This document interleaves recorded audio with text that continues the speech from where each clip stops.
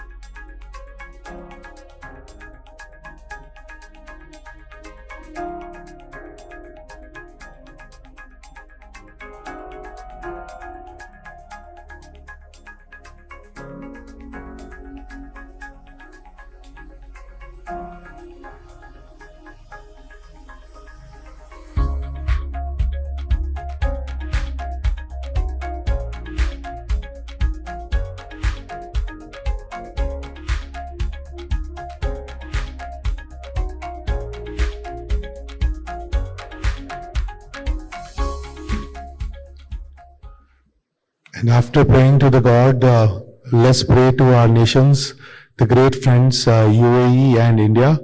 So may I request the UAE's national anthem, and may we all stand up in the respect of the national anthem, please.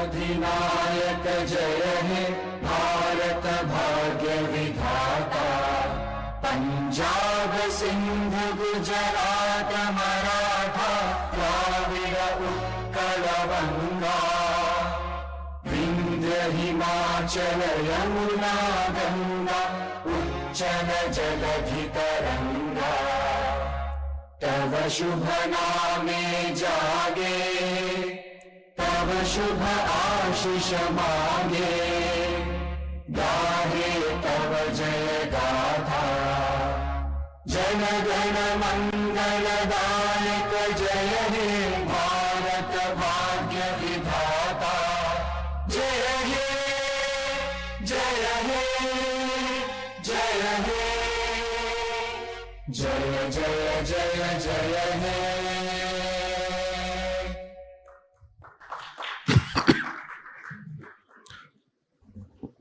Thank you, ladies and gentlemen.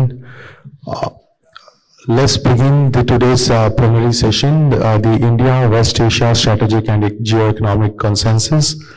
May I request Dr. Ashwini Mahajan, Member, Governing Board, Council for International Economic Understanding, New Delhi. Mrs. Meenakshi Lekhi, former Minister of State for External Affairs, Culture, Government of India. And she is also member of Governing Board, Council for International Economic Understanding. Siddharth Balachandran, Chairman, Board of Governors, Indian Business and Professional Council, IBPC.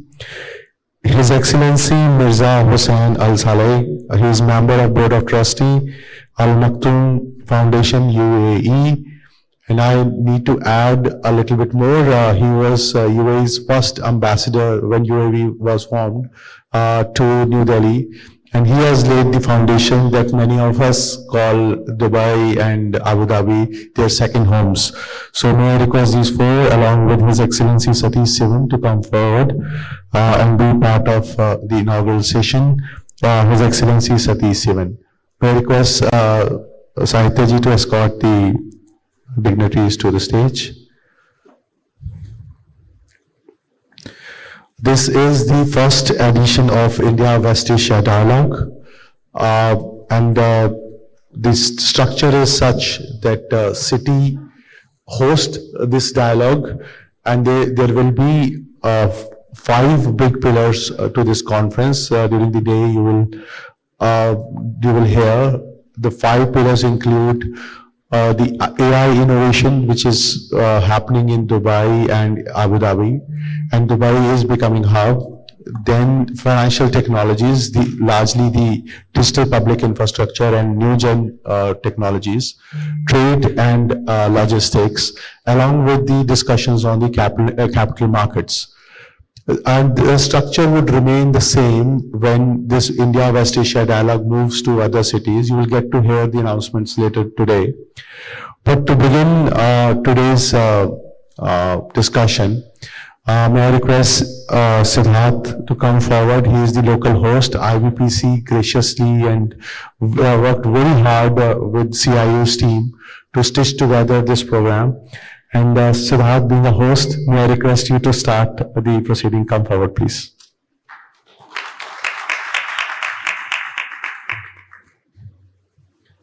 I was just commenting that I myself am a guest and he makes me the host.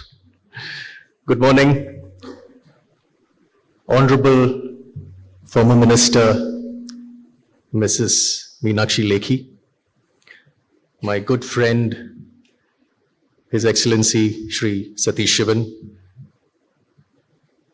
Your Excellency Mirza Al Saeg, Ashwini Mahajan ji, members of the CIEU family, members of my extended IBPC family, guests from India, guests from Dubai, the UAE, and beyond. A very good morning to all of you.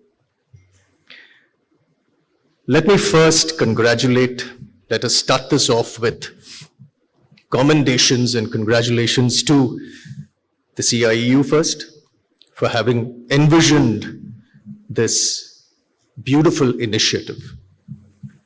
Let me also congratulate the team members, the stakeholders, the leadership, and most importantly, the people who actually did the legwork to enable this function to fructify. So, a big round of applause to each and every person who is here.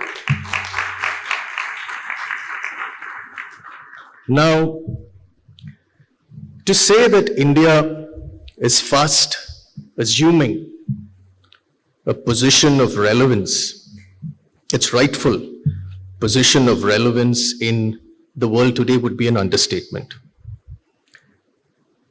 To say that India finally understands its position of relevance in the world today is a little more of an understatement. To say that the world at large has finally understood the rightful position of India today is the biggest understatement of all. Ladies and gentlemen, I have no qualms in saying, in declaring with pride, I think India has finally arrived.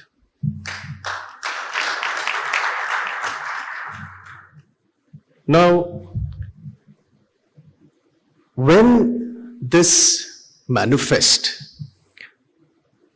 is not merely restricted to economic relevance, ladies and gentlemen, I think India, being the force of good it is, or what it projects and what it symbolizes, I think it is essential for this world today that India assumes its position of relevance. And it has to transcend mere economics. I think thought leadership is probably the most agreeable and used term when it comes to India's relevance in the world today.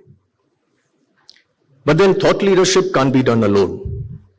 You need partners, you need allies, you need friends. And here is where the great nation of UAE comes in. India and the UAE started off as friends, became into a extended relationship, and today, I think it is a very intimate brotherhood.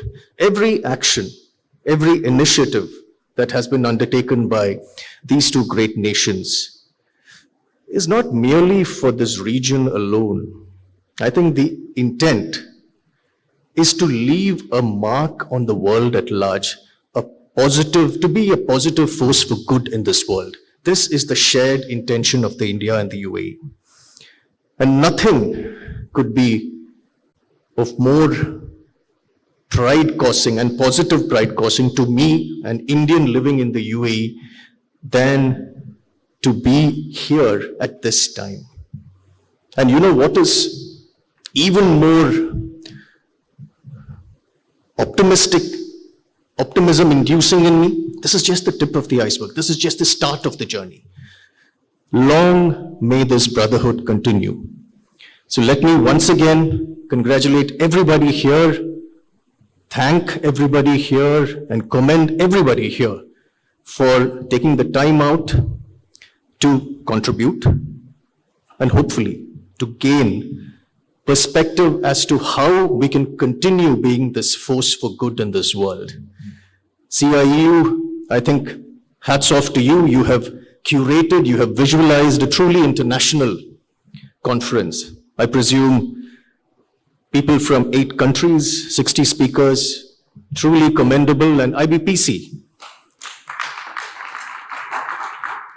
is probably a microcosm of the aforementioned worldview picture that I had stated.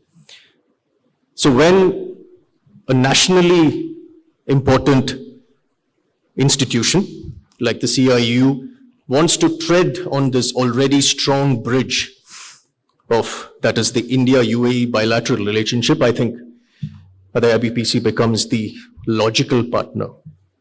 Long may this association continue, long may this brotherhood continue. Before I conclude, let me invoke the higher power. God bless the UAE, God bless India, God bless all of you. Thank you.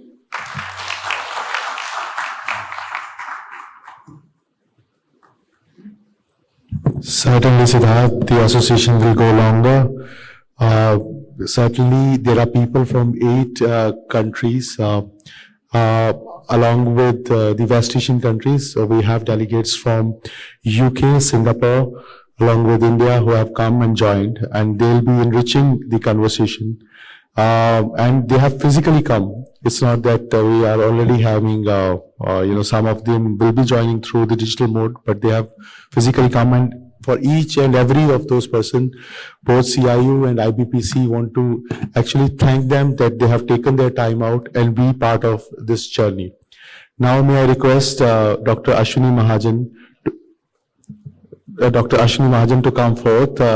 He is member of Council for International Economic Understanding, one of India's most respected economists. Dr. Ashwini Mahajan, mic is yours. respected Meenakshi Lekhi ji, dear friend Siddharth Balachandran ji, His Highness, our friend Satish Sivan ji, His Highness Mirza Hussain Al Saik ji, dear distinguished delegates, esteemed friends from India, South Asia, West Asia, and beyond. I'm excited to be a part of the inaugural of this India-West Asia dialogue being held at Dubai. Today, we will be talking on various issues which goes far beyond energy, for which we generally are more concerned with. We are meeting at a moment when economic geography is being redrawn, technology is reshaping power equations, and traditional trade routes are being reimagined. In this changing world, India-West Asia relations, particularly with the UAE, Qatar, and other nations of the region, including Israel, have acquired strategic depth going far beyond energy trade. IMEC, India, Middle East, Europe Economic Corridor symbolizes not merely an infrastructure project, but a new development and connectivity philosophy. Imagine the shape of global economics. If Red Sea Suez vulnerability could be bypassed. If India, South Asia, and then Europe transit time gets reduced, logistic risk concentration gets reduced. We move away from a country-centric infrastructure project, what we call Belt Road, to a multimodal approach with efficiency involving all the nations. There will be no debt trap. Sea route would become more efficient. Rail, where land transit saves time, and there is no forced mega infrastructure across the unstable zones.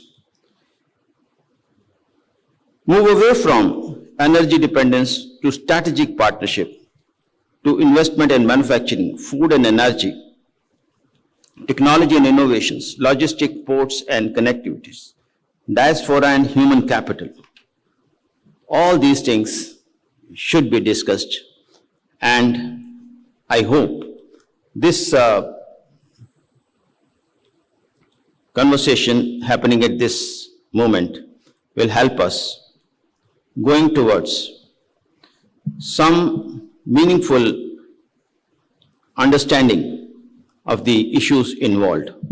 Today, UAE has emerged as India's key partner,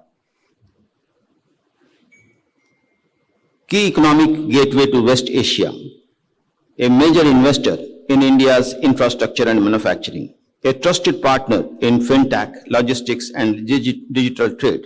India-UAE CEPA demonstrates how trade agreements can support production and value additions, not merely imports. Dear friends, today in this forum, as Siddharth ji has just mentioned, that it is just a beginning, a start. How the people and the nations in this region can come forward, cooperate with each other. Technology, trade, and strategic autonomy. South Asia stakes in India's West Asia cooperation, development ethics, growth with stability. They will all be the part of the discussions, and they should be part of the discussions in the future events also.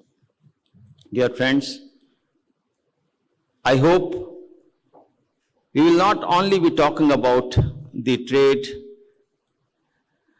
technology, but we'll also be talking about, I think one session is there on cricket as well. So I thank this opportunity to be given to me, and I'm very happy to be part of this whole conversation. I hope you will enjoy, and will all be able to reach to certain understandings for the development of the region, and will help in making this earth a better place to live. Thank you.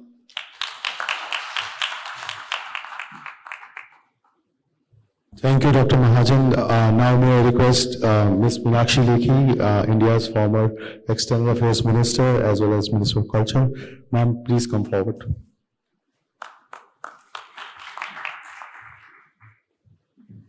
Thank you very much, Siddharth ji, Ashwini ji, Satish ji, His Excellency Mirza Al Salek ji, Excellencies, ladies and gentlemen, a pleasure and honor being here. So while other friends and my colleagues were speaking, I was thinking that who am I talking to? The thinkers, the policymakers, and the ones who guide the governments of the day to proceed ahead in one form or the other. And that's why we call ourselves 2.5, the 0.5. 0.5 or 0.5 added together makes it the strength which needs to advise the counter views. And it is the counter views which make any policy sustain itself. Because when you have a view, the understanding of the counter view is equally important to find the balance. And isn't that what world is challenged with today, to find the balance? This forum, which is the beginning of a start, and good beginning is the battle half won, because once you set the norms and the rules of operation, the rest is easy to work with. And this forum, which is first of its kind, will take the dialogue forward across various centers, which are economic hubs in their own right. And considering the past history of humankind, I think Asia led the talk and the walk. And that is where the momentum is coming forward, for the simple reason that for any, whether it's capital or it's manufactured products or it's digital pathways, wherever the population is, the consumption will be more. And the population in Asia is the one which is on the high. And it is this place which is offering the economic opportunity. Every challenge is an economic opportunity. And going back to the ancient history of this place, which of course changed over a period of time, but the geography hasn't changed. And since geography hasn't changed, the IMAC, the I2U2, and all other engagements are a possibility. And whenever we are looking at engagement, what is it that we are looking at? We are looking at tools of engagement, and those tools of engagement will be offered by various engagements through CPAC and GCC and the banking integration, the pathways for energy production to energy consumption, the pathways of startup ecosystem, the digitization, the data centers, production of various equipments and instruments, both in terms of the partnerships and also the physical infrastructure to achieve that integration. And I think it is in this sense the region becomes important. It is in this sense that the depth of economic responsibility is taken forward. It is the sustained ecosystem in terms of trustworthy institutional mechanism which can take the economies forward. And economic methodology is just one methodology. It is not the goal. And what is the goal? The goal is, in my language, we say, Sat Chit Anand, that finality of human endeavor is to work towards a conscious living. The finality of human endeavor is to live with one's consciousness. that one can sleep in peace and comfort that I have done some good work. And Anand, that's what produces the real pleasure and happiness. Rest is only a mirage.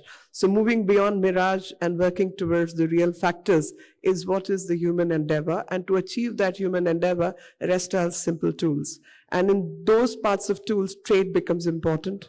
So does technology becomes important. So does technical know-how becomes important.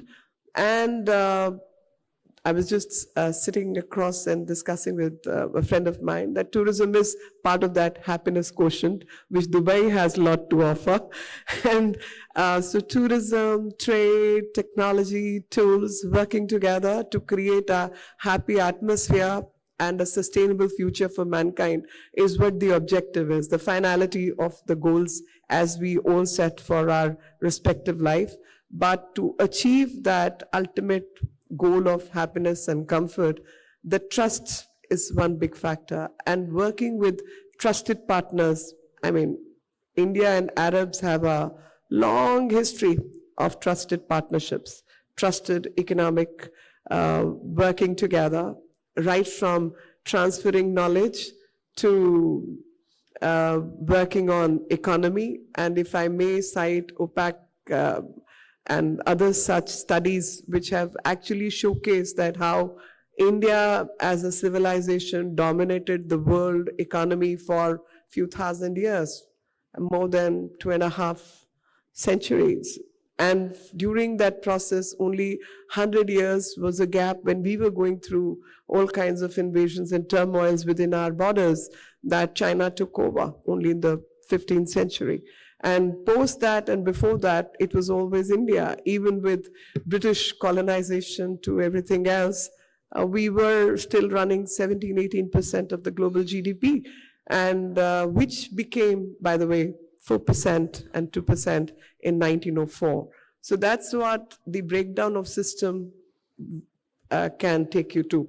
And that's what we all need to understand, that the mechanisms have to be friendly, the trust needs to be built, the instrumentations have to be correct, otherwise the colonization happens, and one power or the other, we are here to play a balancing game, equal opportunities for all who bring peace and money on the table and who are willing to work with those traded partnerships. So India today is having the largest population, which also means the largest consumption and consumer base.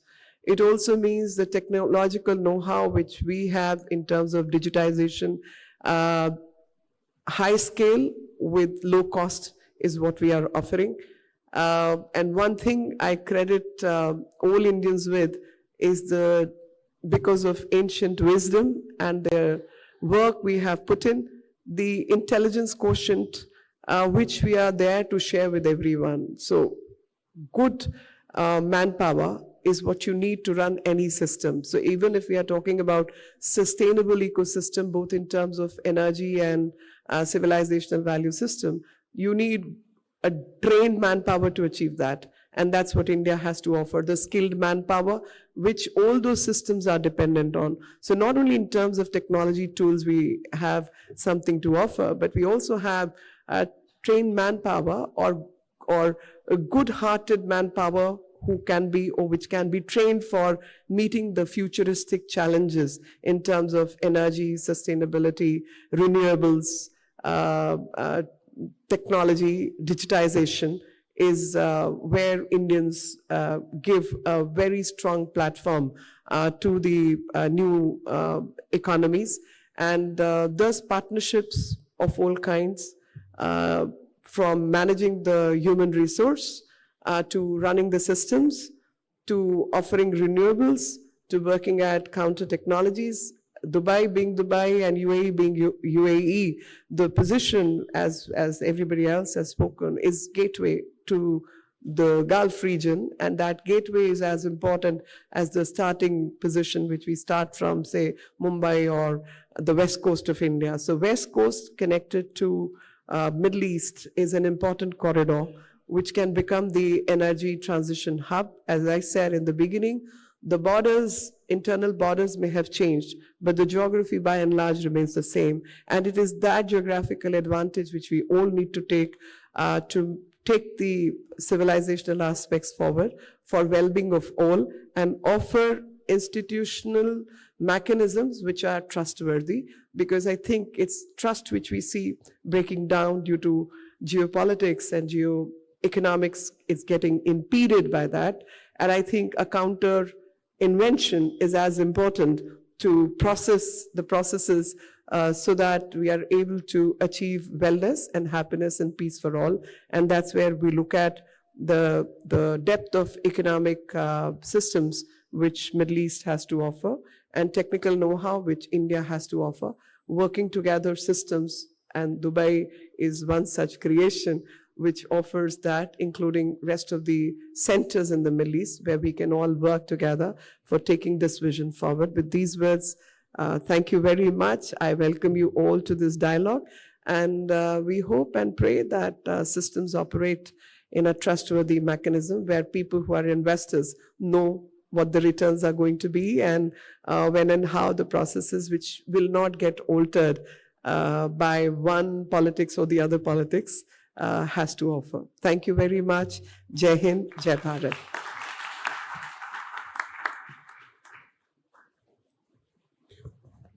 Thank you, Ms. Meenakshi Lekhi ji. Now may I request His Excellency Mirza Hossain Al Taleq to come forward and give his address. Thank you.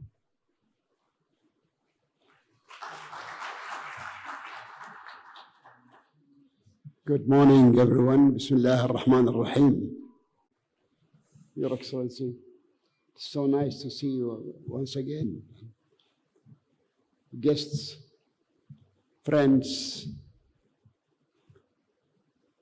Actually, we talk about India, West Asia.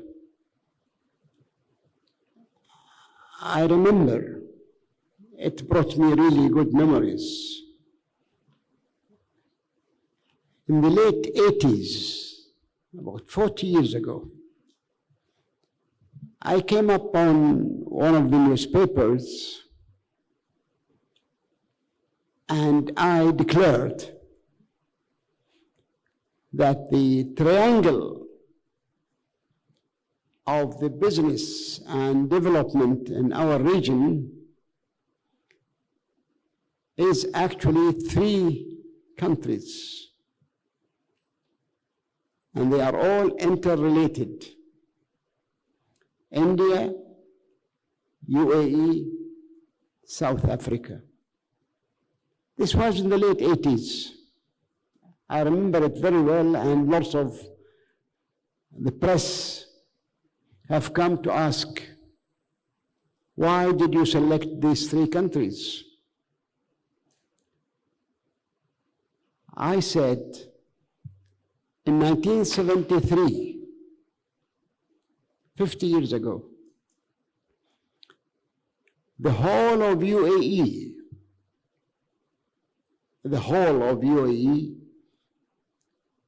was ready to welcome the late Swaran Singh, the foreign minister at the time, as guest of His Highness, the late His Highness Sheikh Zayed.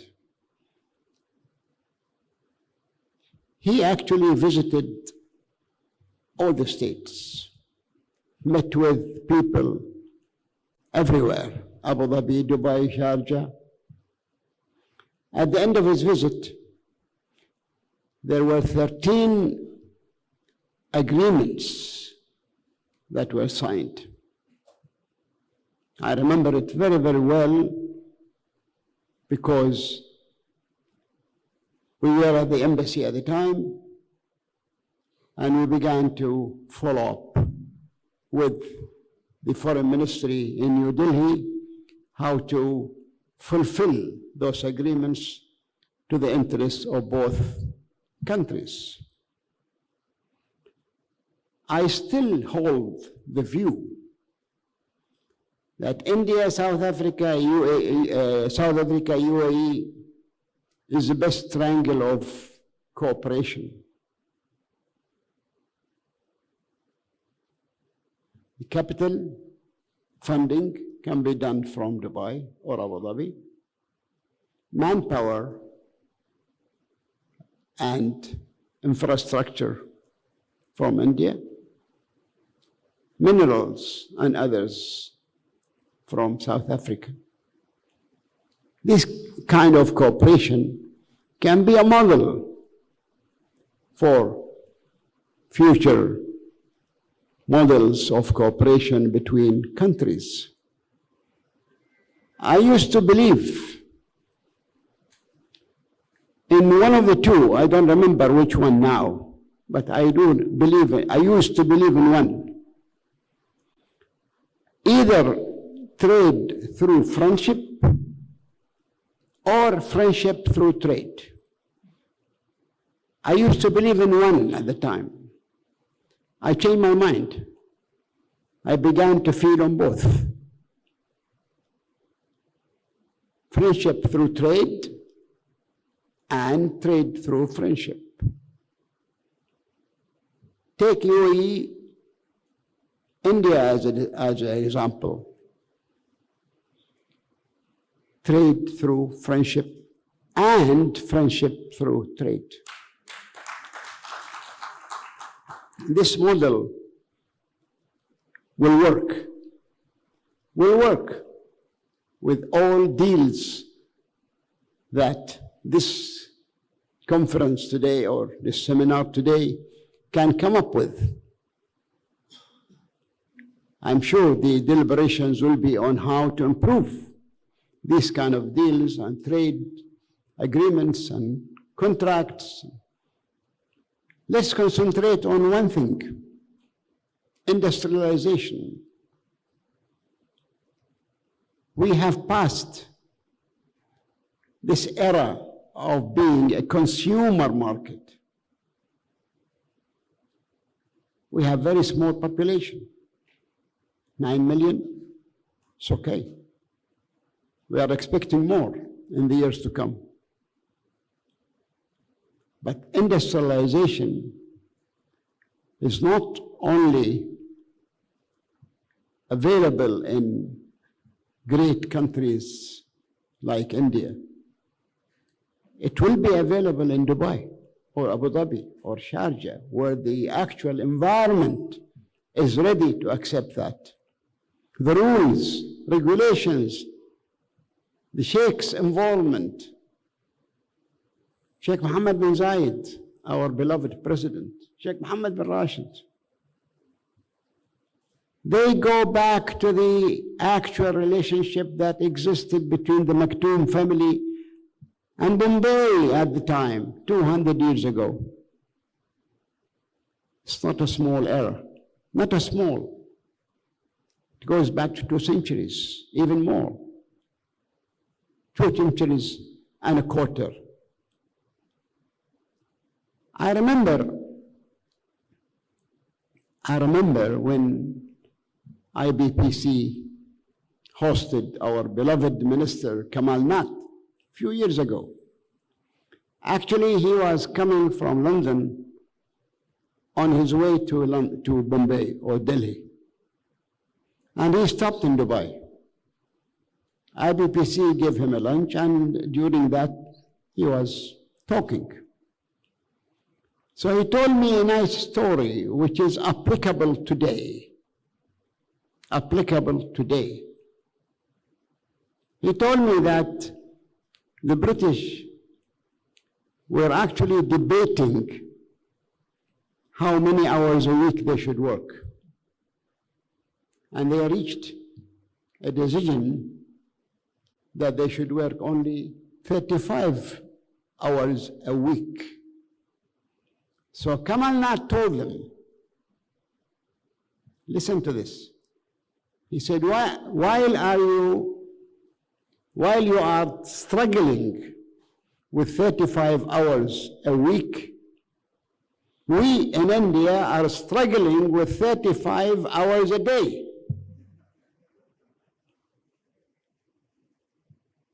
The same applies to us today. we are struggling with 35 hours a day. Work, work, work. There's no time left for self-amusement or the family. And this is a dangerous trend in our life. It is a dangerous trend. I remember Kamal Nath, while we were seated together in the front seat, he said to me, Mr. Mirza, what's your secret in this growing development in the United Arab Emirates? So I looked at the hall behind me, and the hall was full of our friends from India. Full. There's no room, no chair, nothing. Full. People were coming to listen to Mr. Kamal Nath. So I said to him, I will give you my answer when I take the floor. Okay. So I took the floor. I said, Mr. Kamal Nath, you are asking me about the secret of our growing development. He nodded with acceptance. I said, look behind you. Look behind you. That's our secret. The people behind you are the people who built our country.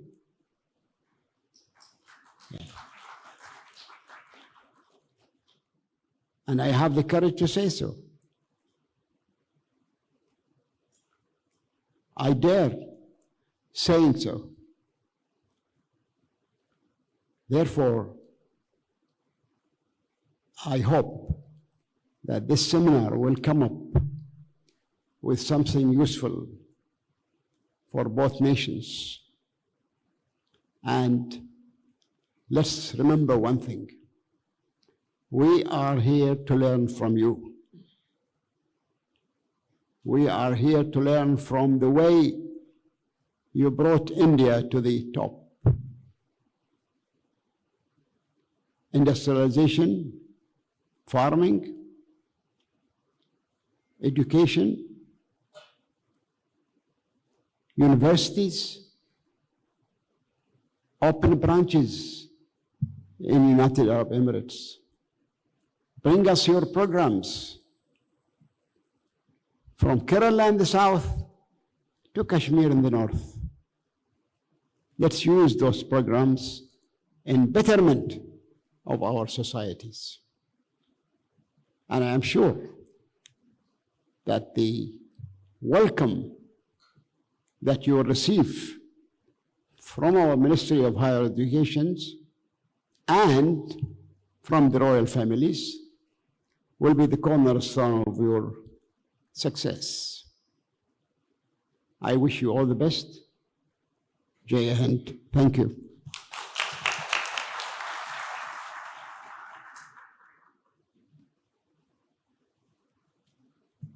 Thank you, His Excellency. As elders in India say that wisdom comes from the elders. So he has actually set the context of the conversation, that how this region needs to come closer to South Asia, especially India.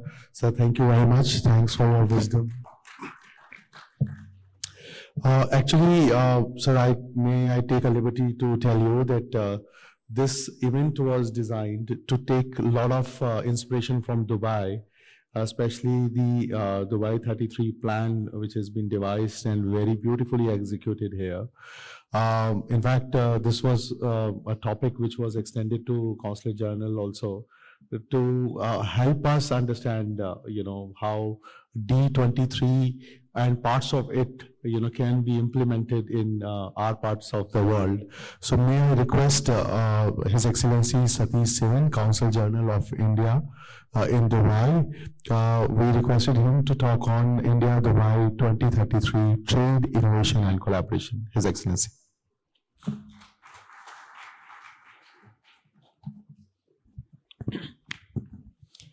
Thank you, Mr. Anilesh Mahajan. I'm not going to restrict to D33 agenda. As Consul General, I'm tempted to talk about the bilateral relations and the opportunity it presents. I request your indulgence for that.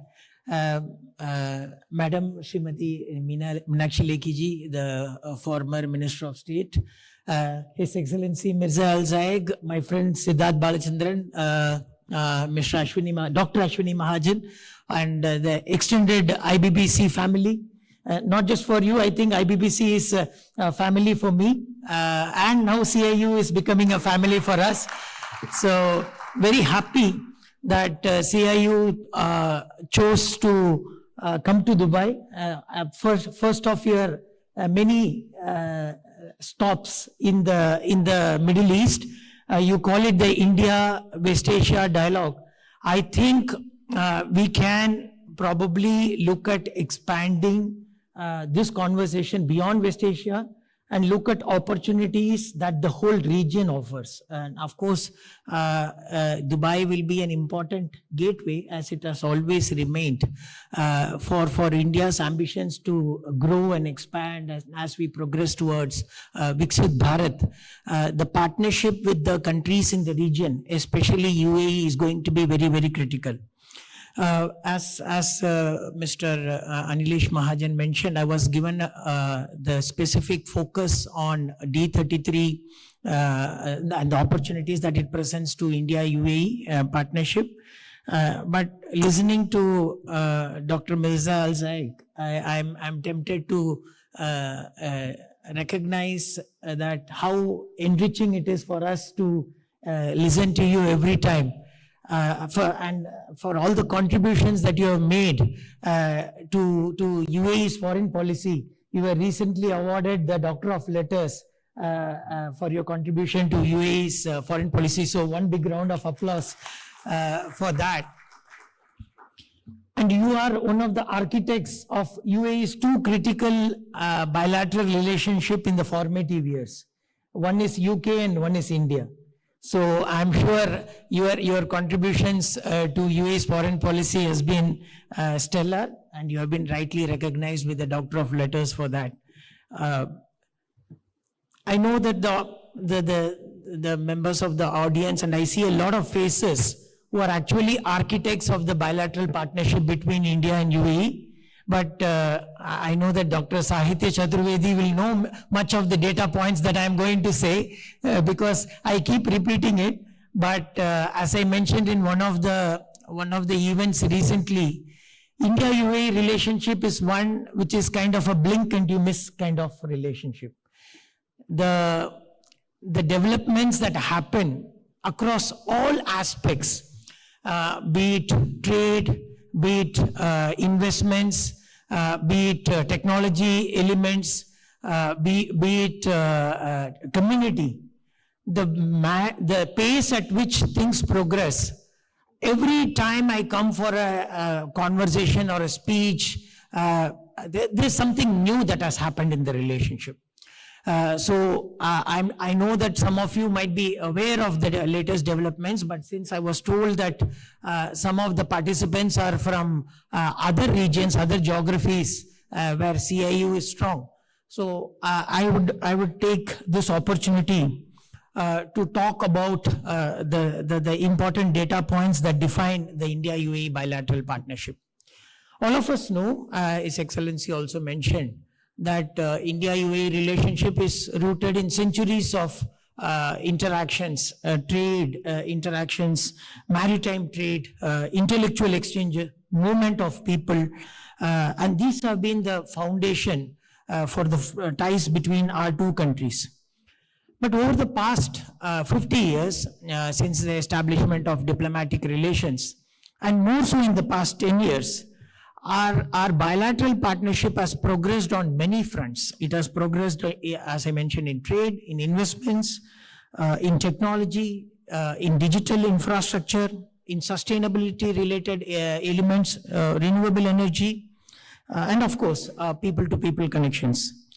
The partnership today just doesn't mirror our shared past, but it also showcases a vision for the future, one that is inclusive, forward-looking, and and I would say globally significant. One critical element that shows the vibrancy of the relationship is obviously trade. We all know that CEPA was signed, which was the first ever free trade agreement that UAE had signed with any country, was with India in February 2022. So it's been 3 years now, over 3 years, 3.5 years since the CEPA came into force. The trade as a result of this CEPA, a very forward-looking CEPA, a CEPA which was signed in a matter of a negotiation which lasted just 88 days, covering 97% of the tariff lines and 99% of exports from India to UAE. That was a kind of forward-looking agreement that we signed, as a result of which the bilateral trade has progressed from $43 billion as of financial year 2020-21, March 21, to over $100 billion by March 2025. Just after signing the CEPA in May 2022, when it came into force, trade has progressed 50% from $69 billion to $100 billion. Now, one would say, oh, what is the big deal? Hydrocarbons will be a major component of this trade. Yes, of course, it is an important element. It constitutes almost $35 billion today of the total $100 billion. But we are already looking at what is required for the future. So during the latest high-level task force on investment, which happened in September 2025, we are already talking about a non-oil trade target. Now, earlier, within the CEPA, we had identified a non-oil trade target of $100 billion by 2030, non-oil. So, as on date, non-oil is $65 billion. I'm very sure we would be reaching $100 billion of non-oil trade by 2030. But during this HLTFI, which happened in September 25, the two sides put another challenge for ourselves. So what we are looking now is not just non-oil trade of $100 billion, we are looking at non-oil, non-precious metal trade of $100 billion by 2030. Because today, oil constitutes $35 billion and precious metals, gems and jewelry constitutes about $35 billion. So $70 billion is just these two elements. So the remaining is $30 billion. So we are challenging ourselves whether we could move the other components, which is engineering goods, pharmaceuticals, electronics, textiles, food, renewable energy equipment, electric mobility solutions. So other elements of trade, whether we could push this to $100 billion, and trust me, with the kind of progress that we are seeing, with this kind of year-on-year growth that we are seeing in other sectors, I'm very sure that we should be achieving a non-oil, non-precious metal trade of $100 billion by 2030. Now, what is the opportunity that UAE offers? Let us just talk about trade. What is the opportunity that UAE offers? After UAE signed the CEPA with us in February 2022, the country has gone ahead and signed 32 free trade agreements within a span of just 3 years. This provides immense opportunity to exporters from India to look at not just UAE as a market, but UAE as a transit or hub for our exports to exploit, or exploit is a wrong word, to harness this free trade agreements that UAE has signed with 32 other countries. Of course, we understand the challenges that India has in certain trade partnerships that we have. To offset those challenges, we should be harnessing the corridor that we have established between India, UAE, and UAE's 32 other CEPAs that are there. So that is why UAE has, traditionally it has been a logistics and connectivity hub, but it will also become a trading hub, particularly post UAE signing of CEPA. In this context, the initiative of Bharat Mart gains significance. We are expecting it to be operational by 2026. As some of you know, Bharat Mart is located in the Jebel Ali Free Zone, and it will provide Indian exporters with direct access to Middle East and African markets. It is expected to offer state-of-the-art warehousing, distribution, and inventory management facilities, enabling seamless movement of goods, reducing transit times, and enhancing competitiveness for Indian exporters. It will specifically empower small and medium-sized enterprises and micro enterprises from India to participate in global trade, creating an ecosystem where businesses of all sizes can integrate into the regional and international supply chains. This initiative, we feel, is a shining example of the practical, long-term, and mutually beneficial dimensions of the India-UAE collaboration. We have spoken about trade. Investment flows as an important metric that we see strong progress. Cumulative foreign direct investment from UAE to India from April 2000 to June 2025 has already reached $24 billion US, and it spans a wide array of sectors in infrastructure, in logistics, in energy, in manufacturing, technology, and financial services. In financial year 24-25, the UAE ranked among India's top 5 FDI investors, reflecting the deepening confidence of UAE in India's economy. They have obviously fueled job creation, fostered industrial growth, and strengthened the commercial linkages between the two countries. We see renewable energy projects and industrial corridors are the tangible beneficiaries of this partnership. I was asked to talk about the Dubai 33 economic agenda. We all know that D33 aims to expand foreign trade, increase annual FDI flow into UAE, boost domestic demand, and accelerate digital transformation within UAE and particularly Dubai. Indian businesses are actively contributing to D33 across several sectors, including infrastructure, logistics, technology services, renewable energy, and advanced manufacturing. This convergence demonstrates how India's growth priorities and Dubai's development objectives complement each other, fostering mutually beneficial outcomes and sustainable economic expansion. One of the critical pillar of D33 is innovation, and that way innovation remains a core focus of India-UAE bilateral collaboration. India's leadership in digital infrastructure, artificial intelligence, fintech, deep tech, and startups complements UAE's, especially Dubai's, ambition to be a global hub of innovation, AI, blockchain, and deep tech. Fintech, I would say, is a shining example of what India and UAE can achieve together. A key milestone is the interlinking of India's UPI with UAE's ANI platform, which is an instant payment system, enabling seamless cross-border digital payments for businesses, expatriates, and tourists. We all know UPI, since its launch in 2016, has transformed the manner in which payments are done in India. Today, UPI processes over 20 billion transactions monthly. Cumulatively, it is about 240 billion transactions a year. And now, since last year, when NPCI has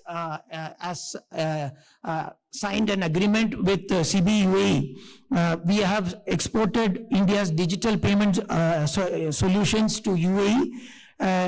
UPI-based QR payments is available across merchants in UAE. We would see it in Dubai Duty Free. I'm sure people who came in yesterday would have seen Dubai Duty Free, a lot of advertisements splashed about UPI being accepted. It's available in Dubai Duty Free, hypermarkets, retail chains, restaurants, taxis, and even tourist spots across UAE. And in just a few months from now, UAE will be the first country to fully integrate with UPI platform. UAE's J1 card, again built on Rupee stack, further demonstrates our close collaboration in the financial space.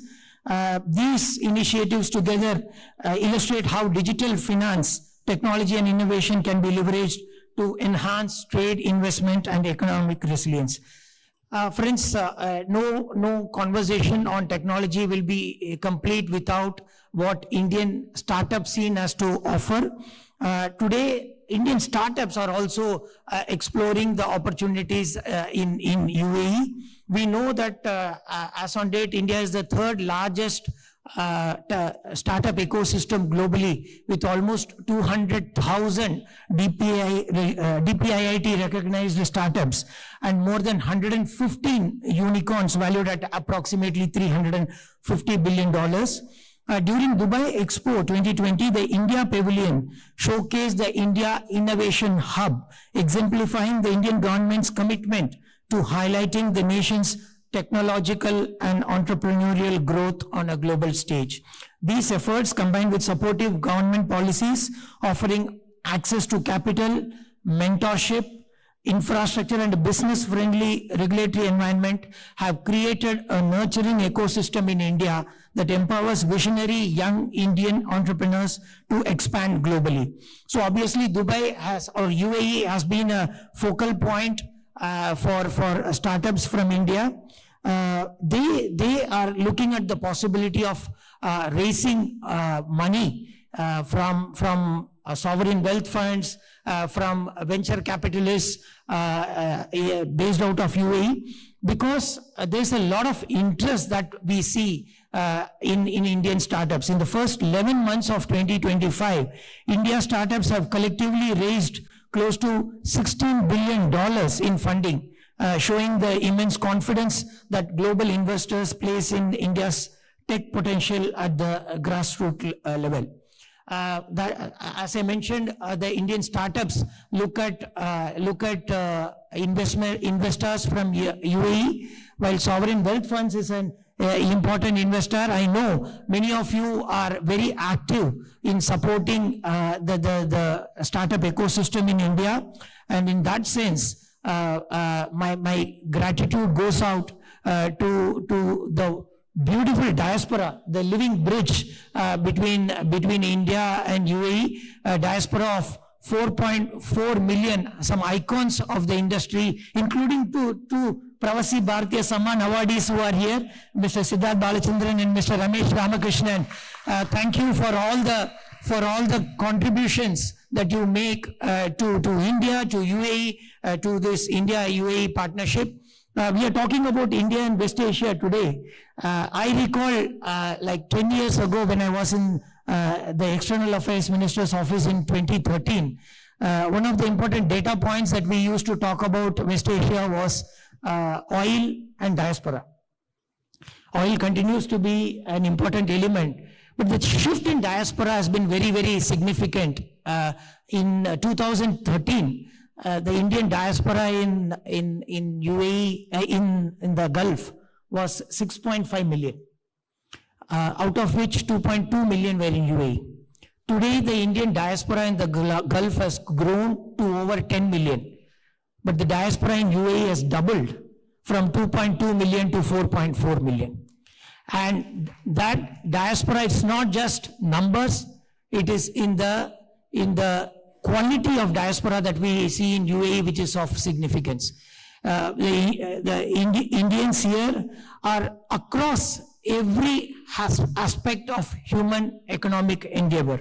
They are in business, they are in healthcare, they are in education, they are in technology, they are in every element of UAE's economic landscape. And no better than His Excellency to vet and your recognition of Indian diaspora's contribution to UAE is well noted. I think the Indian diaspora in UAE will be an important element in the growing partnership between our two countries. one other element which we see in India UAE partnership is sustainability. During the COP28, India was a very critical partner in UAE's efforts to bring sustainability and green growth into the center stage of global narrative. We are both committed to renewable energy, climate action, clean technologies, and sustainable finance. We are engaged in joint initiatives in green hydrogen, solar and wind energy, climate resilient infrastructure, and sustainable industrial practices, which demonstrate the potential that we have. Renewable energy collaboration between India and UAE also aligns with our own target of 500 gigawatt of renewable energy infrastructure, which we aspire to put in place by 2030, and also UAE's focus on green energy and hydrogen development. This offers immense possibilities for joint ventures and technology transfer. Friends, I would only say that while we have spoken about many aspects, as we progress towards our goal of Viksit Bharat in 2047, and also UAE's goal of 2071, UAE 2071 plan, India-UAE partnership will be a defining element in both our bilateral journeys. This partnership is not just about economic figures or agreements. It is about shared vision, innovation-driven collaboration, and a commitment to inclusive, resilient growth. It also represents a gateway to a stronger regional engagement for India across the region, fostering trade, investment, and technological partnerships. And that is why platforms like what we do today, focusing on the broader region, is very, very critical for translating ideas. Like Madam was mentioning, it is not just about ideas, counterpoints, different views that need to be discussed, and different ideas that need to emanate to help policymakers chart their plans for the regional growth. So that will help the governments, India's partner governments in this region, look at new collaborations and ensuring our respective strategic priorities are met. With that, let me thank CIEU for this initiative today, IBPC for always being a partner, willing partner in anything that Government of India and the Consulate does, and for all of you for being part of this conversation today. And let me just conclude by reiterating the Government of India's full commitment to facilitating trade and promoting innovation, investment, and strengthening any initiative that strengthens bond between our two countries. So let's work together in ensuring that India-UAE partnership sets the narrative for global growth. Thank you very much. Have a good day.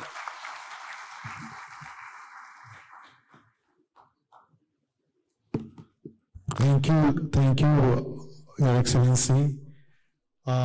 With this, we are concluding the inaugural session. Now may I request Mr. Ramesh Ramakrishnan, please come forward. Sahitya ji, please escort him and bring him to the stage. Let's felicitate the panelists who have given us the context and set the tone for the conversation.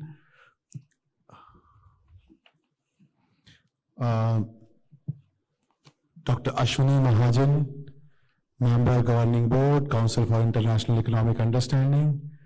Ramesh ji, वहाँ से उस side से.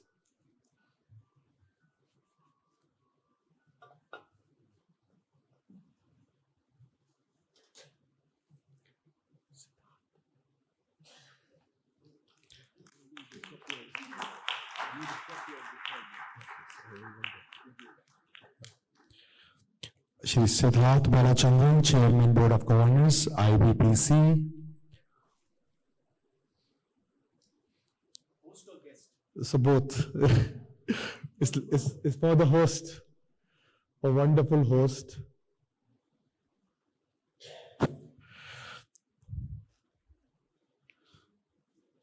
Siddharth ji, this is an epitome of friendship of IBPC and CIEU. The stole you are wearing is a CSR initiative of CIEU, where women from Punjab are engaged, largely from the deprived communities, to make these stoles and shawls. Miss Meenakshi Lekhi. She is former MOS External Affairs, Culture, Government of India, part of CIO's family. His Excellency Mirza Hussain Al Saeed.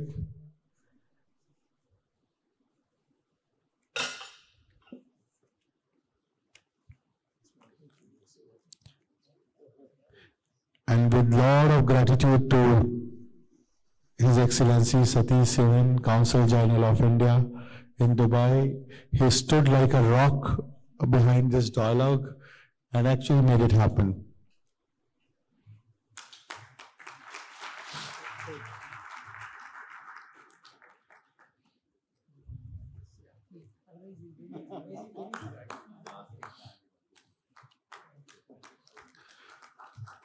With warmer round of applause, ladies and gentlemen, pay our gratitude.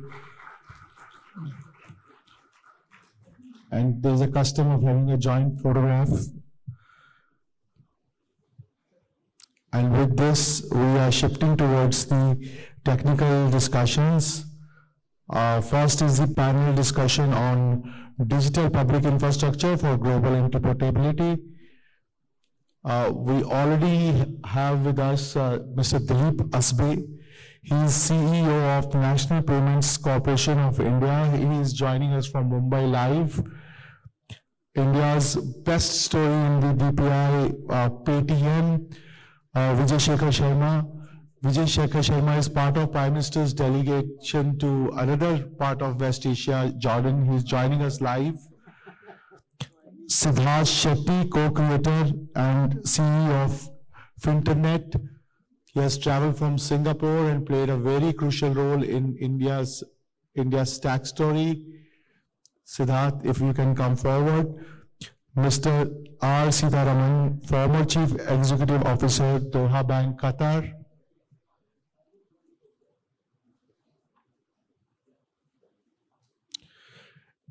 And to moderate this session, may I request Priyank Narayan. He is professor at Ashoka Center for Entrepreneurship. He is based out of India as well as from UAE, so knows both parts of the world.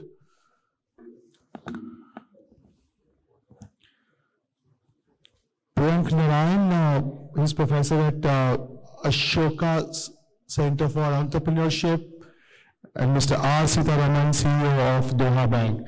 So we are just fixing the audio issue. We'll beginning with the conversation. Ladies and gentlemen, please settle down so that we can begin the conversation. The panel discussion, digital public infrastructure. Have a seat, sir. आप लोग बैठो. And you can watch the panelists who are joining online on the screen as well. So Priyank, mic is yours. You can set the context and begin the conversation, please. Thank you.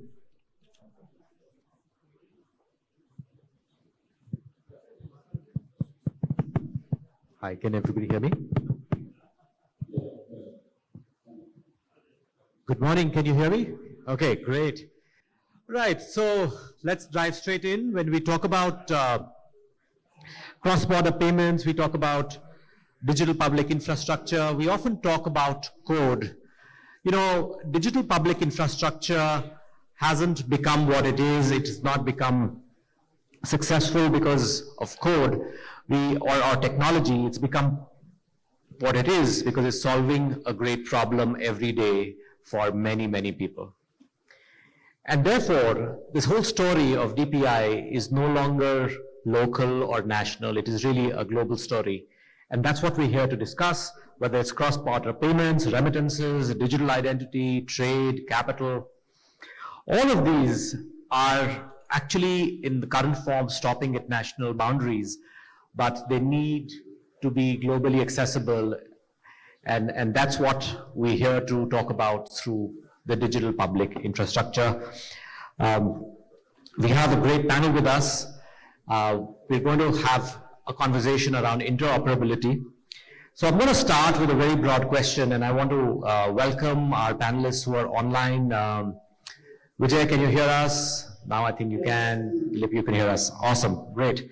So let's start with a very broad question. What is DPI? What are we really solving for? Are we solving for speed, inclusion, trust, power?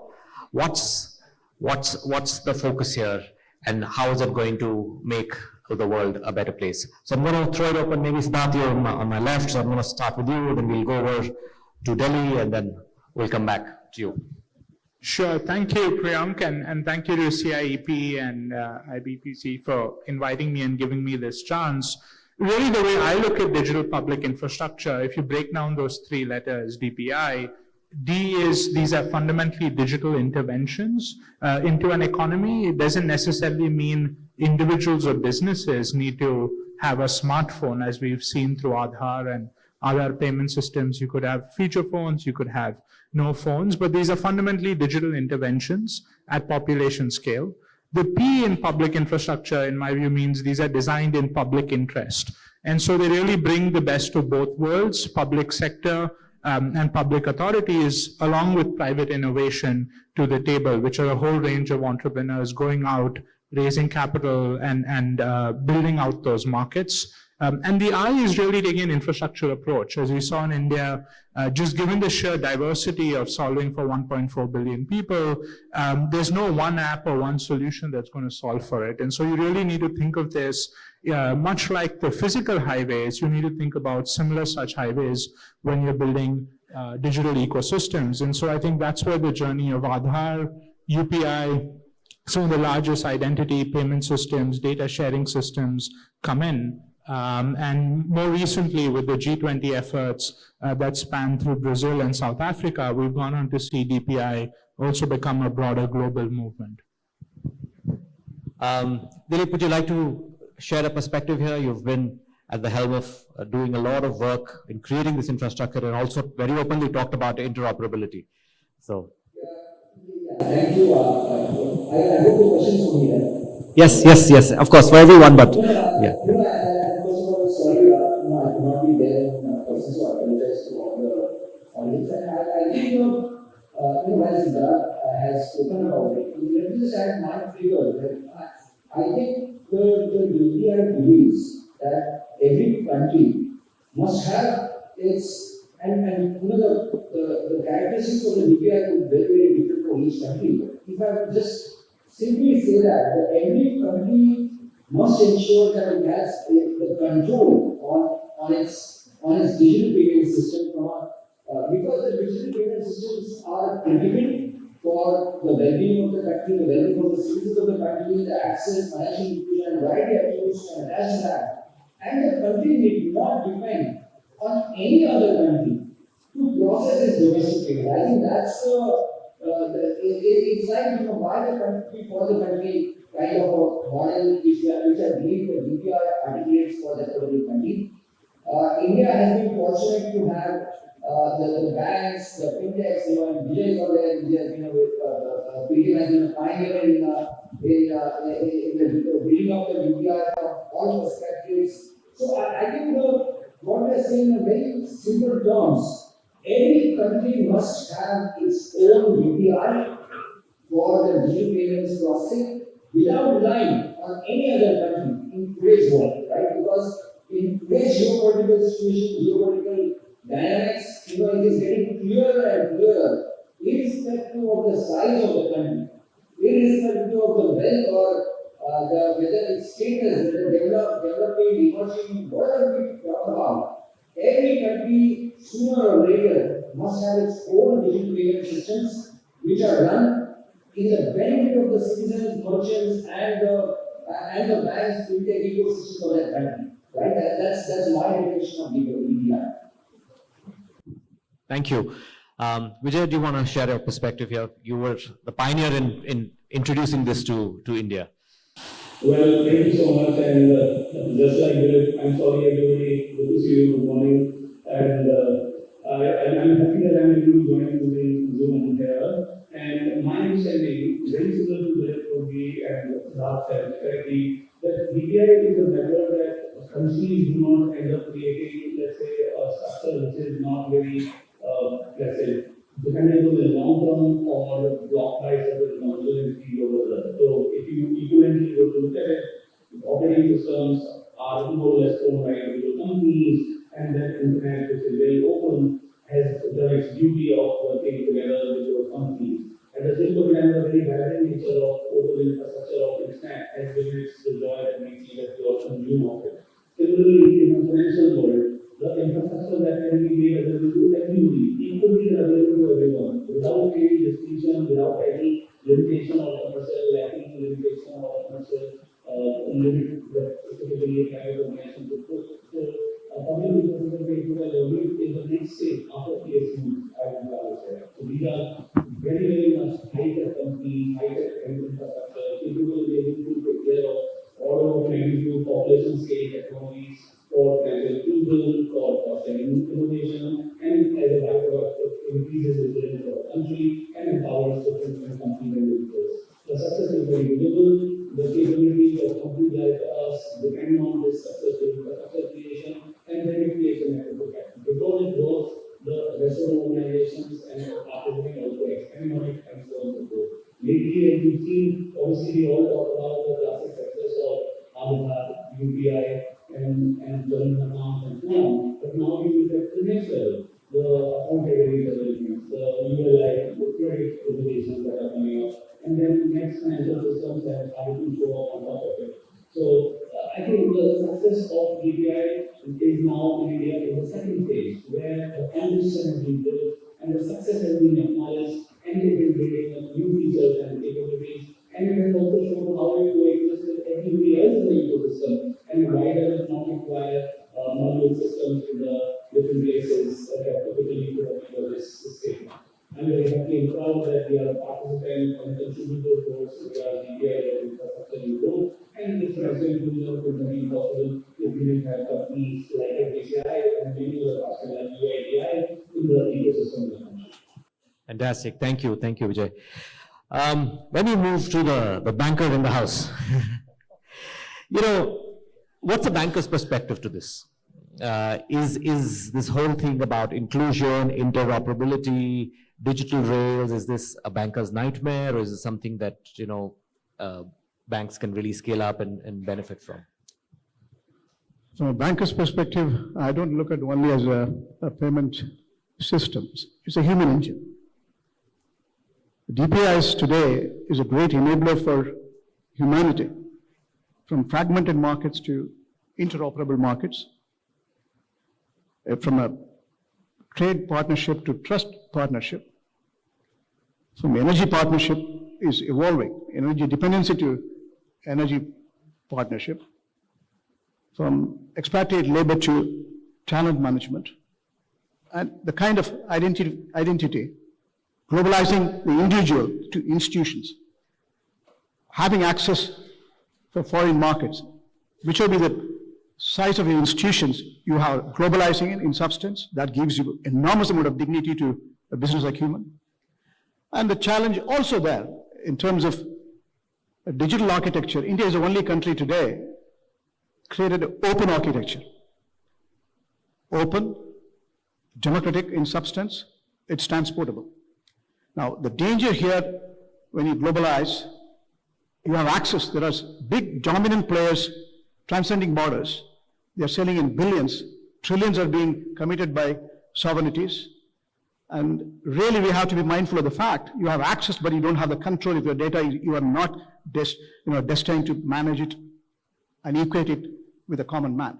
So the financial inclusion is the soul of the entire entrepreneurship. So you have to have global governance comes in, not by default, by design. You have to bring in ethical and moral governance for DPI. And that's the need of the hour. We are scaling sporadically. It's a tool. It doesn't have emotions, but it can be dangerous if you are not moderating it and making sure this is productive in every trade or investments, banking or finance, every area, as long as you have ethical and moral governance framed up in total democratization, individuals should be empowered. And also ensuring a global agenda for sustainable value creations. And that's the need of the hour. It has got wider implications on economic governance, again, social governance, environmental governance more than anything else. We are seeing the reflection of DPI adding value for climate tech. And also, it's all human-centric, end of the day. Our job is to make sure human dignity is empowered and individuals become institutions. So that's an interesting take. And how do we translate that into innovation? And Siddharth, this is where I want you to come in and talk a little bit about Internet, talk about how it rides as a layer on top of what UPI is already doing and what it means for the next generation, because Vijay sort of touched upon it briefly, but if you can run us through that a little bit. Sure, absolutely. So,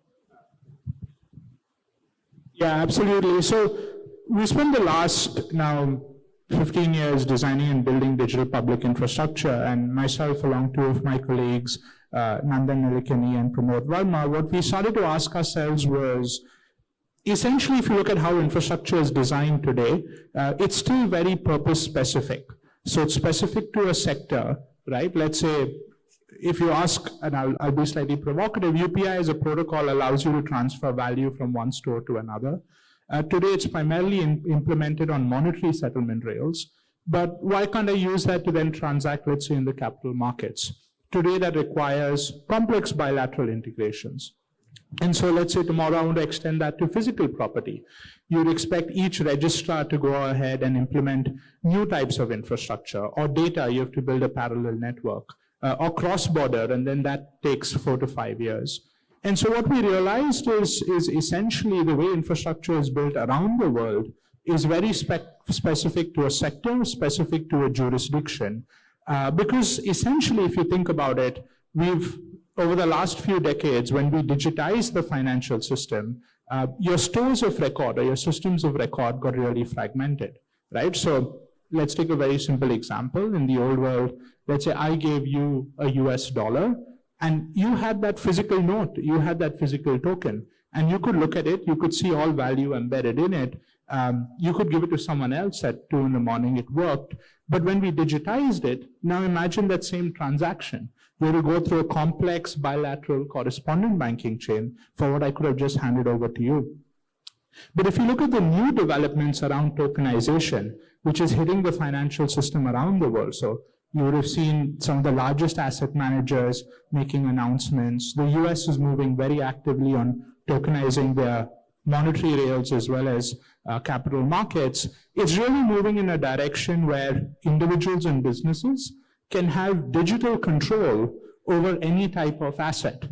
Now, obviously, money is governed very differently than securities. It's governed very differently from other types of assets. And so you will have different issuers putting in place their rules. But we really move into a paradigm where, as an individual, I will have control over my digital IDs, digital credentials, which are beyond just my identity. It's about where I've worked, where I've studied, other proofs, other digital proofs, and I'll have control over my assets.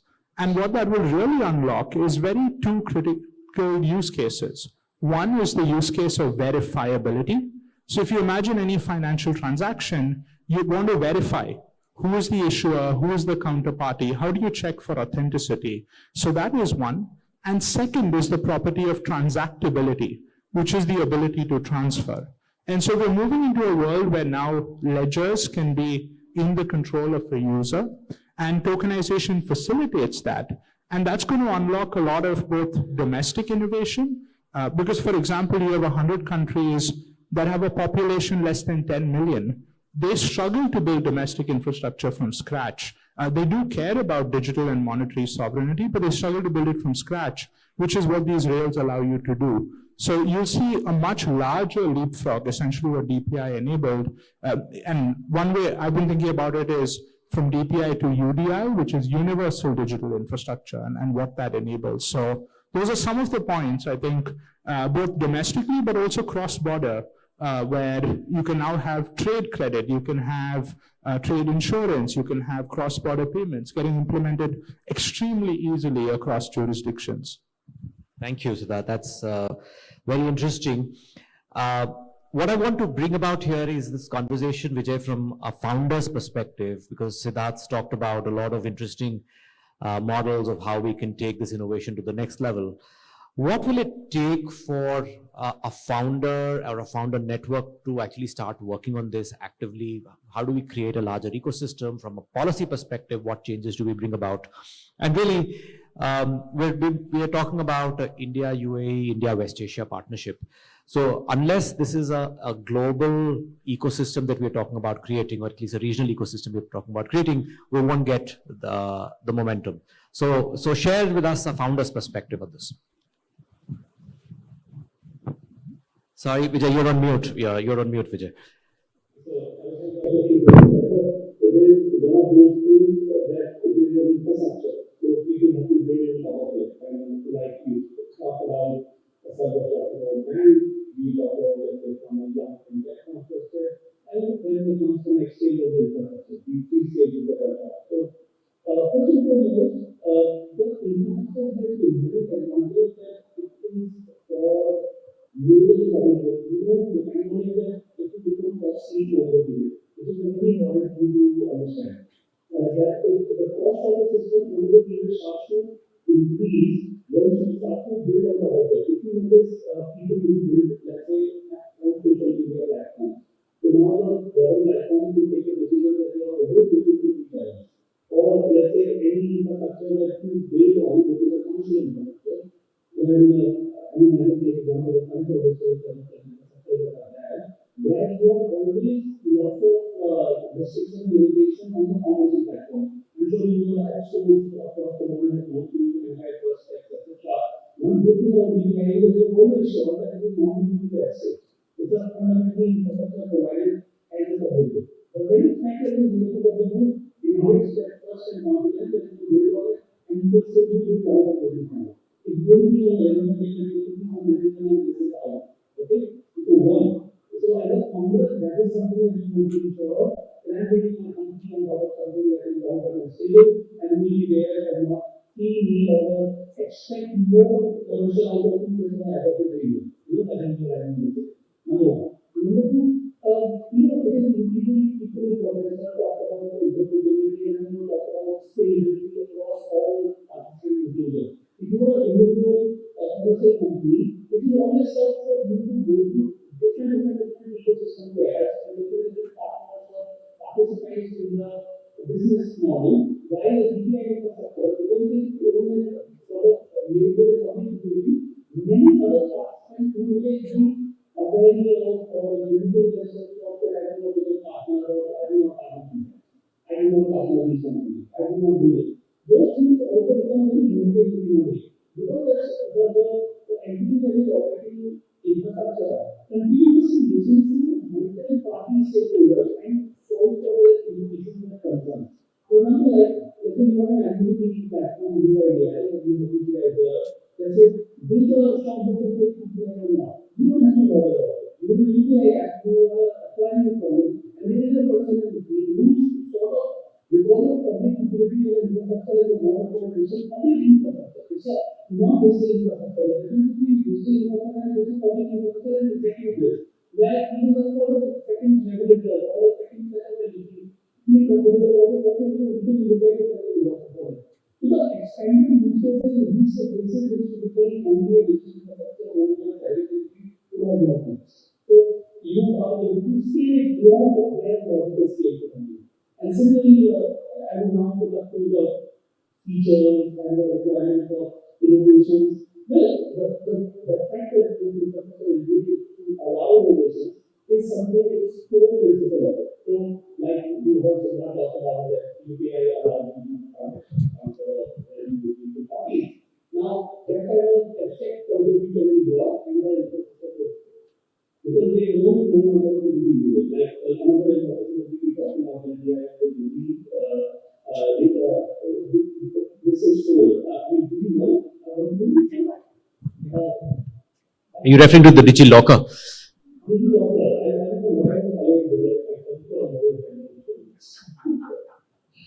DigiLocker is such a phenomenal use case that when you are anticipating your document within the DigiLocker program, the someone completely trusted environment. Trusted environment gets created through DPI, which otherwise the private environment would have required many more market or many more market.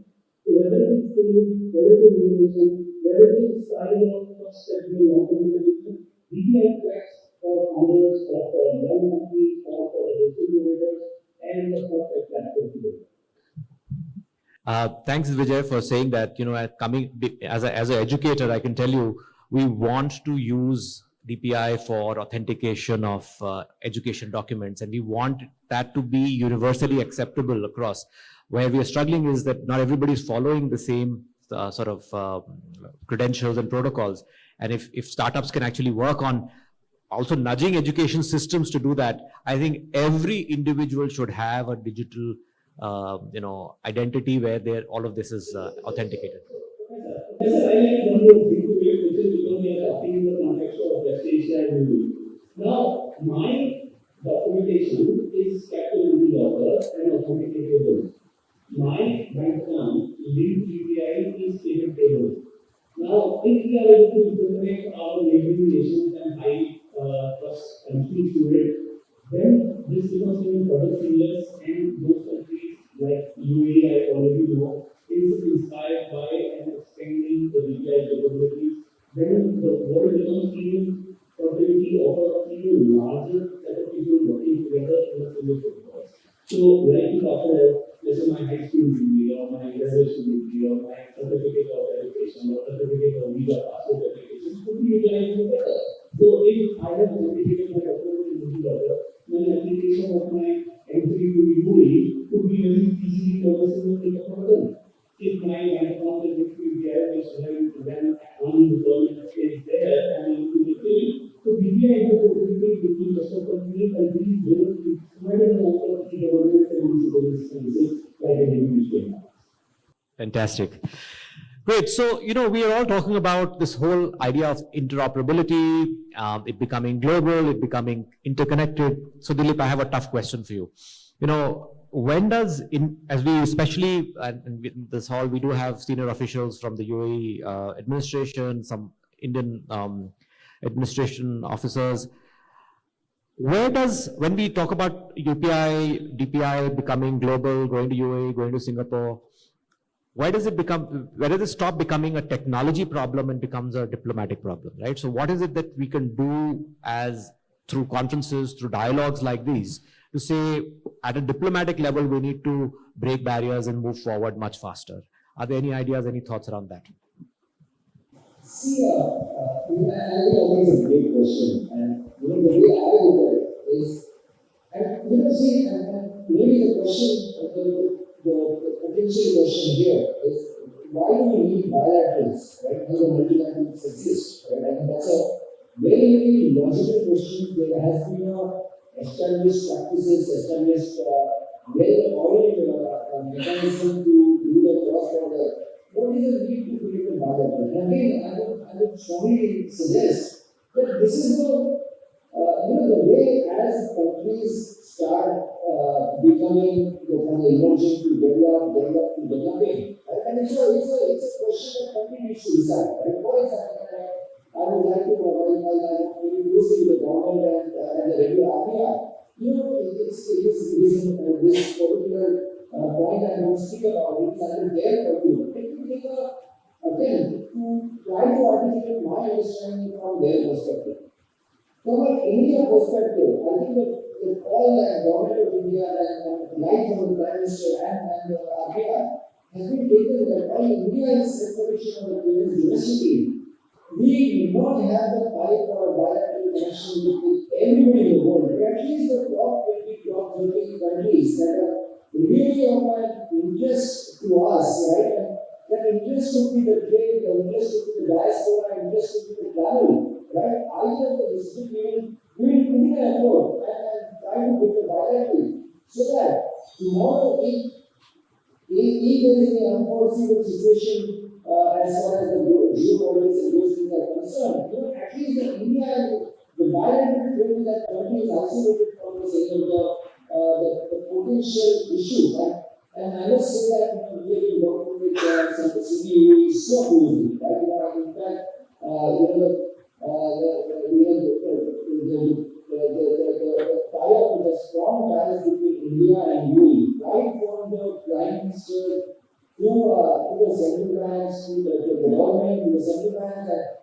I think we work like a single country, and that's why I can say that. I think when actually, at least from an IBPC perspective, when we are working for UAE projects, I don't have a feeling other than I'm working for India itself, right? And India, the Indian population being so strong there, and I think the India and UAE share a very, very strong cultural tie-up and political and the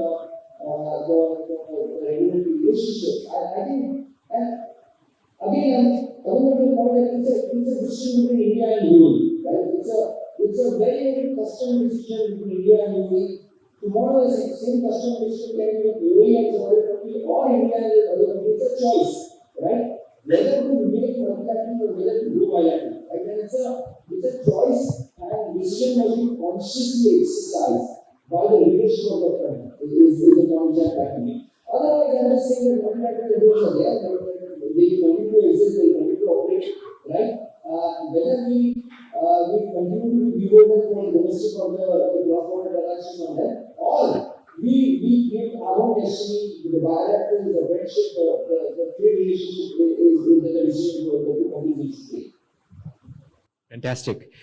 Do you agree that a bank would have enough confidence to work across borders?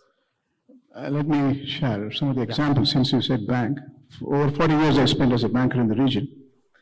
I've seen so much in the last few years after UPI stepped in, the public infrastructure has integrated the market. This is the future. The future of the world is integration. From a geopolitical fragmentation, if we have to unify it, bringing prosperity to this planet, the only solution is trust. Trust is peace, peace is trust, and human dignity is ultimate. If that is the case, you have to globalize. In terms of global governance, you have to bring the promulgations to ensure human empowerment. It means from a bilateral angle, you have to go to multilateral. It is polarized already. So interconnect the systems, trust each other. Why UAE is working so beautifully? Because the chemistry, as the gentleman has mentioned, after SEPA, the trade has crossed over 100 billions of dollars of cross-border investments. Banking is fueling like fire. Of late, they have invested in Indian banks. So much trust is traded in terms of partnership and digital advantage. I have seen nurses from Kerala. Their skills are not, education side still not recognized. I have seen a welder who gets his digital payments online, real time, is happy. I'm from Tanjore, from Tamil Nadu. I introduced an artisan, Tanjore Art Goods, and he is a global seller today. He said, sir, you open a global market for me. And that's a great feel. So, just because of size, you have a bigger opportunity to integrate the market. The future is integration, not disintegration. In a world where we are deeply connected, we are deeply fragmented in terms of because of the distrust. And now, this is a chance. Globalize it, standardize it, bring in enough regulations, not through isolations through crypto or tokens. You have to have a digital currency. Currency is a barometer again. I'm reflecting it contrary to the trend now simply because crypto is a dangerous parameter we are setting for parallel money. It's a money laundering tool. And we are also leaning towards personalization without having economic barometer to put it into substance. So digital public infrastructure is a major tool for you to trust the systems and empower the individuals so that the world become more peaceful. That, as our Prime Minister says, Vasudhaiva Kutumbakam is in the hands of digital public infrastructure. Individual dignity is institutional dignity, country's dignity, continental dignity, planet as a whole. That's what we need to focus. Our focus is on DPI with absolute ethical governance. The solution is always there. Thank you. Thank you so much. So we have a few minutes. I'd like to open it up for questions from the audience as well. So if there are any questions, please ask for the mic. We'll be happy to take. But as the audience warms up, Siddharth, I have one last question to you. Trust is one word which everybody's talked about, right? As a designer, as somebody who's really putting together a lot of these projects and infrastructure together, how do you build trust into design? What are the kind of elements that you bring about? And I'll request if the mic can be passed on to anybody who has a question from the audience. Yeah, that's definitely an important question, and trust has different nuances. So I'll take a shot at it. One is trust at the level of the technology itself, right? So designing these protocols, how they're cryptographically trusted, what does it mean from a security perspective, what does it mean from a data privacy perspective. So you have trust at the level of the underlying tech. Does it mean someone can turn it off? Who can turn it off? How decentralized is it? How do I enforce controls depending on what type of asset? So there are, of course, a whole body of work, but really one level of trust is trust at the level of technology. And obviously, as technology becomes more reliable, people start to trust it more. Think of it like operating systems on your smartphone. And there's often been this interesting paradigm I've asked myself, which is, if you think about it, on one end of financial infrastructure, we regulate the entire stack. But on the other end, if you go ahead and build apps on a smartphone, central banks don't regulate the operating system, right? And so I think there's some nuances there, but there's a lot to be looked at trust at the level of technology. Then you have trust at the level of the legal frameworks. I think what Vijay mentioned, which is also, you may have technology like DigiLocker or wallets, but who accepts it? And how do you have population scale acceptance of it? And so that's where you need legislative frameworks coming in to say that these particular technologies, these particular electronic formats, you see this in cross-border trade. It's not a technical problem why people are exchanging physical documents. It's actually a legal problem because in many countries, e-versions of bills of lading are not accepted. And so I think there's a technical dimension to it, there's a legal dimension to it, but more importantly, it's actually how do you create trust in people to use the system, right? And so why would individuals, why would businesses trust it? And that comes down to actual operations. How do you manage fraud? How do you address their concerns? How do you cater to their diverse needs? So I think trust is actually very multifaceted. There's no one answer depending on which lens or where you're sitting. Thank you, Siddharth. I think you've explained that very well. Thank you. There's a question, lady at the back, please. Thank you, ma'am. Yeah, please. This is coming from agriculture in China. We're honored to be invited to this forum and quite agree with the independence of the human system. What I wanted to ask is, along with the independence payment system, and how would you consider to work with, for example, the BRICS digital currency as a block, and how would you work, for example, China's CIPS R&D system? By the way, I'm asking this from a very good intention because I'm also the advisor of the Research Center, Global South Geoeconomics Research Center. I want to see more cooperations. Lovely. Thank you. Thank you. Great question. So who wants to take this on? Siddharth, Vijay, how do we see integration happening with China? How do we see integration happening in different parts of the world? If I can paraphrase that question a little bit, there is, again, the question back on trust, right? So there are certain areas or countries where there is a bilateral, more ease of cooperation, and there are certain areas where there may be more mistrust that needs to be worked upon. So is there a thought around that?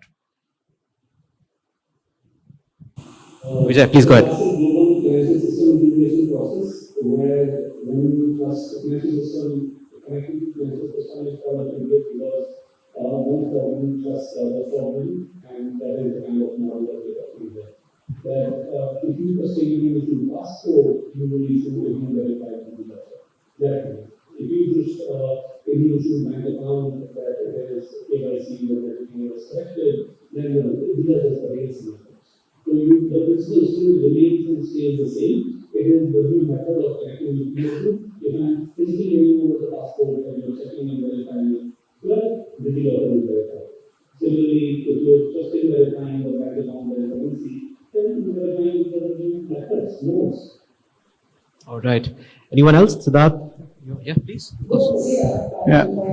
See, I think the country trusts each other, right? The rest is technology. I think it's not very difficult to sort this out, as Siddharth said before. It's cryptographic, it's signatures, or whatever. And also, it's not only the trust on transaction costing, but also on what we call the credentials and also the settlement and settlement guarantee and a variety of other things to protect the bilateral trade against. But I think there's a start somewhere from top. And that has been my experience working for PCI. Because once the top is aligned, I think getting the technology and things sorted out is not difficult. I think the policy and the top leadership of the country regularly must be aligned first with each other, and then it's very easy for technology folks like us to sort it out. Sure. Yes. Yeah, if I can add to other contenders. See, in substance, we need to build a partnership, trust. How do you do it? Essentially, you democratize the whole framework. Don't challenge the sovereignty. Don't challenge this territorial integrity. Currency will follow. Today's context, everyone is administering currency. India has got capital control. We don't administer the currency at present. We are not convertible. Americans have printed money. They weaken the currency. Now de-dollarization is taking place for trade or investments. We're also seeing now with the digital currency, consensus as a central bank digital currency still not evolved. That's the only solutions. You have to have one country, one currency. You don't have anything else. Currency is not done by printing money, is not at your discretion. It's an economic barometer. You bring in peace only by unifying the parameters. That's where ethics comes in. This is what I'm again and again I'm saying. It's not technology. It is ethics. It is human emotions. Unless you have character building, you cannot have character building in global governance. You cannot even control artificial intelligence. You will kill yourself. Today, the empowerment is not given to the same engine to moderate. They will eat the humanity. That's the danger we have. Today, answer is not an issue. Who asks the right question is an issue in terms of economic engine or technology convergence. So we have a major danger now. Major danger. We have to understand this. Today, it is not symmetric in terms of security. We talk about public digital infrastructure. It's a national security. Without firing a single missile, you can destroy an economy through artificial intelligence. You know it. If that is the case, what we need? We need moral and ethical governance. How do we bring characterization to individual nations? How do you bring it? Only by ensuring there is an absolute ethical governance. That's where the framework should be. Today, a gentleman was talking about security. Your data, you're only a content provider. You don't have, who owns the data? Is it the market? Is it the government? Is it the individual? Nobody. You can only provide content. It is not yours. It is sitting in somewhere in Silicon Valley maybe. So if I can't control my destiny, if my data is not in my control, my privacy is not there. Whether I want personalization or privacy, I have to think first. If I want privacy, then I have to maintain my sovereignty as an individual. As a country, I have to maintain my own database. Full stop. So ethically democratize it, open it up. We don't need big techs to come and give you, solutions to it. Individual nations have to evolve their own intelligence to have complete control on their destiny. Nobody else. Otherwise, there will always be conflict. There will always be Cold War. There will always be fragmented markets. There will always be geopolitical risk. Let's understand this. Thank you. Thank you so much. Siddharth, you want to wrap it up for us? I wanted to add on, while I'm not qualified to comment on the geopolitics of it, and there are many more of you in the room and on this panel, but a dimension I wanted to bring up is today the internet largely is designed around organizations and people interacting with each other. But one thing that will really shape it going forward is agents and AI agents coming in. And that's something we've been looking at a lot from a tokenization perspective between financial assets on one end. But really, a lot of these decisions going forward will be driven by networks of millions and billions of AI agents. And so I think there a lot of the decision factors will also start to play out in terms of who do you contract with, who do you not engage with, and so on. Great. I think that's all what we have time for. And I think it's been a great conversation. The future of creating infrastructure, digital public infrastructure, is not going to be siloed with just countries. It's going to be with cooperation. It's going to work with different elements of sovereignty, of trust, of interoperability, and of course, a lot of innovation coming from different parts of the world. India and UAE have a great opportunity of working together on this, and let's hope we see some great ideas and solutions that the next generation of users of this digital public infrastructure are going to experience and enjoy. Thank you so much, everyone. Thank you. Thank you, Vijay. Thank you, Dilip, for joining us online. Thanks a lot. Thanks. Thank you, gentlemen. Thank you, Vijay. Thank you, Dilip. I'll bring your felicitation staff back home. Now may I request, just hold on, there's a customary of a picture, and may I request Amit Tugnaji, can you come forward? Saityaji, may escort him to come forward and felicitate.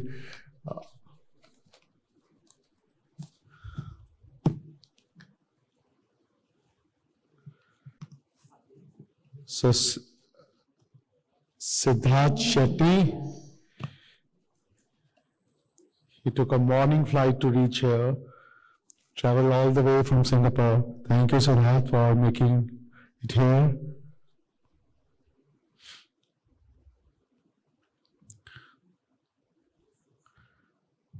Dr. R. Sitaraman, former CEO, Doha Bank.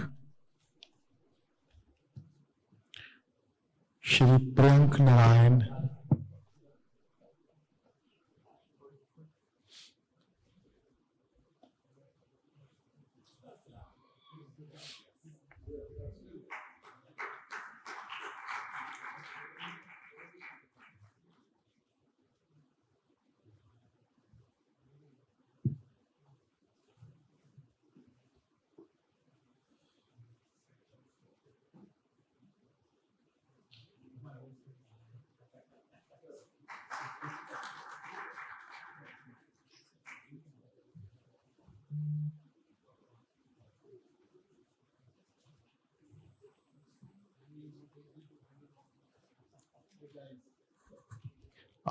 ladies and gentlemen, we are making a small shift in the program's timings.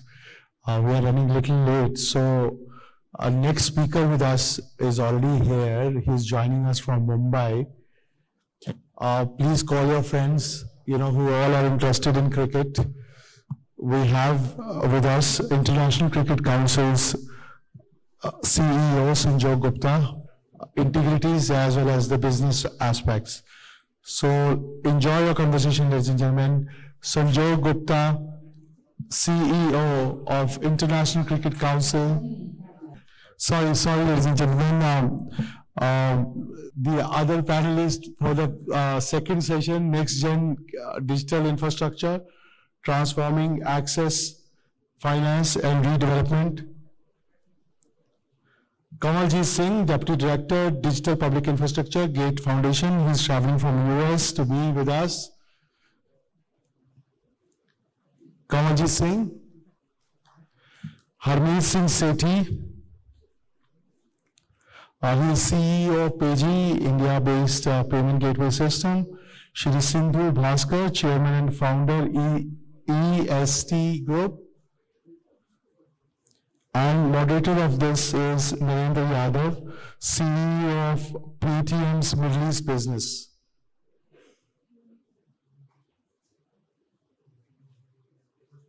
I can't see Sindhu Bhaskar ji. How will I come forward?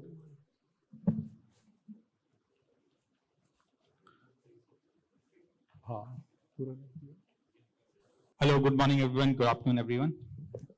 So thank you so much. Today we have got an interesting panel.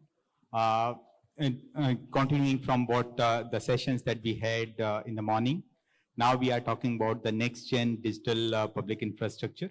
What are the next generation digital public infrastructure, and how and what kind of progress do we can we foresee in the maybe over the next decade, building upon the great progress that has Indian digital public infrastructure achieved in the last decade.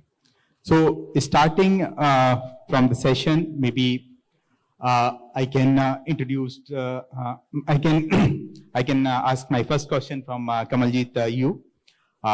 Can you give an overview of what the next generation digital public infrastructure going to be, and how they are going to be connected from the digital public infrastructure of last decade? Thank you very much.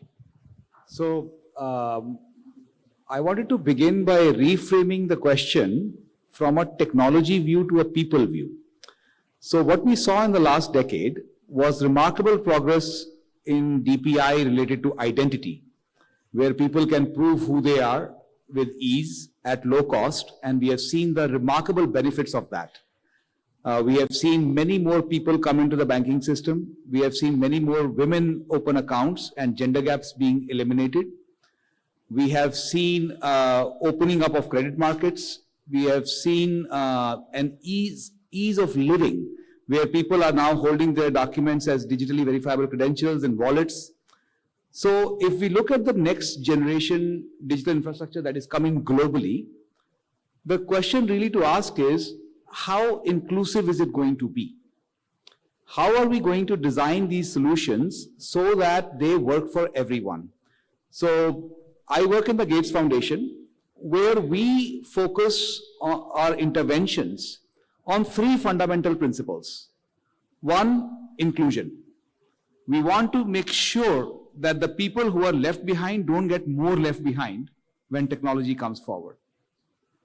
Second, equity.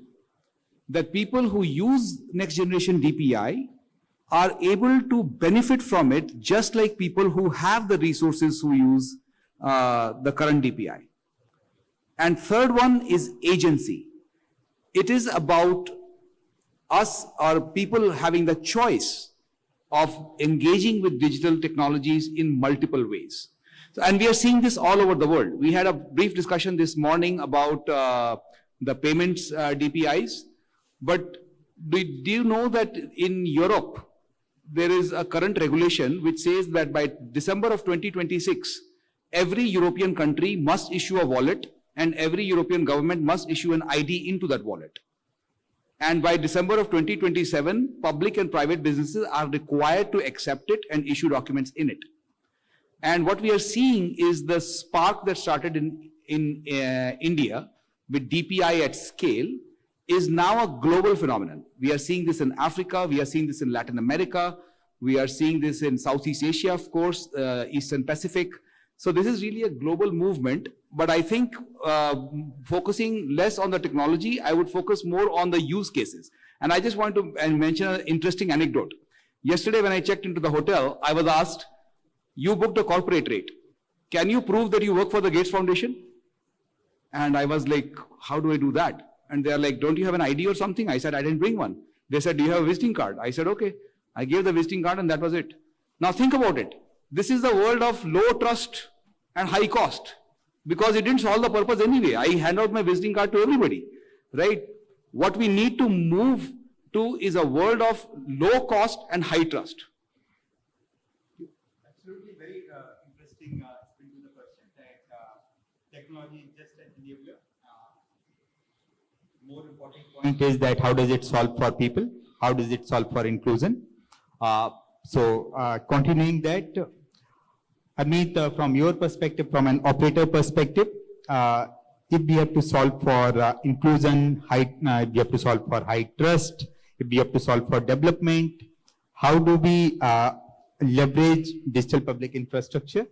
And what kind of shift are you seeing in digital public infrastructure as we move forward? Because in the last decade, we made huge progress in terms of digital payments. We made huge progress in terms of digital identity.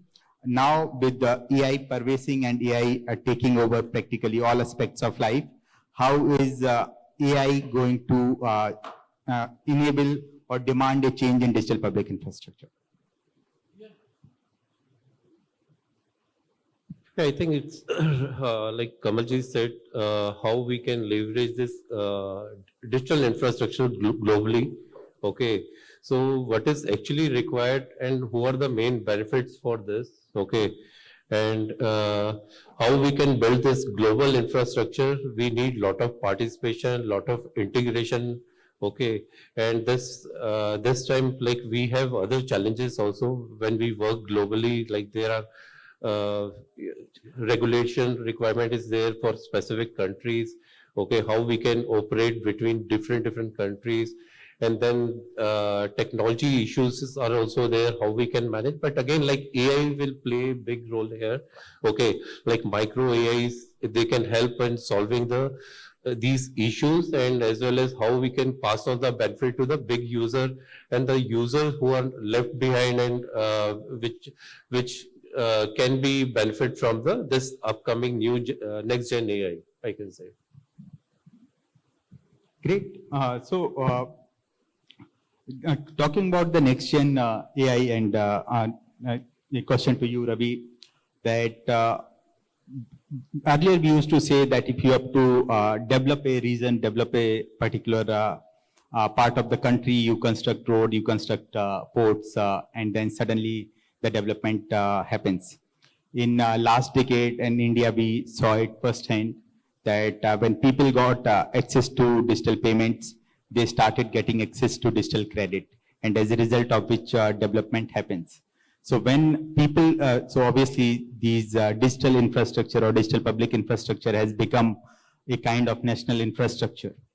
Now moving on from what they have been able to achieve in a particular country, how do you see the interconnection happening beyond the borders? How do you see these DPIs of one country connecting with DPIs of another country, and what kind of challenges do you foresee in that?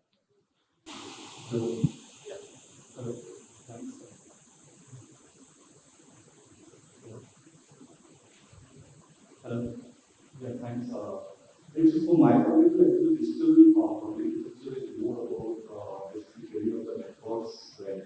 Which include your mobiles, your internet, right? That is already in place, right? If you talk about connection between different countries, how the system can be interoperable, right? So if we saw, like we were discussing earlier, lots of people were discussing this, we really follow that, right? As India, we have created UPI, which is more like a public infrastructure where lots of people are using. Of course, any kind of infrastructure we put up, the most important part is basically the policies, the security, and the government. And the technology comes into the picture at all other lines, right? So we saw the same kind of a thing, like where India is there, we leverage almost now 20 countries, right? The lots of functions also started happening in different countries. The next big thing is basically about now different countries are trying to reduce the cost. Because if you talk about, like, most of the diaspora of India peoples are in different countries, right? There's a cost, and people transfer the money from different countries to their home country, right? So that now the people are working towards more reducing this cost and reducing this expenditure, right? There is a new thing which is coming up in some of the countries. Central bank has already started testing account, which is CBDC, right? We saw, right, like in UAE, there was like a small pilot and not testing is being done. India didn't already launched it. So now everyone is working towards CBDC to basically how to use the cross-border cost in terms of transactions. Thank you, Ravi. Coming to Kavaljit, you. For DPI to be successful, there are multiple elements that need to come together at the same time.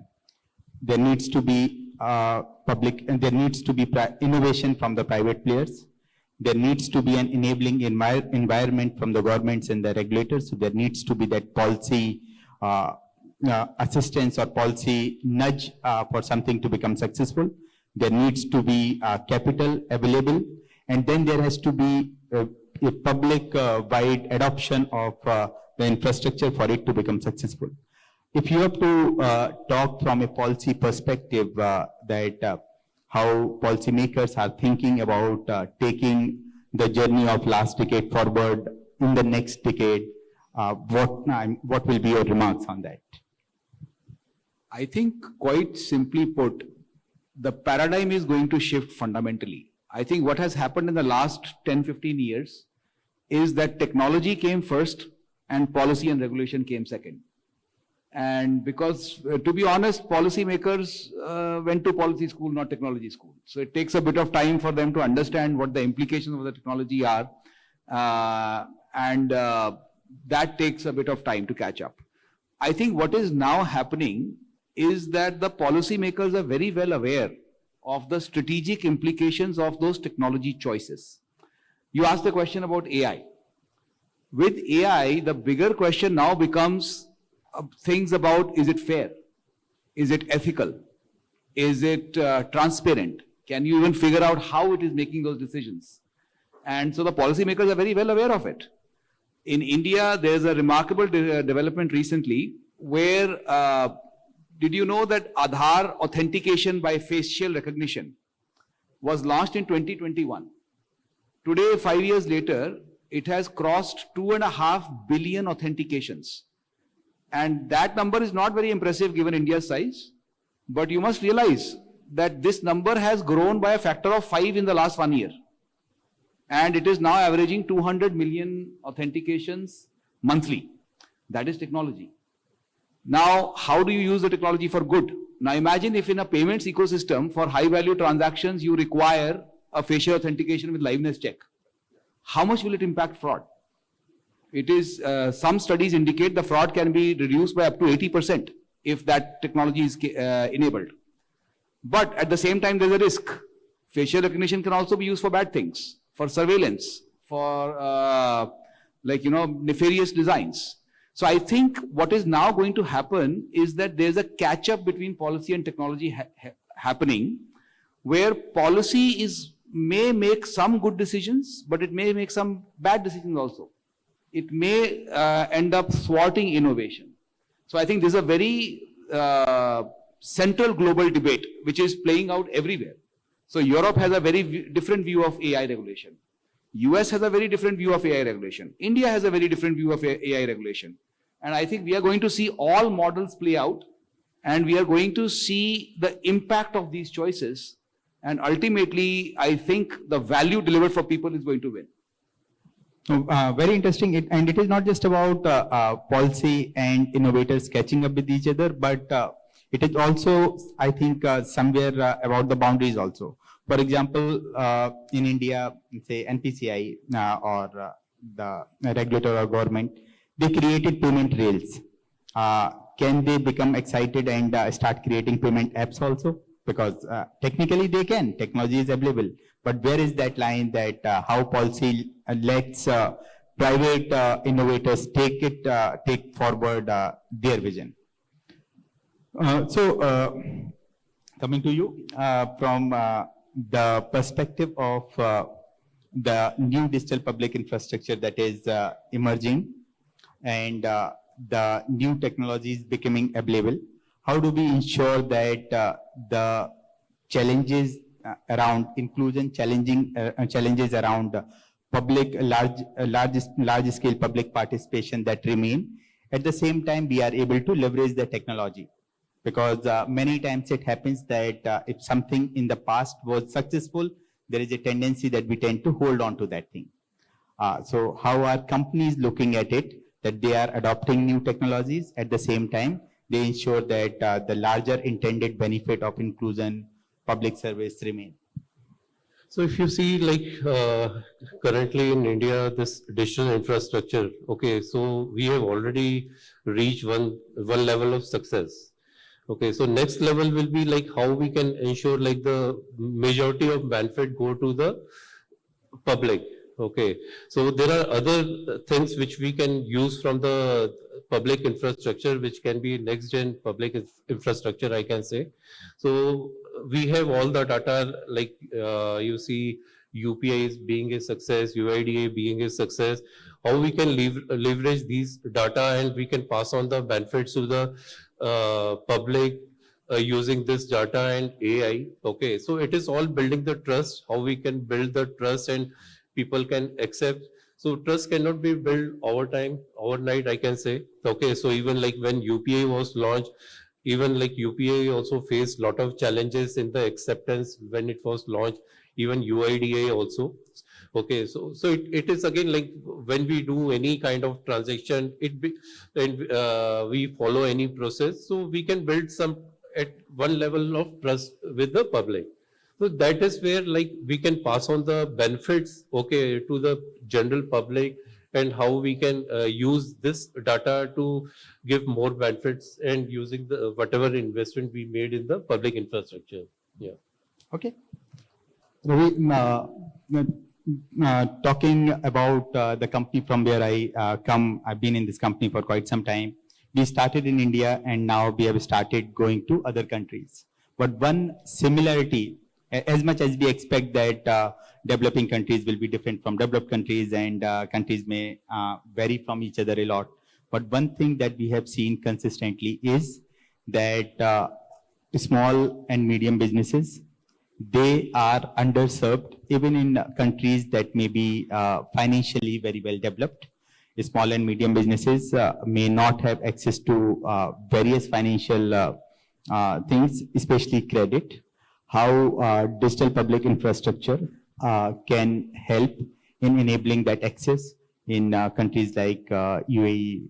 In India, it is already happening as we see. I think you have to go for the extreme point of view. So my company also in the same line, like we started from India and then we entered into mid-market and now we are in South Europe and Maharashtra.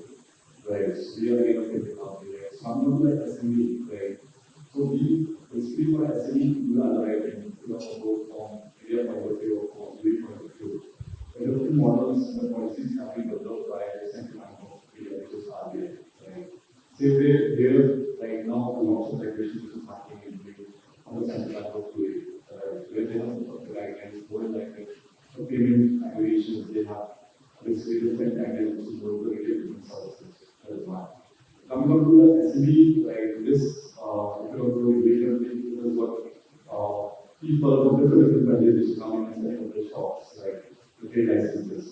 So every time there is a risk, you see, the risk is what the people who are coming there, their background stays not there, their local was there, right? That's why the integration will be basically the user identity. This is why in different countries where you can identify, right, the great bottlenecks of the particular user or business, right?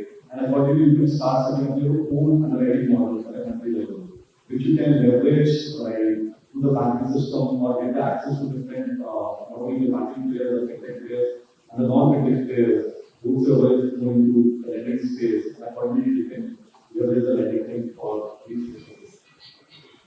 Okay, thank you. Yeah, we just have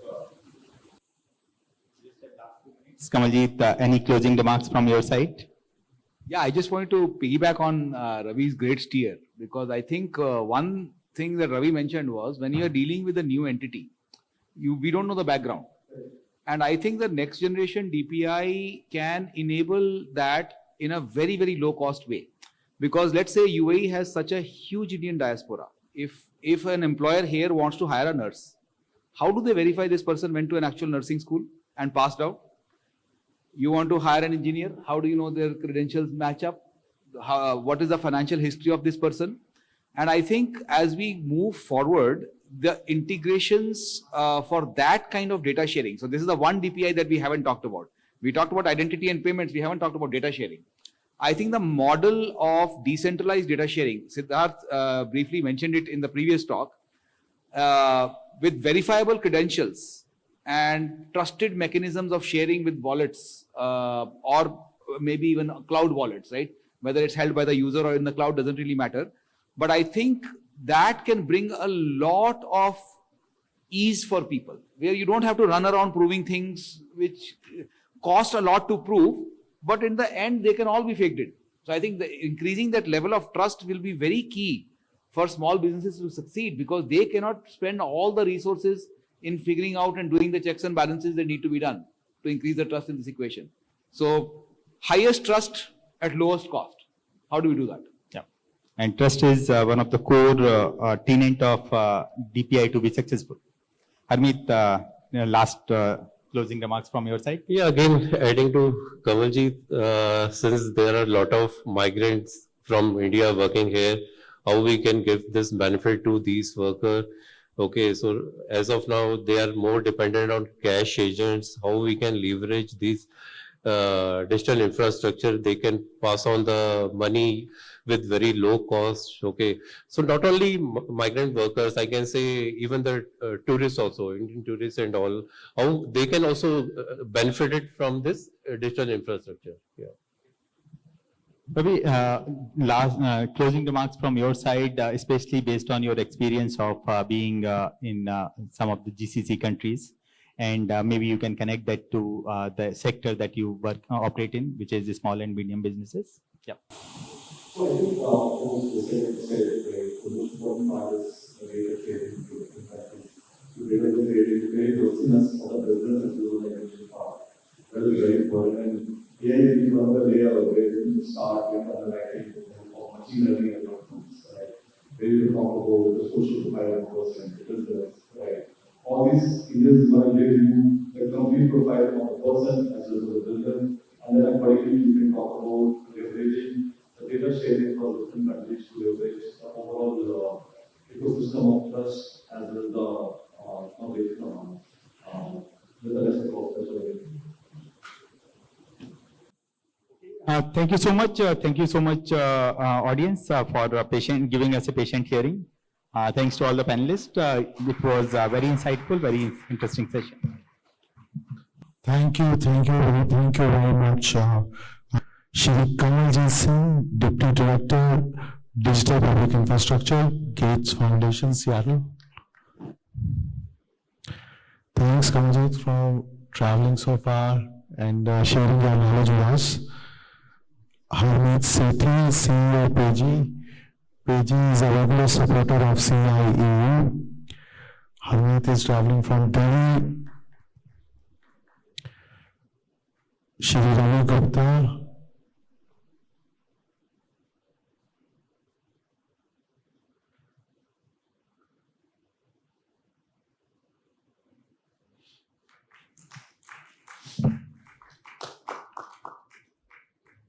Kamalji, this stole is specially designed and made by women who CIO support as part of the CSR. So they come from very underprivileged areas from Punjab. And those communities are also very backward communities. And this is a special effort of CIO to promote them all over the world. Thank you. Harmeet Singh Sethi, CEO of PG. Ravi Gupta, CEO of PNET.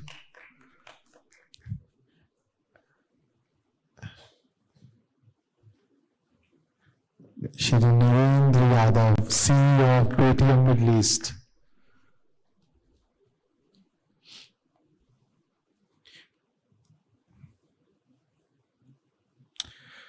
Like PG, Paytm is also a regular supporter of CIO in all our ventures, right from digital public infrastructure to climate.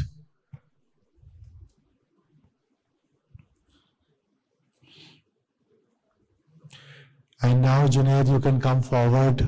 I will not embarrass you further.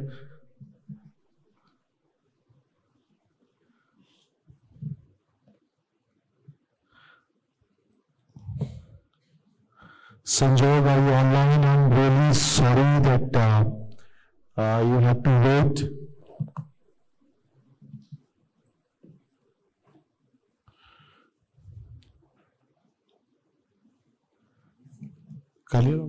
Sanjog, we got delayed. Junaid is with us. He will be discussing the program. So, Junaid, mic is all yours. Hello. Well, good afternoon, everyone. I'd like to take this opportunity, firstly, to thank the organizers for organizing everything cricket, being the global hub and a fulcrum of cricket. It's always good to talk about a sport so close to our heart. Hi Sanjog, good to see you on the other side. Can you hear me? Thanks so much for inviting me. Good afternoon. Yes, good afternoon to everyone involved. Sorry I couldn't be present in Boston. I had a trip coming on this evening because of which I can't be in the hall with you. But it was a delight being here and being able to speak to all of you about the subject that we close to our hearts, which is the global growth of the game, with a particular strategic focus on a region which has immense potential for cricket and has immense potential for contributing to cricket, which is West Asia. Thank you for your remarks, Sanjog. So quickly kicking this one off, Sanjog, whether it's a street in Mumbai or a stadium in Dubai, cricket is a language that everyone speaks. When you look at the West Asia-India relationship, how do you see cricket working as a bridge, not just between fans, but even people, cultures, and perhaps the economic side of it, even businesses? So your argument was very clear that I think you asked me the question about how I see cricket playing a bridge between Yes, can you hear me? I'm happy to repeat it. So, it's dropping the audio. I think in a nutshell, sport is the role of socio-cultural / commercial / people-to-people bridge anywhere in the world. And that has to do with what sport can deliver. One, it has the ability capacity of being able to make millions of people feel the same emotion or two very different emotions at the same time.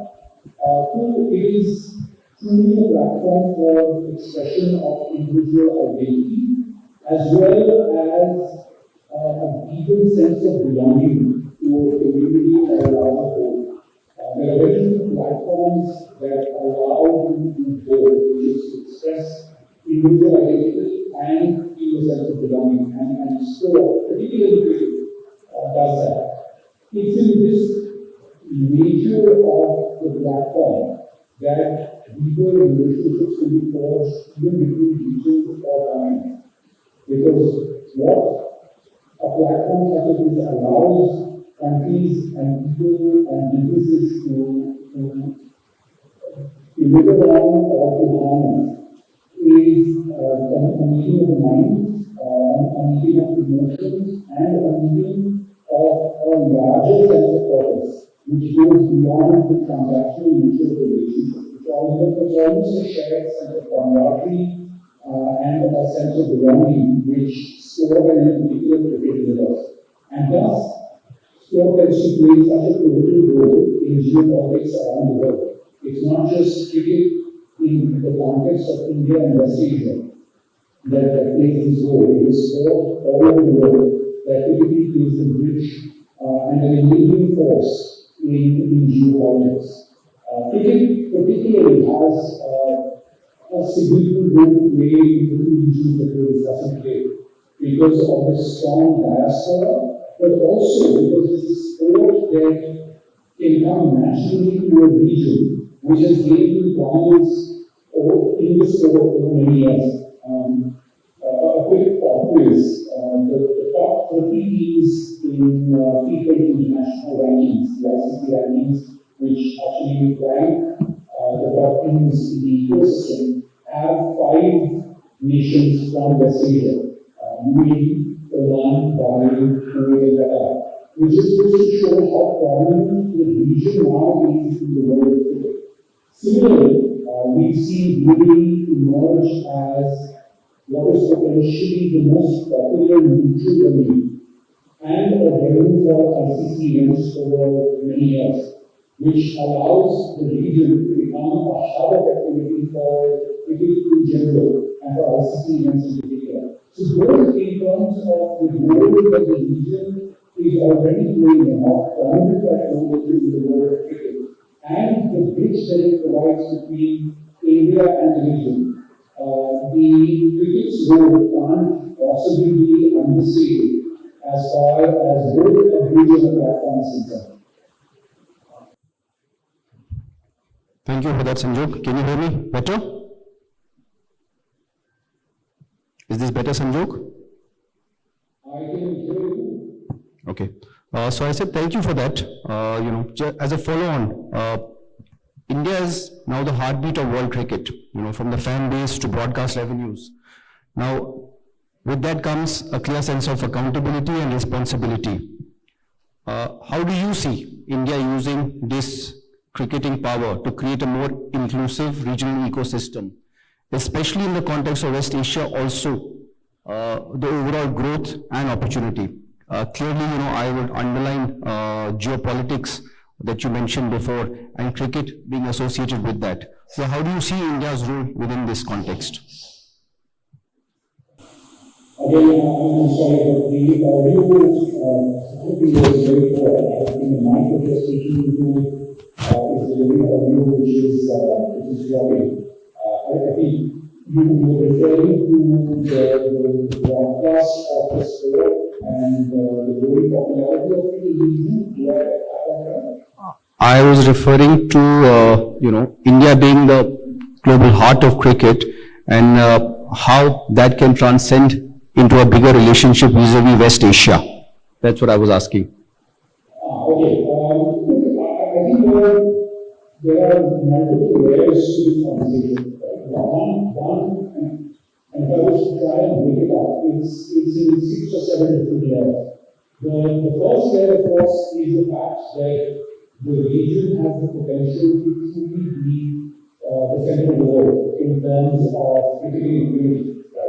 Its geographic placement allows it to be in just in terms of time zones and where broadcast times are concerned, be a host for major events that are broadcast all around the world.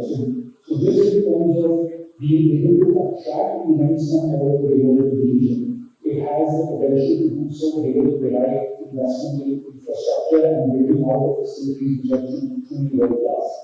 Which brings me to the second part, which is there is an opportunity to invest significantly in infrastructure in the region to, one, as I was saying, attract global events, which then will shed spotlight on the region and the region's ability to host global events, but also develop infrastructure which allows the region to play a more significant role in the pathway events that the ICC has, and thus not just be hosting events of a marquee nature, but hosting teams from around the world which come and experience the culture, the ethos, and the facilities in the region. I think the third layer to this is grassroots development, and the role that the growing popularity of cricket in the region can play as far as developing the youth, cultural inclusivity, as well as broad social cultural development is concerned. And I think we're already seeing more and more community participation in cricket, largely led by the diaspora, but also now beginning to act as a platform for the locals and the diaspora to engage more meaningfully and deeply, to drive a more inclusive and diverse social cultural ethos. So there is significant role of the sport in the in making the society and the culture more inclusive.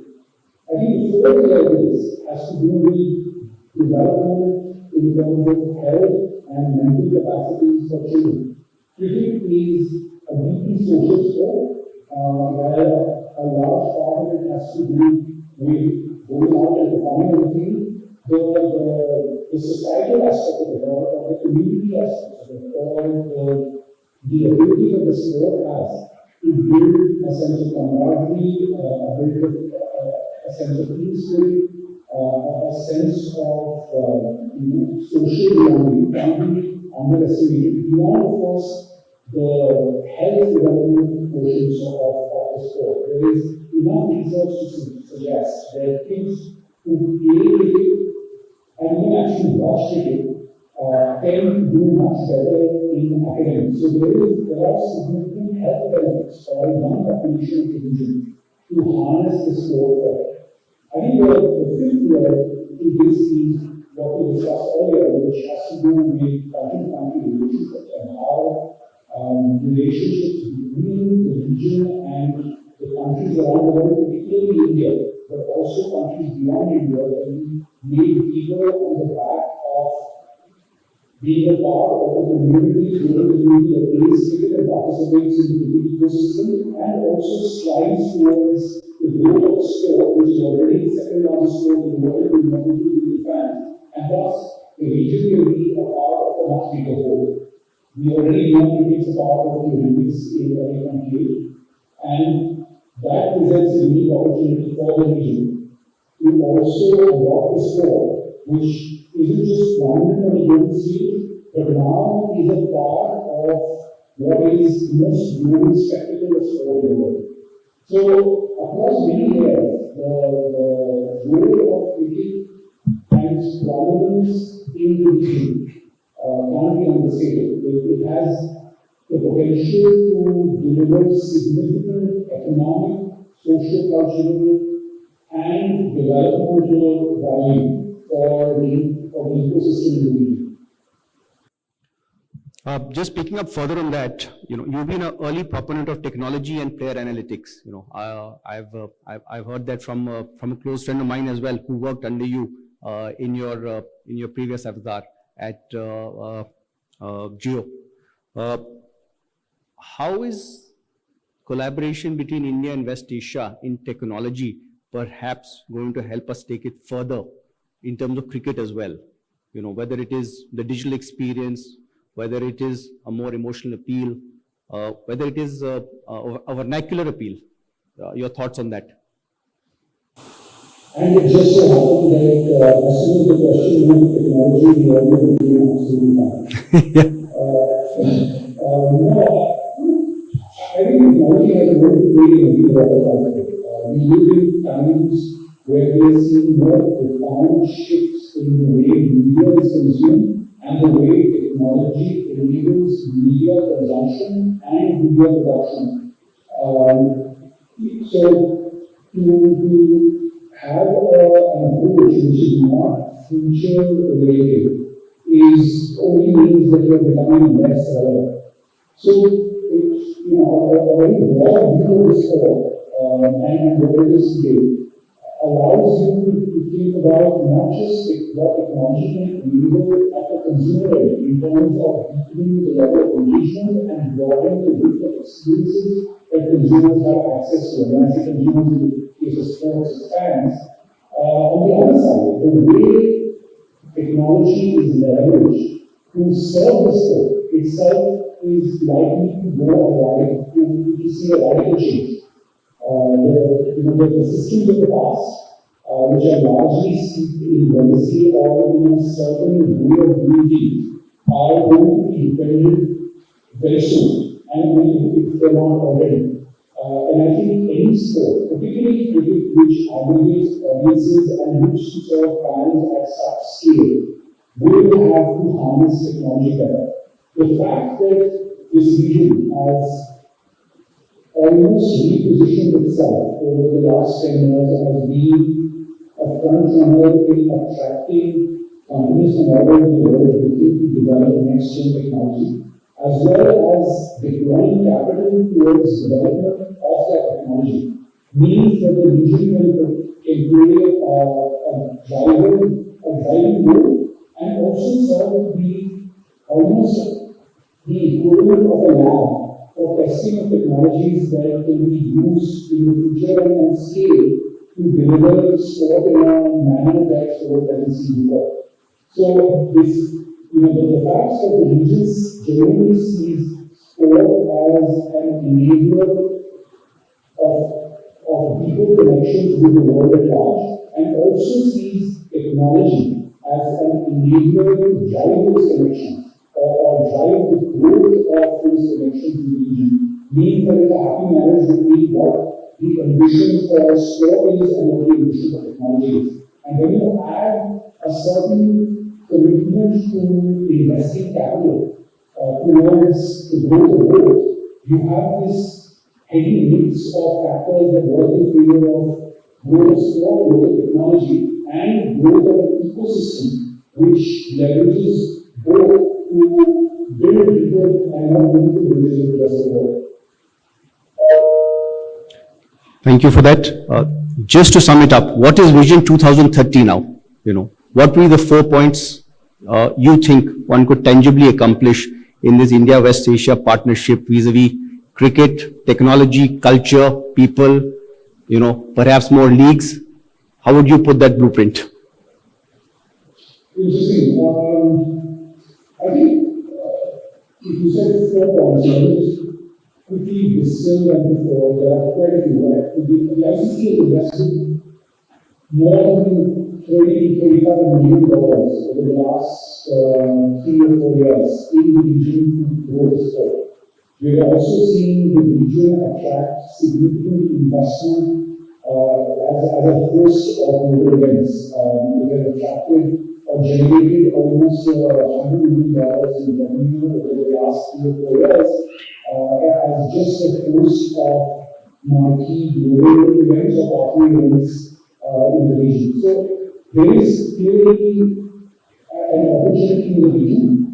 Particularly, I was in Qatar recently, and I was in the local group, so I can comment on both those regions in great detail. What I've seen with how it's become a hub of global connectivity by hosting events makes it pretty much the most preferred region venue anywhere in the world for both international cricket and marquee ICC events, as well as pathway events of the kind that is happening right now, which is the American Asia Cup being hosted today as we speak. On the other side, we also have Qatar, which is determined to host international events and also emerge as a cricketing power. And the investment that they're making in community participation. We have the ICC conducted a Cieu festival, which is a platform for young amateur cricketers to come and play, and just an invitation to children to come and play sport. And we saw the participation of more than 300 students in our program, with the community coming out in large numbers to participate and enjoy the sport. So what we've seen in the region is already the green shoots for what could be a more prominent role in global cricket. So I think the first point that I would make is just the prominence of the region in the global cricket ecosystem growing significantly, both in terms of the teams from the region participating and playing a more prominent role in ICC events, as well as grassroots level participation, which is community participation in the sport, and thirdly, in terms of just host for some of the major global events cricketing events that are happening around the world. I think the second factor at play would be investments in the sport, and we've seen both Qatar and Saudi invested significantly in growing sporting ecosystems around the world, and also bringing at least part of the sporting ecosystems to their countries. We've also seen how they have taken the ownership of stakeholder positions in some of the sports, and I think the investment side of it is definitely something that the region will more prominently contribute to as far as cricket is concerned in the next 5 years. So there's clearly an investment option. I think the third factor that I would say is what we were discussing earlier as being a hub or almost serving as a laboratory for experiments that tomorrow scale across the world. These could be experiments in technology, these could be experiments in consumer experiences, these could be experiments in deeper engagement levels. And all of those could be experimented in the region and then be exported around the world to scale the level of traffic. The fourth and final piece, which I think is quite important, is the relationship that the region has with the rest of the world, especially with the World Cricket, which now has 120 members. So the role that the region plays and what it leverages cricket for to further just inbound tourism on one side, but also deeper people-to-people, business-to-business, and cultural connections is a big opportunity for the region to look at as far as cricket is concerned. So those four, one in terms of just its sporting prowess and its prowess at hosting global events. Two, investment in the sport. Three, leveraging the strong youth population that it has to drive deeper community programs. And four, around how it builds connections with the rest of the world. Would be the four big driving factors that I would see unfold till 2020. Thank you for that, Sanjog. That is all from my side. Clearly, I think it's a special relationship, with a shared commitment, and cricket is something that completely unites, I think, both India and West Asia. Ladies and gentlemen, thank you for your time. Sanjog, thank you so much. I know you are busy, but on behalf of the organizers, much appreciated, and thank you for all those lovely views. Thank you so much. I would love to be there at meeting in the future. Thank you so much. That for all West Asia dialogues, ICC would like to actively support and be part. I have already briefed Sanjog that there are few of the programs. One of them is in Doha, which is actively in works, and I hope that cricket will also reach Qatar and other places along with UAE and Oman, which are actively playing. Now I request for a fireside conversation. There is an announcement. We were expecting Taib Ali Kamali to be part of the conversation, but unfortunately his brother had a medical emergency. He suffered a cardiac issue. He couldn't make it. But we will have Ashish Dhawan, investor and philanthropist, co-founder Crystal Capital, and founder and CEO of Convergence Foundation, New Delhi, with us, and Jagjit Singh Sarin.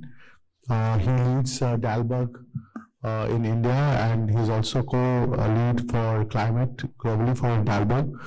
Plus, he also is part of CIO's climate as well as the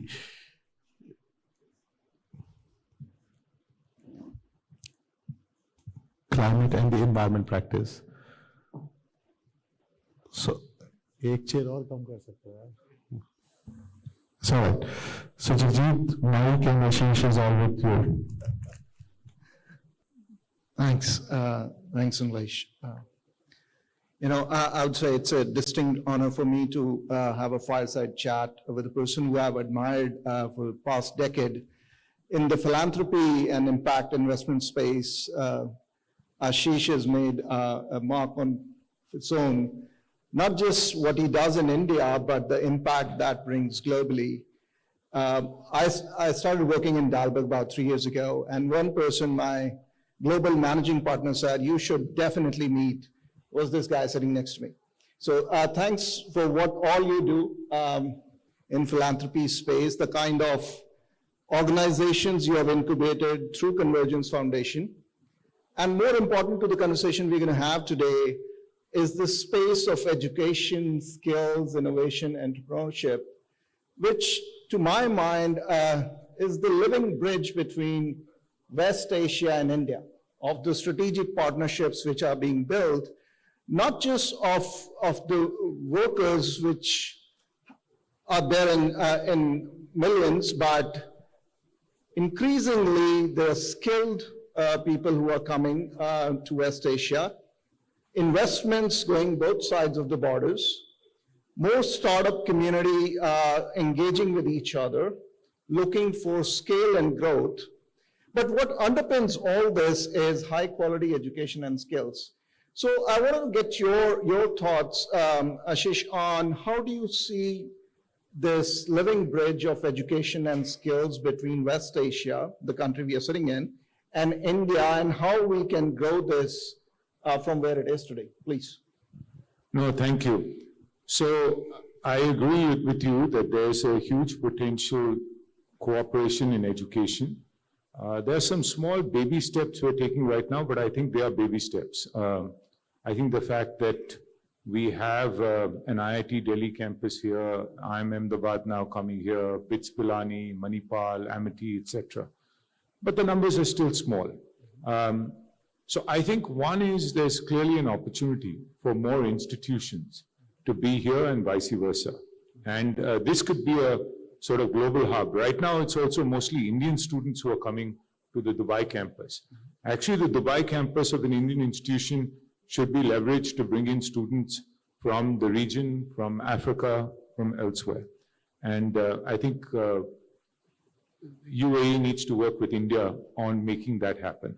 I think there's also a big opportunity for student exchange. I mean, one thought I've always had is, if we look at all the IITs we have, IIMs, etc. I mean, there's no reason students can't come for a short, 4-week summer program, which is when campuses are available. It's easy to host them at across 30 to 40 leading institutions in India. And vice versa, we get a number of Indian students to come here. I think, and I'm talking about top students, and I think that will build genuine camaraderie. And this could be a funded program. We get people from both sides to fund this initiative. It doesn't cost that much money. And these could be named scholars, much like what the Fulbright and all these other things have done. And could start with short term, and for people who have a greater interest, they could go for a longer period of time. So I see that exchange is kind of minimal right now.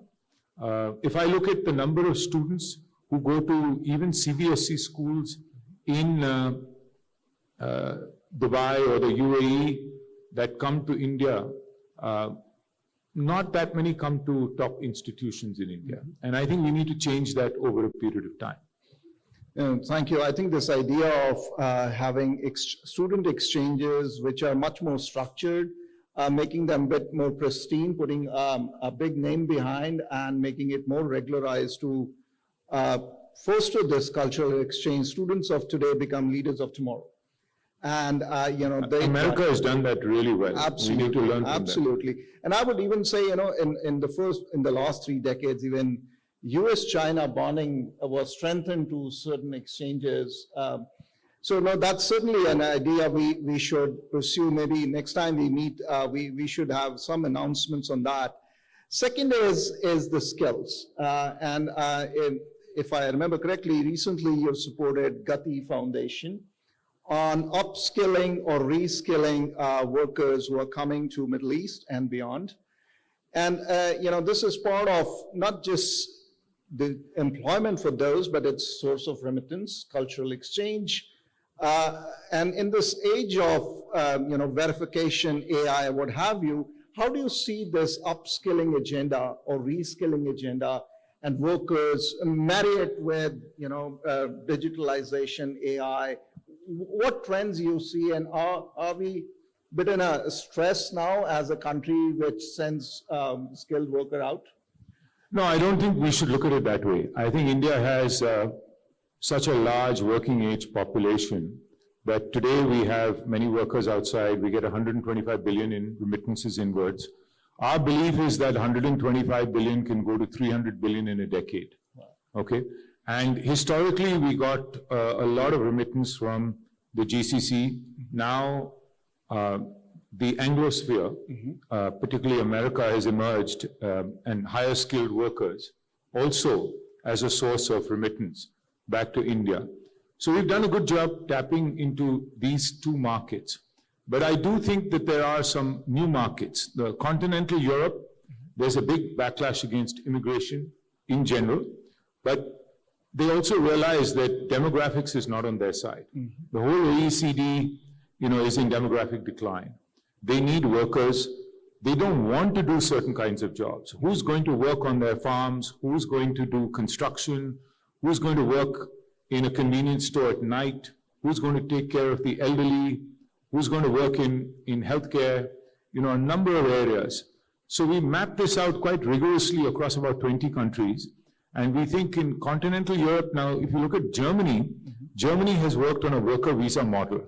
So 3 to 5 years, and then you come back home, right? And so this circular migration, I think, is good for India. And Germany, the chancellor was in India talking about 90,000 Indians going to Germany annually. Similarly with Japan, Japan now has 3.5 million migrants, South Korea has 2 million. It's only going to grow. They'll never give you citizenship there, but they want you there for a 3 or 5 year period of time. And to go to these countries, you have to be anyway skilled because so one of the things we've been working on, of course, MEA is signing G2G agreements. How do we do better skills harmonization so that if you get qualified in India, you can go to one of these 20 recipient countries? How do we create a better private sector ecosystem for skills and language training?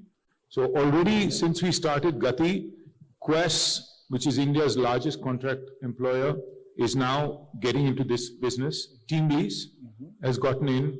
A number of entrepreneurs are getting in. So we are creating a consortium, a private sector consortium, and evangelizing this. But there is a business model here for the private sector.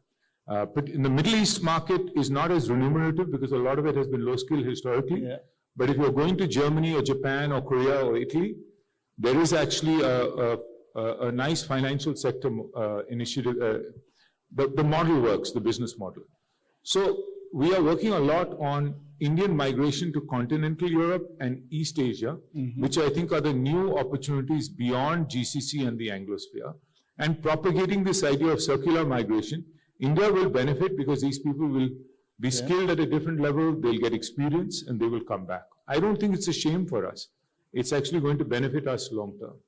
Definitely. Now, I'm intrigued by this circular mobility idea, and I think there would be different kind of issues related to when people come back, where they get absorbed, and I think we need to think about how we benefit from the skills they absorb from abroad and come back, and how we utilize and then keep this mill going for benefit of India and for our partner countries, because I think EU-India partnership is growing, and I think it's bound to grow similarly with East Asia, whether it's Korea, Japan, or Taiwan. Shifting gears a bit, at CIU, we hold this belief that digitalization and green are the two growth engines. You pick any sector of economy, you need to embed these two growth engines, and wherever they come together, digital and green, the growth amplifies. Given you also looked at both agendas much carefully, how do you see GCC India Connect or West Asia India Connect on the green side as well? With that, I mean climate technologies, clean tech supply chains. Currently West Asia is importing most of the climate technologies. India could provide that, with more investments coming from West Asia to India, with export coming to. So give me your views, how you see this sector emerging. Yeah, so I think China did a great job leaning into climate tech early on, also leveraged the power of its domestic market to create the right incentives and also to procure using government or other means. I think India is starting to move policy in that direction, but we need to look at green and climate tech not just as Atmanirbhar, but actually as a huge global opportunity. These will be some of the largest sectors globally. They already are, but if you roll the clock forward, 10 years, it's a huge opportunity. And so I think the policy instruments in India are quite good, but they need to be amplified further, recognizing that the TAM of this opportunity is in the trillions of dollars, not in the hundreds of billions of dollars. True. No, thanks. Maybe I could put a bit of a shameless marketing plug. CIU is also hosting Bharat Climate Forum on 9th of Jan. One of the key features of that forum is to expand Indian partnerships with countries in Europe, in East Asia, and also in West Asia to, if I could borrow this word from Ashwini ji, this is a Swadeshi in partnership. It's not Swadeshi just at home, but what we can do with our partners across the border. And I think, given the mitigation part of climate agenda, a CO2 molecule reduced here or there, it's the same effect. So I think, what we do in India would not just have economic benefits for India, but for emission reduction globally. And I salute the efforts Ashwini is leading in that regard as well, opening up this mindset that, we need to bring partners along, and very, very quickly, because the window is short. With that, let me ask you this, inherent in that is a manufacturing agenda. We see that strong impulse in EU doing domestic manufacturing. In US also may not be on climate, but overall there is a manufacturing impulse. Same in other countries. Do you see we have the kind of trained workforce in India, or can we move in that direction and go quickly so that we don't miss out this manufacturing growth agenda completely again? So I was just talking to Ashwini ji about this. I think the new national manufacturing mission will be a big impetus. See, India's share of global trade in manufactured goods is only 1.8%. We have to get to 5% in the next, 7 to 10 years, and eventually get to 10% by 2040. There's no reason why India can't be competitive. Let's take different segments within manufacturing. There's labor-intensive manufacturing, garments, toys. China dominates in these areas. Some of it has moved out to Bangladesh, Vietnam, other places. I think with our new sort of labor code, labor laws getting better, creating some of the enabling conditions, we still have, I think, too high a minimum wage in some states, particularly the poorer states in India. But with the right incentives, and I think we should put, as opposed to a PLI, we need an ELI, employment-linked incentive, a wage subsidy, so that for the next 5 years, we're really competitive. There's no reason why India can't be more competitive than Bangladesh in garment manufacturing, as long as we have the FTAs with, or the trade agreements with EU, UK, US, which are the main markets. So that's labor intensive. And there, frankly, skill doesn't matter. Within 30 days on the shop floor, you can be trained. Indeed. There are certain higher value add areas within manufacturing where, again, you need higher skill.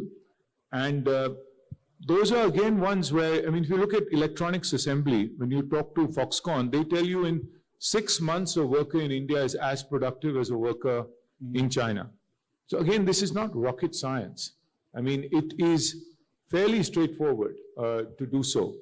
Areas like semiconductor, of course, you need to build capacity in universities, which the mission is doing, and METI and the minister are very aware of that. So I think huge opportunity in manufacturing. I'm very positive on it. And I think the next 10 years, you will see India emerge as a manufacturing powerhouse. No, I share your optimism there. We have analyzed opportunities of partnership between West Asia and India, including on critical mineral recycling, which could happen here for the scale required in India. So there are many opportunities which could drive Indian manufacturing. Last question, Ashish, and maybe I'll ask something a bit personal. You've been a successful investor. You're running a private equity firm, but you are a major philanthropist yourself. What is your source of energy and inspiration? What drives you? No, what drives me is, I think that we are privileged to be in, I always say that for 250 years, we had the rise of the West, right? And this colonialism era where we all fell behind. China, India were the largest economies in the world for the longest time. And I think this next era of the 21st century, the story is the rise of the rest. Why should only 1 billion people prosper? Why shouldn't the other 7 billion prosper and have the same quality of life as the 1 billion? And obviously, some countries have started to emerge faster. I think India, the Viksit Bharat agenda is an agenda that points in that direction. So what gives me energy is I'm going to turn 57 soon. At Viksit Bharat, hopefully I'll still be alive. And the thing that will give me the most source of satisfaction is if we all have played some small role in making India a developed nation, creating more balanced growth in India, creating more jobs, higher productivity jobs, and that we can be a competitive nation and be a contributor to the global ecosystem, both economically, politically, and culturally. Thank you. No, you are a source of inspiration to many, many more leaders like you who are trying to follow in your footsteps. Guys, maybe I'll open it up if somebody wants to have a question, or we will break for lunch. I think good. Everybody wants to have lunch. All right. Thank you very much, Ashish. What are the lines?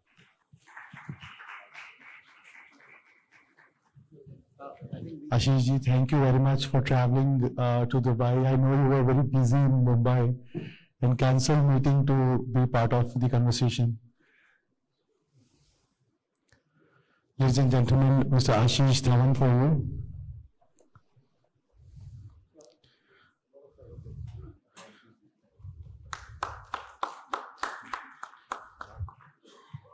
And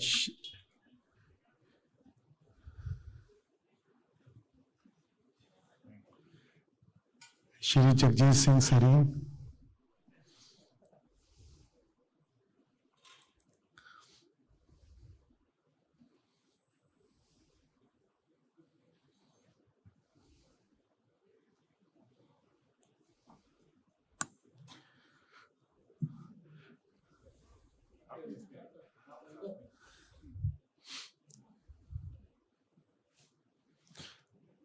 So with this, we are taking a very quick lunch break. Lunch is already served. Yes. And we have to be back. And if you can't finish your lunch, you can bring your plates inside and enjoy your meal here as well. But we will be starting on time. Thank you. Enjoy your lunch, please. Proceedings. The next session is on special conversation, cementing brotherhood, India, West Asia, trade and investment opportunities. In this session, we will be joined by Shri Suresh Prabhu. He is India's former Union Minister for Commerce, Industries, Civil Aviation, Railways,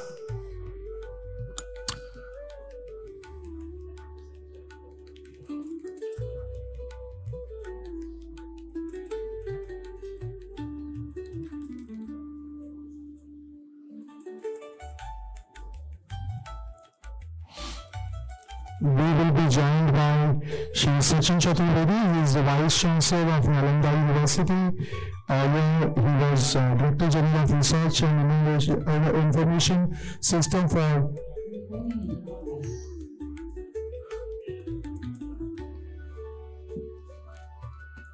Paris Shahadpuri. Amir Hayak, he is the first Israeli ambassador to UAE. He has already joined us from Tel Aviv. Ambassador Anil Trignayat. He is right now a Senior Research Fellow at Vivekananda International Foundation. Ladies and gentlemen, please welcome Ambassador Anil Trignayat, Mike Walsh. Mike Walsh is civil aviation expert.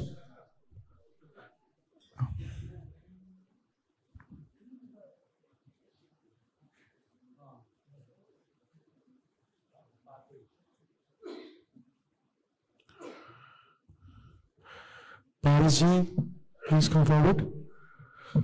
Suresh Prabhuji is joining us from Mumbai Airport. He is traveling. I think he'll be joining in another 8 minutes. He has just texted me. Anilji? Anilji? Suresh Prabhuji will be joining in 8 minutes. You can start the conversation.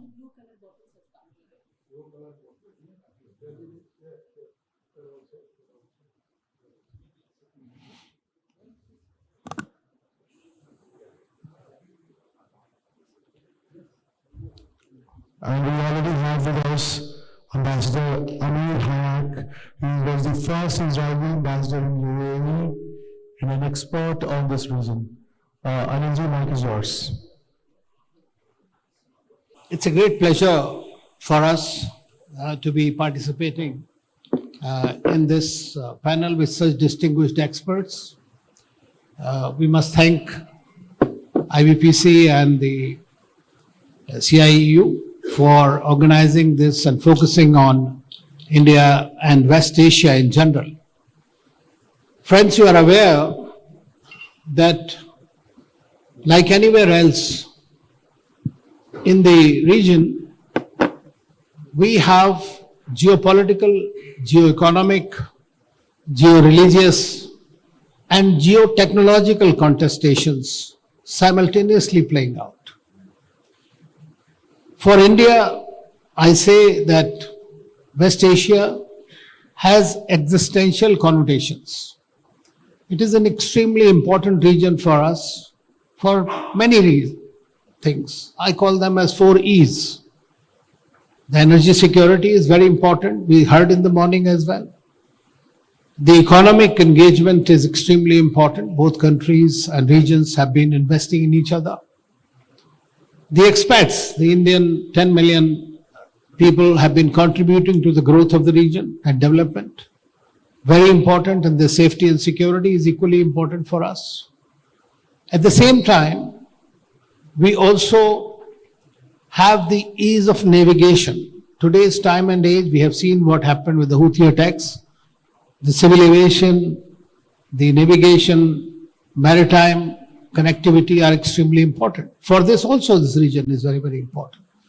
So what we see is that challenges have been multiplying. And how do you contain them has been a major problem.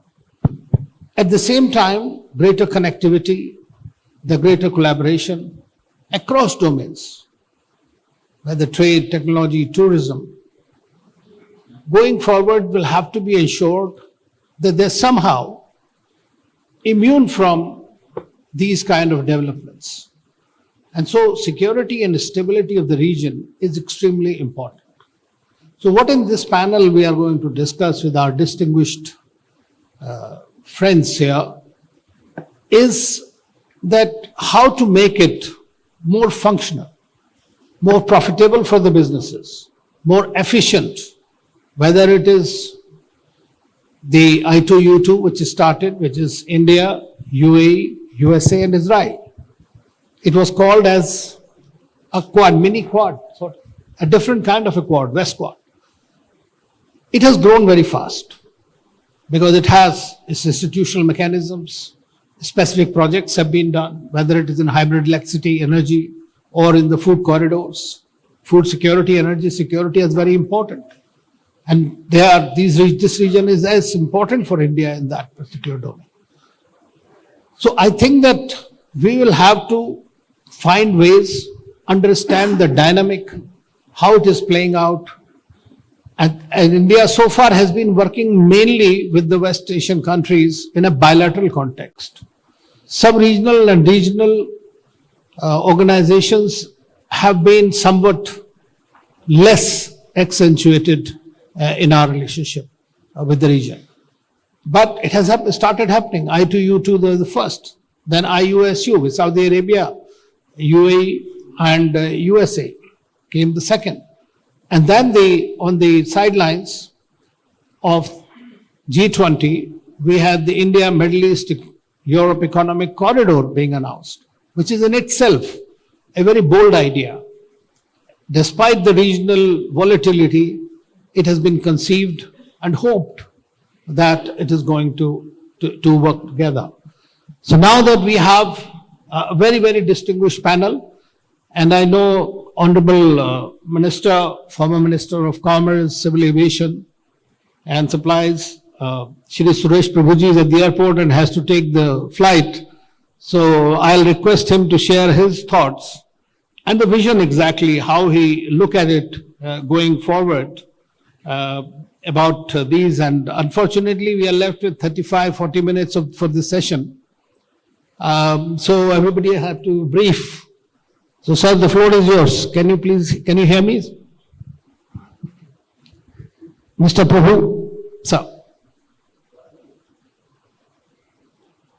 We can't hear.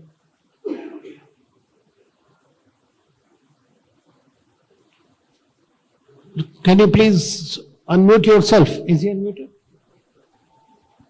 Technically, please see. Just 1 second. Yeah. Mike. And now we can hear you, sir. Please go ahead. Yes, we can hear you. Please go ahead. Yes, please. Yes, yes. Okay, so Ambassador, thank you very much. And obviously, we want to guide the institution properly, but also the future course of action as we really need to take. I thank my dear friend for always active for India just to make sure that you are in a good place in the world, especially marginally for organizing this program. I was supposed to come there, but I have many other issues I wanted to join. Sorry about that. Now, let me quickly say that this is the most important issue. The world is changing very fast. The new world order is already emerged, in which every country is now to fend for itself. The United States has taken upon itself the responsibility of a better goods to take care of the whole world economic order, which is already retreating all in a way not as effective as they were about that. And in this context, we have to find out what are the national interests of India, of UAE, of Gulf countries, and the rest of the world. I will be confined to India and the Gulf countries, GCC, and particularly as very correctly pointed out in West Asia. To call it BDC, the West Asia is a very description, and again, congratulations for that. Now, let me tell you something which from my personal experience with the duration of concentration mission. I used to go there, a high-level task force with His Highness Sheikh Hamid, the younger brother of the President of India. And we had decided at that time that we will actually prepare a roadmap for a comprehensive economic partnership agreement, CEPA. I will guide my successor who is going, and of course, he is already continuing to be the co-chair of that process from the UAE side, and concluded the agreement.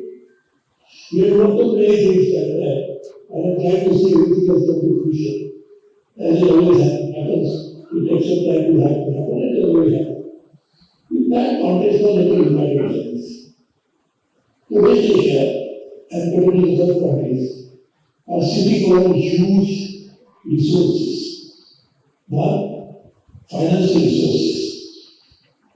So one of the world's biggest foreign wealth funds are actually in UAE, Abu Dhabi, whether it is Adia, whether it is Mubadala, whether it is all these funds. And even go to Saudi Arabia, they have similar huge financial resources. So it's Qatar. So why don't we actually now work together in terms of leveraging the resources for the mutual benefit of that country, the host country, obviously, they have to benefit, but also we can leverage our resources with their mutual capital. Whereas India and Brazil, the Minister of Impact, whereas in Attorney's Cabinet, I proposed to Oman that when you make investments, you actually try to make investments into something which gives you return, which is more than what typical financial issue we get.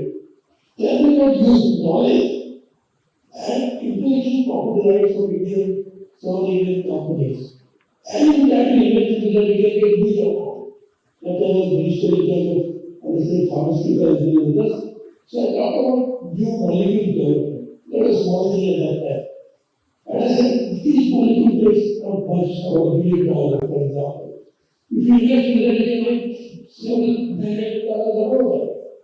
Now today, the technology, AI is coming, and several papers for still life sciences, in 20 years, there will be huge investment in getting into that, and can also have a huge upside into those investments. So today, let us become things. Can India and these countries forge a partnership for leveraging each other's strength? In the case today, Indians love most of these countries. many charters like me and many other professionals who are running this present scientific societies here. We know how these professionals contribute to this. And I think we can actually create a new roadmap for working on it. Today's data provides only one window. That is why if you manufacture something in either country and export to the other country, you get duty-free entry to that. Let's go beyond that. We will work on knowledge, money, and future needs. Can we align all of that together? If there is huge positive impact. We realize is very forward-looking person. He has a fantastic vision. I will keep meeting him, even though I'm not a minister, I always keep meeting him every now and then. And we keep talking about these issues. Can we person work together on making a new idea which can actually help each one of us to make it happen?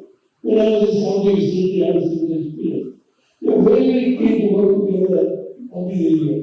I mean, with other students, I can clearly tell you this is a position. So therefore, this station. And this program is organized by my dear friend, which was in March, at a most appropriate time. At a time when we need to work, it is due to economic order, every other country has to find out where to stand. And some countries may even say, where I could stand. But where to stand is something which is there. Thank you. So other countries must take you to stand. So we have to help them as well, because we always believe that we owe it to them. There was a G20 to say that not only those who are in the room in G20 countries, but we have to care for those who are not in the room. And that's what this nation, this program should aim at. Work for those countries in Africa, Latin America, even Asia, who have no voice, work for them in a way that West Asia, India can forge a partnership, not only to benefit each other, but also to benefit them. Thank you, sir. Thank you for those very enlightening words, sir. Thank you very much. I know you have to take the flight, but thank you for sparing the time. Now, may I ask Ambassador Hayek to share his thoughts exactly how does he see that Israeli innovation can act as a bridge, basically in a trilateral space as well as in the IMEC. And how do you see the prospects of the IMEC given the kind of conflict that is going on in the region? Ambassador Hayek, please. Unmute yourself. Please unmute yourself. Yeah. I'd like to thank the organizers and for this great opportunity. Israel and India have great relations for many years. We are doing it for, we are cooperating many years. And with the UAE, it's quite new relations. When I just landed in the UAE as the first Israeli ambassador in 2021, I told the Emiratis that we were looking to the west, to Europe, the United States, and when we looked east, we saw Jordan, we saw Florida, and then we saw India. So we lost 50 years of cooperation in this region. And this is something that we need and we will close again. Now, we signed a CPA with the UAE in 2022. It was the second CPA that the UAE signed. The first one was with India. And since then they signed around 20 agreements, and they have around 10 in their pipeline, which can make them very significant and very important player in the trade in this region. Now, we are talking about some joint projects, and you mentioned the IPU2, you mentioned the IMEC. For that, we need desperately, we need the private sector. Governments can prepare the ground, and the private sector needs to do it. The private sector are the ones that will make it from dream to reality. And for that, we have many sectors that we will need to look at. Not only the common one when we are talking about sectors, we can talk about renewable energy, we can talk about water treatment, we can talk about healthcare, and we can talk about cybersecurity, we can talk about food tech and agrotechnology, and I believe that in order to make it happen, we need one focal point. For example, if we are talking about some environment and renewable energy and water treatment, let's say that the focal point will be Dr. Sultan Jaro in the UAE. We can come with the projects. We need to analyze the projects, prioritize them. We need to use visibility studies, if they are visible or not. And then we, as countries, as governments, are not a part of the Israeli government anymore. I was not a career diplomat. Excuse me?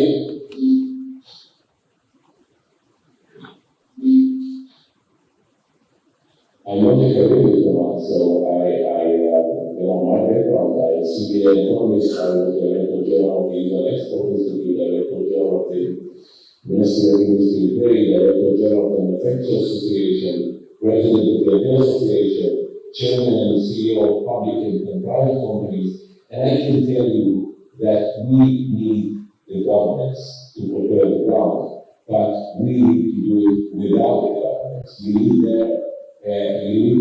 governmental wind in our back, and the private sector will do it.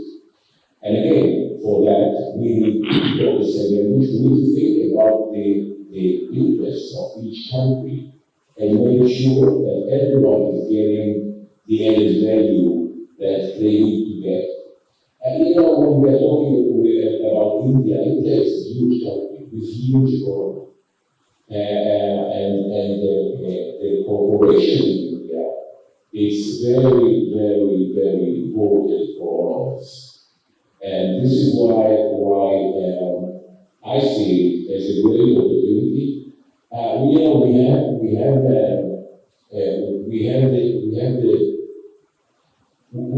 We've heard, the previous His Excellency, the previous minister, and he said that we have financial resources in the region. But I can say that the financial resources is not the most important thing, because it's all about management, it's all about planning, it's all about execution. And if we have the right projects, we can fund the finance. We don't need the UAE for the financial resources. We need the UAE for their brain. We need the UAE for their management capabilities. We need the UAE for their way of executing, of planning, long-term planning. For that, we need the UAE. Yeah. If that comes with the financing, it's great. Yes. But we are not. This is not the main reason. Thank you so much. But without the money, nothing moves. So I'll go to because it's estimated that about $500 billion are required to execute the IMEC.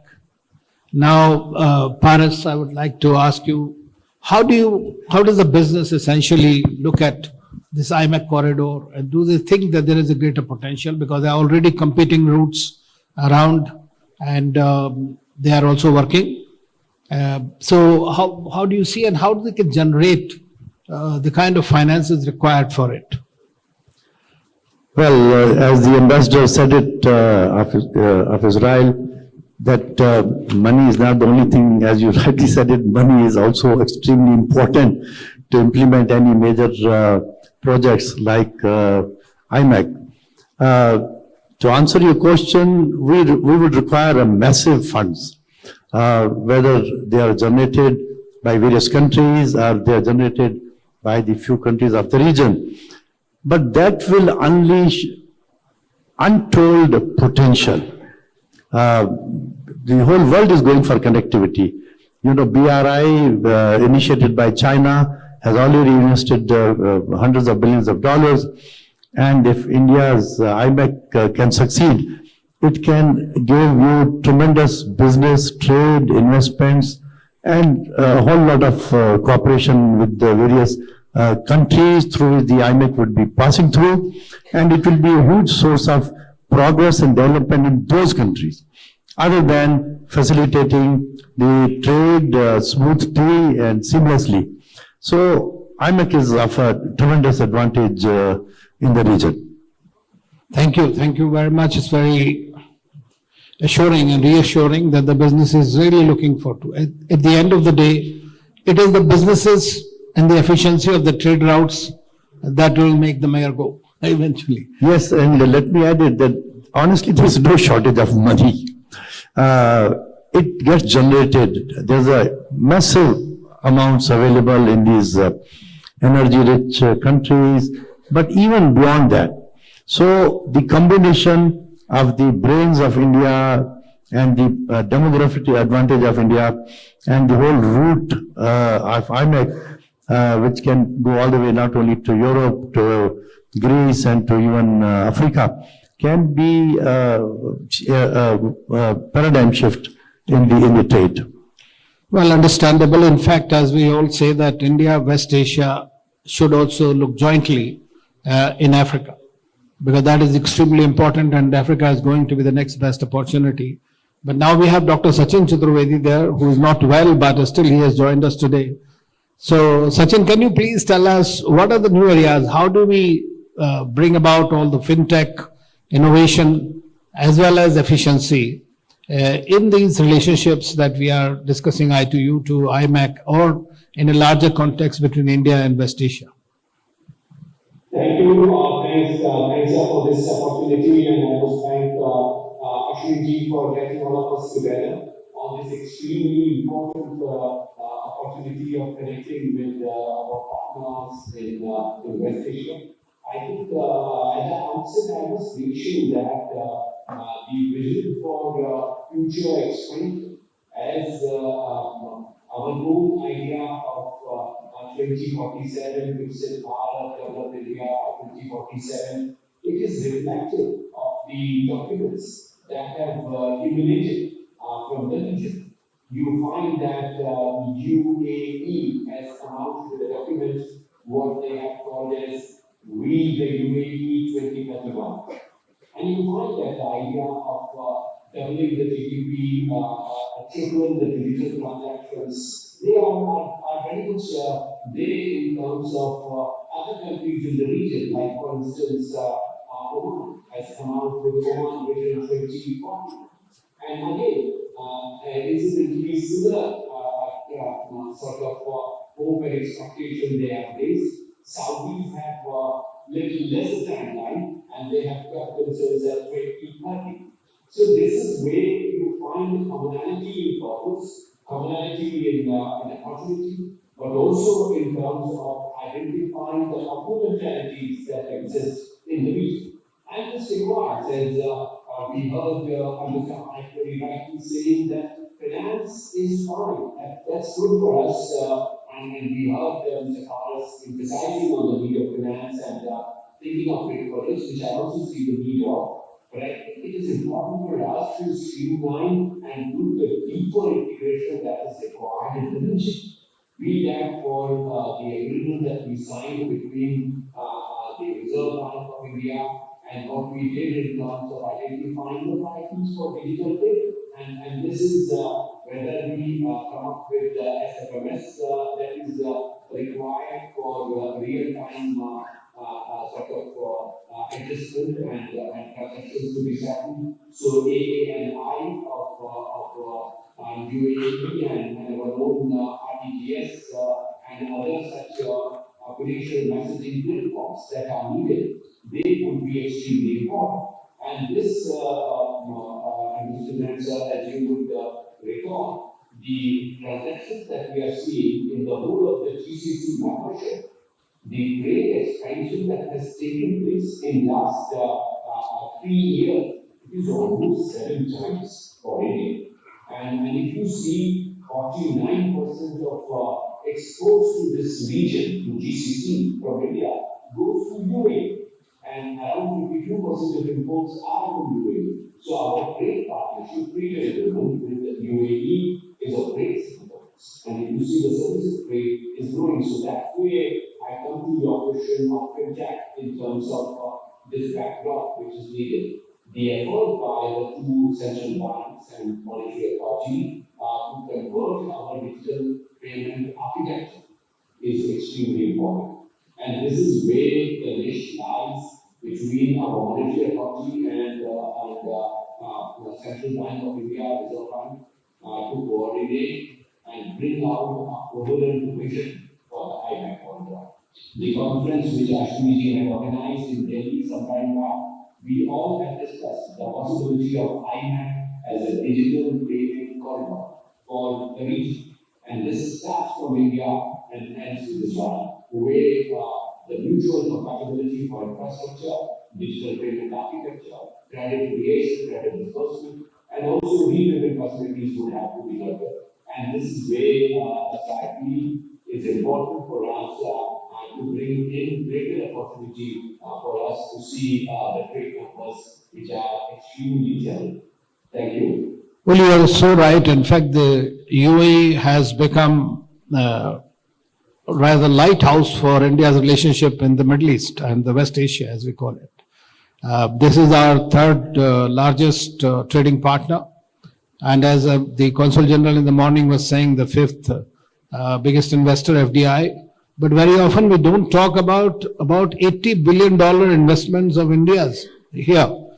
And it has become a major, Indians are today the major investors also, I mean, in terms of private capital as well, which is coming into the country. And so the UAE's policies have been very attractive and have been very forthcoming as far as India is concerned. I mean, as we know that Prime Minister Modi came here 7 times. Sheikh Zayed has been to India 4 times at least. And today, as we are talking, Prime Minister is going to Jordan and then he'll go to Oman. And our External Affairs Minister was here yesterday and today he's going to Israel.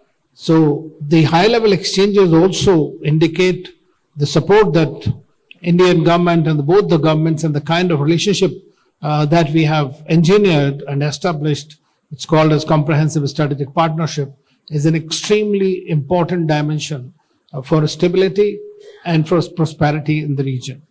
Now we have talked about this multimodal transport and everything about IMAC and I2U2, but we have another very important dimension of the one sector which is extremely important, both for UAE as well as for India and rest of the world.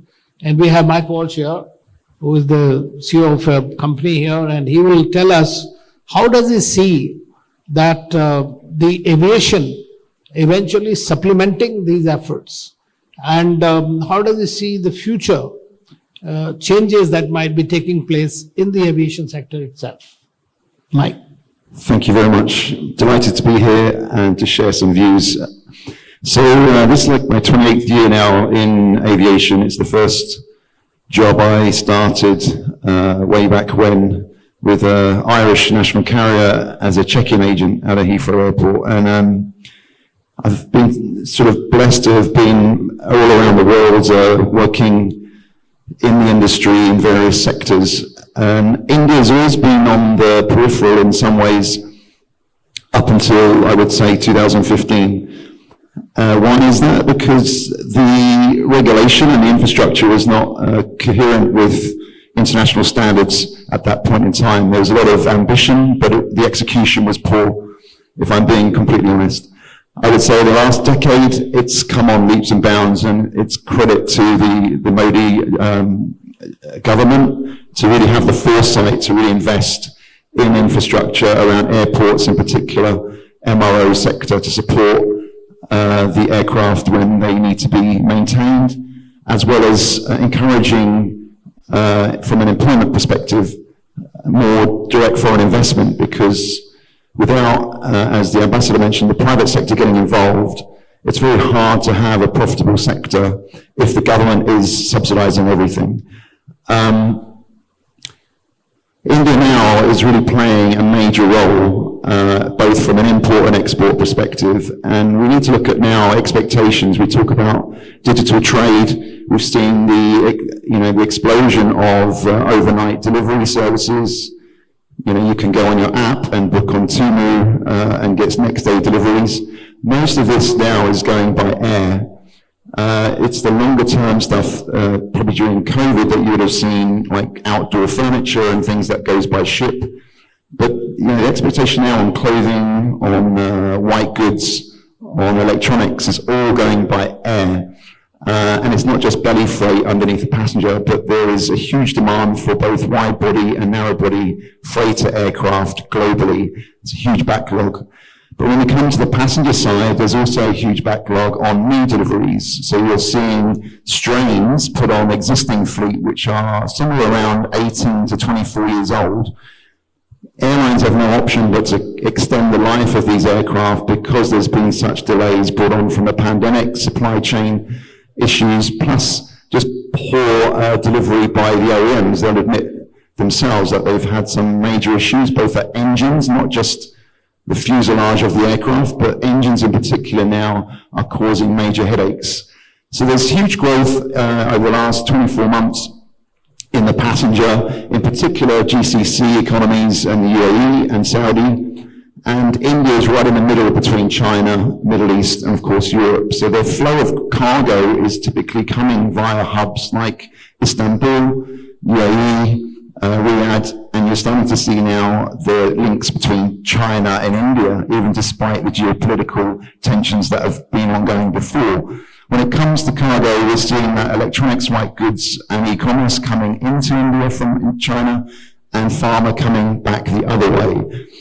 This brings a lot of opportunities, I think, in looking at what does the future look like. We talk about sustainability of our industry. We do have the responsibility for from the environmental side, but there's only so many things that we can really move the needle with. One is sustainable aviation fuel, which a lot of you in the room will have heard about, but realize that it's still nearly 3 times the cost of normal Jet A1 fuel. But what role can India play and the UAE? First of all, I think under the Cieu agreement, the UAE has a lot to offer in terms of its expertise around civil aviation authority, air traffic management systems, and educating how India can lessen the headaches of delays above airports when you're landing or taking off, being more efficient in those movements. UAE has some of the most on-time statistics in the region, despite at max capacity at Dubai, and you're seeing that they've already seen that long-term vision to move a lot of their to DWC. So we are going to see more traffic going between India and UAE, and I think the youth should look at it as a future career opportunity across the board. Okay, thank you. We are left with few minutes. I would have given more time for our speakers. You have one point? I will just add, as I said it, that Dubai is not only a major economic hub or export hub, but it has become a vision for the entire region. Talking about the investments, there is a huge potential of investments between India and UAE. For your information, Indians have invested here more than 100 billion US dollars. I carried out a private research many years ago, so I always tell ambassadors that please mention my name as I'm the IPR head or IPR owner. There are about 130,000 Indian companies to 140,000 Indian companies. If you say that on an average, each company has invested $1 million only. People have invested here 100 million, 200 million, a billion. But let's say on an average, only $1 million, 140 makes it 140 billion. Share it by half. Let's say $70 billion. Then there are massive investments in the real estate, which have already crossed about $45 to $50 billion. So the investments by the Indians in UAE is somewhere in the region of about 128 billion US dollars. So that shows the huge potential between India and UAE. Thank you. Thank you for updating the statistics. I was somewhere around $80 billion, which is also quite a bit actually. But now I'd like to, it is good to have some questions from the floor. Because in this session, we are also discussing some geopolitics. So any questions, if you have, please feel free to ask. Just about 2-3 minutes. Abdullah Hashmi, any question? Thank you. Okay, after the lunch, actually, it's very difficult to keep people awake. But then, since I like to give now floor to 1 minute each to both our speakers online. And now, Sachin, would you like to say something, add something to what you have said, and then Ambassador? Thank you, friends, for this opportunity. I want to say something different, particularly in context of the new evidences that we are getting from multiple studies in the realm of economics, where culture and economy are connected.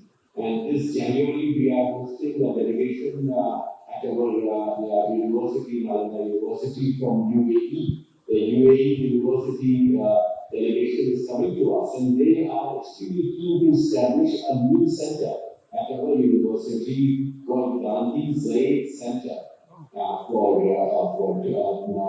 tolerance, sustainability, and on that peace. So peace, tolerance, and sustainability. This is what we are discussing. And this is to study religious coexistence, the idea of peace, prosperity, and moving towards sustainability. That's the objective of the center. So what we are hearing there today, what Anju was just now mentioning, I think trade, investment, technology, and finance, all four together, make much bigger impact when there is peace, when there is prosperity, and when there is collective vision for space for everyone. What Prime Minister Modi has been saying in India, in Hindi, Sabka Saath, Sabka Vikas, growth for all, and development for all. Participation in that work. Thank So you. this, I think, we don't have to create that culture, and I'm extremely impressed with the UAE leadership to get that space created. And NG, you are absolutely right that UAE's pragmatism, openness, and accommodative gesture has given a great impetus not only to their own economy but also to the region. Thank you. Thank you. Ambassador? I'd like to take it from the place that the professor just put it. And we need peace, and we are praying for peace. That will bring prosperity, and we need to add tolerance, which is the middle name of the unity. And trust is the most important ingredient in the region. This is not, we are not talking about entering the world. We are talking about entering an arena that ecosystem with a lot of competition. And it's all about working together, understanding the needs of each other, creating, joint targets, making sure that all of us will gain, and it must be a win-win-win. Thank you. What more champions we trust UAE, we trust India, and we win. Well, trust is the most important thing, and I must say that the most important thing that I like about UAE is this is one country which has Ministry of Tolerance and Ministry of Happiness. Absolutely. Yes. Absolutely. Well, thank you very much to all the distinguished panelists and all of our distinguished audience to be with us. Thank you. Let's go. Thank you, Ambassador Vinod, for driving this conversation very meaningfully. Thank you, Amir, for joining us from Tel Aviv. Thank you, Sachinji. We wish you a very speedy recovery. Now may I request Mr. Hitesh Ramakrishnan, he is MD Transworld, to come forward.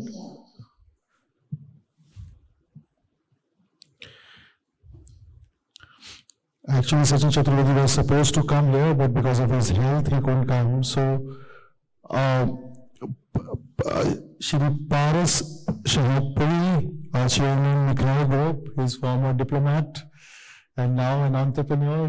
He heads Mikhail Group here.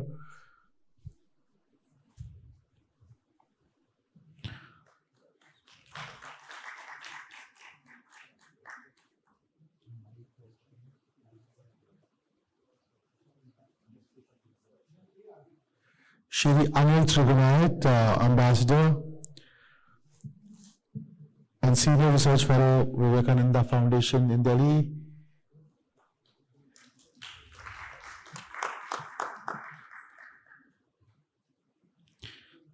And if you guys need any charter plane, Mike Walsh is the person to catch. So he runs this region's one of the largest chartered air service. And thank you, Mike, for joining us in this conversation. And here we also would like to thank Shri Suresh Prabhu, Sachin Chaturvedi, Amir Hayak, former ambassador to United Arab Emirates. And here we are now proceeding towards the next session.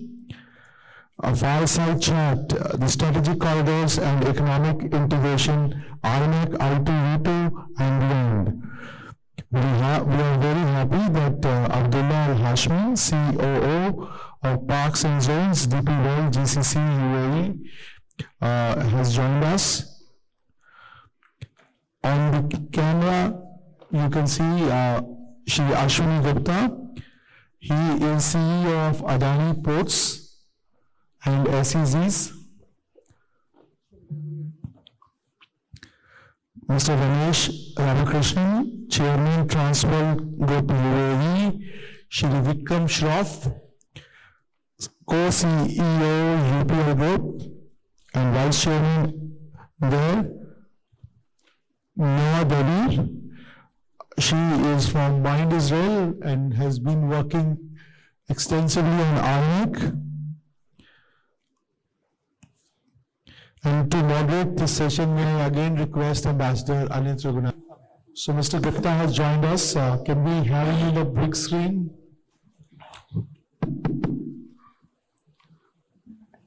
Mr. Gupta, can you adjust the camera where we can see you more? Yeah, this is better, sir. Thank you. Anilji, mic is yours. This is in a way continuation of the previous panel discussion in many ways, and we have much less time for this one. Just about 35 minutes to capture the whole essence of the IMEC and I2U2 and beyond. Beyond is the word that is very important. There are several initiatives that come. They get going, then new initiatives come, and then one tends to forget about these ongoing initiatives. So we'll have to somehow see that since they are plugging into one another in one way or the other, it's very important that we see that how they're harnessed for the maximum synergy among all the participating countries and for the rest of the world, as we have been discussing in the since morning. So we have an excellent group here. Let me speak to first from our friend from Ahmedabad, Ashwini Gupta. Can you hear me, Ashwini? Yes. Yeah, good. Because this is, they are nearly everywhere now, trying to go. And before I come back to you, then this is the port business that we are talking about. So, Ashwini, can you please tell us about exactly how do you look at your prospects in the region and beyond, as far as your domain expertise is concerned? Of course, it's very vast, but let's hear from you. How do you look at the region and how do you wish to proceed further, and what are the kind of challenges that you face, especially with regard to I2U2 and IMEC, if you're involved there? Well, thank you for giving me this opportunity and good afternoon, everyone. I think, of course, I would like to start with that maritime contributes significantly in the global trade, considering that it is a great opportunity to improve the rate which contributes to the world economy. We have a very special focus, or we should have a very special focus on it. Obviously, we want to start with India. In India, we are growing more than double digit, and the capacity that we double almost every 5 years because it is in line with the domestic growth, which is ranging between 7 to 8.5%. Having said that, having the group only in India, for India, is having its own opportunities and the limitations, which means that here it's not only about a nation's trade, it's about region's trade and finally the global trade. That's why all the countries have to contribute to maximize the potential which exists in the regional trade. And here, IMAC is going to play a very important role. Why? Because A, it is going to improve the efficiency and the effectiveness with access to the equal opportunities for all the players, whether they are shipping lines, whether they are port operators, whether they are commodity or custodians, they will get the equal opportunities. B, it will help in the trade for the commodities which are high value and time sensitive, because here we are talking about speed and the reliability. And with this auto spread, definitely it will contribute to the global trade growth. Now, that is only our trade. But on the other side, one of the important objectives of having IMAC is also towards green energy transition, because that will also help in the development of energy hubs. So we are taking it on one side as more efficient and effective trade. On the other side, how we develop the green energy hubs, whether it is green hydrogen, whether it is solar, whether it is wind, and putting together transport and logistics and the energy hub is going to contribute. Now, the challenges which we look at, let me say there are 4 things, and I would say that every challenge is an opportunity. I think the first thing, the piece of this factor is the political alignment. The second piece of this factor is policy framework, which again access to opportunities to equally to all, but also talking about very harmonious custom process, all the processes which are needed across the borders.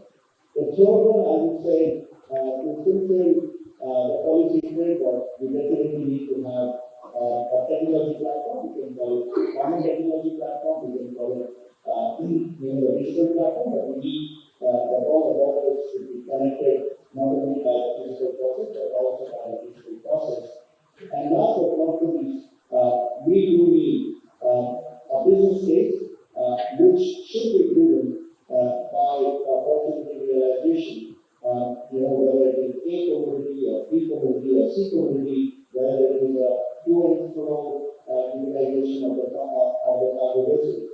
So I think these are the 4 Thank you. which I believe should help in making us believe in the environment. Thank you. Mr. Hashmi, now you have heard several of his challenges that he mentioned. Now, how would you like to address some of those? Because in your domain as well, DP World would have faced those challenges. You are very famous all over the world. How to overcome them, and how do you see the new technologies like the digital one helping you, and what are the new kind of systems, ecosystems that you are looking at? Mr. Ashwani was spot on in all of what he said. Keep close. I will keep it closer. Yes. Mr. Ashwani was spot on in all what he have said. The greatest challenge is not the bricks and mortar. I'm not going to say it's easy to create. It's not, and it needs significant alignment for you to be able to create optionality of trade. So you definitely need alternative routes. We have seen it firsthand during the COVID-19. We have seen it firsthand during the crisis around us, whether it's in the Red Sea, whether it's the Suez Canal blockage. So you need optionality, but you need affordable optionality as well, that ensures that cargo and commodity in specific, essential commodities, can flow to the end destination at a price point that is needed. So during COVID and post-COVID, we've seen how the ocean freight rate and the logistic cost have soared significantly, and it created a challenge. So one, you need optionality. We are all in agreement, but you need affordable optionality to connect to connect our economies. When it comes to technology, and this is where I think we need to spend more time. This is, it's not the glamorous part. It is the hard part, but it's the most effective part. And if we create a common language for customs, for the port, for the shipping line, for us to be able to effectively communicate and for the data to flow, we will reduce cost of doing business. We've done it in the UAE. We've invested in Dubai trade. We've reduced cost of supply chain significantly in 2005. We increased port capacity by investing in technology back in the day. So the answer is really technology and other things. I'm not saying other things shouldn't be done. No, but I'm saying technology is really the answer for us to be able to create a much more resilient supply chain. Thank you. Thank you. That's very important. Affordable is the key word there. And that's very important that everybody is doing. Now I'll have to go to my right. And Noah Schusterman, is it working? You know, for all these, it is very important. And you are a policy wonk like me, and of course, advising the governments and others. So what kind of policies would you like to recommend, let's say, for both the IMAC to seamlessly proceed further and for the ITU to take it to the next level? Thank you. So let me just start by saying that it's an honor to be here with everyone, distinguished panelists. Look, I think Israel has really adopted IMAC and ITU2 as strategic initiatives because it means partnerships with the UAE, with India, obviously with the US, which are alliances that we respect and cherish. IMAC is not only about trade. It's much more. It's energy flow, which we discussed shortly, but it's renewable energy, which is highly needed, especially as we see AI developing and much more energy resources are needed. Also in Israel, looking forward. It's about the supply chain, which has proved itself so detrimental during COVID, and also now during the war. So the Suez Canal, as an example of really seeing what is needed and what are the obstacles once there are geopolitical crises. So for the government of Israel, really putting a focal point on these partnerships and these initiatives. And obviously, look, we try to do our best when it comes to the geopolitics, but we also have to deal with, our own neighborhood. But I think now we're at a new period, and really the situation has calmed down, and we need to be looking forward. And, things have shifted also conceptually when speaking about IMEC. So at the beginning, it was discussed really as a corridor. Now, when you talk to people who are invested in IMEC, it's no longer seen as sort of a one-way or even a two-way corridor stemming from India to Europe, but actually sort of as a network of countries that could be connected through this flow of trade and energy and digital infrastructure. And I think putting the focal point on this and seeing where else can we bring more stability and prosperity that should be really what's shaping the policies forward. Good. Thank you. I'll come back to you later. Now, Vikram, you are into this agribusiness and the chemicals all over. So how do you see that this IMEC and I2U2 can reshape the agribusiness? Thank you very much. I think it's a very, very important to understand a few statistics. First of all, the population in this region is going to double in the next 15 or 20 years. Today, this region imports about $150 billion worth of food. Now, if you just look at that, that's going to go to $300 billion worth of food. There is a lot of value addition here, and they export also $50 billion. But the net import for the people living here is going to go up. India can produce a lot more food. India has 219 million hectares of land. And looking at the rest of Asia, we are a country that has maximum potential. This region imports a lot of its food from very, very far away, which we can continue to do. But there is no harm if the infrastructure and if the corridors become better, then this region and India can really, really feed itself. That's the main contributor. The other is general trade. Chemicals. We can do a lot more with chemical manufacturing in this region because a lot of the base raw materials come here. So a lot of it is shipped to faraway countries and then produced and then re-exported. So those are the two great opportunities that I see. Thank you. Thank you. In fact, you know, the food security has always been very important for our friends from the Gulf. And at one time when I was handling in Ministry of External Affairs in 2007-8, we saw that every time we had a Gulf delegation, they said, please give us big farms here and farm it for us. And give it. Now, in India, the big farming is very difficult to get. But at the same time, what we can do together is in third countries. For example, India and UAE working in Ethiopia. Our Prime Minister is going tomorrow. In fact, I had sent a business delegation from India to Ethiopia last year, and they found a lot of land there, and this is very much available. So wherever there's land available, all of us together with technology, with manpower, with expertise, with finance, can work for their own benefit. And they can be plugged in that indirectly, because for you also, Africa is as important as it is for us. So now I would like to go to Mr. Ramakrishnan, who is really an expert on many, many things, and would like to tell us about that. How can IMEC position the UAE as a logistics nerve center, which it, to a great extent for Indian companies, it already is. So thank you very much. Good afternoon to all of you. First of all, I want to thank Mr. Ashwini Mahajan for really putting this through in the UAE, in Dubai. You know, let me sort of share some thoughts which I sort of put down.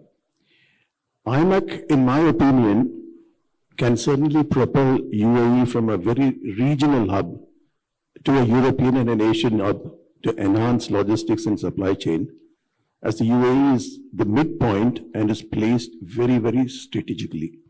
Perhaps I think UAE could be one of the only country in the world where we could do business in office hours with the furthermost on the east and also the furthermost on the west. So this is one of the greatest advantage that we have in this part of the world. And secondly, what UAE has been able to do in the last 50 odd years to create a brand, create an organization like the DP World, which is one of the proud possessions of this country. They have this Emirates Airlines, which they have created. All of this helps them to become a terrific hub. And all this is going to add, and it is continuing to propel them into one of the most leading supply chain and a transshipment hub, not only for West Asia, but also for Europe. Now, the second point that I wanted to sort of talk about is UAE's two ports, which is Jebel Ali and Khalifa. These two ports are handling record volumes and obviously can be the entry point for IMEC cargo from India. Jebel Ali can be the fulcrum of growth for the India to Europe trade. we've been hearing since morning, when we've been reading a lot about how cost can come down by 40% and time can be cut down by 30% or vice versa. I'm not sure which one that we talk about.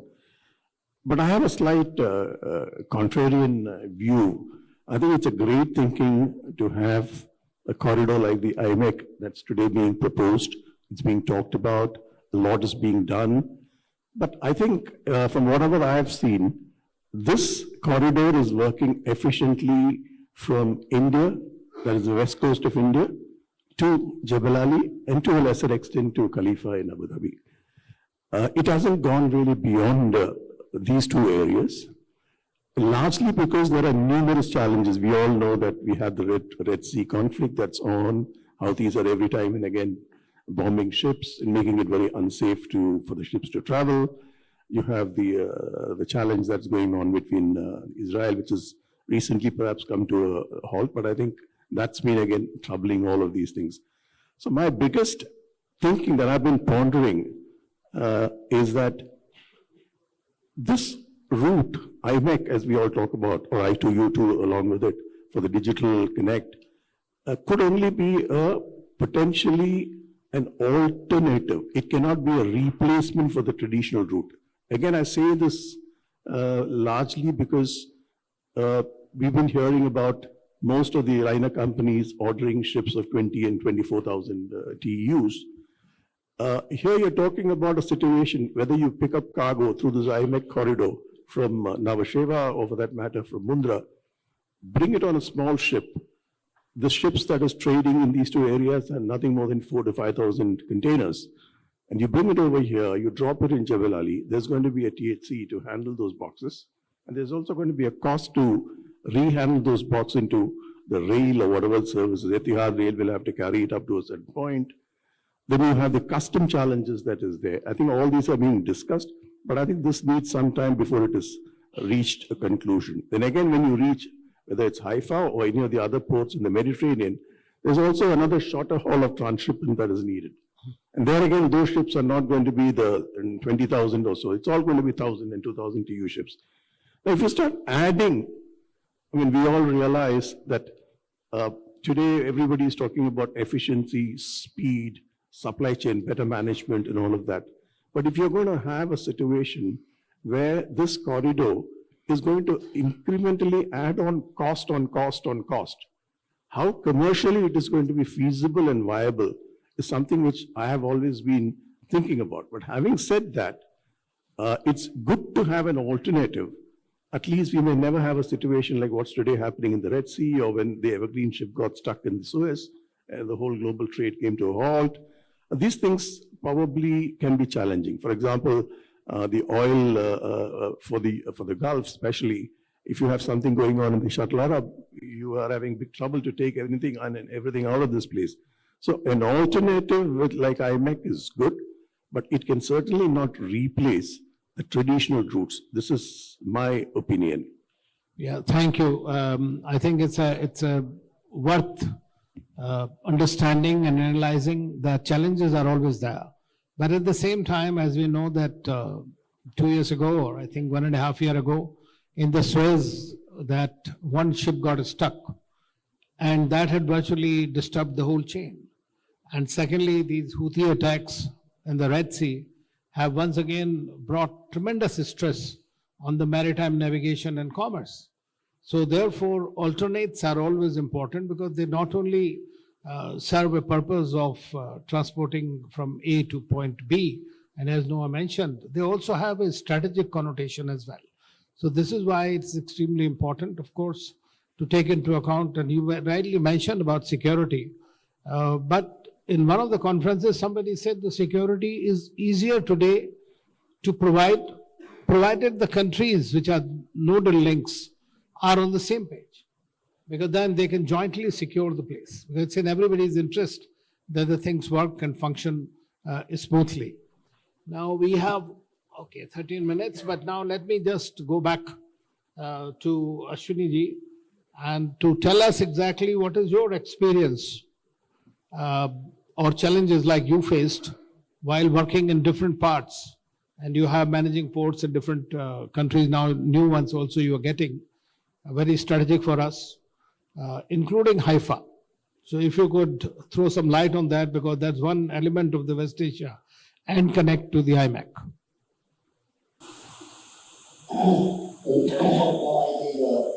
Thank you. I think today, internationally, we have just 4 ports, not like DB, but we have one in Tanzania, one in Haifa, one in Australia, and one we just came up with Sri Lanka, Colombo, focusing on the transshipment. I would say that, of course, in the island, Mumbai and Haifa, both as a port of origin and port of asylum destination, or individual destination, play a very important role. And that also answers the question of bringing efficiency and effectiveness that source might be last time. Because today we are only talking about last time. But I think the competitiveness also lies in the source now.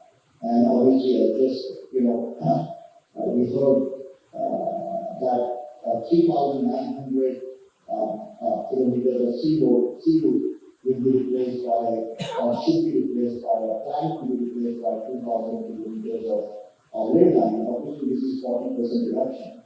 But on the other side, when we replace sea by high-speed rail, we have to be careful about the cost. So the question is, what would be the return on business to shift from conversion 2,900 to 2,000? And what is the return? The return will not come only by the trade, the return will come as an ecosystem, which is, of course, including a very important initiative, which is the energy transition. Then, we have the ports like Haifa. I think what's very much important, in addition to the political alignment, is how the country's authorities and the local partners and all the stakeholders work in a collaborative way.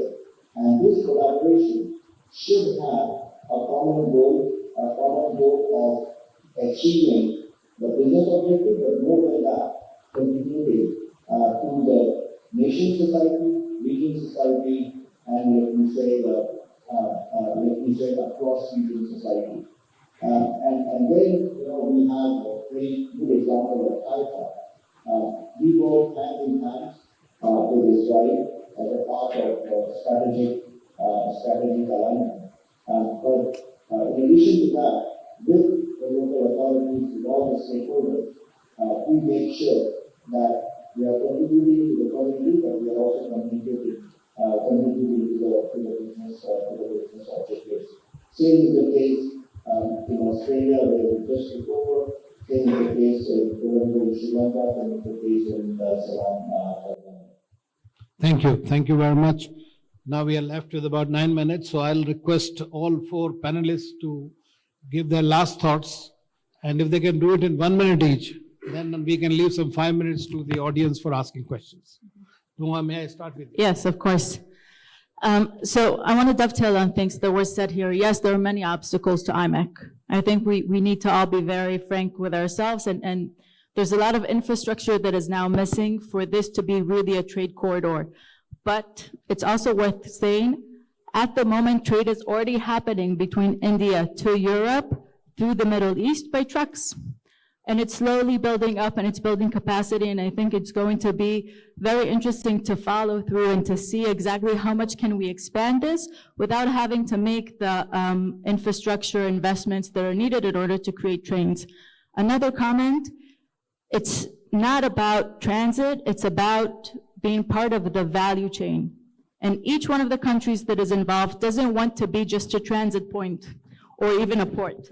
It wants to actually gain something strategic through IMEC, whether it is being a logistics hubs at the UAE or having data centers maybe in Jordan, and then, amplifying the economy. It's utilizing Israeli technology within the corridor for cybersecurity, for management systems, applications, etc. So each one of the countries involved, and obviously Europe is really interested in renewable energy. So each one of the countries involved needs to get something that is much more than actually, building some sort of an infrastructure inside its territory. Thank you. Mr. Hashmi. Thank you, sir. From a UAE standpoint, we already have a mature trade corridor between us and India, especially the eastern part. You have Jebel Ali in Dubai, Mina Khalifa in Abu Dhabi. You have Nava Shiva and Mundra. This trade corridor is responsible for around $65 billion worth of trade, excluding the oil and petrochemicals.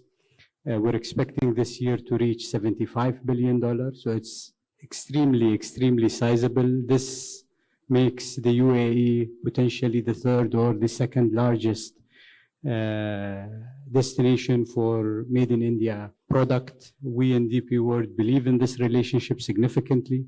We have launched the Bharat Mart project, a market platform to accelerate the export of Indian commodities to the world.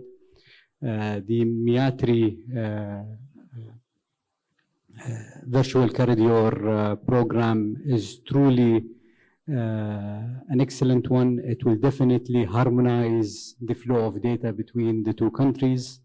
And again, we have seen in the past, similar situation where critical maritime nodes gets blocked, whether it's the Panama or the Suez Canal or the Red Sea, and things come back to normalization at some point in time. Not to say that we don't need the optionality, we definitely need them.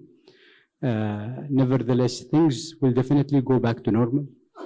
Flow of cargo will take place, and the UAE and India is geared for it. Thank you. Vikram? So last time I talked about markets, this time I'm going to talk about technology coming out of the IMAC. I think from Israel, the world and India could learn about agro technologies, food processing, how to grow crops in arid region. And then from the UAE, very specifically, handling perishable cargo, because that all comes from very far, Latin America, Brazil and other parts. So these knowledge transfers would help the whole corridor build capability across and help supply chains and help the areas integrate further. Thank you. Thank you. Thank you so much. Well, I shared a contrarian view, but I'm certainly an optimist, and I believe that the IMEC corridor will certainly come into existence. It may be only a question of time, but certainly we do look forward to it. But I think I want to also add there are a few, in my opinion, few reforms that may be perhaps needed. One is a green channel has to be put on fast track for CEPA eligible non-oil goods. We heard from the council this morning that we've crossed the 100 billion, out of which $60 billion of business is oil and gems. I think the new target that's been set out by the UAE government and the government of India is to do non-oil and non-gem business to the extent of 100 billion.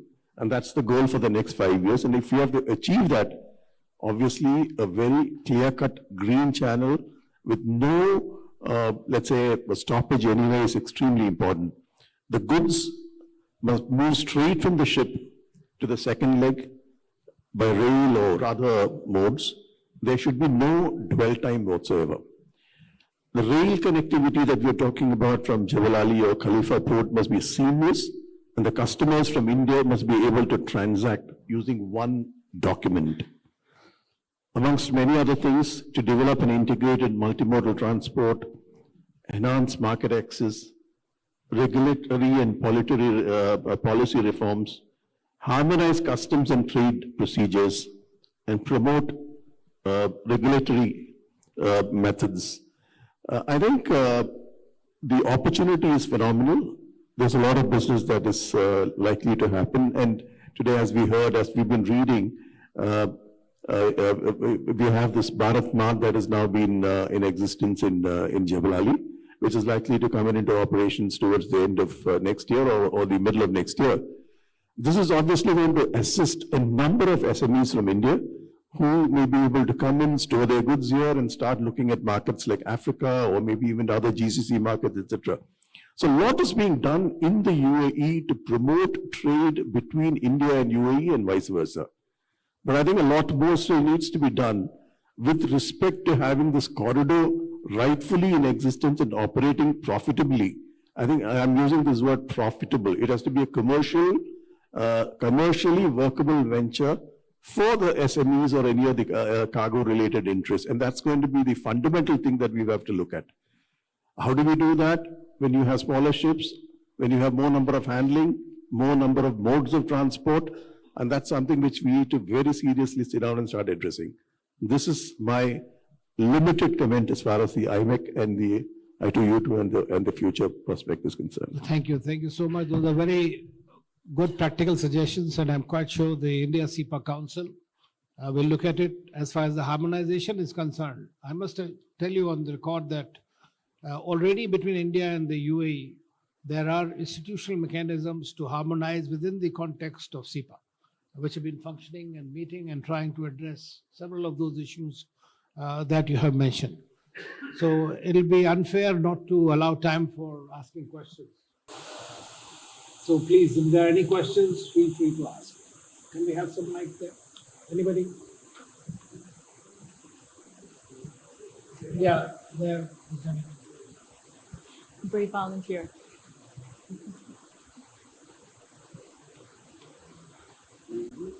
Good afternoon.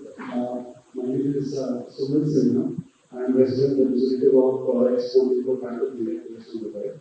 First of all, thank you for that beautiful session and coming up with different ideas on IMEC and what the challenges and the projects.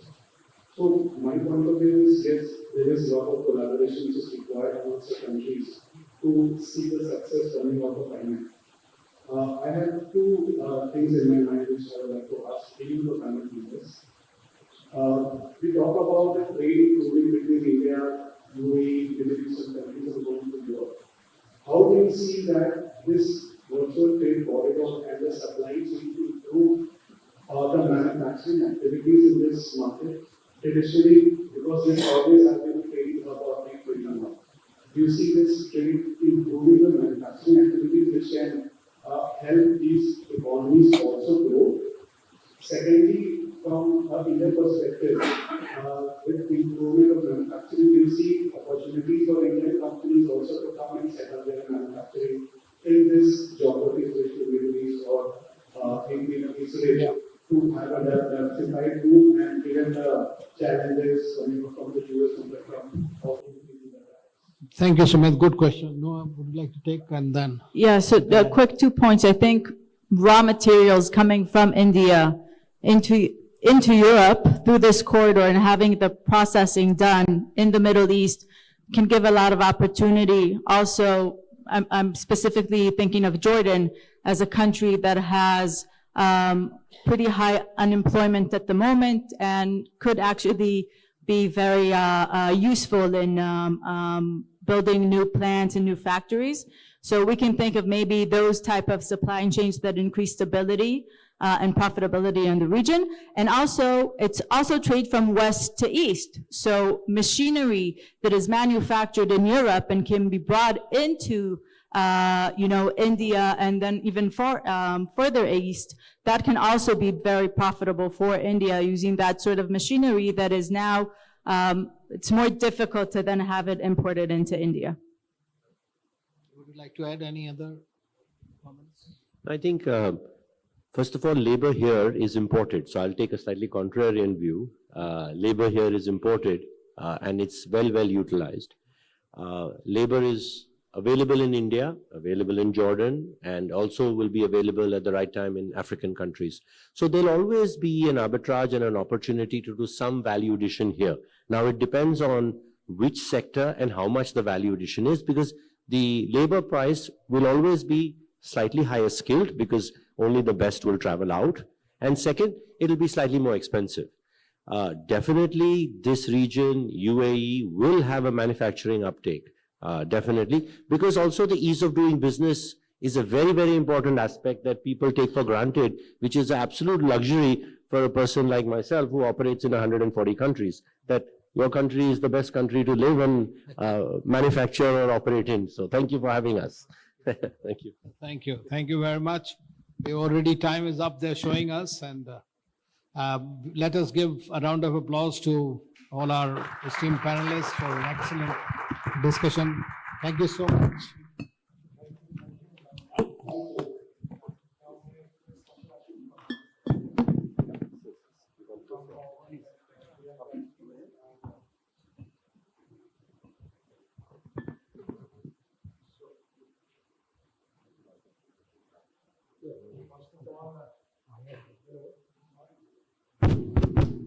First of all, thanks to Ashwini Gupta ji, who has joined us from Ahmedabad, who is CEO of Adani Ports and SEZs.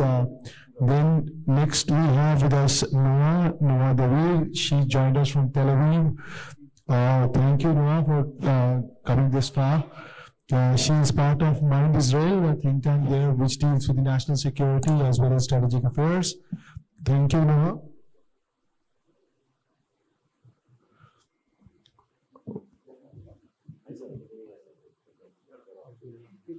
Mr. Abdullah Al-Hashmi.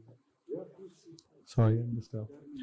Shri Abdullah Al-Hashmi, COO of Parks and Zones, DP World, GCC, UAE. Thank you, Abdullah Al-Hashmi ji, for joining us.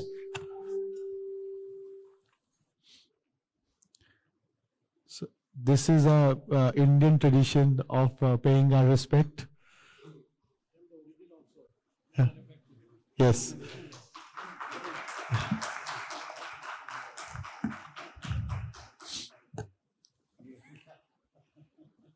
So Noah Davir, Ashiji Noah Davir, she has joined us from Tel Aviv. She's part of Mind Israel.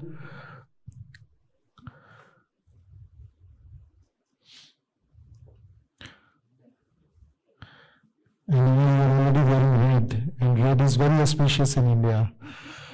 So it's a blessing which every lady looks for. Then we have Ramesh Ramakrishnan ji, Chairman of Trans World Group, UAE.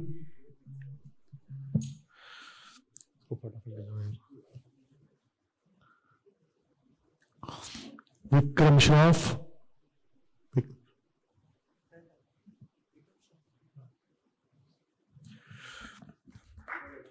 He is co-CEO and Vice Chairman of UPL Group. So UPL is truly a global company emerging from India, have manufacturing capacities in 80 countries across the world.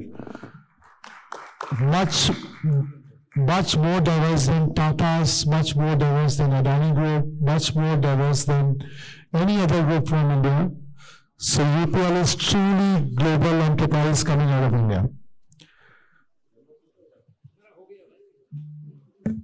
वापस ले लेंगे, don't worry.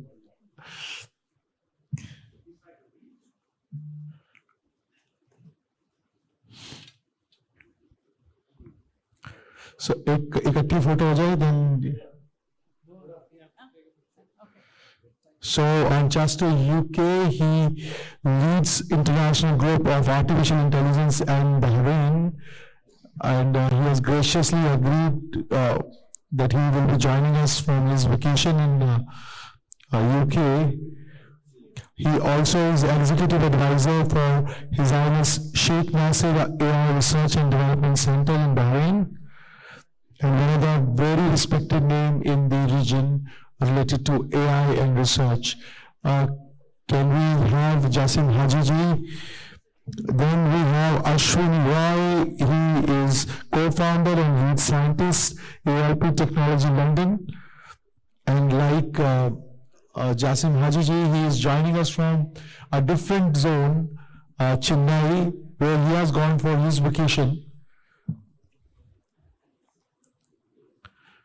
Yaos Sarwar, Chairman AGC Consulting, Tel Aviv, Israel. He is also joining us from Tel Aviv. He was supposed to come here, but because of some medical emergencies, he couldn't come, but we agreed to be part of the panel through virtual link.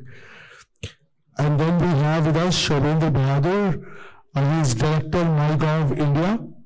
Now, MyGov is Ministry of IT and Technologies, IT technology enterprise dealing with a lot of things, and these days they are very busy with the AI Summit preparations. I'm really thankful that Shobendra Bahadur could join us. And to moderate the session, Jaswant Kaur Nirwal has traveled from London.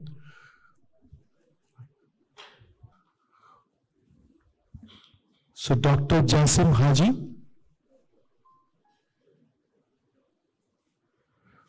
Ashwini Roy, Yaos Sarwar. They both are on screen. I could see Yaos. Welcome, Yaos. Dr. Yaos Sarwar joining us from Tel Aviv.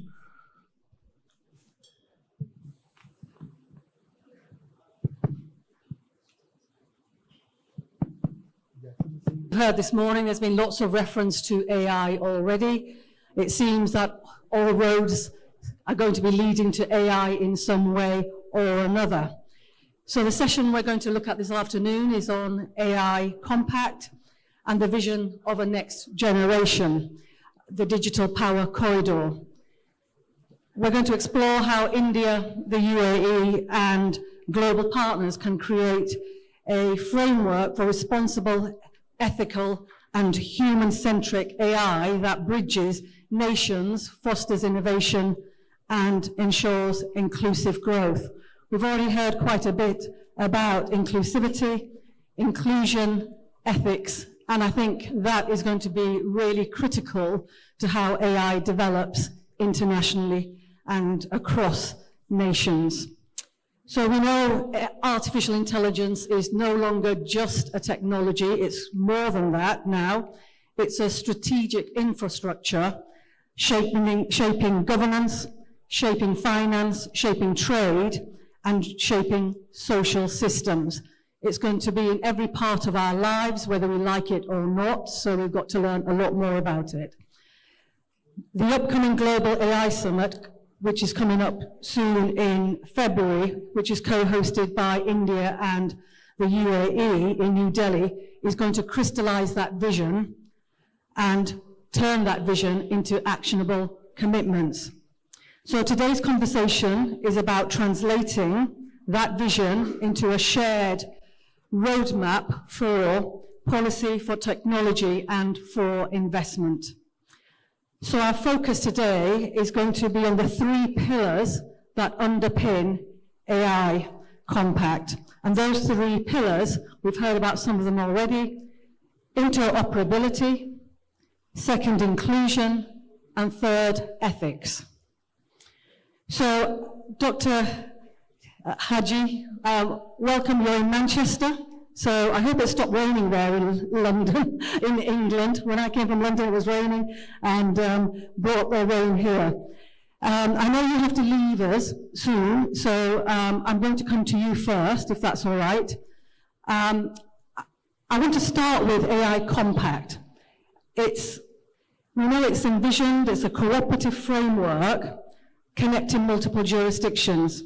So from your perspective, what are the immediate opportunities and challenges in establishing interoperable AI systems across countries which have very different regulatory environments?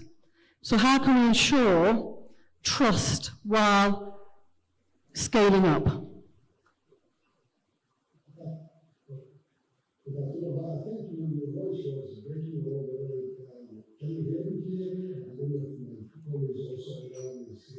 I can hear you. Can the others hear me? Do you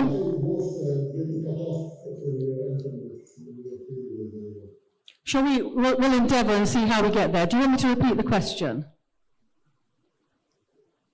We're looking...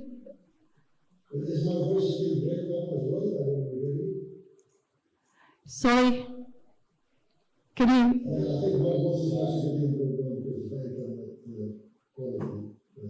Right, so we're having a bit of difficulty with the quality. I don't know if the tech guys can. Can you hear it? Maybe there's one way that the host is not clear. So let me start by asking the questions look back at what are the elements that are mandating and what are the establishment that has to go across. I mean, I'll start with that and then I'll maybe shift back on GCC in Arab countries, what we do and what we think it is more relevant to. I think it's very important to have the consistent regulation. It's not just a report back. It came out last year, September, and to put it forward and expect everybody to follow the same way. Unless there is, for instance, a similar project that is done across the board. You can send auditors, verify that, you can send a set of actions, you can send regulations to be followed. Otherwise, it would be generic regulation as we had in the past. That's why if I take a step back and say us in the GCC and Gulf region, Arabian Gulf, even not in the Middle East, not even the Arab world, we, the 6 countries, try to harmonize between ourselves. So we have consistent regulations that fits a lot to our heritage, to our environment, to our priorities. For instance, we take oil and gas, for instance, this is very serious for us. It's an area that we would like to regulate, we would like to focus on AI, the companies such as ADNOC and Aramco,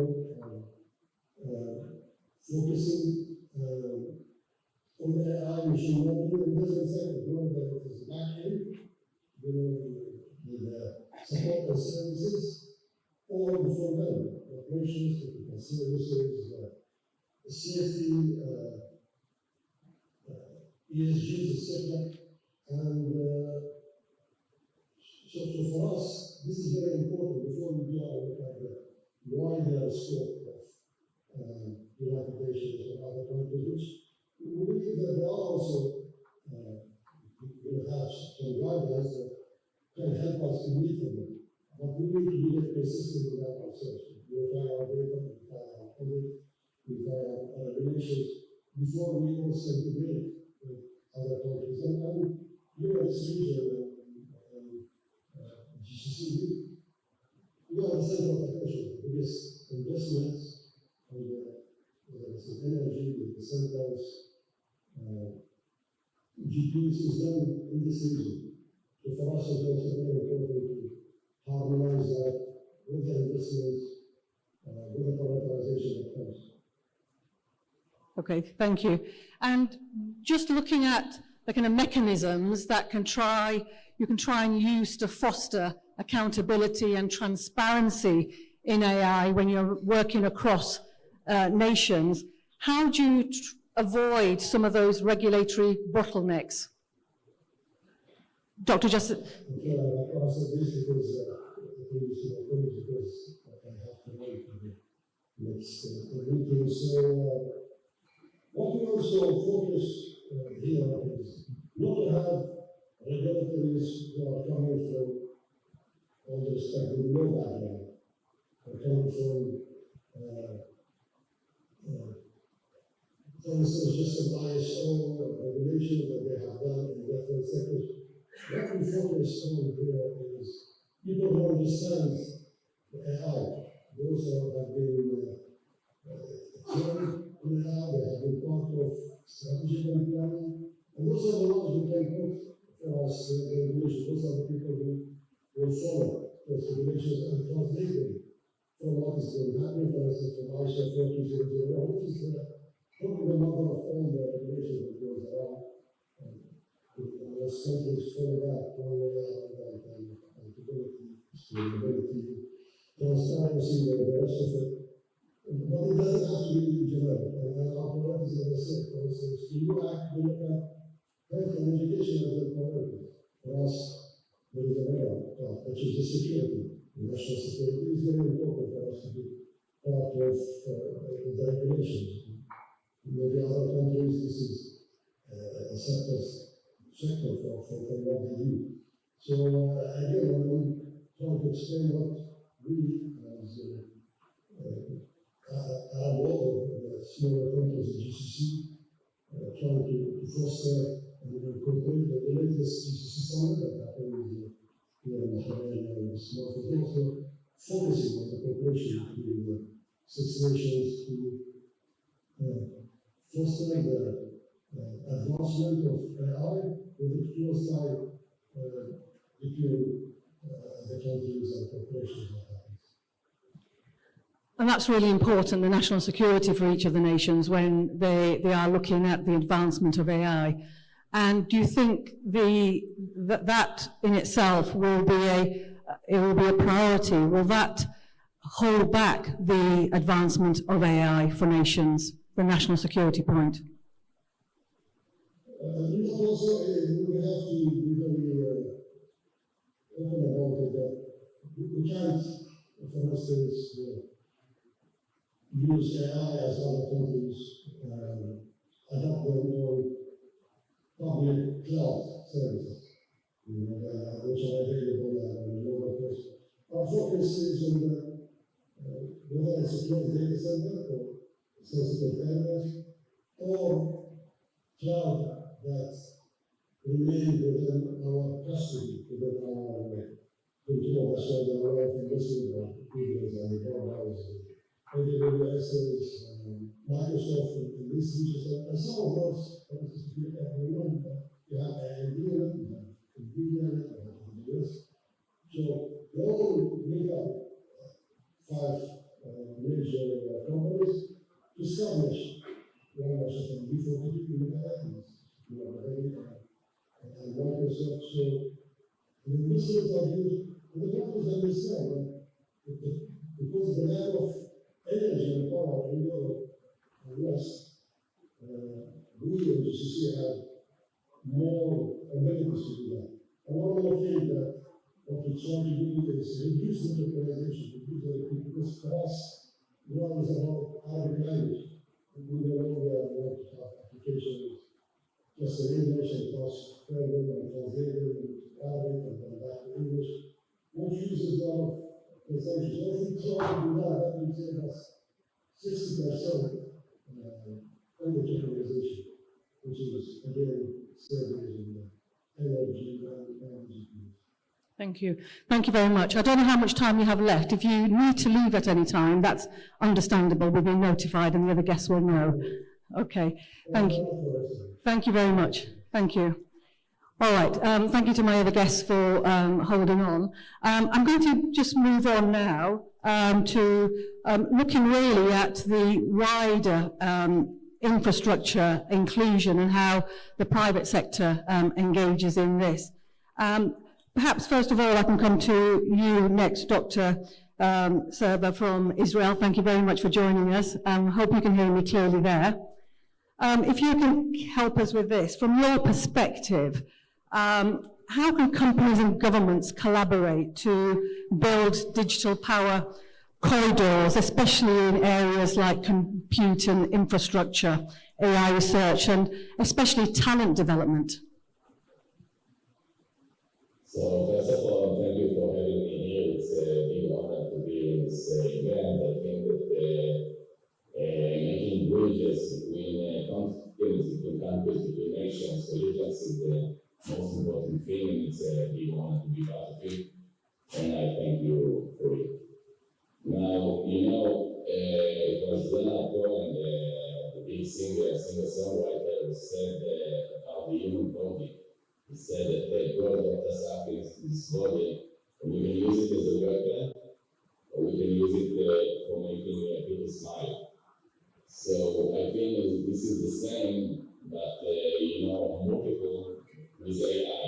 We can use AI as a weapon, which is very bad, and we can use AI as a bridge, as a facilitator, as a bridge between nations. I think that the first thing that we are talking about AI, and it just been mentioned very wisely, AI removes all barriers of language. So now we are all talking English, we're speaking here in English, but maybe in the next convention and the one after, each and every one of us will be able to speak his own language, and you will all hear it like it's in your own language. So it's huge barrier remover.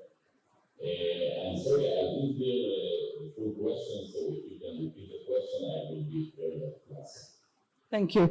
Yeah, so just wanting to understand how companies and governments, how they can collaborate together to build that digital power corridor, especially in areas like infrastructure, compute, AI research, and especially talent development, because that's really important.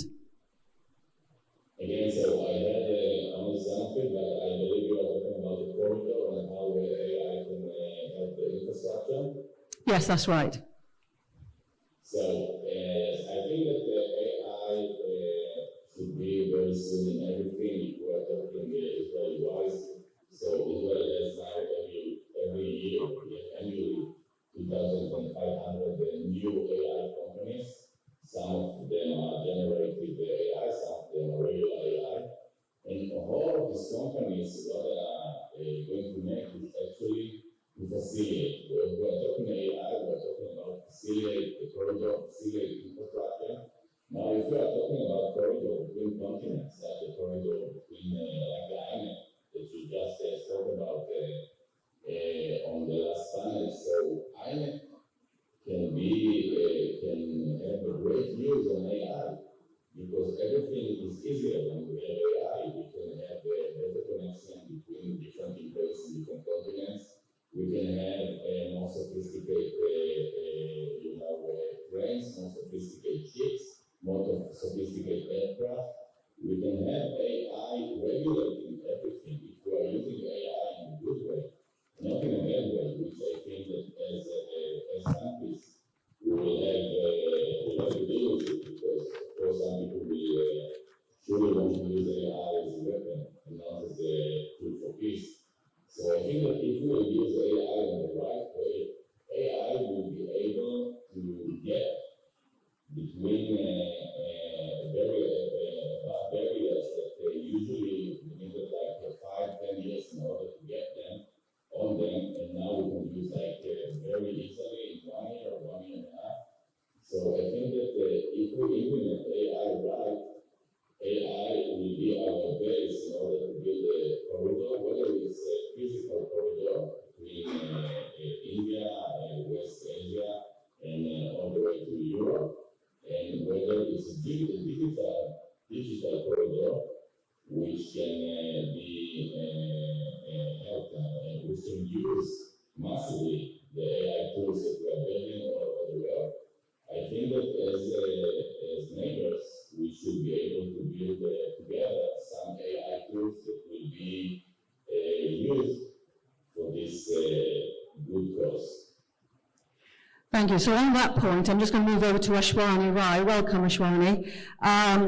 From a technological standpoint then, because that's what we're having a talk about now, what innovations do you think are critical to creating scalable and secure AI platforms across borders? Because if they're not secure, you're going to lose that trust. And if you can't scale up, then the opportunities are going to be missed with it. And how can open source AI models and collaborative research networks, how can they complement government and enterprise initiatives?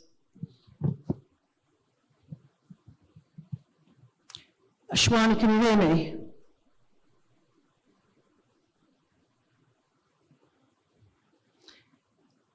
Are we having problems with Ashwani? Oh, can you unmute? Did you hear the question? Ashwani, did you hear the question? Do you want me to repeat it? Please unmute yourself. Yeah, hi, thank you. Thank you for the question. I was able to hear the question. Unfortunately, the video keeps going on to mute on its own. Thanks for the question, and thanks for having me for this session. In order to build a a software level multi sort of multinational corridor AI. There are four parts to any of this AI stack. The first one is compute, then there is data, then there is model, and the last one is inference. So when we talk about creating a trustable AI pipeline between various countries, one of the most important things is creating a federated identity policy, a trust that is available across platforms for the data transfer, for the data retention, and interoperability of data between various different models. In order to build scalable AI, so far what we have been doing, and have been involved in building some of these transformers since early 2016 when the first paper on work came out from Google, we have been throwing on a lot of data and a lot of compute to create these large language models. Now, unfortunately, at least in my view, that is not a scalable way to build a model. The cost of training models have gone up from, when we used to train birds, they used to cost $10,000.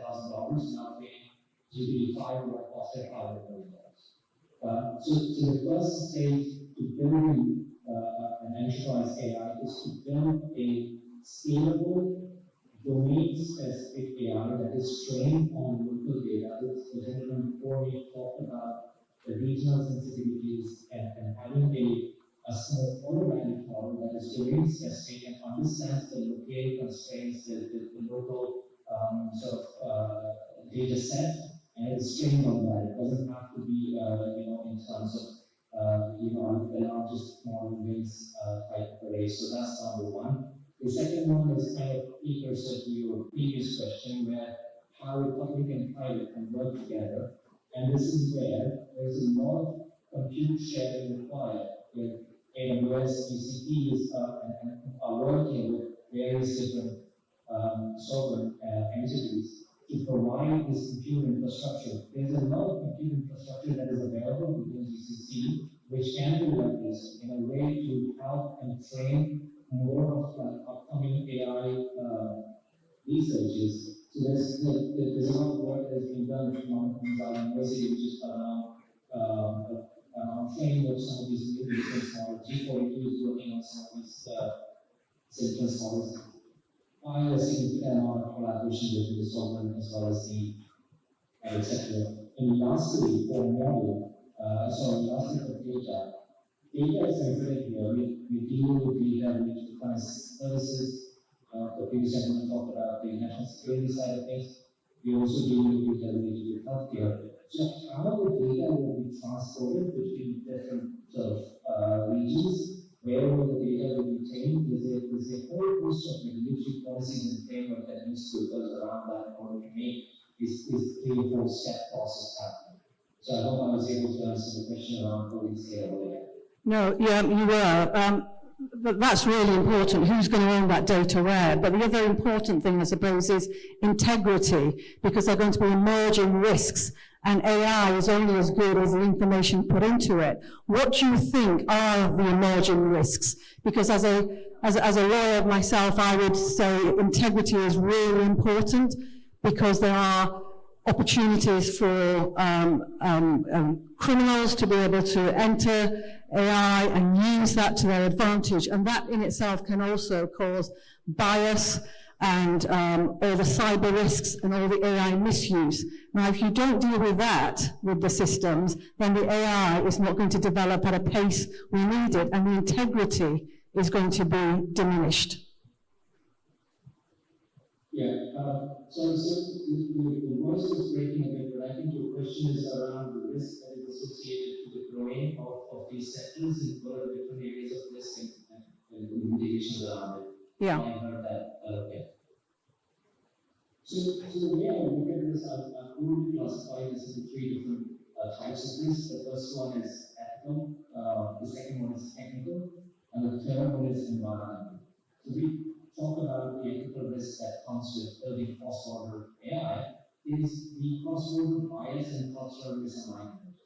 It's not easy to build cross-border models where the data set from both regions has to be commingled and the models have to be trained on both of these data sets. It's very easy to do when we're only talking about English as a corpus, but if we look at one half of the corpus being Arabic and the remaining half in Japanese, the cultural sensitivities around that is quite difficult. And tuning those models become very, very hard. So that's the first risk where you could have a model that could work very well in one jurisdiction, but then if you do cross-sectional sort of training, you will find a model that elucidates in both jurisdictions, not good enough for either. So that's the number one sort of risk that you have when you start to have systems which are not really reliable. The second one being around information security and integrity risk, which I touched in the previous question. Mostly around scalable misinformation, deep fakes, automated influence operations across jurisdictions. These areas are developing as fast as we are developing the models. So there is a full host of growth of a poor quality or fake quality data that is coming in to some of these models, especially the ones that are hosted out in the public. And that creates a huge amount of risk in how you sort of create a data quality criteria to make sure that the data that you're presenting for training and development of these models are sort of clean and they don't contain any kind of misinformation because you cannot hope to have something like that go out to such a vital release.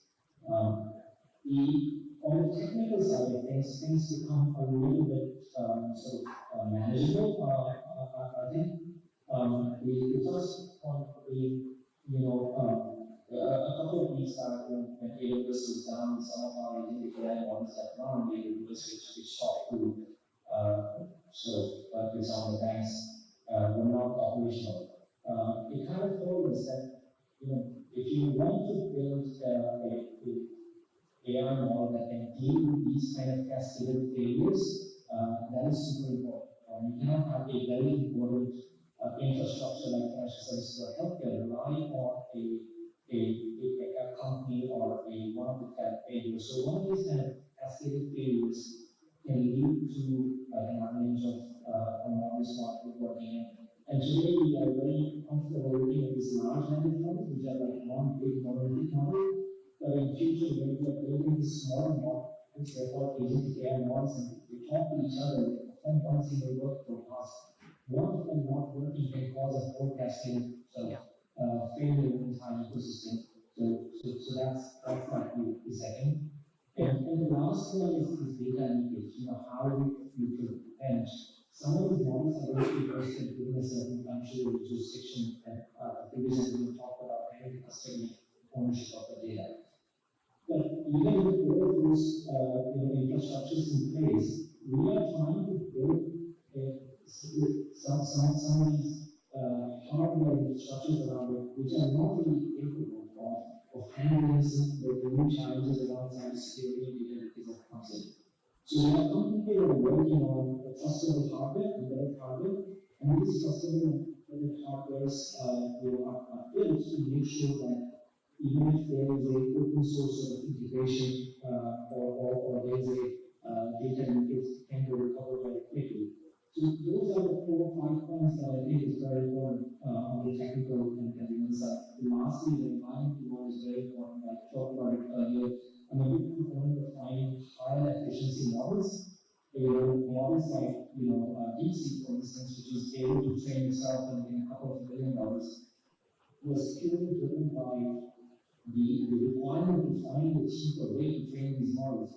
So it's important for mathematicians and data scientists like myself who are in this field to push the boundaries of some of these innovations where we move away from the current architecture of what we call transferers to more closed solutions and train these things much cheaper and much more efficiently so that it can be used more widely across the ecosystem of Okay. All right, thank you. That's really detailed and really helpful. And I think with that, I'm going to move on to Shubhendra now. Thank you very much for attending, Shubhendra. And you have real practical experience of this now. So everything that Ashwin was talking about, because India's already rolled out its digital public infrastructure and enabled large-scale citizen services. So how can platforms like MyGov UPI and DigiLocker inform the design of AI systems that are inclusive, ethical, and also transparent? Thank you for your question. Yeah, in the morning session, you must have, everyone must have listened about the success story of Indian digital public infrastructure platforms. Yeah, like you have already mentioned, UPI, DigiLocker, and Aadhaar. So these success stories are now has to be built, we have to build a layer of AI into those success stories. And for this, I have to tell you that Indian perspective, in Government of India has launched India AI mission in March 2024. And this mission is having 7 main pillars. And out of those pillars, one of the main pillar is the compute capacity pillar. So with this mission, we have already managed to have more than 38,000 GPU capacity compute facility available with us, which can be leveraged by the startups, academia, researchers, and public institutions for on a subsidized rates. They can use it, they can develop their models, and they can use the servers facilities which are being developed with the help of our in-panel partners.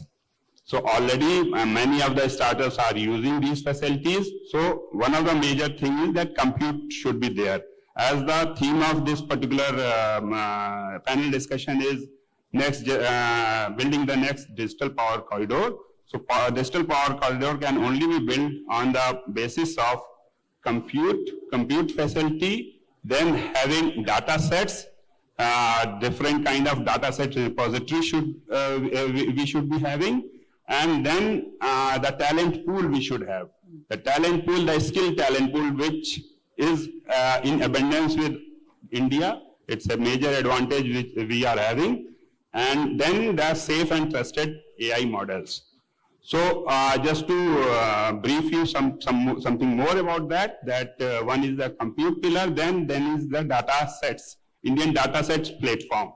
So we have already have a repository of more than 250 different data sets which are available in public domain, which can be used by different researchers and startups, which we have named it as AI Kosh.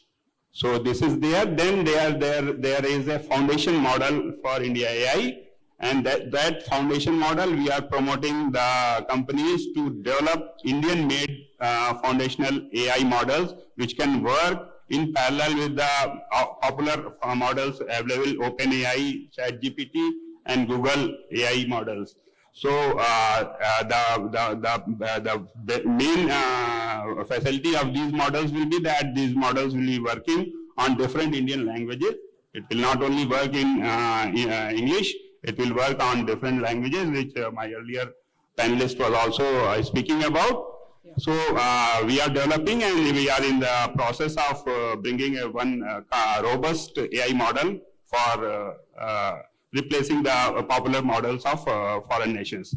And to go ahead with this, one small language model already we have built, which is called Bhashni. Indian Bhashni model is there, which can be leveraged by different public institutions and private entities in India. That is available on the 22 recognized languages of India. And on a fly, one can translate whatsoever is the requirement is. If that data is there in English, it can be translated in the preferred language of one person.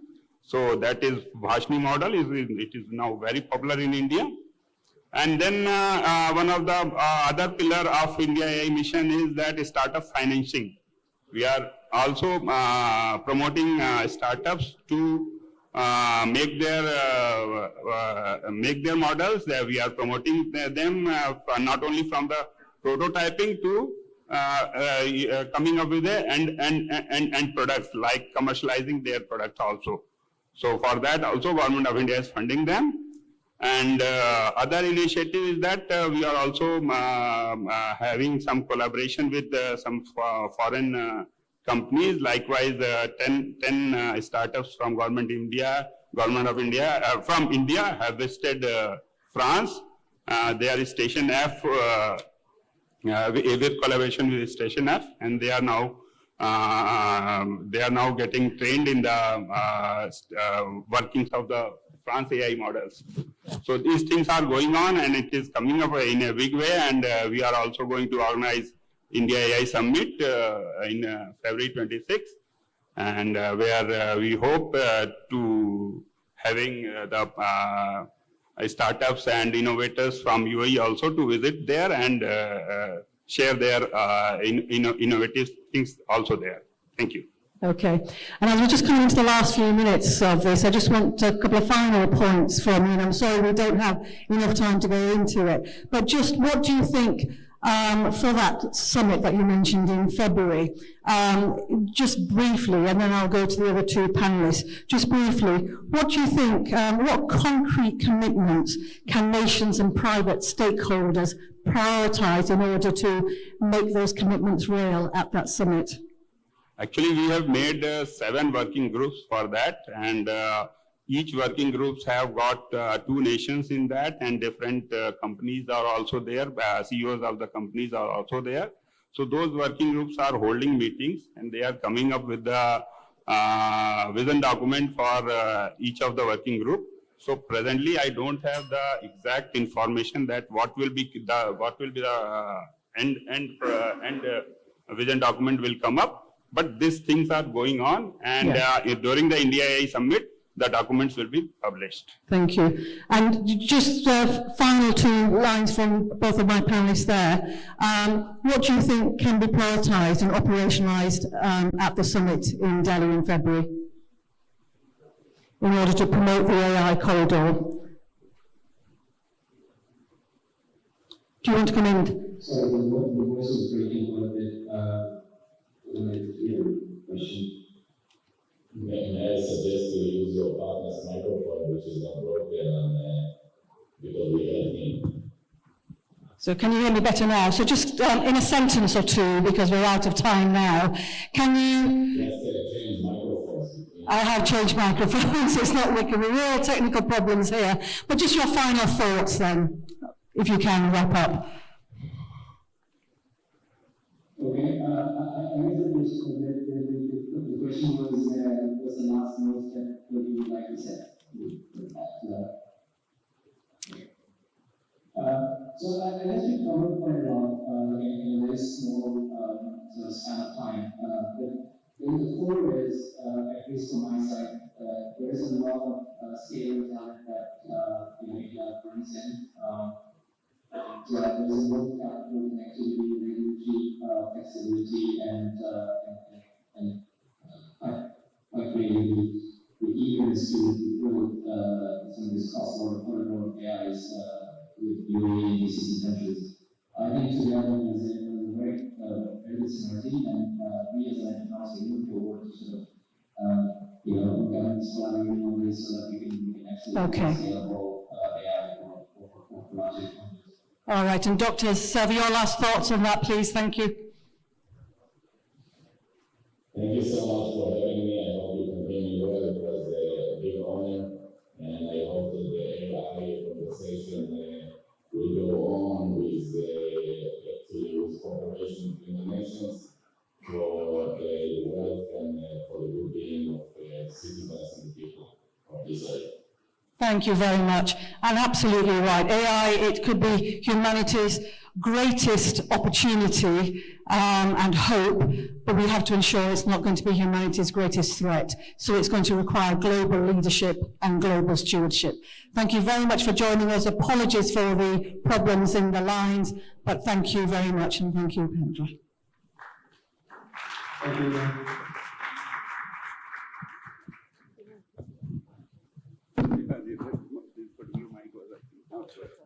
Thank you very much. Thanks to Jasim Hajiji that he had joined from Manchester, taking a break from his vacation. He was very keen to come over, but unfortunately, the timing couldn't match. Then we are also very thankful that Ashwini Roy, who could join us from Chennai. Shailendra Bahadurji, you could come. I know that your whole department is very busy in arranging things for AI Summit, which India and UAE is jointly hosting in New Delhi in mid-February. Yao Saira joined us from Tel Aviv. And Jaswant, you could come from London. We are really thankful. This was actually a truly international session which we had. People from all geographies came forward. Now may I request Amit Naji if you can come forward and help us in bringing our gratitude.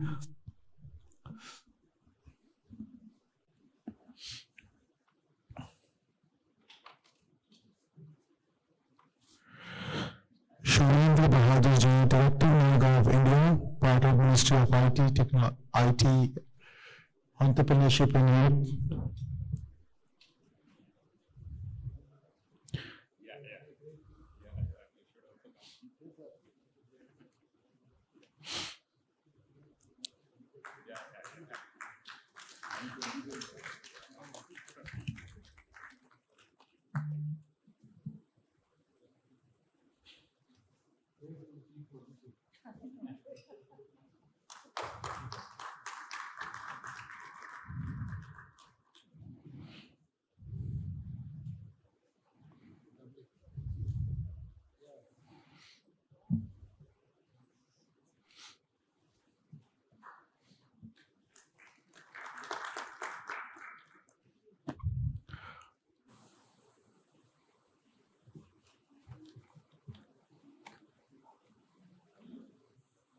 Distinguished guests,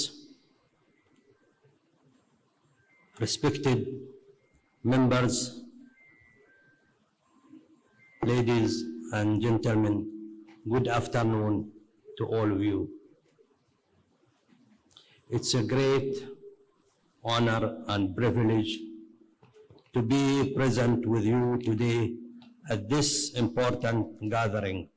I sincerely thanks the Council for International Economic Understanding and the Indian Business and Professional Council Dubai for organizing this meaningful dialogue and for inviting me to be part of this special occasion. These events bring together leaders, policymakers, and business professionals from India and West Asia. It is not only a dialogue, but a celebration of partnership, trust, and shared vision. I am especially pleased to be part of this event. I am pleased to see how closely this dialogue reflects the value and priorities that the United Arab Emirates strongly believes in.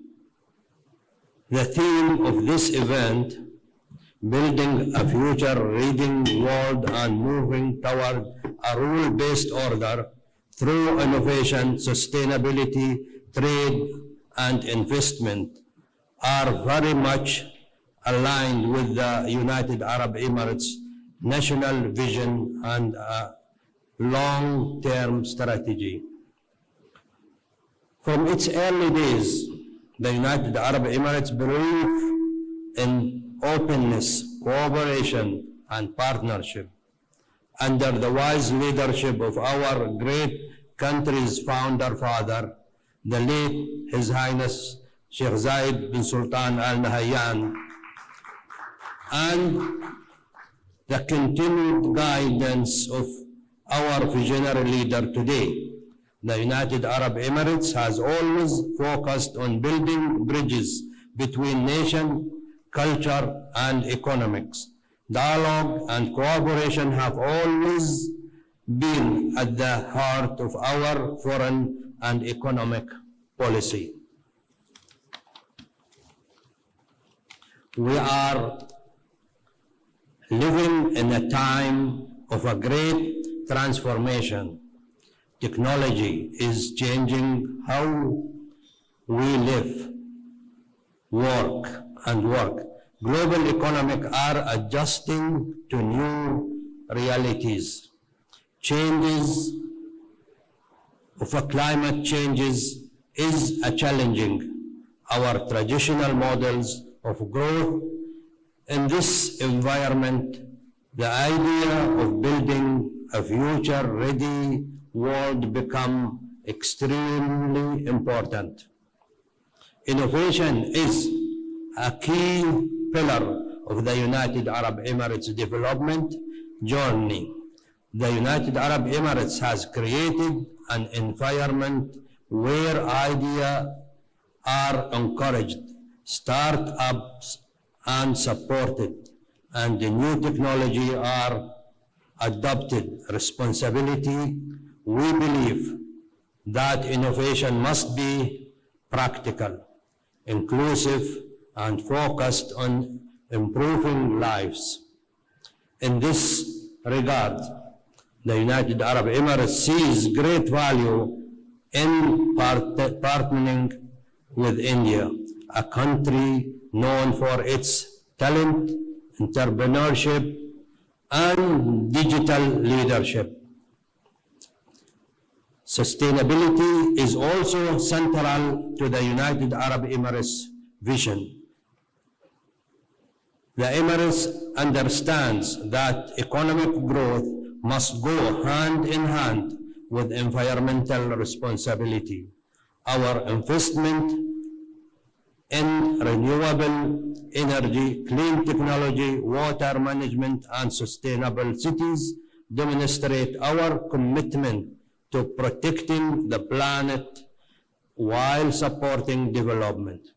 The United Arab Emirates collaboration with global partners, including India, in climate action reflect our belief in shared responsibility.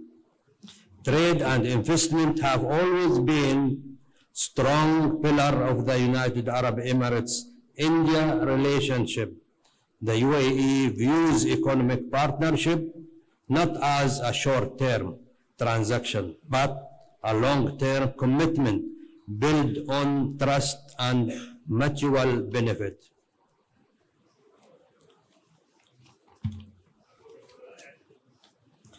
Being the future ready means preparing our economies and societies for change while ensuring stability, inclusion, and opportunity. It's mean investing in education, skills, technology, and innovation. It also means ensuring that growth benefit all sections of society, especially our youth. The business and professional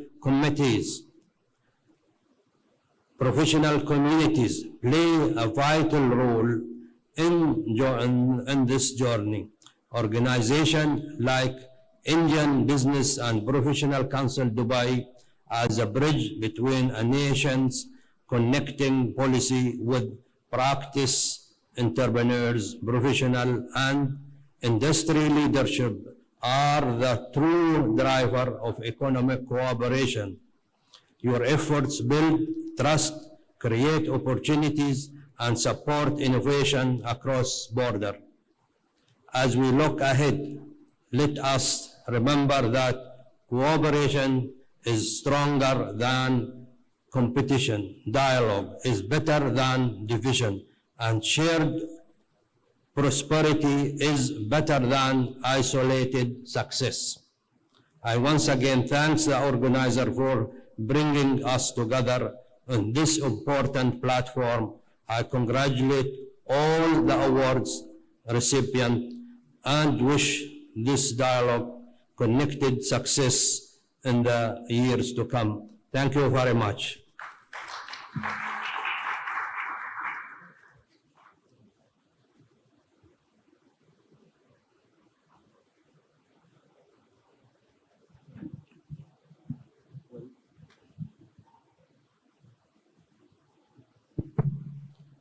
Happy to have you here. Thank you very much. They have tried to experiment. How do you feel about that? I thought the fireside chat meant the two of us will be led by somebody who will carry the conversation, but we are supposed to talk to each other. Have to talk to each other, yes. Yeah. Well, we are here with many different intelligent people, economy, and entrepreneurs, business people, and we are here.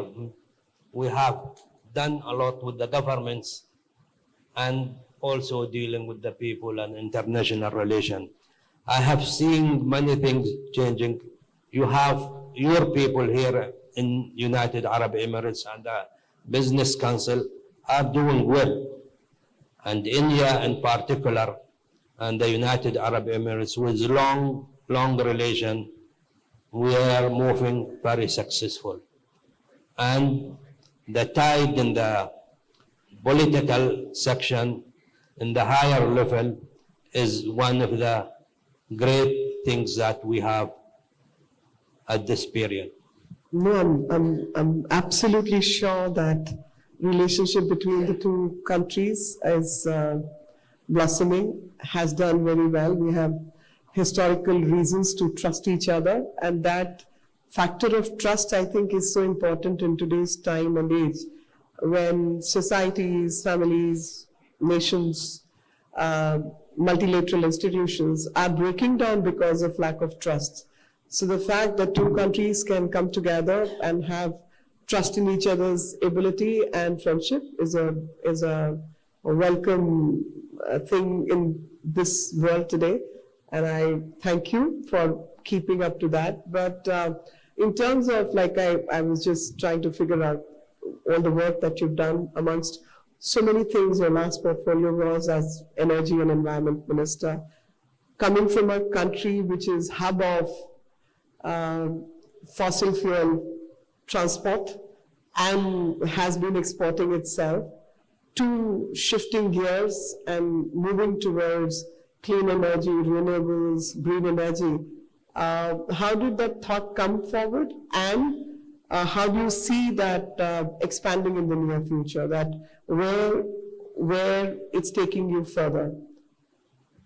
You know, here in the United Arab Emirates, we are always going with planning. If you don't plan, you will not reach anywhere. UAE, for the last 20 years, had made a tremendous changes in different fields.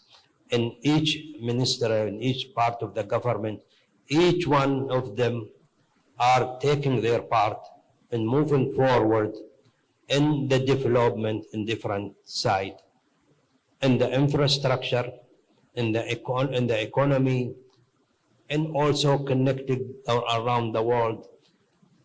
And not go further, even the Indian communities who is living here in UAE for a long time, or who came even lately, they are playing a big part, because always said, one hand by itself is never clap.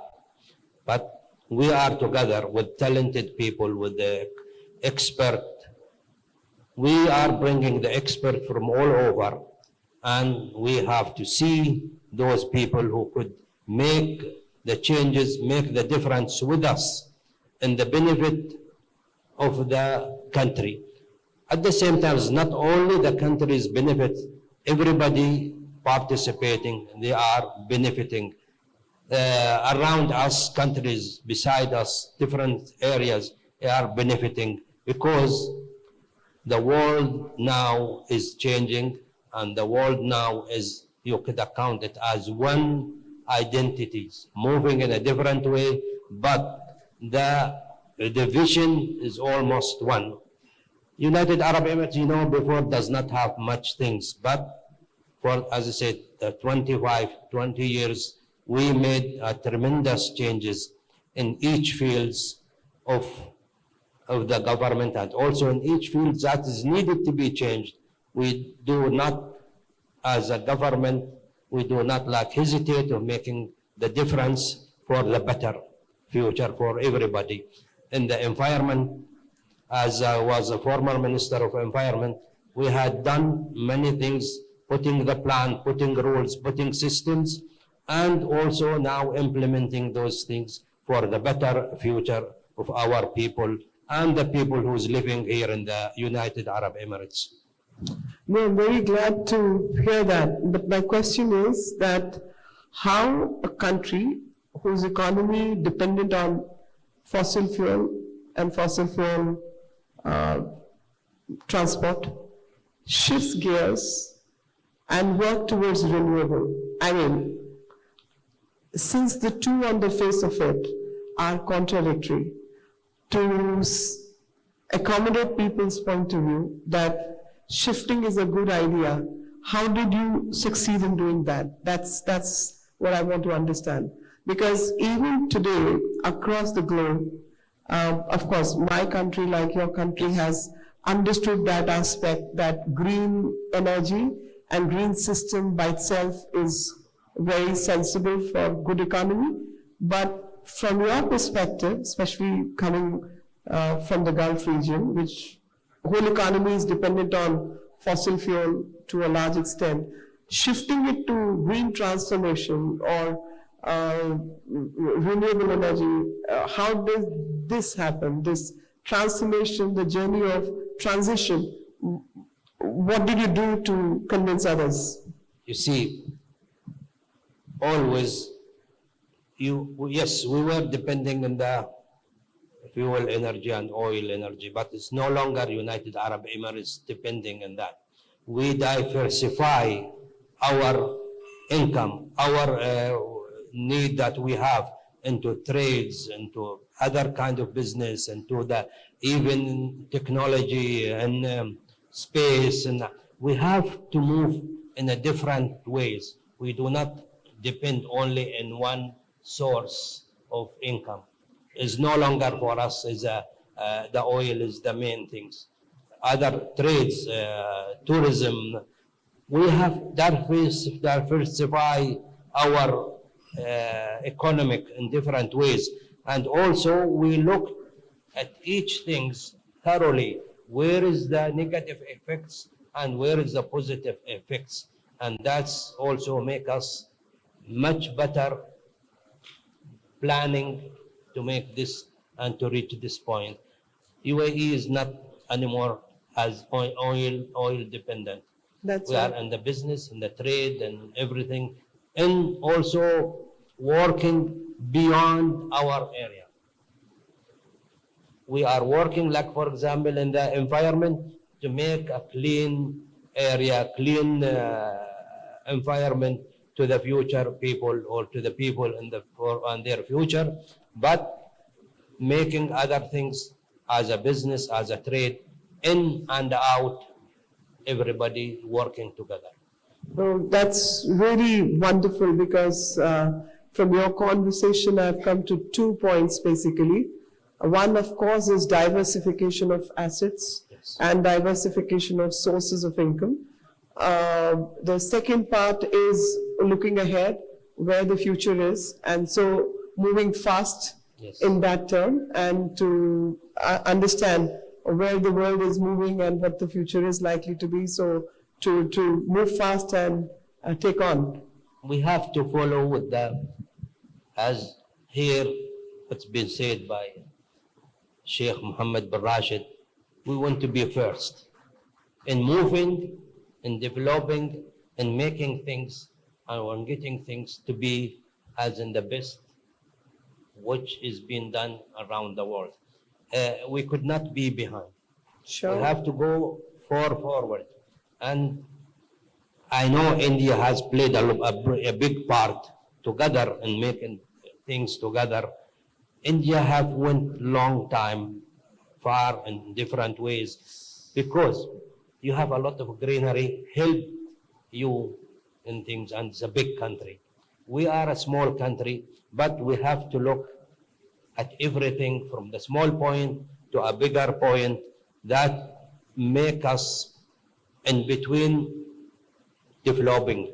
We don't want to be an developing country. We want to be a developed country. And you could see for the last years here what we have made changes in the different fields. You know, UAE has become as a destination, as a hub for everybody around the world. We went and changes a lot of things to suit, to make things easier for everybody from around the world to come here and move in and come and go. We have to make changes because we have to go and to follow the new era of life in this world. So I would say that if I understand it right, and you can correct me if my understanding is deficient, to try to emphasize is that UAE has given a neutral platform for all players to play and is friendly to whoever abides by the rules. Yes. And options to do trade, business, showcase your talent, and UAE will accept you because you are meritorious. Yes. You see, as mentioned, UAE is a very open country. Any talented people, any business and professional people, entrepreneurs, they could come and work and find things is easy to make it in UAE here. As if you want to go to get your license and any kind of things, you could move and easy you get it within a short period. You don't have to wait too long or to have things. You have procedures. As I mentioned, we had put the rules, procedures to suit everybody. So local, international, and there is no differences between as a local or international in living in the United Arab Emirates. In the business that you deal, we could have the same business. We work professionally. We get your work done easy as how you wanted it, how to succeed. Let everybody to participate. Competition is always healthy to make things. Competition is make people from different nationality to work together to make things work for everybody, for the country.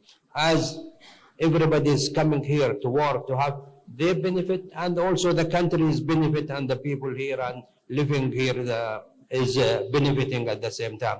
You put laws that everybody's go by it. At the same time, you go and you feel secure everywhere you go in your way, on your life.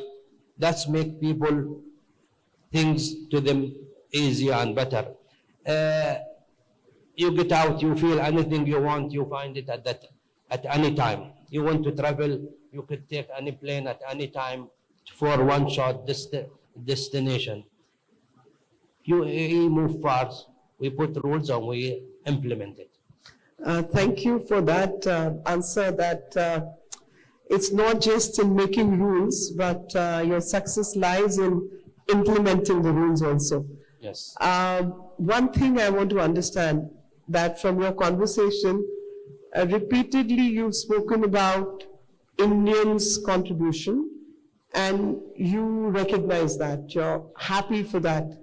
Now, I have a question as an Indian to ask, that we also have a dream of making India a developed nation by 2047, because we'll be completing 100 years. You are aware of our talent in the sense the brain power that Indians bring on the table, and a lot of hard work which is innate in their commitment towards work.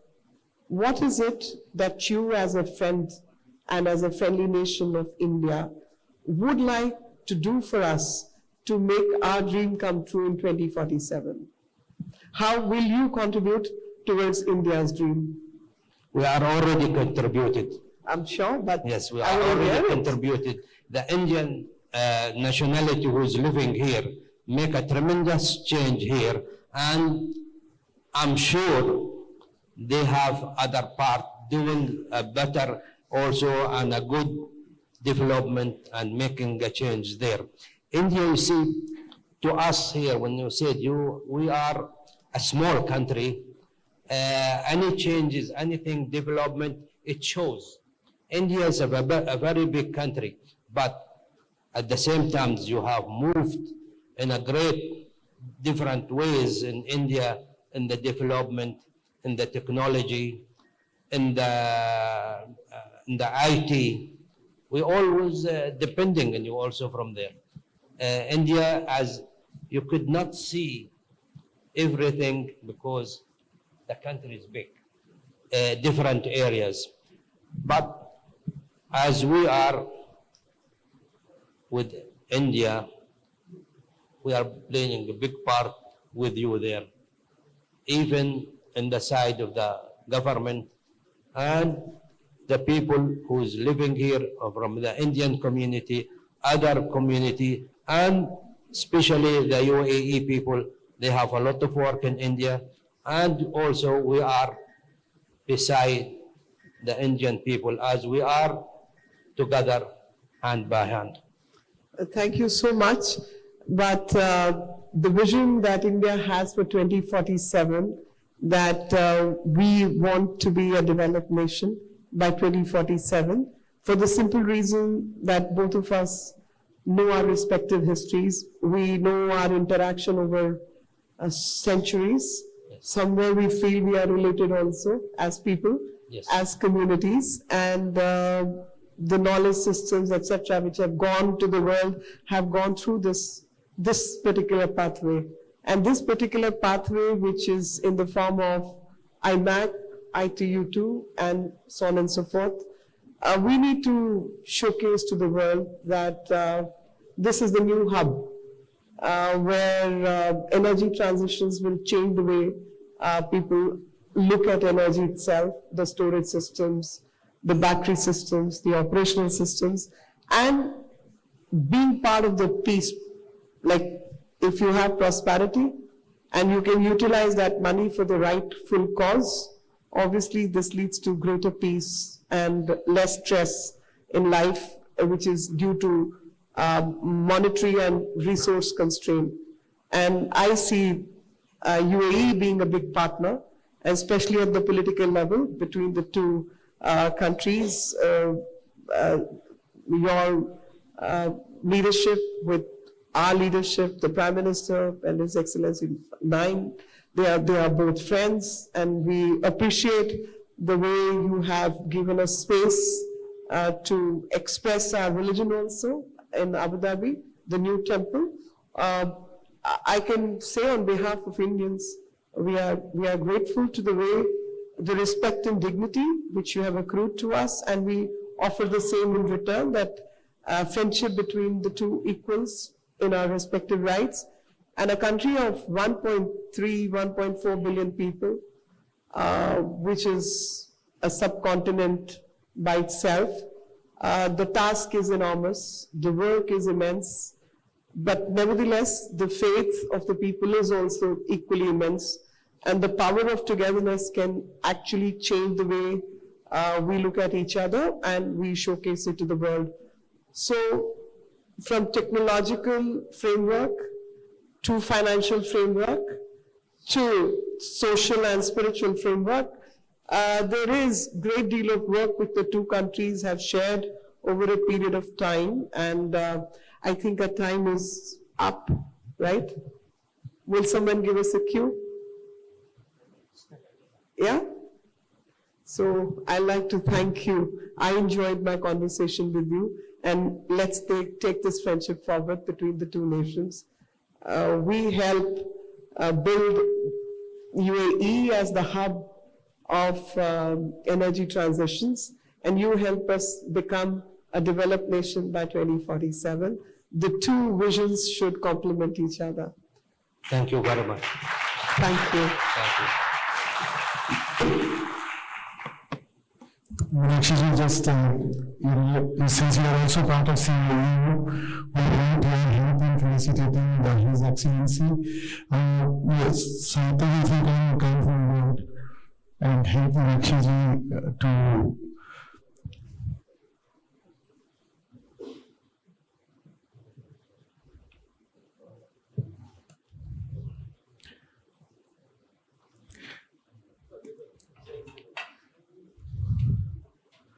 So His Excellency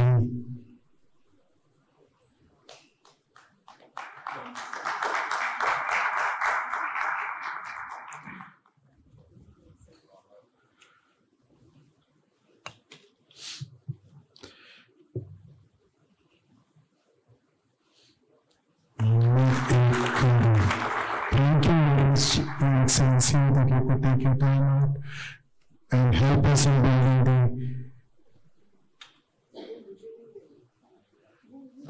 Actually, आप एक मेरे दूँ बोली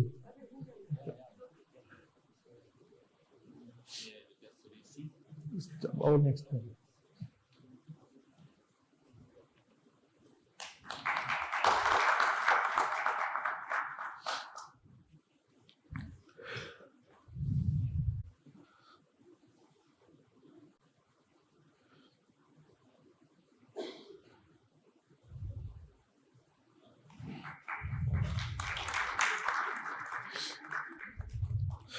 As we are moving towards evening, let's talk a bit about the fragrance and scents. So we have with us Muhammad Ibrahim Ibpc, Chairman and Sprout Group, and to talk about the fragrance, scents, and scent of opportunity bridging India and West Asia through culture, commerce, and innovation. We requested Neetu Chaudhary. She's renowned a business and a leadership coach and also runs a podcast channel, Read with Neetu.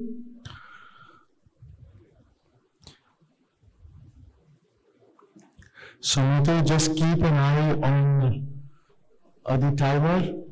Mic is yours.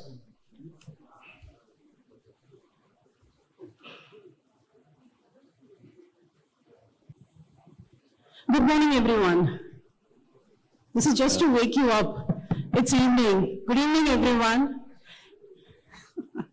You know, fragrance is so important. If we close our eyes, we can still make out that we are in Dubai, in Mumbai, or Muscat. So I want all of you to just close your eyes for a second and take a deep breath and smell what fragrance is there in this room. So may I please request all of you to just close your eyes for a second and take a deep breath. That's it. Thank you so much. Cieu has given us 15 minutes, so 1 second has gone in that. Yeah. So I would like to start with that. Neuroscience says that our brain has more prominent memory for the smell than anything else. And it's called as olfactory mapping. So if we close our eyes for a second, it can take us back in time for 20, 30, 50 years, maybe depending on the age, of course. It can take us to that time whether mother's food is there or some other fragrance or our first love. We don't know what it is about. And today we have a very special guest with us, Mr. Muhammad. And I called him, when I saw his profile, I called him the king of fragrance, actually. That's a new title for you.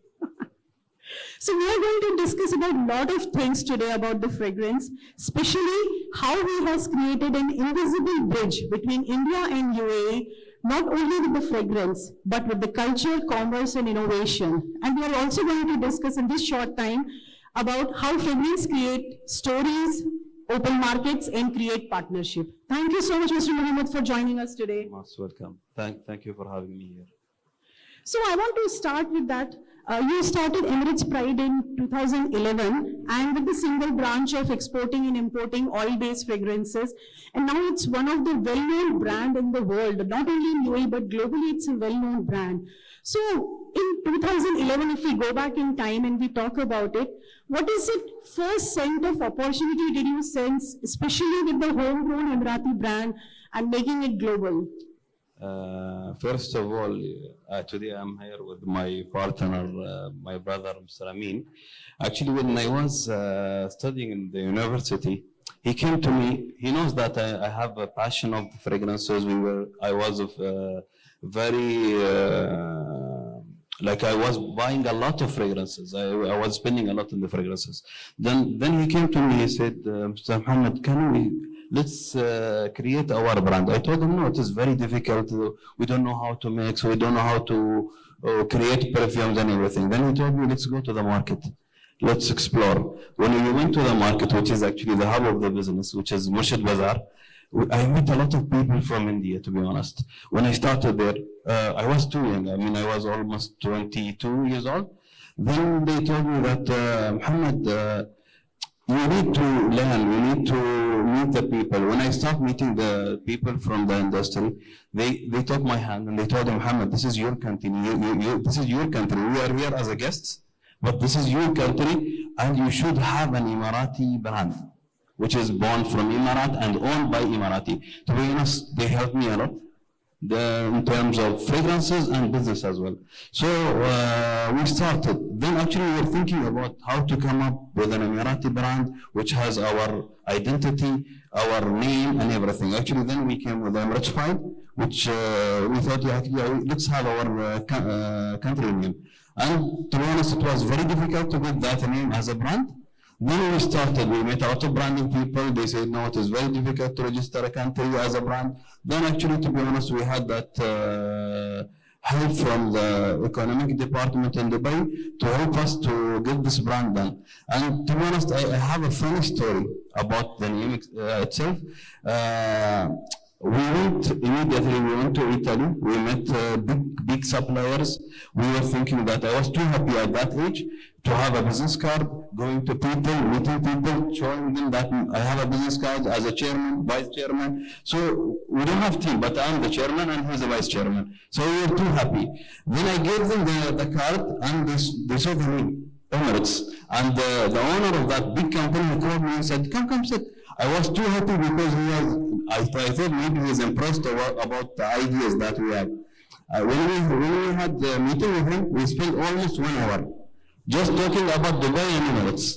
Then we looked, I told my brother, we didn't speak anything related perfumes. Then we realized that cultures build the brands.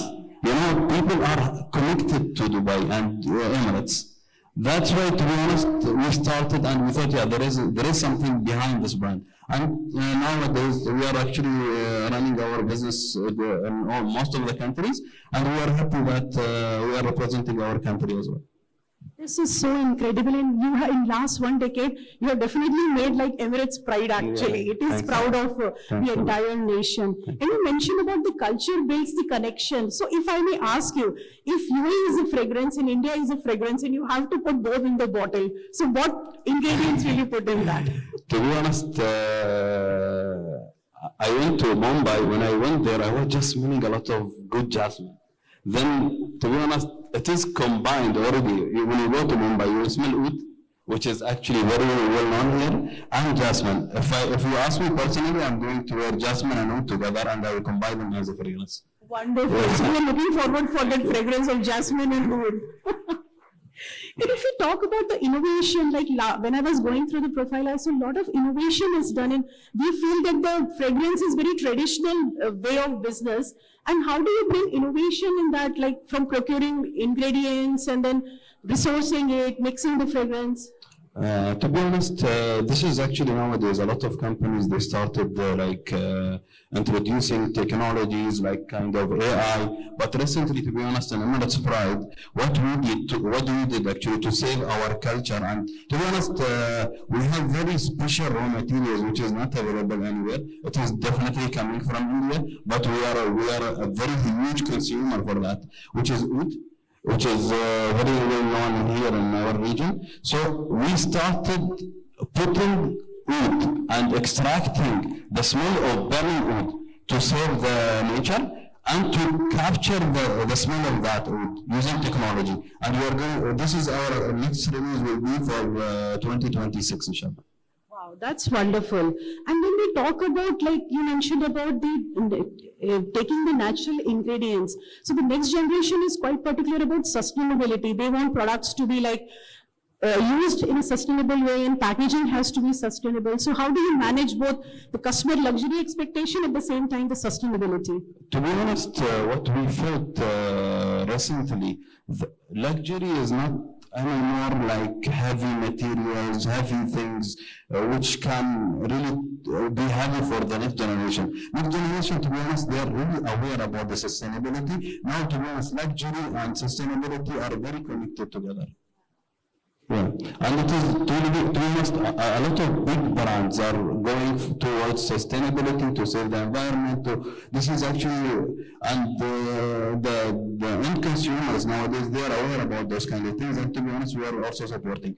And to be honest, we are really happy that we have a lot of research happening through like our friends actually, that the factories, the big factories that we have like Ajmal in our country, they are working a lot on sustainability, a lot of those kind of things. We are learning a lot from them as well.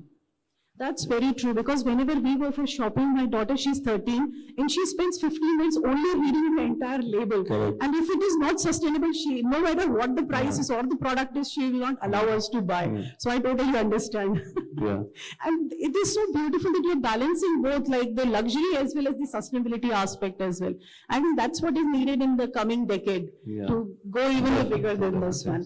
Now, I would, because in favor of time, I have a rapid fire round for you, which is kind of a surprise. So let's see how smart Mr. Mohammed is other than the fragrance as well.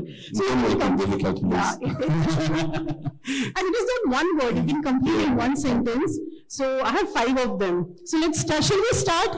Yeah. Yes, I want to hear this one. So one fragrance note that feels like home to you. Oud, wow, that's wonderful. And when we mix jasmine, we are together, the collaboration is there. If Emirates Pride were a person, so their personality in 3 words, how would you define it?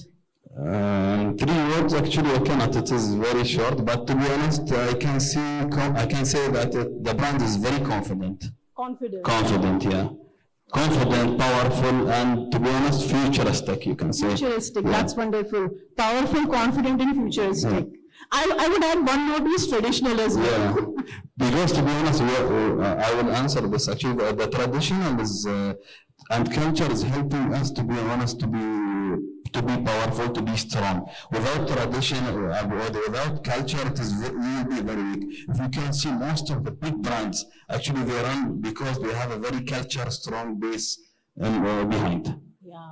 Now, since morning we have spoken a lot about the corridor and a lot of opportunities, I want to ask a bit of difficult question, which is part of the rapid fire round. The biggest untapped opportunity in UAE and India corridor. The biggest opportunity. Biggest untapped opportunity, which we have not still thought about. To be honest, what I see, the collaboration between big brands and luxury sector. Okay. It is actually, I think it is missing, because most of the luxury brands, luxury sector, it is coming from other side of the world. And we don't have such a big brand which is really representing both countries. This is incredible. Even I have not thought about that, but that makes sense actually. And he has given some new business opportunity. If you are hearing this is the market, you can tap into it. My next question is, again, it's part of the rapid fire round. Luxury for the next generation will mean? Luxury for next generation, I think it will mean, I don't know what does it mean, but to be honest, it will be connected to their lifestyle. This is what I can say. It's kind of lifestyle. It will be like, because now they live, especially in Dubai, they live luxury everywhere. So it will be kind of their lifestyle, I think. That's right. And like in the other evening, I was listening that it's more hyper-personalization of the things. That's what the next generation is looking, along with the sustainability. Yes, definitely. And the last question of the rapid fire round is, a business leader's biggest blind spot today is? Actually, blind spot, I mean, taking the opportunity and going out from comfort zone. This is what I see. Because I meet a lot of business owners which they are running from long time. It is very difficult for them to move from their comfort zone. Exactly. And the real growth starts when we are out of the comfort zone. 100%. That's wonderful. Now, since we have 3 more minutes left, I have one question. I want to utilize this time optimally. So when we talk about the cross-border collaboration is there through this corridor, and we see a lot of like startups are coming and a lot of joint manufacturing and brand collaboration is happening. So how do you see and how would you define a good partnership which is beyond just a paper media release or some photographs and some likes? How does a good partnership look like to you beyond any show-off? To be honest, a good partnership, actually it is already there. I mean, like the thing that we have, because with India we are actually culturally connected, and our business is, to be honest, I felt it, and most of the people in UAE, they felt it, because of the culture relation that we have. Our business is being easier, faster, and the communication, to be honest, it is very easy between us and the Indian community. And this is actually, this is, I think, and to be honest, this is not from today. Even if we go back a long time back, like even my grandfather, my fathers, they were saying all the businesses started from India. So actually, this is where we are culturally connected, and it is very easy to get together. That's right, and that resonates with me because my daughter is born, brought up here. So for her, when we go to India, she says, your country. India is her country. So she's still not ready to accept that she's Indian. This is what always I'm saying. Actually, we cannot live without you. Yeah, same here. Thanks a lot. And one question which like we have not discussed is that, where do you see Emirates Pride in next 10 years? To be honest, we are almost there. We will be one of the leaders in the industry, especially in luxury retail and as a luxury Emirati brand. And to be honest, we are working towards that with the help of our definitely partners. Doctor is here. We are, to be honest, supporting. Like when I came to the market, seeing those Ajmal and other people in the industry, actually I felt that maybe there will be a resistance. But whenever we went to them, immediately they opened their doors and they were helping us. They are pushing. Whenever we have any event, big event, immediately Mr. Abdullah is calling me. He's too happy more than me. So actually, everybody is happy that Emirates Pride is growing, and inshallah we'll be the leaders. Inshallah, definitely. Thank you so much for your time. I love this conversation. And I want to hear from your claps how much you loved it. Thank you. Thank you. Thank you. May I request Venkateshji if you can come forward and pay our gratitude to Muhammad Ibrahim Al-Banishi, Chairman Emirates Pride Board.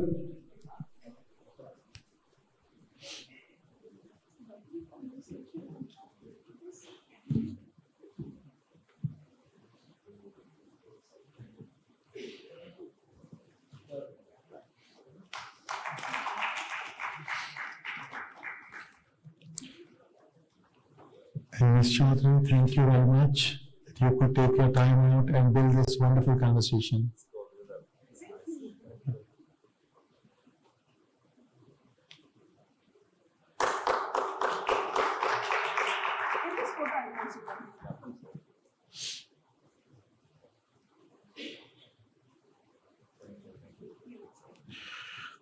So next session is financing the green frontiers, building an India-West Asia clean tech supply chain corridor. To build this conversation, we request Jagjit Singh Sareen, partner Global Climate Change at Galberg. He also is heading Galberg in India. Before that, he was part of the leadership team of International Solar Alliance. Jagjit, then we also have with us Syed Junaid Altaf, Group Executive Director, FIL Industries Private Limited. He is based out of Dubai as well as has a base in India. Surendi Bose, Senior Advisor, Ministry of Energy and Infrastructure, UAE. Yakov Hadas Handelsman, a former ambassador of Israel to many of the European countries, and he is extensively working on climate-related issues. Prior to that, he was also Israel's special envoy on climate change.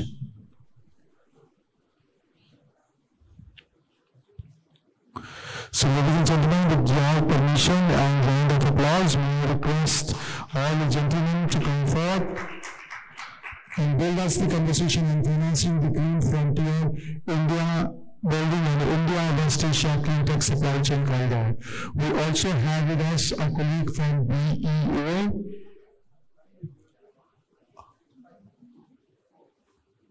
Bihar का कौन?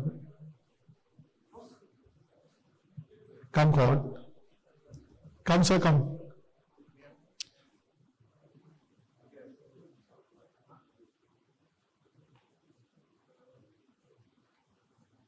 Mr. Paresh. Busy. Hi sir. Who was my boss when I started my career back 2 decades ago in Ernst & Young in climate change. So it's a pleasure to be sharing the stage with you and other leaders. In my broad thinking, I categorize climate action in two parts, as we all do. One is the clean energy mitigation. The second bit is adaptation, resilience, dealing with impacts of climate change. And here you're talking about all the sectors from agriculture, water, where various climate tech solutions are coming and helping us cope, and also green the economy. To start off the conversation, let me start with Ambassador Yakov. Did I butcher your name? It's all right? Yeah. Okay. You've been special envoy for climate for Israel. We've grown up hearing Israel as the beacon of frontier technology, innovation, whether it's irrigation, whether it's water services. Give us a sense of, from where you see climate tech, what is Israel doing and how best we can benefit the region, India, and what is the next journey? Well, first of all, thank you for inviting me here. I'm delighted to be here after many years that I haven't been to Dubai, but to be here again and on this platform, which deals with something which I really believe in. I mean, I'm a career diplomat, and diplomats, they are diplomats, but sometimes they are telling the truth and the whole truth. And in this case, I believe in it because this is something that we are all undergoing and we are all suffering from it. So thank you for giving me the opportunity. Now, Israel, you can say, is the only country in the world that has solved its water problems. How is that? Because we have enough desalination centers which do it in a more sophisticated way, which reduces drastically the pollution of brine, also the cost of desalination, and we can provide actually up to 80% from the drink water that we consume. Having said that, we also sell water to Jordan and the Palestinian Authority because, again, neighborhood and everybody needs this to share the water. This is one aspect. The other aspect is water management. Minimal loss of water by maintaining the pipeline system. Number three, recycling. Israel recycles for agriculture purpose over 80% of its wastewater, which means that we are turning parts of the desert in the south into a fertile crescent. And you can say that still Israel is the only place in the world where the desert is still deceiving, even though we are living in this challenging period. And I think that what we have, and of course the combination of sophisticated agriculture with satellite sensors and all this, can be shared everywhere. I think that to this extent, we have here a triangle because you have Israel, UAE, and India. UAE is virtually in the middle of the world between Israel and India, and it's more than only geography, because with the UAE vision and finance and the Arab desert, which can be used for solar and photovoltaic systems, which give you clean energy, plus the fact that you finance all the exchange of knowledge of water management, water waste, agriculture, which can not only create new water sources in India, but also improve the quality and quantity of food. And this is the best way to fight climate change, and everybody is benefiting. It's a win-win-win game. Thank you. Thank you for highlighting the partnership with UAE as well. I'm reminded 3 years ago when we came here for the COP, climate COP, there was a big global partnership which was launched on resilient agriculture and food initiative, which UAE led from the front. Let me with that shift gears a bit and invite Chewendra.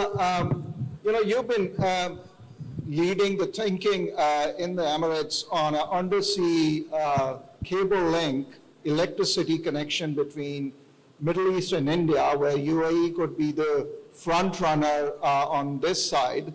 Give us a sense of the complexity of the project, but also the opportunity it provides for energy transition and economic growth. Thank you so much. And first, thank you so much. And for me also, it is being really pleasure to be with you over here, see you succeed. Thank you so much. Yeah, I think, we all coming on the energy planning side. So it is, the whole thing started off when we started, redesigning the UAE energy strategy. Like 2017 strategy was 50% renewable by 2050, but then we are mandated to go for net zero. Now, when you want to go for net zero, more and more renewable energy, your system needs more anchoring. So the point is that, and second of the thing is that, it is net zero or not. First thing is that you have to make your system resilient. Because if you lose electricity in the summer, here the economic loss is huge and there will be life losses. The point is you have to make system resilient, you have to make system zero, and also make system economically effective. So now cost of gas is increasing, cost of renewable is increasing, so we designed our energy mix, but that time we said we really need more and more interconnections to make systems stable. So one side we are connected with GCCIU, we are planning with the upgradation of the GCCIU interconnection. The second we found one is that necessity to connect with India so that we can connect to a grid which is almost 10 times larger than UAE. So we can get a necessity, inertia and other benefits. But plus, we are connected on the left-hand side, GCCIS, Saudi till potentially to the Europe. And the ASEAN grids, we thought this is the unique opportunity for UAE to be between these two countries and connect ASEAN to the Europe.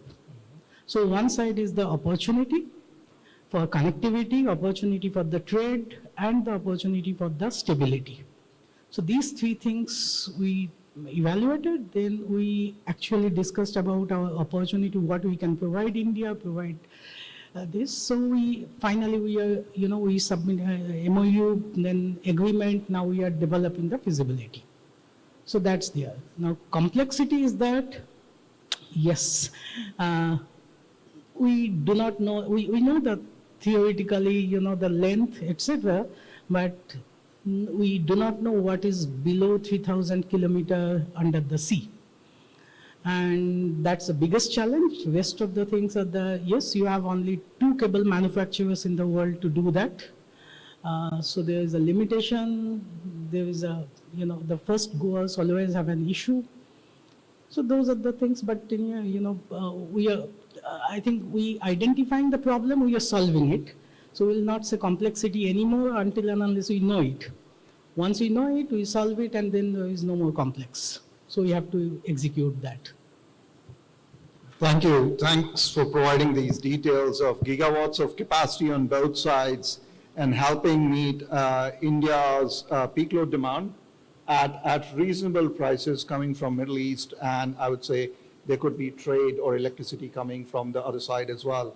And if we pull this off, I think this would be one of the mega projects connecting the two regions by far.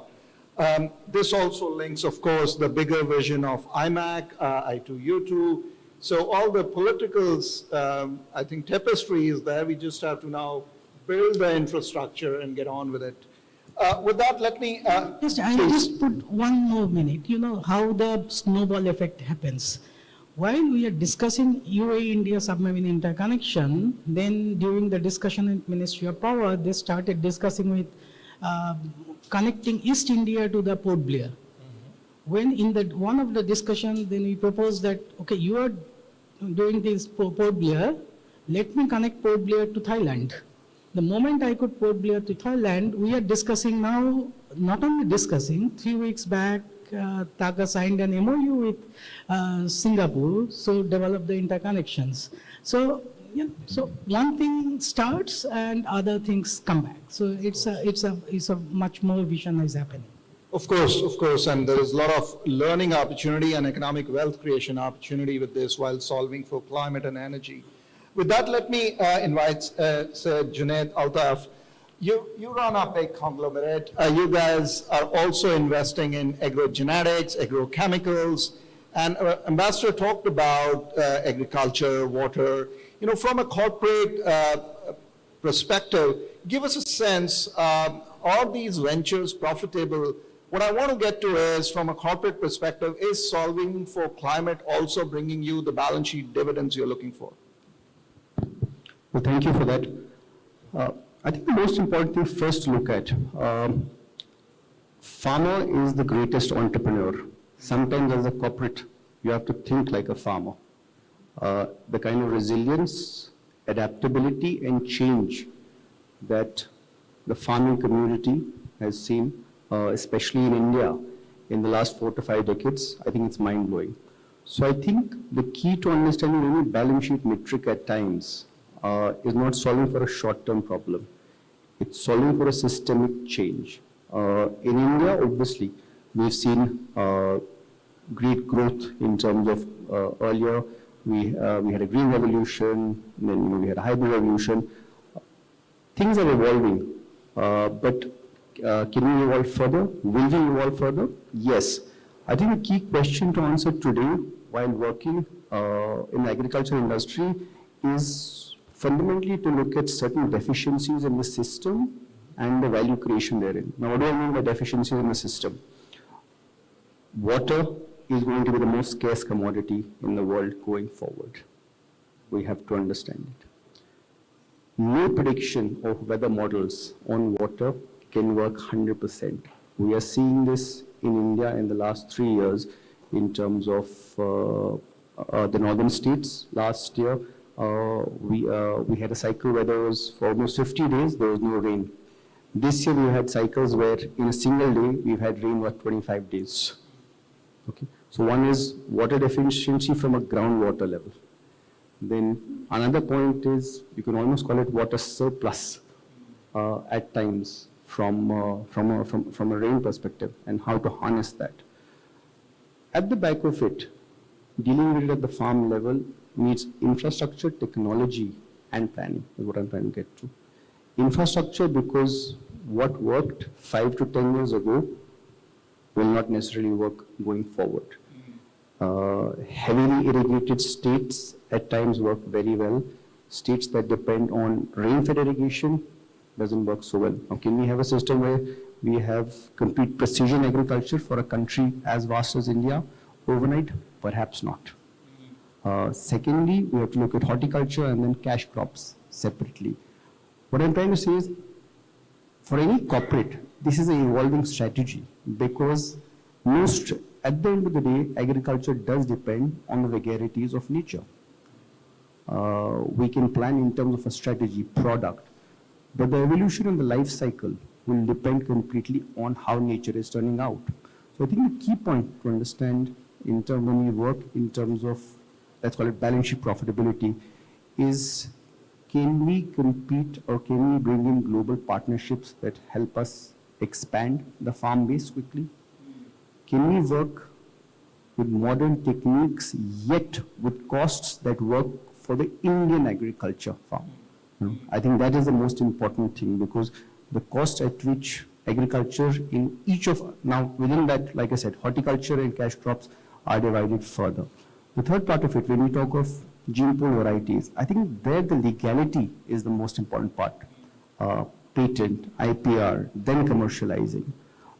So my belief is agriculture is a 5-decade endeavor.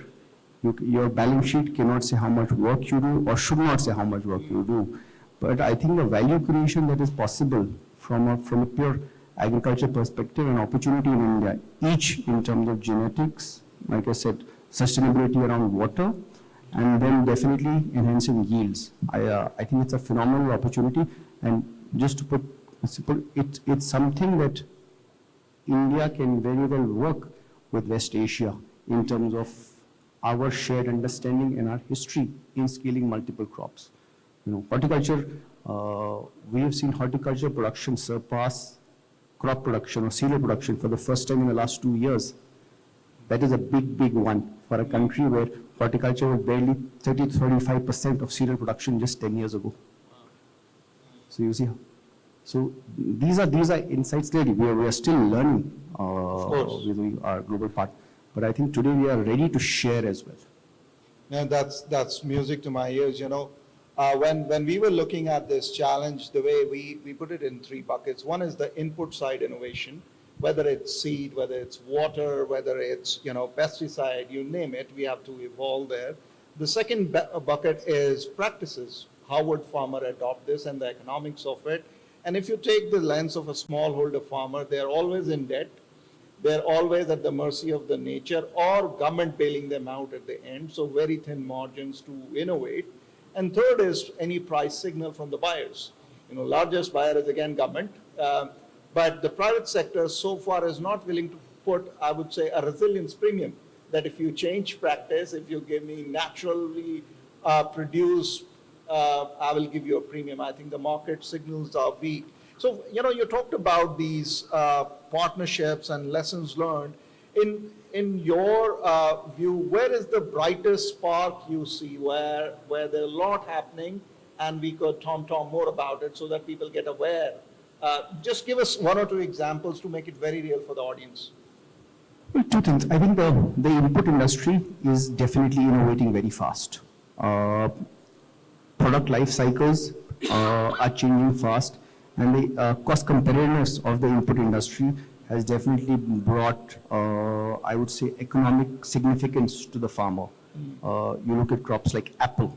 We're the 5th largest producer in the world, on our way perhaps to being the 2nd or 3rd largest in the next 7 to 8 years. Grapes, we are there at an unprecedented level in terms of global exports. Again, all of these changes at the farm level have been brought in because the complete package of practices from an agrochemical point of view, from a crop nutrition point of view, from a soil nutrition point of view, and sometimes from a seed treatment point of view, have innovated fast and have innovated in terms of bringing the cost of these products substantially lower than what a similar product would cost in Europe. So I think that has been a success. The second thing, definitely, I feel where we are succeeding well is ag tech. It is still in bits and parts, given the scale of agriculture. But I think ag tech, we are succeeding well. Things like parametric crop insurance. So even though we have insurance schemes from the government, parametric crop insurance completely works, is set up on historical data, works with a technological interface, and is delivered seamlessly to the farmer. So again, I think that kind of assurance to the farmer to have at least a backup in the worst case scenario is encouraging. I think from the corporate point of view, my personal view is corporate India is ready to play a market-based metric model. I think there is some sort of a misinformation sometimes at the farm level because of inefficiencies in the system, because of multiple channels, middlemen. But I do believe corporate India today is ready to work on a market-based pricing model with the farming communities in a number of crops. And I think that will benefit the farmer directly. The inefficiency in the system, when you said small holdings, when you said farmer is consistently in debt, is the middleman. And that is where a combination of ag tech and corporate India is working through. So I would say these are 3 live examples that you can see throughout agriculture that is changing the real dynamic of this industry. Indeed, indeed. I think that would be the perfect marriage of digital and green if AgTech flourishes. I'm waiting for first unicorn to come from India on AgTech. We still, the largest company I have seen is 500 crores, which is nothing in terms of the digital unicorns we have seen come from India. So I think we should all be waiting for that. Let me with that bring Paresh in the conversation. One of the biggest challenge in solving for climate is the urbanization. While we all celebrate the growth, but the kind of energy needs we have as we support urbanization, the kind of water needs we have, the kind of waste management needs we have, if not done properly and with more planning and cost efficiency at its core, I think we are heading for big trouble ahead. You manage various of these services in big cities. Give us your perspective, how you have seen these solutions adopted, going to scale, and the unit economics of it. Please. So, first of all, let me introduce my colleague, which is Cieu. We are a group in terms of startup. Question on how we manage waste related to cities and how we achieve the sustainability goal, how we make it more sustainable using the best of the technologies, innovation. So, just to give you an example, we have started in 2007 taking over Sharjah waste management as well as the regulation. And this transition has took about, let's say, 17, 18 years now. And when we started taking over the overall waste management in Sharjah, the recycling ratio was about 20%. Over a period, we have developed facilities,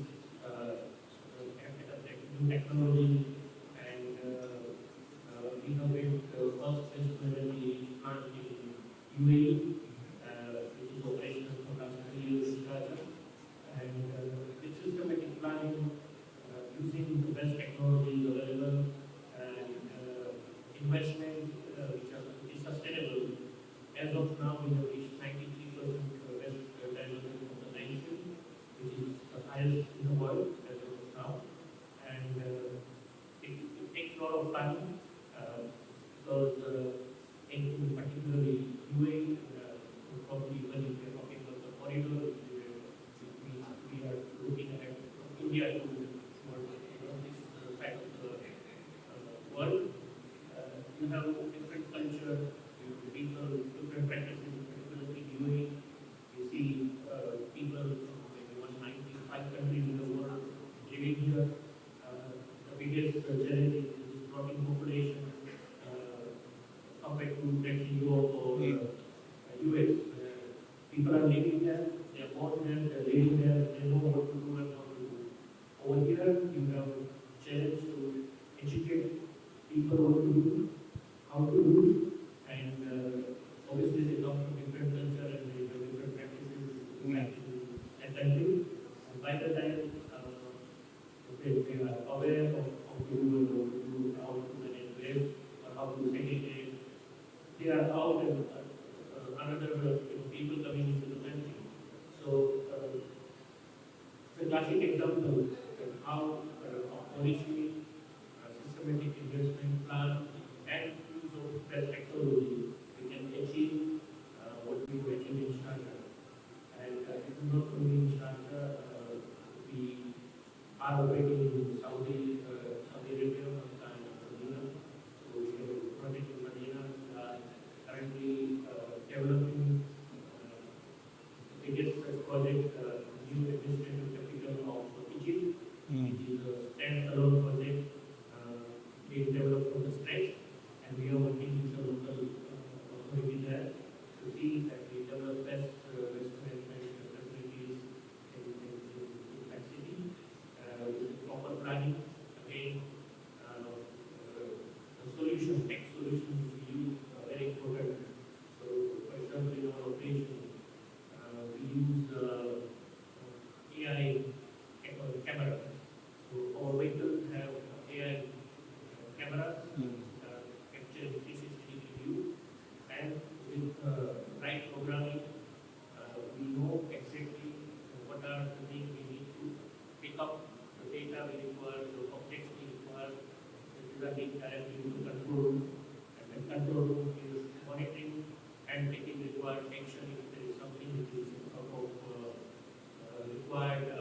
scope or the KPI protocol, and also it gives the full visibility to the trial. With trial, improving safety, improving visibility for them, and there are multiple objectives are achieved. So again, it's only our Western, and we talk about the solutions which we use across UAE and other countries. It's a classic example of what we can achieve in joint ventures, like Yeah. achieve best technology and proper policies we can create, then we can meet expectations. Thank you, and thanks for highlighting this issue of behavioral change. You know, technology could take us that far, but you know, till humans really adopt and run with it, we struggle with the optimization and efficiency, especially on things which required rapid change and multiple cultures, habits, and age groups coming together. Let me go back to Shivendra. You know, one of the things at CIU we are currently focusing is manufacturing of clean tech components. So whatever that goes into a solar panel, to wind, to various clean tech technologies our colleagues have talked about. From where you sit advising the government in Emirates, do you see a conversation where, you know, this could be an investment opportunity for India to receive funding and investment from the Middle East, from Israel, to manufacture at low cost in India for exports, but also for domestic consumption? With a fact there that 90% of these technologies or the components are being manufactured now in one country, and everybody has import dependency, and that's China. So is there an opportunity of this connect where India could manufacture this at high quality, cheap cost, with investments coming from the region? And I'll ask this to all the panelists. So this is a very, very tough question, very tough question. And, you know, the answers are something are uttered, something are not uttered.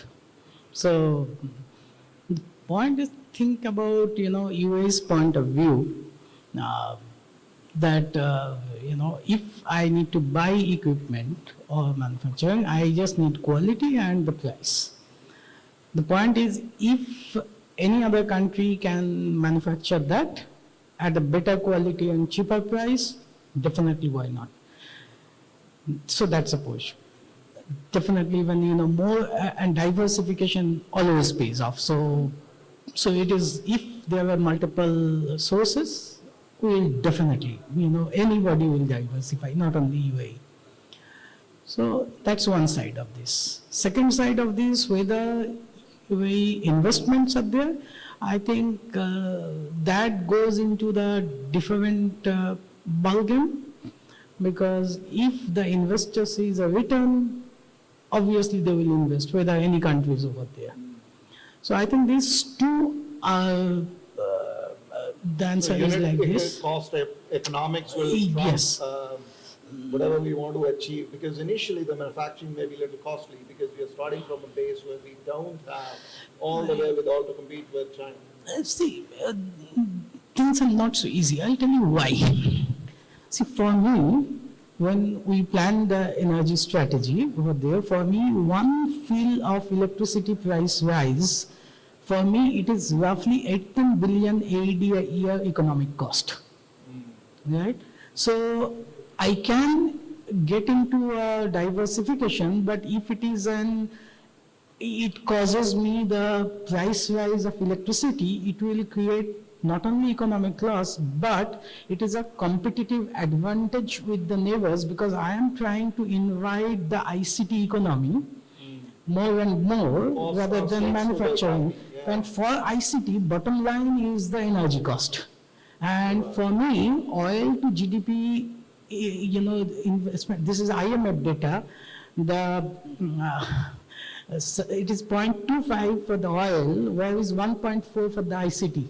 So economic multiplier is very high for the ICT, so I do the diversification, for which I need to make my energy cost is the below. And that is very sensitive because this is entire economic diversification is connected to that, and for which energy price is a very biggest determinant of this. So that's the design side of this. On the investment side, yes, in fact, we are working on multiple investment in India, multiple. So that's different because procurement of the equipment and the investment, these are the two different decision makers. Yeah. And very hardly they talk to each other. True, true. Ambassador Yaka, from your perspective, do you see more investments or joint investment opportunities, JVs between Israel and India on clean tech? First of all, they exist without me predicting whether I can see or not, but I know it exists. It constitutes a great deal of our trade. And I think that sky is the limit. Sky is the limit because, first of all, India needs it. And India knows how to navigate its way in this stormy water. I mean, there's not enough water. By the way, a symbol of this unstable weather in Israel, in recent years, we have, on an annual basis, we have more precipitation than before. But the breakdown is horrible. So most of it is lost, and we need to operate our desalination system. But I wanted to say something after hearing all the friends had to say, that with all due respect to technology, and technology can solve most of the problems that we are facing, we have a bigger problem, which is, it's not this podium or this forum to discuss, but I only want to highlight it and make people aware that as long as we don't change our political structures, a framework of operating, nothing will move. Because you mentioned I was for 2 years Israel's special envoy, and I spend a lot of time on international forums, mainly UN, but also the COP and so on. And what I see is that we are facing new challenges, which threaten us all. Because even, or especially if you are a small island state in the Pacific, you know that your time is limited if this continues as it is. Of course. Okay? Now, but the political structures are the same. You go to the UN, they operate as though it was the Israeli-Arab conflict or any other conflict on earth. You're talking to a UN diplomat here. Yeah, but doesn't matter. But you know, we are in a private forum. I know. And we can say everything. I know. So, and I used to tell them, they didn't like it. I said, look, you have the pressure groups like G77, we are like-minded. What does it help you? Everybody complains how poor I am. Okay, so do something about it, and we have to, it crosses the political frontiers, and we have to adjust ourselves to find new tools, political tools, to find these challenges, because these challenges are here to stay, and we all depend on existential challenges. Yeah, and one last word about, we talk about immigration. You have the problem in Europe, you have the problem in America. Did someone bother to think, and I know it for a fact, that partly the immigration from the Middle East and most of the immigration from Central America is due to the climate changes and droughts. So people are moving north not because they want to be Americans, because they cross Mexico, because they need the money so they can eat, so they can have a future. You're right, Ambassador. Climate migration is a reality, and it's going to get worse. Quick reactions from you, final words, Junaid, and then I'll come to Pareshji as well. From your perspective, do you see more investments coming from the region to India on ag tech? Well, I think it's cross collaboration. I think, specifically in ag tech, given India's scale and need, we will need to marry, globalization with localization. What perhaps works, in Israel, I think the scale, nature of it, we need to be adapted to India. I think more important thing to look at investments is that they should be sustainable. And eventually, they should lead to a longer-term solution that we are looking at. So I think it's more about collaboration. I think investments will follow. I think well said. Well said. Pareshji, are you planning to expand, invest in Indian cities for the same solutions? Yes. So basically, we are looking for business opportunities in other countries, and definitely we are one of the places where we are exploring. We have already submitted a proposal for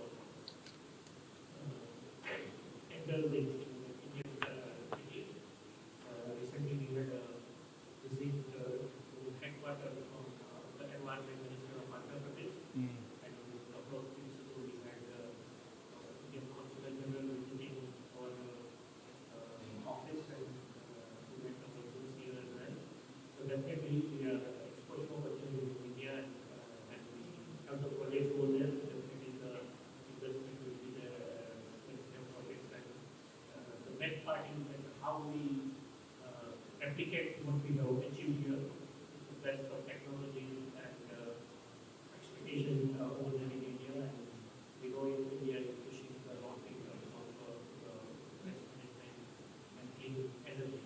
Indeed. Thank you very much. Time has been up for a while, but now it's... I have one small point on the climate change. Right. Actually, you know, for energy planning, we have to do one statistics, it hurt me. Earlier I was working, like women fertility.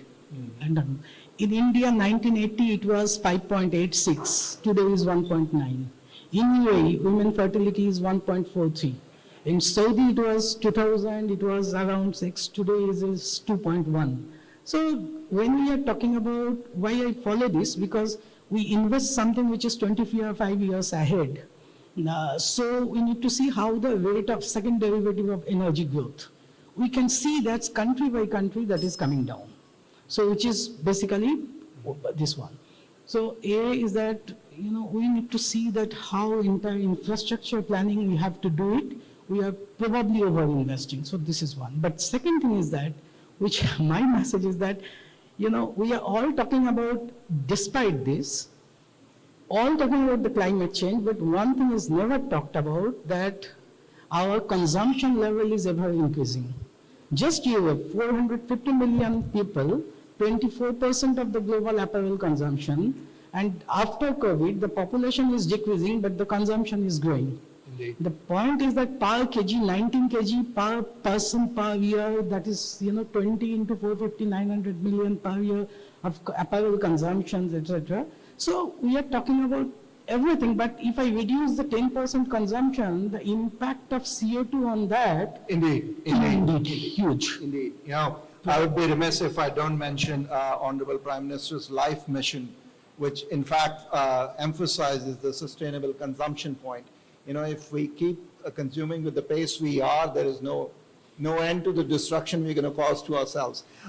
With that, colleagues, you see we can talk for hours and hours and still be very, very efficient and productive and insightful. But we need to close this panel. I'm sure you will pick up their brains in offline chats. Let me invite you to give a round of applause to the panelists. And Leish, over to you. We request Mr. Suresh Kumar if you can come forward and help us in felicitating our distinguished panelists. Mr. Suresh Kumar is the latest chairman of Ibpc.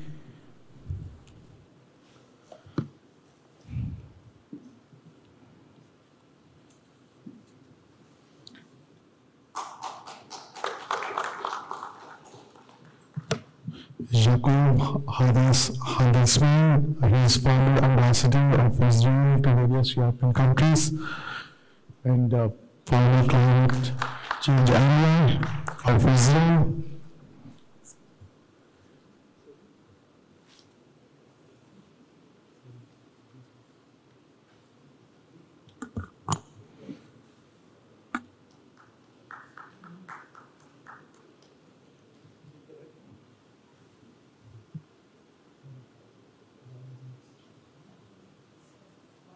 Jagdeep partner.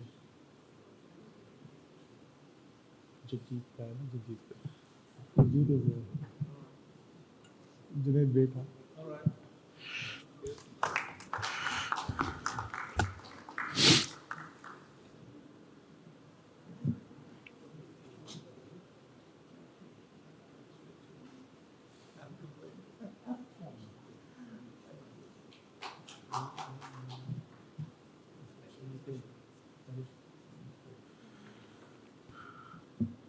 Paresh Khanna, he has joined us from there.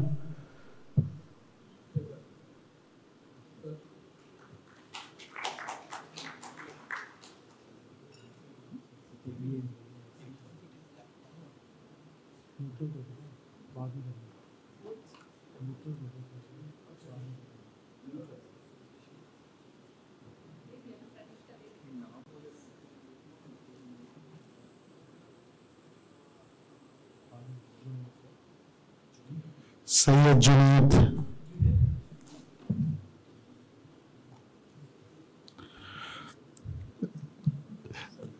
Junaid, you are creating controversy here, huh? I think I'm just kidding. Syed Junaid Altaf, Group Executive Director of Fire Industry Private Limited. If I could request all the gentlemen to come forward and we can have a group photo, and let's move to the next session. Next session is, ladies and gentlemen, panel discussion, India Gulf Economic Compact, and it will be a futuristic conversation about the next 25 years. To build this conversation up, we request Siddharth Balachandran, Executive Chairman, Bloomberg Corporation Limited, Dubai, and is also Chairman of Ibpc. Sanjeev Sanyal, who is member of Prime Minister's Economic Advisory Council in India. He will be joining us from New Delhi. Sanjeev is also busy in finalizing India's budget, which will be tabled on 1st of February. So that is the reason he couldn't travel. Then we have with us Galeb Burkov. He's Managing Director of Railway Capital London and also has a base in Dubai. Galeb.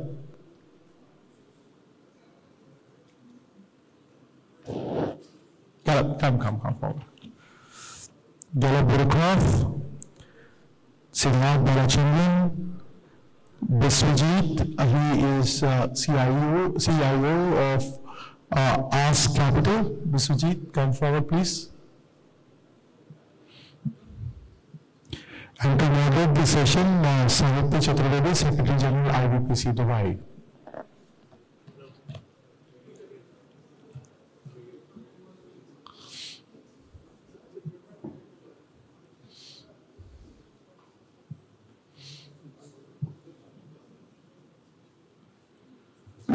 Sahityaji, my mic is yours.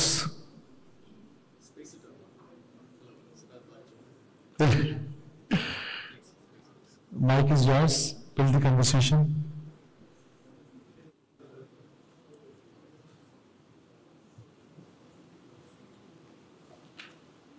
Good afternoon. Hello. Hello. Is it audible? Yeah. I think everyone needs to check the mic first. Yeah.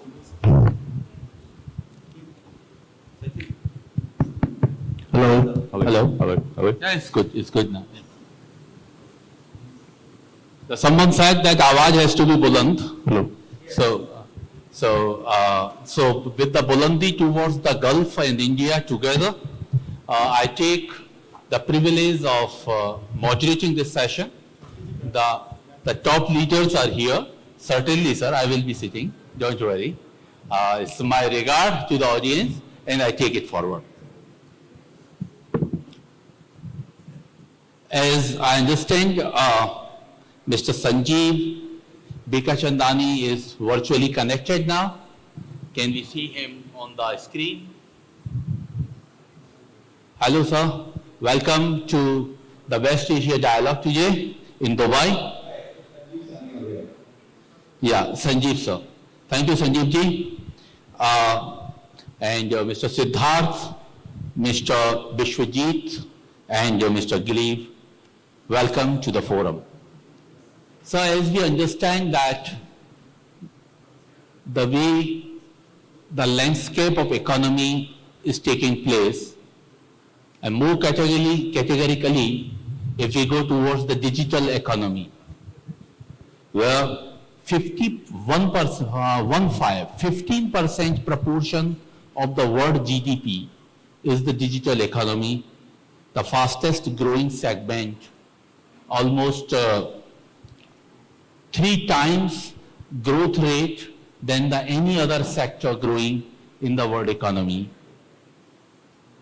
Mr. Siddharth, as you are here, a chairman of Ibpc Corporation Limited, Honorable Chairman of Indian Business and Professional Council, the the former chairman of India Club.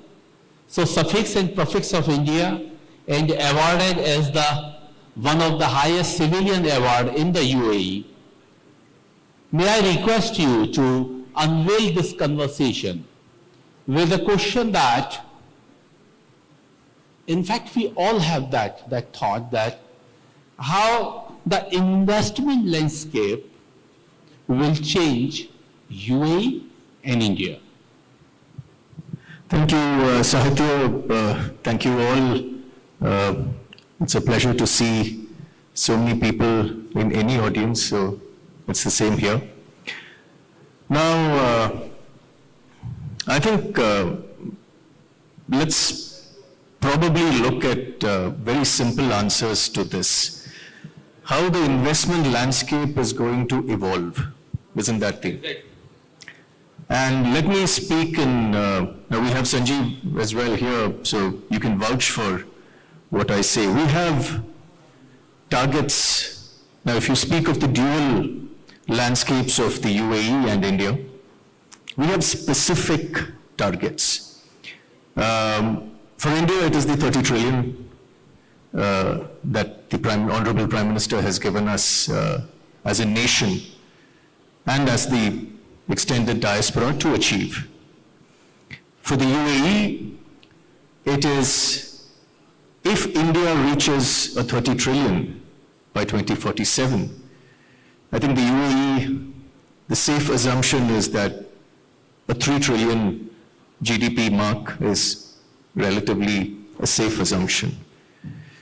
Now the point here is, how do we achieve this? So the investment landscape, you have to break it down, extrapolate it into specific actions that all of us can do, specific to both these countries, as to how we can achieve this. Now, if you look at the capital markets, my friend Ashish is here. For any nation, developing, I'm not going to use those words, who has a developed investment landscape, I think the GDP to market capitalization of the stock exchanges relatively should be 1.25 to 1.5.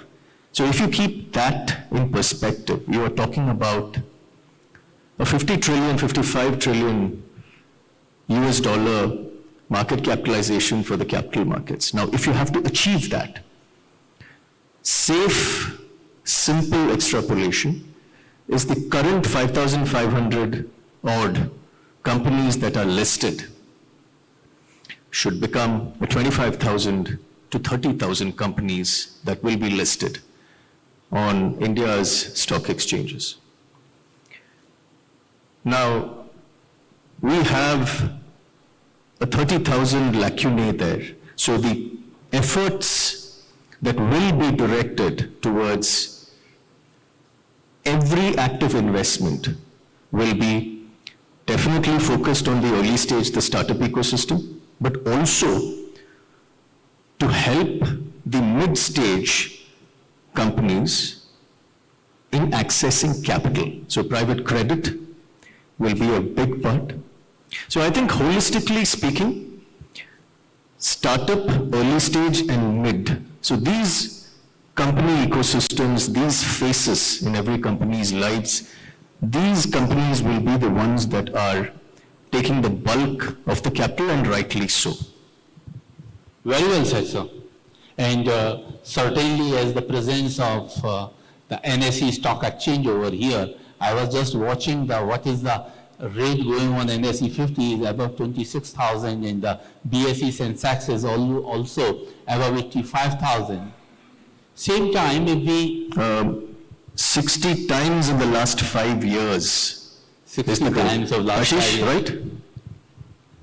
Yeah, certainly, yes. And who can make you wrong in that? Because we know that you are the largest individual shareholder of BSE stock exchange. So simultaneously, if we hopefully NSE as well in some time. Yeah, it is together. So NSE as well as BSE, my gap of mentioning that. But if we see the gold rate today, the way it has already crossed $4,300 per ounce, wherein the commodity side, oil is at or around $60. My question goes to Mr. Sanjeev, who is connected here. Mr. Sanjeev, we know that you are a principal, you have been a principal advisor for Government of India, economic advisor for Government of India, and presently with the economic advisory with the Prime Minister of India. How do you see this, the growth of last 2 to 3 years, or I can say 2.5 years to 25 years? What is the length and what types of the growth, and where India and the West Asia, categorically GCC, if we talk today, how do you see, and which are the segments and sectors the people should focus, and where the planners are, from the eyes of a planner, an economist, how do you say and how do you narrate, sir? So, thank you, Jeremy. Thank you, organizers, for giving me this opportunity to speak to all of you. Now, when you say about the last few years of growth, there should be very clear. India, obviously, like the rest of the world, suffered the major shock during COVID. But since then, we have recovered quite strongly, and in fact, we have been consistently the fastest growing economy in the world for now several years. And we look at the latest print that we have for the latest available quarterly data, India's economy was up 8.2% year-on-year. So even if this data is being supported by statistical factors, I think we are consistently managing to do 7 to even more than 7% GDP growth. Now, what is important about this is that we are managing to do this without more anything. Inflation, in fact, is below 1%. The banking system is in good health, the stock market is doing well. In fact, since we were discussing the stock market just before this, not many people realize that more money is raised in Mumbai through capital markets than out of London these days. So there has been a major change in our importance as an economy. We are now about the same size as Japan's economy, but growing a lot faster. We expect that in the next 24 to 36 months, we will become the world's third largest economy, going past Germany. And of course, in PPP terms, we already are the world's third largest economy. Now, all of this obviously needs a lot of energy. And so this continues to be a major link between us and the Middle East, for the simplest reason that although we are investing very heavily in renewables, more recently we have changed rules for investing into nuclear power, and of course we are investing in green hydrogen. But let us be very clear that all the time the hydrocarbons will remain an important part of the mix, and that will continue to be an important thing linking us to the economies of the Middle East.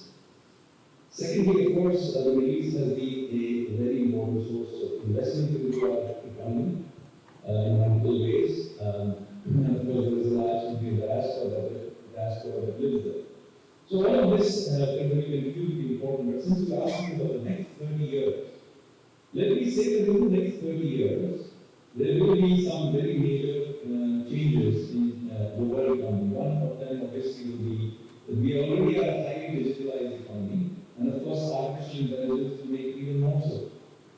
Now in this context, let me say that India will be strongly embracing artificial intelligence. Yes, there are certain risks from artificial intelligence and its applications, but be very clear that we in the Indian government intend to embrace policies that will mean that artificial intelligence will be incorporated not just in the government but in every aspect of society. And whether it is Indian companies or foreign companies, we intend to build this sector up. In fact, as you may be aware, just in the last 10 days, we have had very major investments by Google, by Microsoft, and then by Amazon, adding up to something like $70 billion into our digital economy. So, very big investments are being done by global majors. Indian companies, they're large IT companies, as you're aware, are also investing into this, and there is this huge number of startups that are popping up. Literally across the country, there are literally tens of thousands of startups in the digital space and in other spaces as well. So the amount of innovation that is happening, and as I mentioned in the beginning, our capital markets are now among the strongest in the world and capable of raising huge amounts of resources. The combination of capital and domestic market and innovation mean that you will see a lot of economic energy that will be coming through. And the government stands there willing to take whatever policy changes necessary to keep this energy going. So Thank you. in the next 25 years, we do intend to take India up several notches.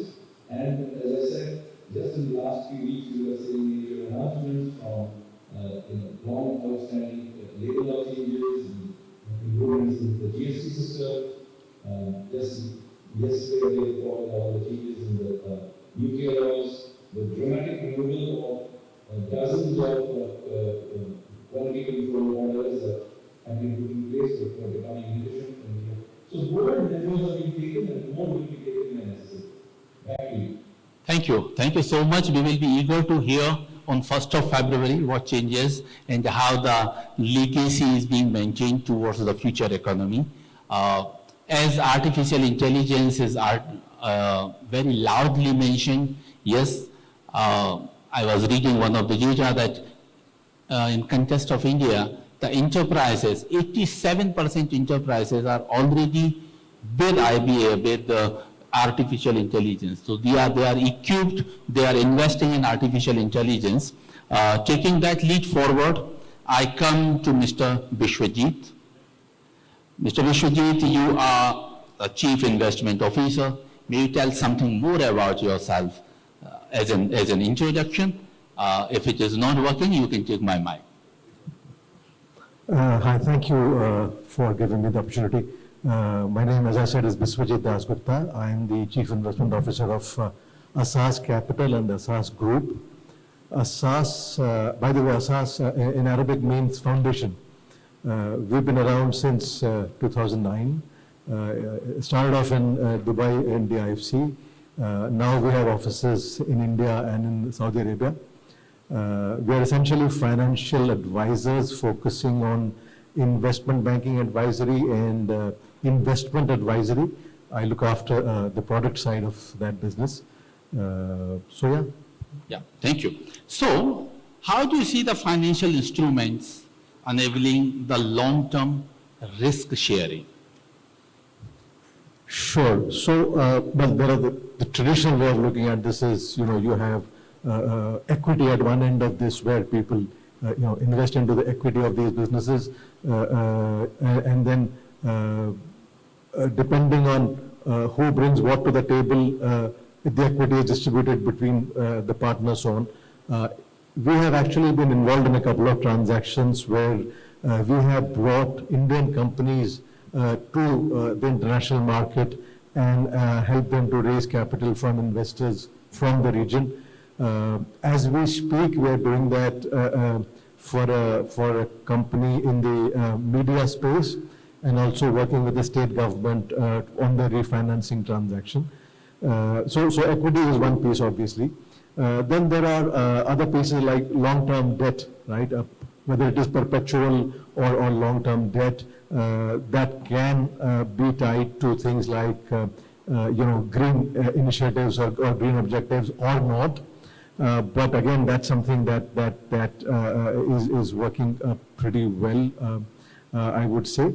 And the third big piece is basically a sort of a collaboration between various parties, which could be anybody from DFIs to banks to the entrepreneurs and so on, where often the DFIs will sort of insulate the entrepreneur from the first loss because they want to promote a certain kind of investment. So if you are, for instance, driving investments into the SME sector, right? The government or the DFI picks up the first loss piece and then it gets passed on to the entrepreneur. Many chartered accountants are here, and as you were talking, I was linking the balance sheet, that one side the debt and equity, and then the rest of the pieces are the collaboration. So, correct. Right. So the three pieces of information, the message. May I go to Mr. Glebe? Glebe, we know that you are in the legacy or advisory from UK, Europe, to the Middle East, to India, Indian subcontinents. May you please tell us something more about you? Sure. So my name is Gleb Borkov. I'm the MD of Relay Capital Group. We are an international multifamily office, originally based in London. Now we've pretty much completed our move to the Middle East. So we're now headquartered in Dubai. I think this type of move already tells you something about what's happening in good old Europe, in the UK.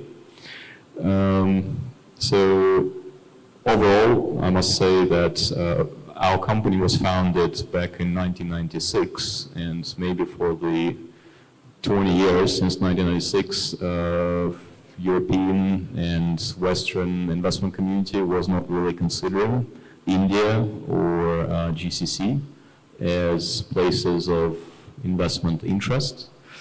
So this has drastically changed due to a combination of factors, whether, misplanned, misfortunate, or some other factors that we don't know about. But Europe has pretty much become uninvestable.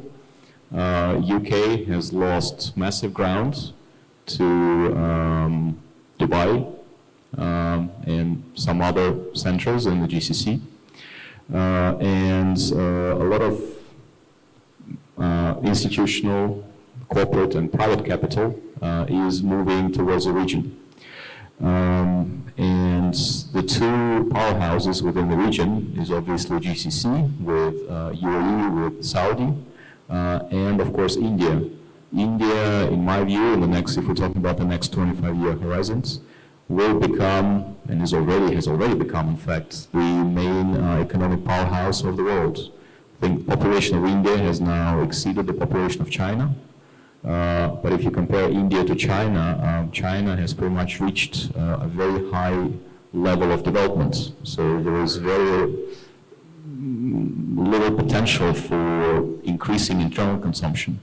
Whereas Indian internal market is still massive. Any sector, pretty much any sector, from digital economy to fast-moving consumer goods to, I don't know, petrochemicals, anything, has massive internal markets still unexplored. That said, Indian companies have pretty much already attained a scale where they can become global themselves.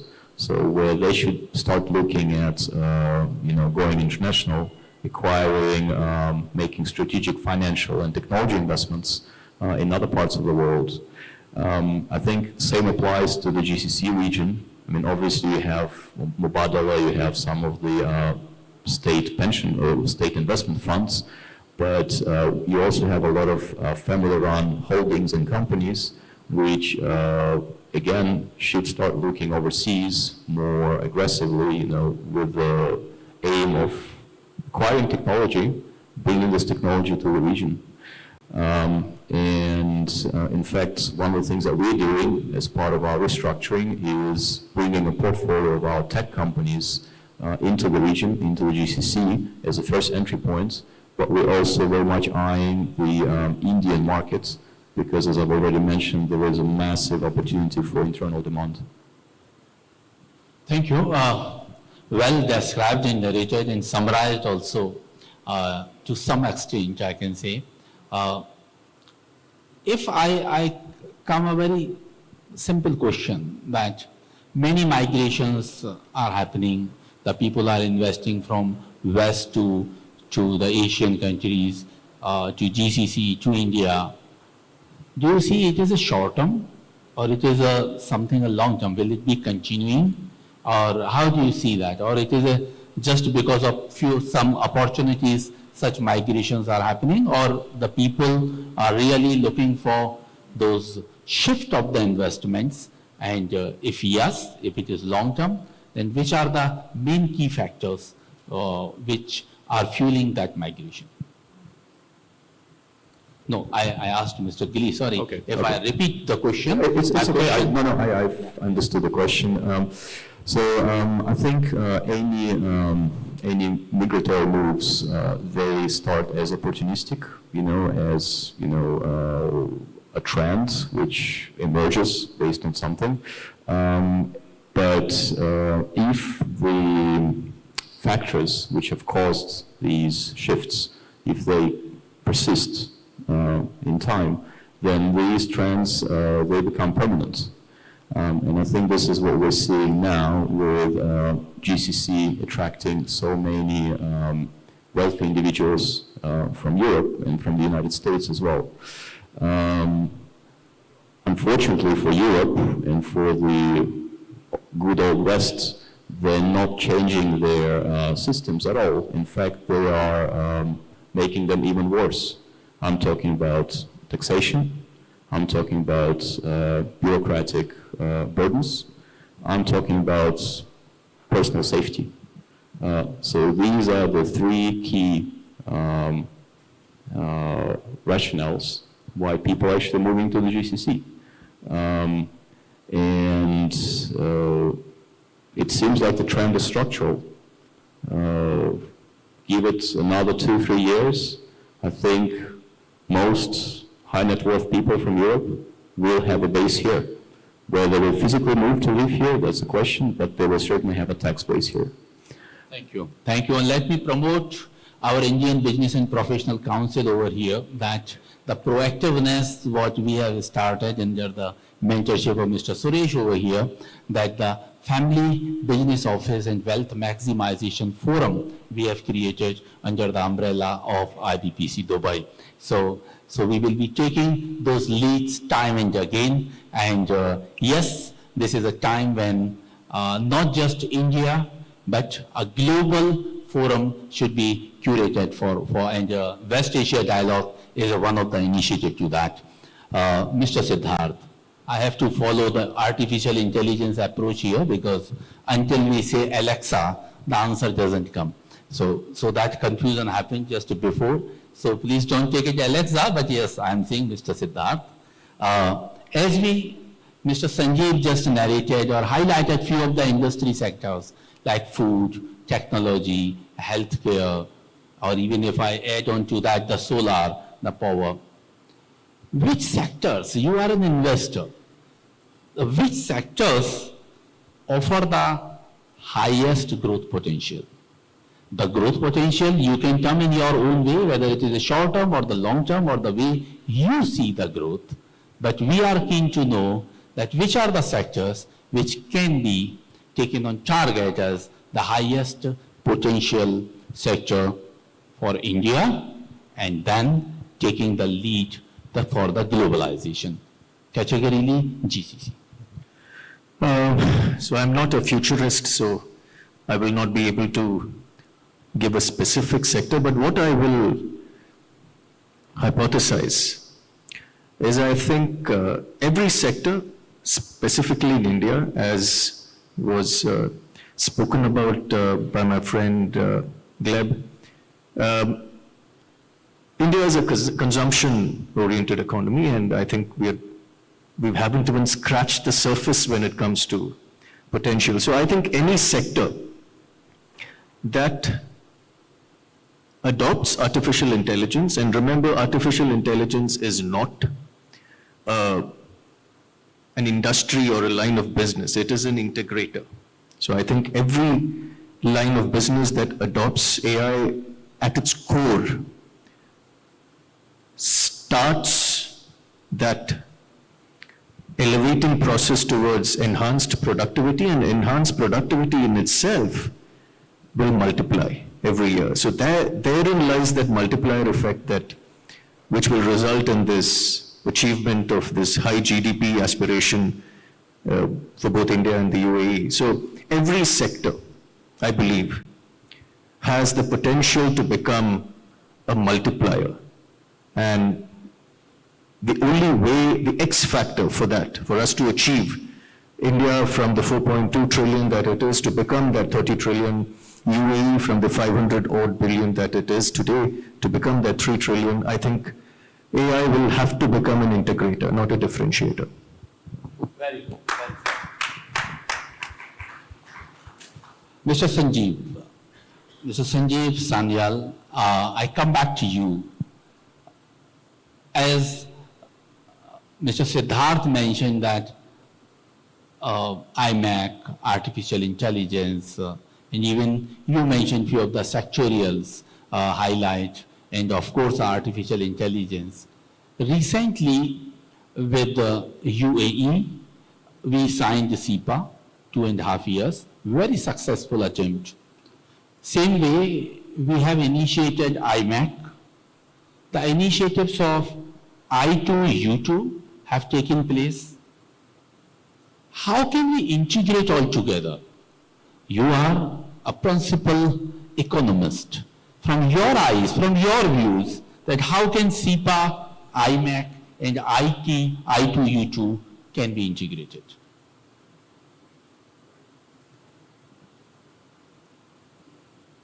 So let me say that obviously we live in a time where global trade relations are all going through major disruptions. So clearly, the old multilateral system with the used to work has broken down. So what we are doing here in India is trying to basically create a network of bilateral relations with either individual countries or with groups of countries. So that is the context in which, of course, we have signed or are in the process of signing free trade agreements with countries in the Gulf area. We have obviously got free trade agreements with countries like Australia, the UK. We are in deep negotiation with the European Union, and despite frictions over tariffs, even with the US.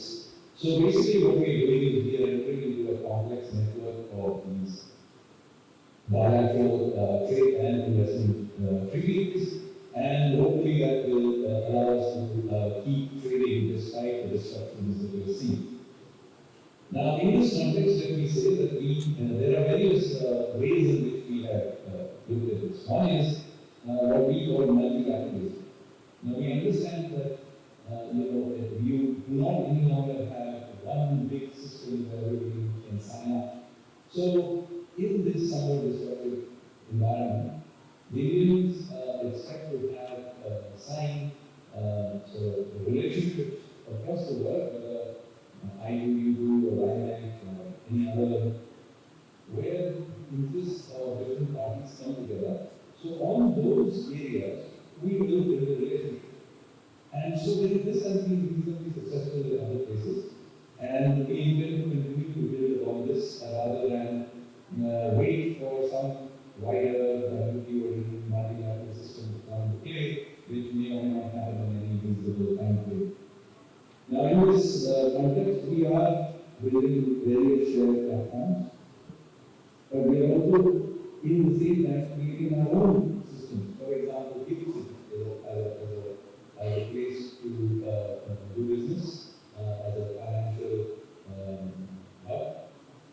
We are creating the physical infrastructure, like we are building a massive new port at north of Mumbai, which will be actually bigger than all our current ports put together, and so on and so forth. So we are building the physical infrastructure in terms of ports and so on. We are building the software infrastructure, as I said, we are Ibpc. We are trying to spread some of our platforms, for example, the UBI payment system, and so on and so forth. And of course, we are welcoming the world's business to come into business in India. And as I mentioned just now, that we have just been promised in the last 10 days, just 3 companies have promised something like $70 billion worth of investments. But this is not just in software and AI, we are seeing several large investments happening in, for example, in electronics and so on. We are now already the second largest manufacturer of Apple phones in the world. So, big investments are taking place. And obviously this relates to all the relationships that we have with our partners, which includes, of course, the UAE and other countries in the Gulf. And of course, I mentioned earlier that the energy relationship is something that remains very important. While we build up green energy, nuclear, and other sources of energy, we will continue to maintain hydrocarbons as a part of the overall mix. And so the energy relationship also will continue to be an important one. Not to mention the fact that many of these countries, although they are small individually, together they can also be important export destinations. So that's basically how we think about this. But we will keep adapting as we go through time, because we are in, as I said, a disruptive period. So frequent, even if there are major changes, we will, as policymakers, keep sort of adjusting to the time as we go along. Now you will have to excuse me because I have No, I'm done with you. Thank you so much, really. You spared a good time and very well mentions about the upcoming things as well as the present. And the highlights are really remarkable. Thank you so much, sir. I will continue another 2 questions with the forum, if the audience allow. Mr. Bishwajit, as the artificial intelligence has been well spoken, may I request that how can capital support the sustainability and AI? Thanks. So first of all, just to add to what Sanjeev said about AI and Siddharth said about AI, I think we have to start thinking of AI as an enabler rather than as an end product in and of itself. Much like, and I'm going to say electricity or even internet or whatever, it's kind of silly today to say this is an internet company, right? I think the same thing will happen with AI. It's not that AI is a company or a product. AI is something that you use to do something else. My expectation is that in terms of productivity, you will do what you're doing today much better. That's one aspect of the productivity. And you will be doing new things that you're not doing today, right? Much as, when the internet revolution started, nobody thought about, Uber or Netflix or basically the innovations. Innovation will happen, right? And this is how technology has always been. I mean, when the Wright brothers invented the airplane, nobody thought it's going to revolutionize the world in the way that it has done. Exactly. Good. Right?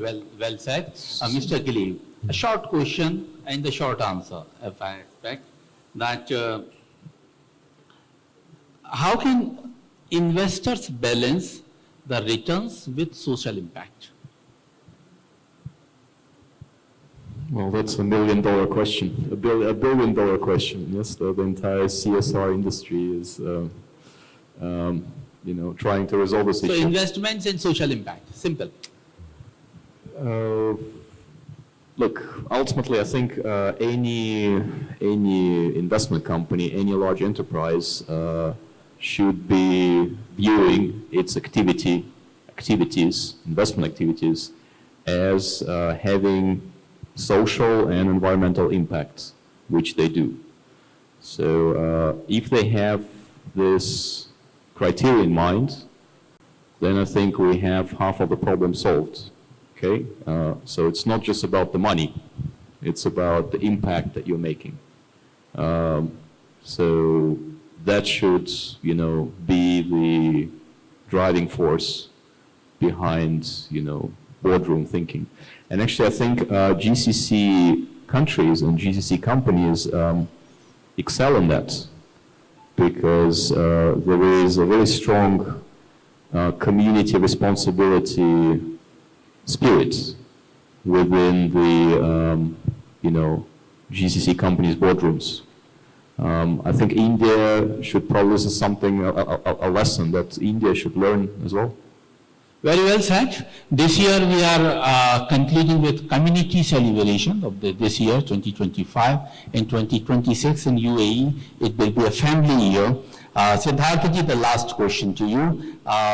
As the Gulf topic has come, that how can Gulf investors tap India's SME market strategically? I think on a very core level that is already happening. But what I would like, my aspiration, if I can say that, is a seamless dual reinforcing flow from both sides. I think India is probably transitioning beyond merely a capital receiver. India is also generating a lot of capital.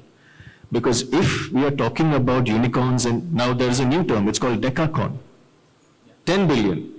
If we can responsibly cultivate this ecosystem, we become capital providers and capital generators of our own. So then, how to tap the flow seamlessly from both sides, I think that is something that all of us should aspire to create. Some platform, some innovation that enables both of this to seamlessly flow, responsibility and credibly. I think that is an aspiration that I would have. I think with the aspiration you give responsibility as well as the accountability now, and the homework for we all together, how we can take those dialogues and the initiatives in the real results, we can say. And herein I would like to thank you all for being with us for this discussion for the global impact in the economy. Thank you very much. Thank you. Thank you.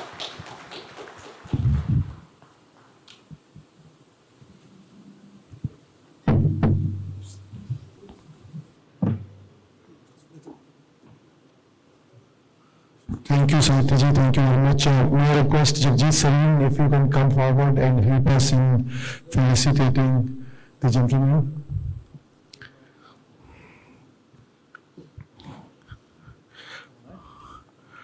Siddharth Palachandran, Executive Chairman, Bloomberg Corporation Limited, Dubai, or the other end.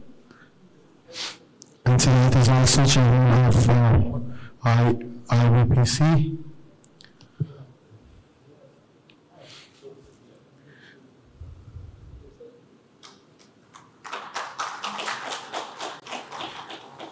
This was Caleb.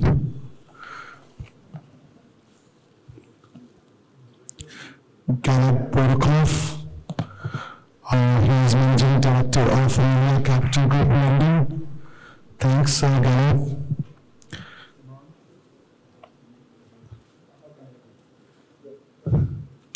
So Biswajit is CEO of Asas Capital.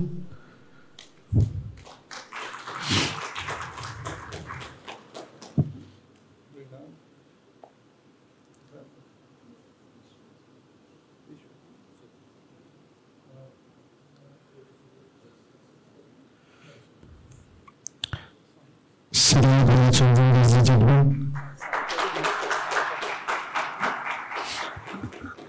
Sahitya Chaturvedi, Secretary General Ibpc, who moderated this session for you. So from conversations and money to real money play. Ladies and gentlemen, please get ready. Big idea, bringing Asian exchanges closer in a shifting global order.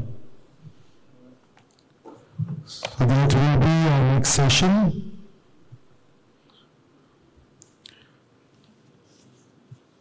From whose office in New Delhi, Ashish Kumar Chauhan, Managing Director and CEO, National Stock Exchange, Mumbai. Rashid Al-Mansuri, former Chief Executive of Qatar Stock Exchange, and he now leads a wonderful enterprise in Qatar called Aman.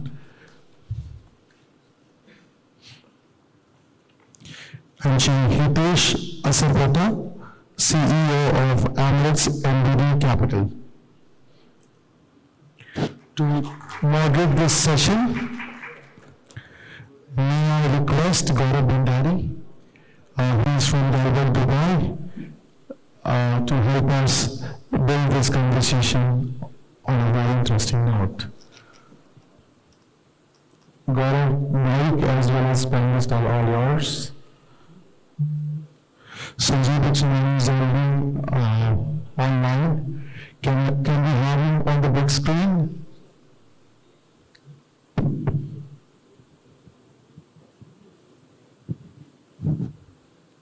Okay. So now, mic is all yours. Thank you. Well, welcome to the session, bringing Asian exchanges closer in a shifting global order. I hope I'm audible on the screen. Yeah, thanks, sure. As global capital markets adjust to geopolitical realignments, technological disruption, and evolving investor expectations, Asia's financial exchanges are emerging as a critical anchor of growth, liquidity, and innovation. So this session promises to bring together leaders from stock exchanges, capital markets, banking, and digital economy to explore how Asian exchanges can collaborate more closely to strengthen resilience and global relevance.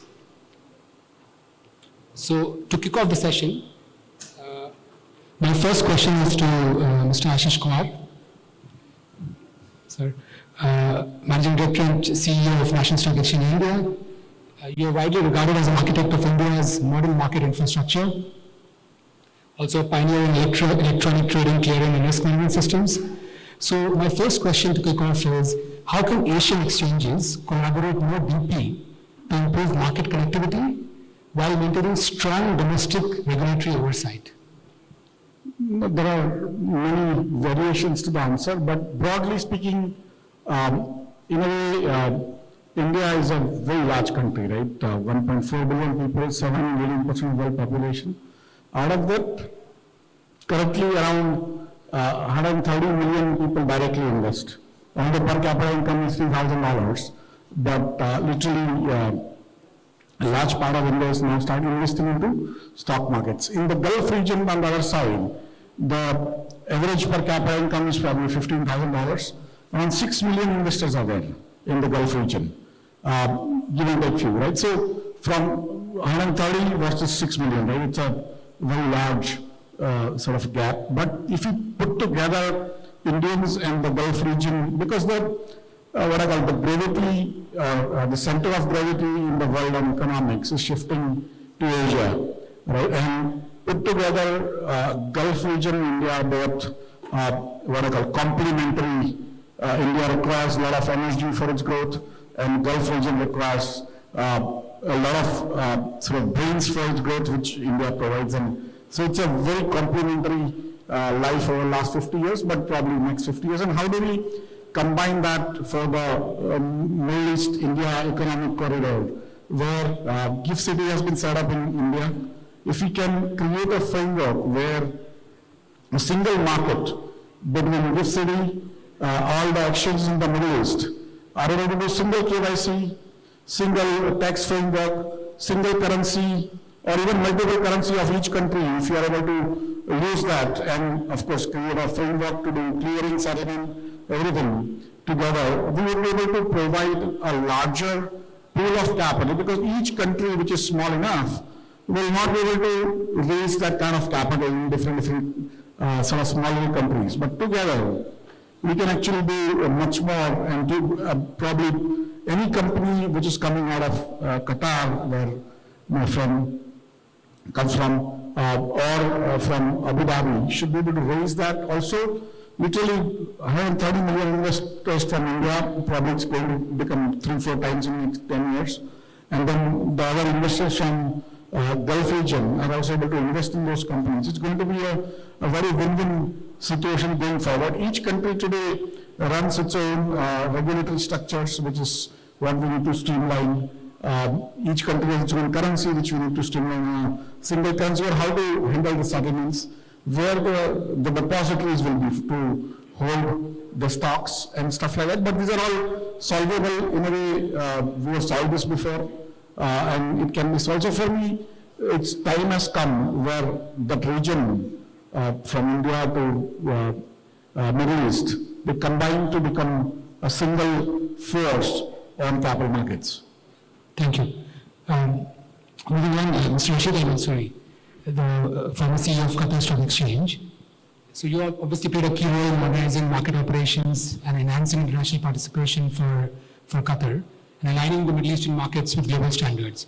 So from your experience, what are the most effective models for collaboration between Asian and Middle Eastern exchanges?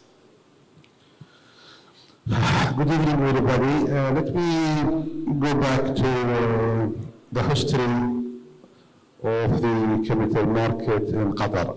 Okay, it's one of the youngest capital markets, Qatar Stock Exchange. And when I joined them in 2011, I was on the board 2010, and then they, decided to give me this job. So when I joined, before I answer your question, just to give you some background so we can go back to answer your questions. I studied the market, I studied Qatar market, and then there was ambition to be an international stock exchange. So I thought, well, if you are not strong at home, you are not strong outside the home. If you know what I mean, you need to be very strong. So I thought to fix, number one, we were a cash market. So we need to strengthen the cash market first in Qatar and align the stakeholder. So I put 4 strategic pillars for me to lead this important institution in Qatar. Okay? So number one, I need to do promotion of the market. 2, I need to raise for the capital. Everybody thinking we need to get investors. 3, I need to deassemble all the regulation. All the regulation we had, eliminating investor and even local investor to enter the market. And I'll tell you what I did to solve some problem. And number 4, to align the stakeholder. Qatar Stock Exchange, Central Bank, the regulators, and other institutions and investors in Qatar. It succeeded, So I'll give you an example what I did when I came. I heard a lot of complaint. I asked one of my colleagues who worked with me during the Asian Cups. She was in marketing, so I made her like what they call it, a secret client for me to go to open an account with Qatar Stock Exchange. They call it mysterious shoppers. They send them to see how's the market. So she's the mysterious client for the market. It took her more than 4 days. She's an expat. Trying to open an account in Qatar stock market, and she couldn't open it. So much requirement. So number one, I fixed that problem, and I gave the banks and the broker the authority to open the account within 24 hours, and we succeed. And so on. So I focused on fixing the local market, the local ecosystem, the regulator. We changed so many things. I cannot go to collaborate with exchanges outside Qatar and then beyond. I'm not fit to run with them. So if you are in the race, you don't want to see people running in front of you 1 kilo ahead of you. You want to be at least head to head. So I need to get fit, okay, and then go and race and collaborate with my colleagues. And I was a strong promoter for Qatar Stock Exchange and for the Asian Exchange, and my friend here, thank him. He supported me so much when I joined. He voted for me to be on the board. Maybe this is a secret, but I am now settled it. So the Asian Games, really, they are united. I'll tell you some stories. So when I fixed everything, or let's say not everything, most things, okay, we changed some regulation, we created the ETFs, and then I said, okay, why we are still in the frontier market, even we are young. We need to get to the emerging market. So we call them ECI, work with them. We work for them almost 3-4 years, and they still, want to tick the box. The last day told me, guys, I don't want to be emerging market. You make it so difficult for us to enter the emerging market. No, Rashid, it's okay, we will get you there, just we need to do more. I said, no, I'm going to drop the case. I don't need it. Then they asked me for one thing to do overnight. They said, if you announce tonight that you will increase your FOL, the foreign ownership limit, we will get you there. I said, fine. I called my chairman called the finance minister called the prime minister, and they said, we need this announcement. Second day, it was in the paper. Following, we got the emerging market status, and we were, Qatar Stock Exchange is the youngest exchange between the GCC, but it was one of the first, it's the first stock exchange to get the emerging market with UAE market. So that's an achievement for younger stock exchange, which was only 17 years old. And thanks to the team and the support of my friends. And then when we got there, still in the promotion, my ambition was high. So we went and we really compete for the seat on the board of the World Federation of Exchange, and I got the seat, and thanks to my friend in the Asians. And then we start going this around and meeting to support each other, and we have a lot of dialogue. Even when we are in the meeting with the international exchange, you see the Asian group together. And then they will come and talk to each other and say, okay, let's do this together. And we made a lot of initiatives. I talked to my colleagues and friends in India many times during the events, wherever I get a chance, how to collaborate more and more and more. And even I listen to their advice. They are ahead of me, they are before me, and they give me the right advice, okay? To be honest, I get very good advice from them to promote the Qatar market. And I was on the board and promoted not Qatar Stock Exchange, I present the Asian exchanges. I take this on me, and I will always promote how you can do things, okay? Now, I don't want to take too much of the time. How can we collaborate as Asian exchange? In so many ways, okay? In the GCC, we try to do a lot of cooperation. Dual listing, alliance some regulation, some regulators. This is still moving so slow. I know one of the exchanges needed to change some regulation.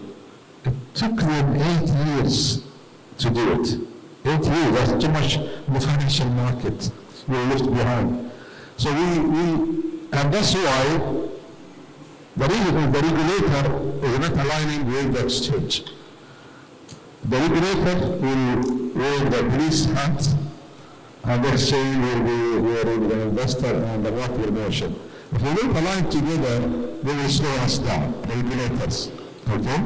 And we don't agree on everything, but we give them. So we need really to give them a line with us a speech. So I remember at the Korean, one event, and one of the regulators speaking, and I told him, one of my questions, we need you to promote the market with us. Not, he said, no, I'm the police. Wow, direct to you. Well, the police. And, we have right, of course, to protect the market, to protect the investor. But what we need is a smarter regulation, not harsh regulation. Okay? We change a lot in Qatar, keeping our local roots, but with international ambition.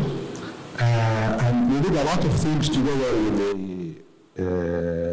MOUs with so many of the Asian exchanges, and we implemented that, and we exchanged a lot of information, a lot of different visits to discuss some plan together.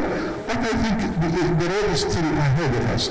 Some of the plans, some of the ambition we had was not really implemented because of many barriers. The regulation alignment still need to be working, okay? So I think there is room still for us as Asian exchange. I'm not the exchange CEO, I was a foreigner. Now I look to the exchange from the other side. I'm now a CEO of a group CEO of Amal, which is a public listed company, a company I was looking after and regulating. Now I'm a CEO of this group, which is huge. And they look to the regulator sometime, now on the other side, and they exchange and say how much support they can give me. Okay? And I still think the market need to be fixed. Not only in Qatar, even the region. We have a plan to do dual listing, joint ETFs, one board, and so on. I think it can be done if the will is there. But I think during my time, we did a lot of things together. I've seen not Qatar Stock Exchange only, other exchange, for example, so my colleague Saudi Arabia now, today is one of the top 10 exchange or market cap in the world. Just to let you know, just to see the market is very small. If you look at Qatar stock markets like 50, 60 stock here, still, the government has to be around, okay? Privatization will not need to be there. Exchange itself without allowing to the stockholder will not do anything. So, thank you very much. Thank you, Mr. Cieu. First, congratulations for the Qatar Stock Exchange. As you said, it's in the latest stock exchange is really made out, and a lot of learnings, as you correctly said. We'll continue the discussion. I'm moving on to Mr. Ibpc. So the CEO of Ibpc Capital, obviously you have extensive experience in the equity capital markets and M&A and structured finance, and obviously involved in cross-border listings and capital raising in Asia. So the question to you is, how is shifting global capital flows changing the way the investors view the Asian markets and exchanges specifically? So when I look at this, I look at it from a relatively more myopic perspective, which is we are now sitting, as probably was alluded on core panels in the capital of capital. We have been historically large exporters of capital, and for the foreseeable future, we will be large exporters of capital. Right? So there is a lot of liquidity in the region, and in spite of the development and the growth that we're seeing in the region, I think there is much more capital to be deployed than that can be accepted within the countries itself.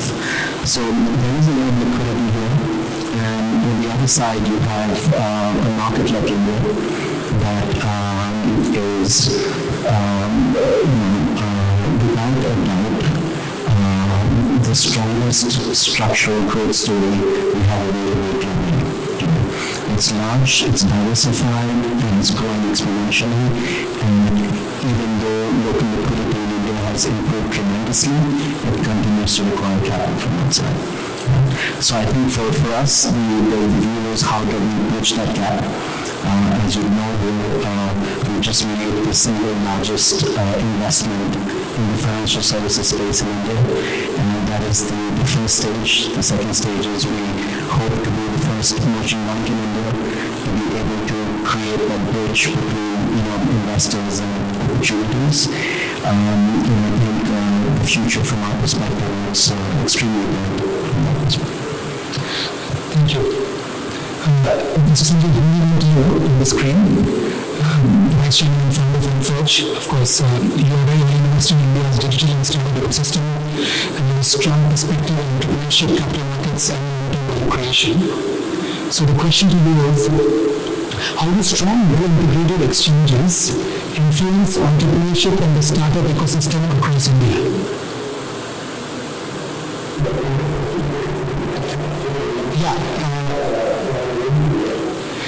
It's to you. Shall I repeat the question? How do strong, well-integrated exchanges influence entrepreneurship and the startup ecosystem across Asia?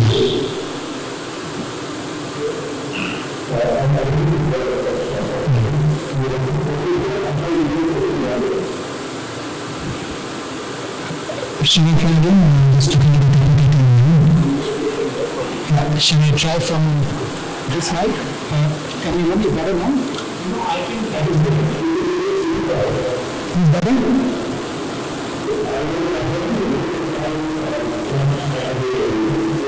Can you hear me now?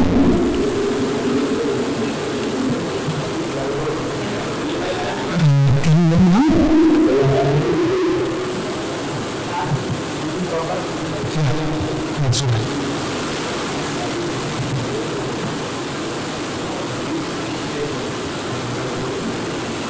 Yeah, so coming back to Starship Kumar, so I think the couple of things that you mentioned, so one is about the GIFT City with the single KYC to enable investments within India via, not India, across the globe, across the globe, yeah. So how do you see the role of technology and digital infrastructure play in making this Asian capital markets on the global and globally competitive? So just to repeat basically what I proposed. So Sanjeev, you would like to reply now?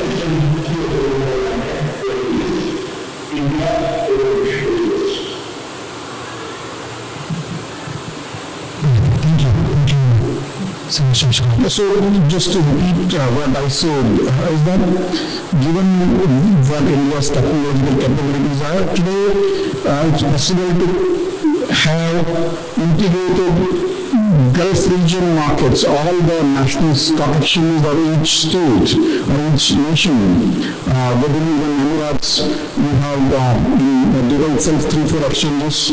In Abu Dhabi you have an exchange, in Qatar you have an exchange, in Saudi you have travel and stuff like that. You can actually create one single market between India and Gulf region by creating a sort of a separate layer. So if people want to trade in what I call that international market, India, Middle East market, where they are trading on the national exchange, and when they want to trade in those countries listed on the international common market, they will be able to do seamlessly on the same KYC which they are done for their national exchange. They will be able to keep their stocks in those depositories locally. So each stock exchange survives, but also we create a international sort of Gulf India market which is together.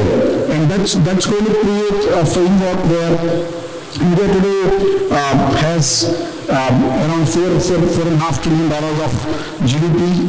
Each year we are saving $1.2 trillion, $1.2 to $1.3 trillion. Most of it will now come into the sort of financialized markets because it's totally automated. And similarly, from Gulf region, today if you look at it, the Gulf region's total market cap is around $2.5 trillion. If you take away Saudi, it's pretty much very small. And the last, this 2025, Gulf region would have traded close to $800 billion of transactions in a year. I do that in a week in NSE. But if I take a look at the Cieu exchange, which is largely trading in Singapore and India, it does trade more than $110 billion a month. So effectively, if we can combine the strength of India and Middle East to help each other, companies grow, to get them funding that is required to grow, it will be a kind of a single capital markets to begin with, single KYC, national exchanges or gift city exchange continue to hold depositories, and all those are easy to achieve because all these exchanges, even in Gulf region, are automated. You just need to exchange APIs and ensure that the settlements happen well, which is easy to do. So effectively, if this is agreed amongst the Gulf region governments and Indian government, this entire project can be completed within a year, and we can actually go live. Unleashing the capital and also that animal spirit across the region, that's how the dream would be. That's what the organizers tell me, that what is your vision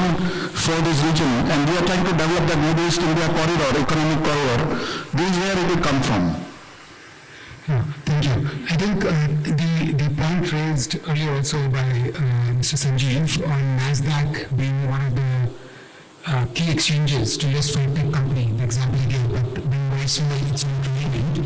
But coming back down to the technology infrastructure that exists today, actually the question is, taking an example from NASDAQ Dubai, Mr. So you must have looked at it as well, don't you? I think setting up the exchange in Doha. Is there something from there for us to learn, where as Mr. Ashish Kumar was explaining, can there be a single technological platform with which you can invest across different countries, which of course requires a regulatory requirement, but it is governed by a common law, which is not the local law, but the English law, which is what the NASDAQ Dubai imposes. I think my English is so usually to my ear that we can do it. You know, we can collaborate and have a single platform. There are some barriers, but some we can come over, some we might need to see how we can do it. Small barriers, that could be the timing, India is not far from us, maybe the difference will be 2 hours, plus minus. Because you need to trade at the same time, so the both exchanges need to be at the same time. So I mean, I was in QA, we will stay at night to trade in USA, something like this. But I think this is not a big issue.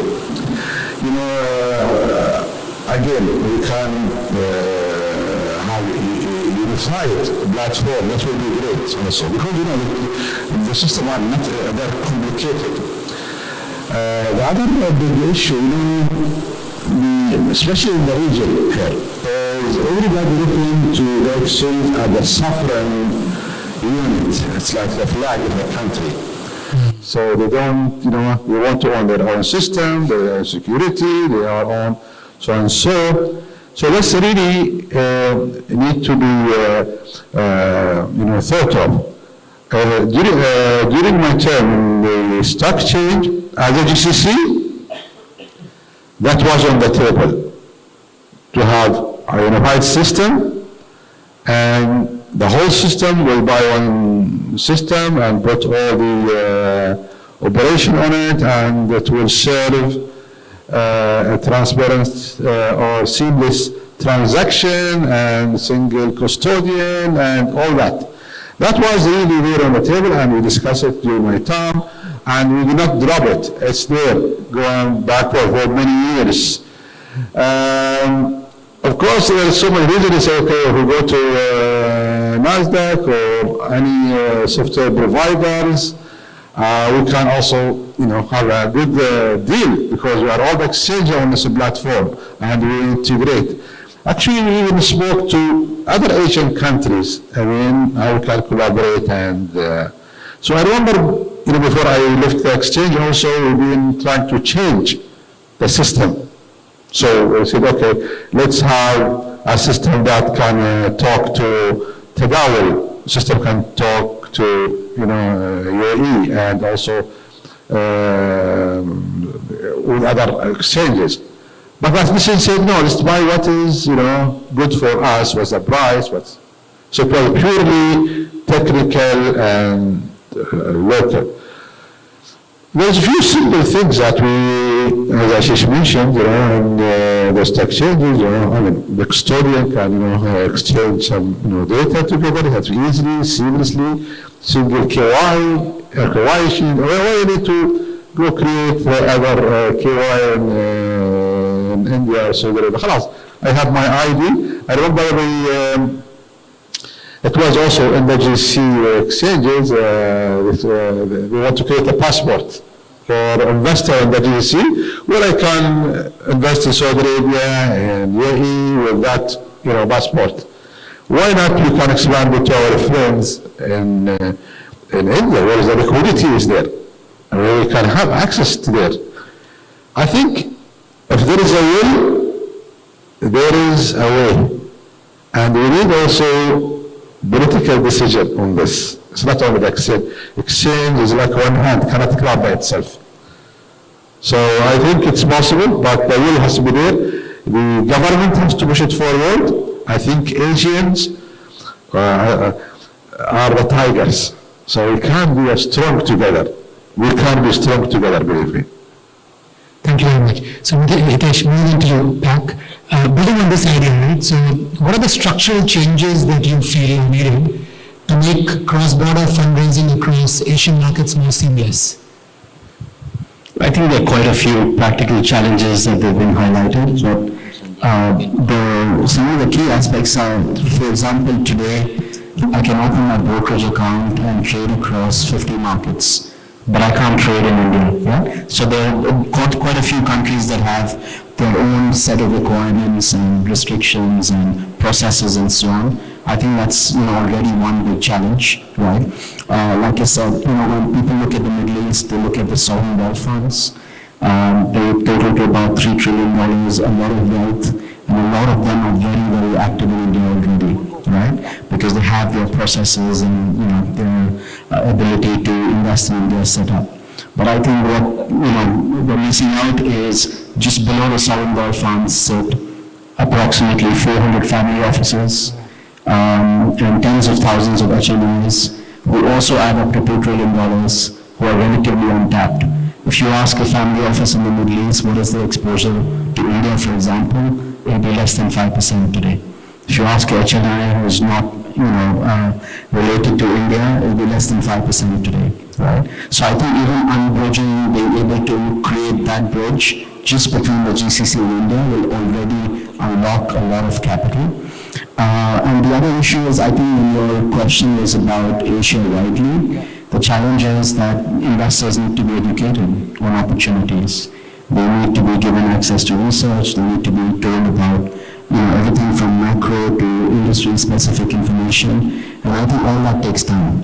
It's not easy today. There's a reason why people invest in the US, because the capital market pools are liquid, but there's also access to a lot of information that they have.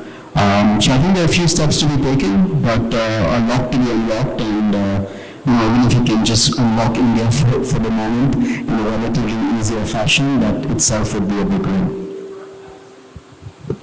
Thank you. Moving on to Mr. Sanjeev, I'm just texting the question and I'll repeat it here for the audience as well.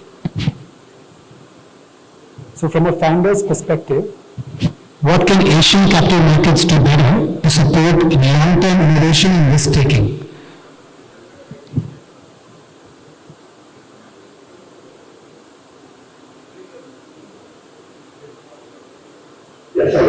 from a finance perspective, I think what we reduce the bureaucracy of the ways, another thing that we do is like so it's a really a where you want to do public tenders, at the same time you want speed and you want a new bureaucracy. I think when we make several aspects of the company that are to be less onerous and to be perhaps easier. You have a network with the PISA that is extremely and we will have a to create. What is outside the new stock exchanges and more in the government, or we will take that over or the currency. So you have a bunch of new innovation that needs to be done with some degree of separation. Thank you. I think I would just like to wrap up the session. We have about 5 minutes left. So just one last question, and very short reply across the board will go. So if you were to identify one bold step Asian exchanges should take together in the next 5 years to shake up the global financial order, what would that be? A single market for capital, at least for capital, and single KYC. Each country can continue to tax their people the way they feel like. It's just that there is a separate layer on top of the existing exchanges. And so the individual or the corporates or the institutional investors coming out of that country are able to invest into other countries' common market and still settle in their own currencies. I think it's going to be a game changer. And we have done it with Singapore today. In Singapore Stock Exchange and GIFT City Exchange of NEC called International Exchange today, every day we are clearing more than $5 billion. Every single day. People are able to place orders across the world from Singapore, also of course across the world on the GIFT City Exchange of NEC itself, but they take $5 billion a day and settlements happen with Singapore in their area and with GIFT City in their area, and both exchanges are able to collaborate to do the net settlement. So that's they were able to create a single pool of capital for all the companies in the region, creating a kind of a growth engine which has not been seen before together. Thank you. Mr. Mansouri. Yeah, I think I agree with my friend again, Ashish. If we can create this single board for the Asian exchange, that would be great, and we will create access to liquidity, the access for issuers also, for where they will list. I know there is exchanges, or the large exchanges, we might just back up. I'm not sure. We are a big exchange. We have a top 10 of the world. I can't maybe like Shanghai or, I don't know if we will be willing to win that award or not, or able to be stand up by themselves. But I think for other GC and like India and other exchanges, they can do it, and it's not difficult. It's been discussed, and again, if we have the will to do it, we will do it. Technology is not a barrier; we can fix it, but we need to make the first step for this. Thank you. Mr. Hitesh? Yeah, I mean, you cannot not agree with that, right? So absolutely a single pool of capital that moves between exchanges is the ultimate goal. Yeah. Completely foreign exchange fungible, I think that's really is a game changer. I want to add a few things on, what my friend there. When I was in the stock market, I saw the Asian funds are absent from investing in our, and that's why families or investors will not, reach out to Asian funds if they don't see them in their market. But we see, fund like and asset manager, BlackRock, Fidelity, and other are really investing direct in the market. So I think the Asian fund has to, come to the market, invest in the market, and then they will gain the trust and also the promotion. They are there. So I think this is a point that we should consider. And it's still the case. Asia is less than 3% of what we do in the region in terms of the funds investing here. Still continues to be the case. Yeah. Mr. Sanjeev, were you able to hear the question, or has it been texted? Just one.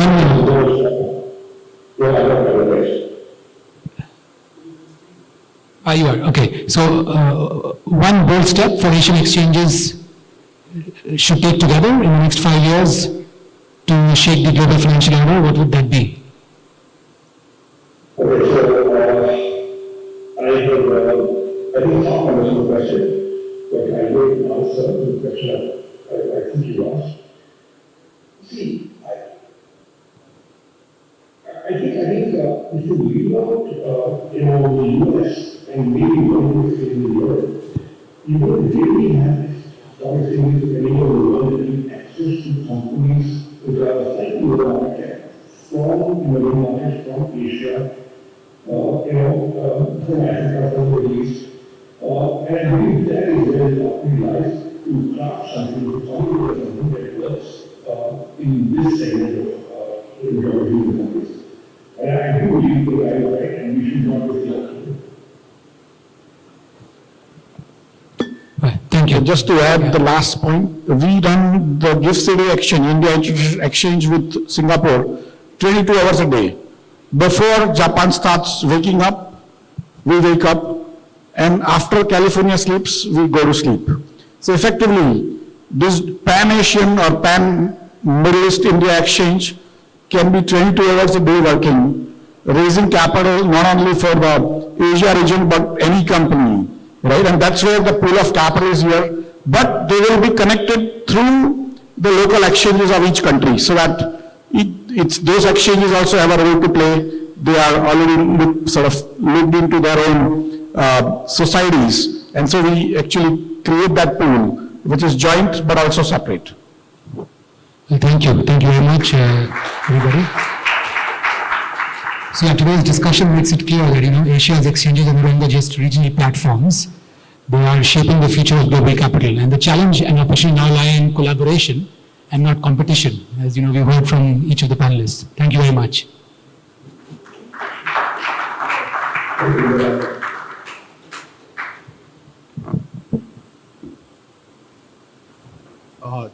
Thank you, gentlemen. May I request Harmeet? Harmeet, can you come forward? Harmeet Singh Sethi, he is CEO of Beji, to help us in felicitating the gentlemen.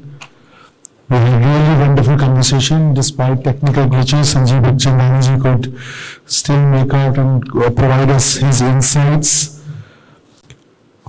So we have Mr. Ashish Kumar Chauhan.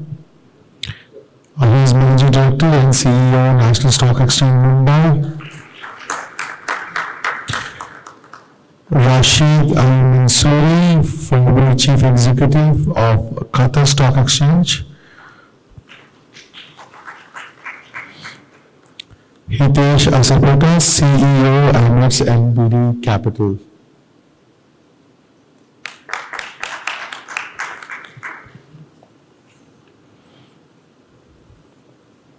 And Gaurav Bhandari, Dalbak, Dubai.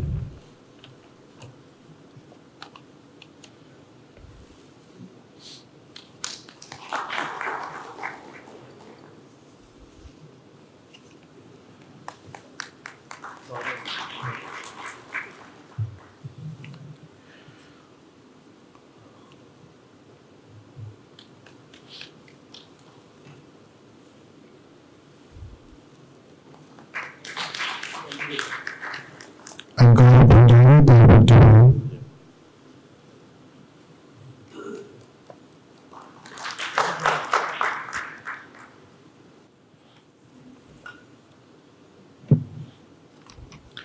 So, ladies and gentlemen, get ready for another powerful session. Till the gentlemen get the photograph ready, the powerful session is Bridging West Asia and India Capital, Commerce and Technology in a New Era of Integration. Recording in progress.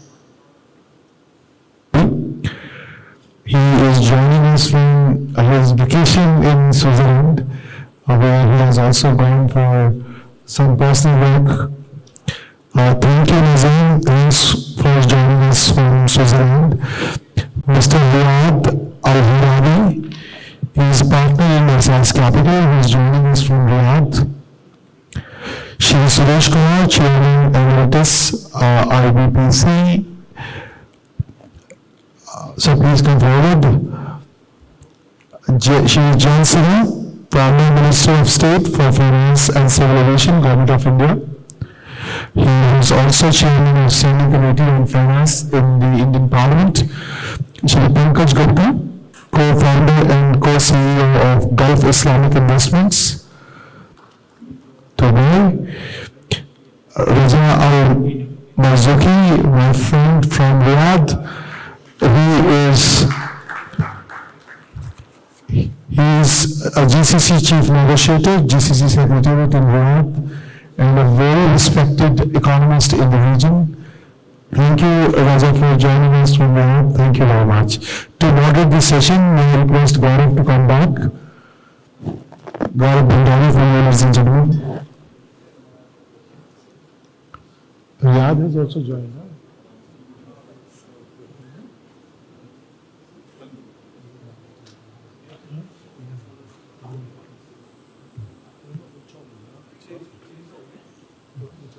That's okay.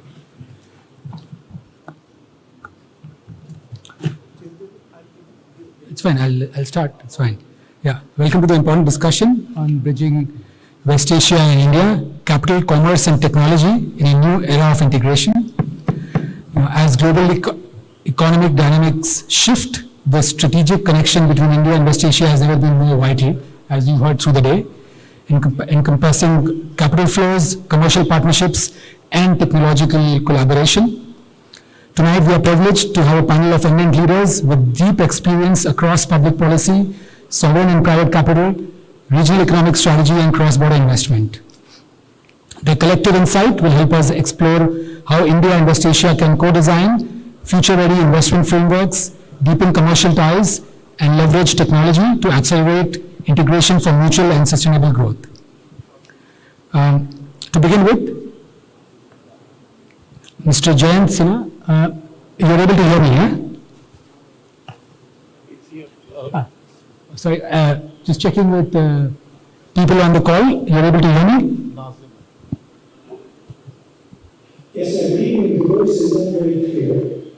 Gaurav, you have to speak loudly. Speak loudly? Okay. I'll try again. So, starting with Mr. Jayant Sinha, of course, former Minister of State for Finance and Civil Aviation, a Member of Parliament, as well as association with McKinsey in the private sector.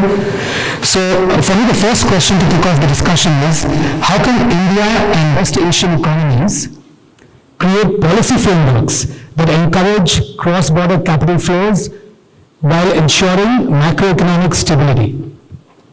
Well, thank you very much for having me, and good evening to everybody who's present here and to my distinguished panelists. To your question about policy frameworks, my response would be that the policy frameworks are already in place. We already have a free trade agreement, investment flows are already quite strong, trade and people linkages are extremely strong as well. And all that we have to do is to build on that very strong foundation and keep identifying those concrete business and investment opportunities where we can work together collaboratively. I'll highlight 3 areas where I think the policy frameworks are very much in place, where business opportunities are coming up, but if we pay just a little bit more attention, we can unlock some wonderful opportunities for investors and business people, whether they be in India or in the UAE or in Western Asia, generally. Number 1, I'll talk about technology. Yeah. What is happening in technology in the UAE in terms of investments in hyperscalers, compute is extraordinary. The amount of capital that's going in, the access to compute that West Asia has is an enormous resource for India as well, because we have the tech services companies, we have the tech talent where we can take advantage of the compute that West Asia has. So to develop these agentic AI services, to develop these technology services that we can collectively put together and then be able to provide the rest of the world, the combination of the compute that exists in West Asia, the capital that exists in West Asia, and the talent that exists in India, I think is an enormous opportunity for both countries, and the collaboration frameworks are very much in place there. So that's number 1. Number 2, I would talk about sustainability and energy in particular. We've talked about energy a fair bit today, but there's a lot more to be done here. Solar obviously is an area where both India and the UAE can benefit greatly in terms of what we are doing. But natural gas is another area where we can benefit, which will really help clean up our cities, because we need to be able to transition trucks, buses, etc. from fossil fuels, diesel and petrol, to actually CNG if we can, and into electric vehicles as well. So there's an enormous opportunity to work together on sustainable infrastructure, sustainable investing. And the third area, which is not spoken about as much, but I'd like to highlight, is in healthcare. So what we've seen in West Asia is West Asia has already built quite a number of leading medical centers. They are already going to be, I think, an important area for patients coming from around the world and coming to West Asia. But India has again the talent, India has again in many cases the protocols where we can service the healthcare needs of Western Asia, either by sending people here or by providing telemedicine services as well. So I think if you look at these three sectors, in each of these sectors, we already have a lot of the frameworks in place, we have the talent, we have the linkages, and we can really build on that and drive investment into these different opportunities. The final one, which also people have spoken about, I won't talk much about it because the markets are very tightly regulated and investment flows are not that easy, is in the financial sector. There's activity happening there, but I think perhaps not as substantial as it could be in the other three sectors that I spoke about. Well, thank you very much. Moving on, so my next question is for Mr. Pankaj Gupta.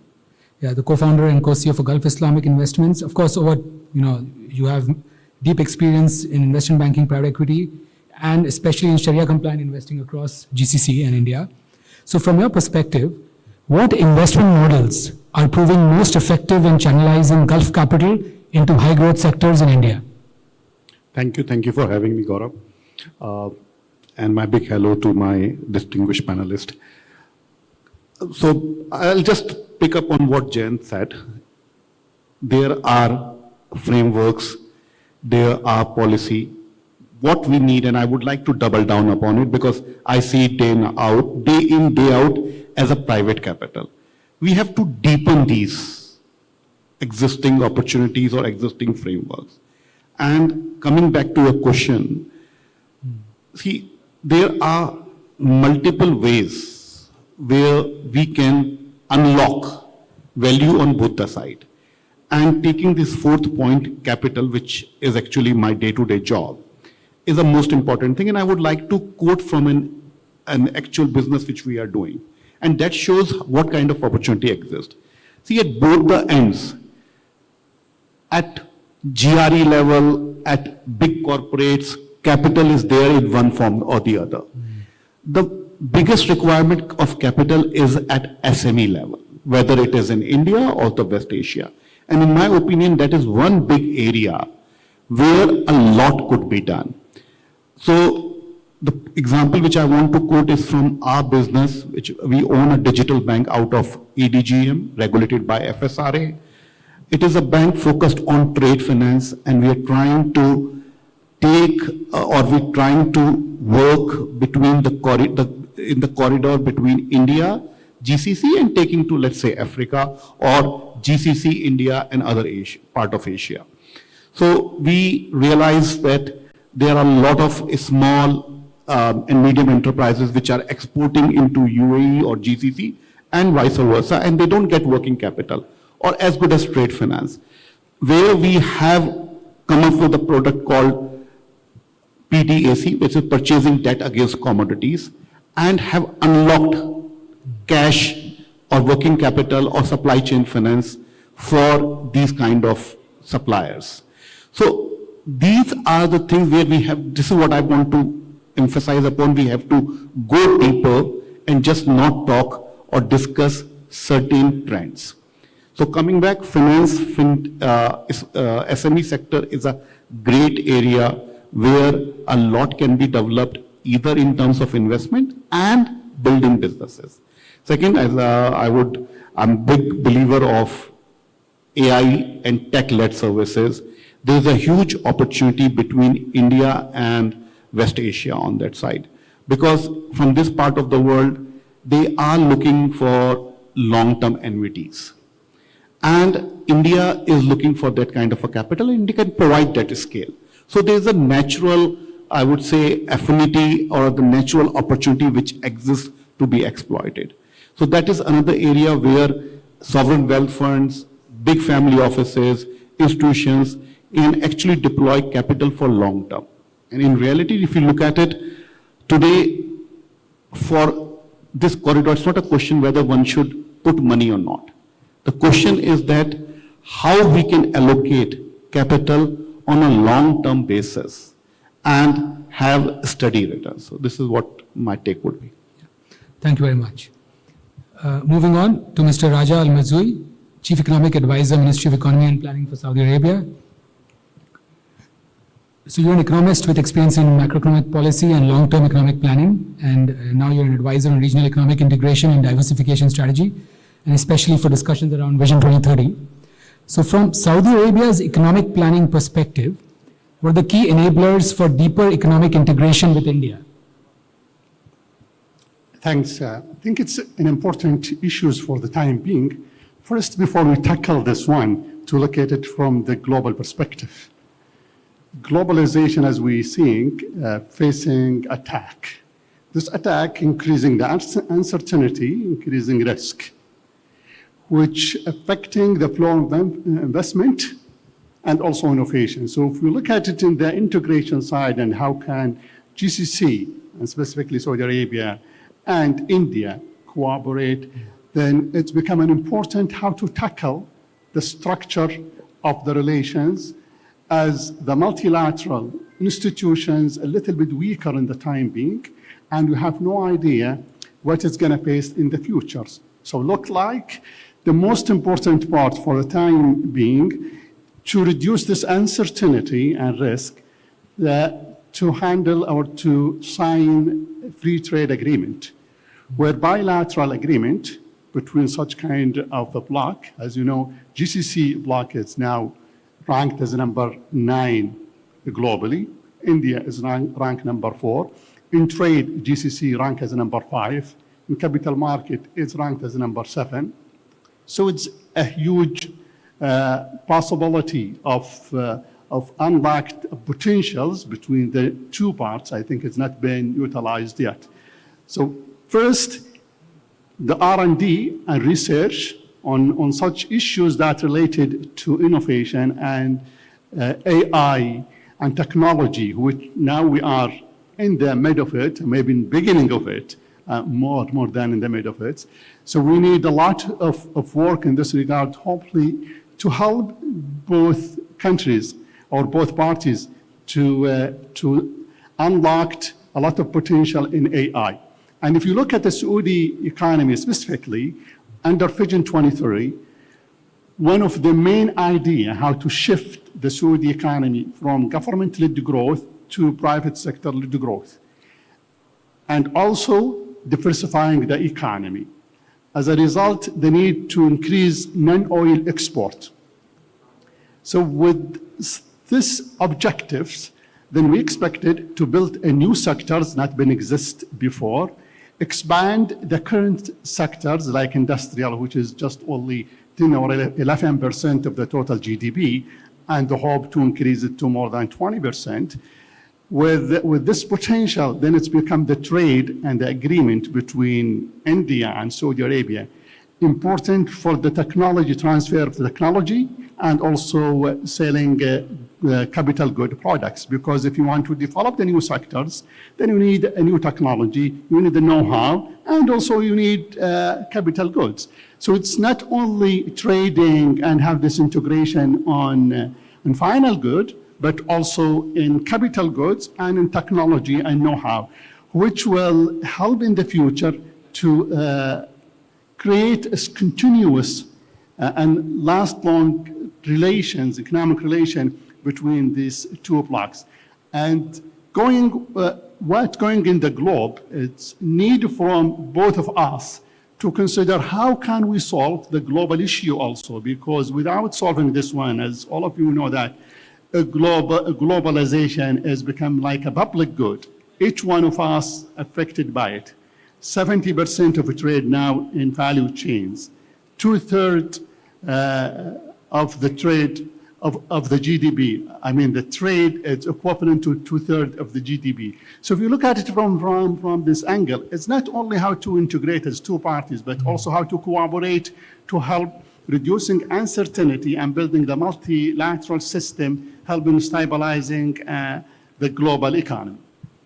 Thank you. I think very important points about multilateral trade and capital flows plus technology infrastructure flowing both ways.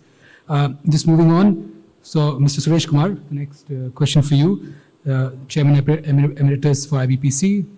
Obviously, you're a veteran business leader with long-standing experience in India-Gulf economic relations, actively involved in strengthening institutional and commercial ties between the two regions. So, from your perspective, which sectors offer the strongest potential for India-West Asia commercial partnerships over the next decade?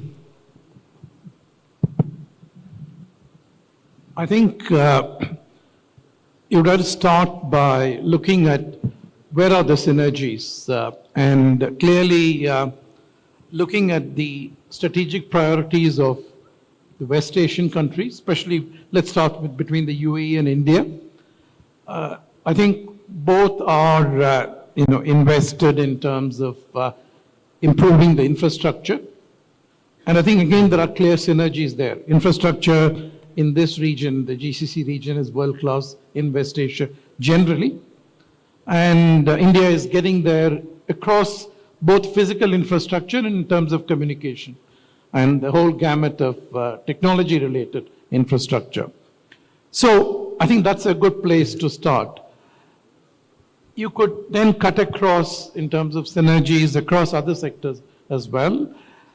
Trade between the two regions, especially between the UAE and India, Dubai in particular, has been improving year after year, going from strength to strength. But investment flows really got a fillip when the Indian Prime Minister, after 34 years, was the first Prime Minister from India to visit this region. In 2015, there was a investment partnership agreement that was signed, and there was a verbal commitment of infrastructure investments of up to $75 billion. But having said that, the partnership agreement had to be put in action, and that's where I think there were challenges at both ends. For instance, since I was quite closely involved at that point in time, the Indian side looked at this as yet another soft loan window. And very often, even at senior levels within the government, there was not sufficient understanding that investment flows from this region are largely either strategic or financial. Many of the sovereign wealth funds are really financial investors. They're looking at investable propositions from the perspective of they're patient capital, but they represent patient capital, but they do need a return on equity or return on the capital that they invest in. That understanding needs to come in place. Equally, you have a number of strategic investors from this region, again representing fairly large pools of capital, but their requirements are different. So I think it's important to get that understanding, and that's where a platform like IBPC or a catalyst like IBPC can bring those minds together, working in close alignment with the strategies at both ends, and then drawing from there, where are they looking ahead? India is talking in terms of objectives from a Viksit Bharat 2047. Here as well, there is a 2031 Dubai strategic plan, there is a 2051 UAE strategic plan. I think it's important to get those alignments right as to where those strategies, because the entire weight of the government and the policies and the institutions at this end and in India will be fully behind if you're aligned with the strategies. And I think that's where the sectors need to come in. And it doesn't have to be one sector. It would have to be a series of initiatives across various sectors. both private and public capital coming through, both debt and equity, giving it the tailwinds. Sure. Thank you very much. Moving on and building upon actually this point. So moving on to Mr. Nazim Al-Qudsi, former CEO of Invest Abu Dhabi. You can hear me well on the screen? Yes. Yeah, thank you. So obviously you have an expertise in investment, promotion, asset management, and global capital allocation. So my question to you is, what lessons from GCC, investment markets, and your role as the CEO of Invest Abu Dhabi could help India further strengthen investor confidence within the GCC? Thank you for having me, and thanks to respected participants. Look, I spent 30 years in the Sovereign Wealth Complex, 18 of those at Adia. And I can talk a lot of micro, but here I'd like to shift it a bit to macro and then answer your questions. We often have civilization amnesia because I wish they would teach history of economy to schools. The Indian Ocean has been the main trading pathway for thousands of years before European Mercantilism came. There is quite a bit of DNA between our part of the world and between Bharat.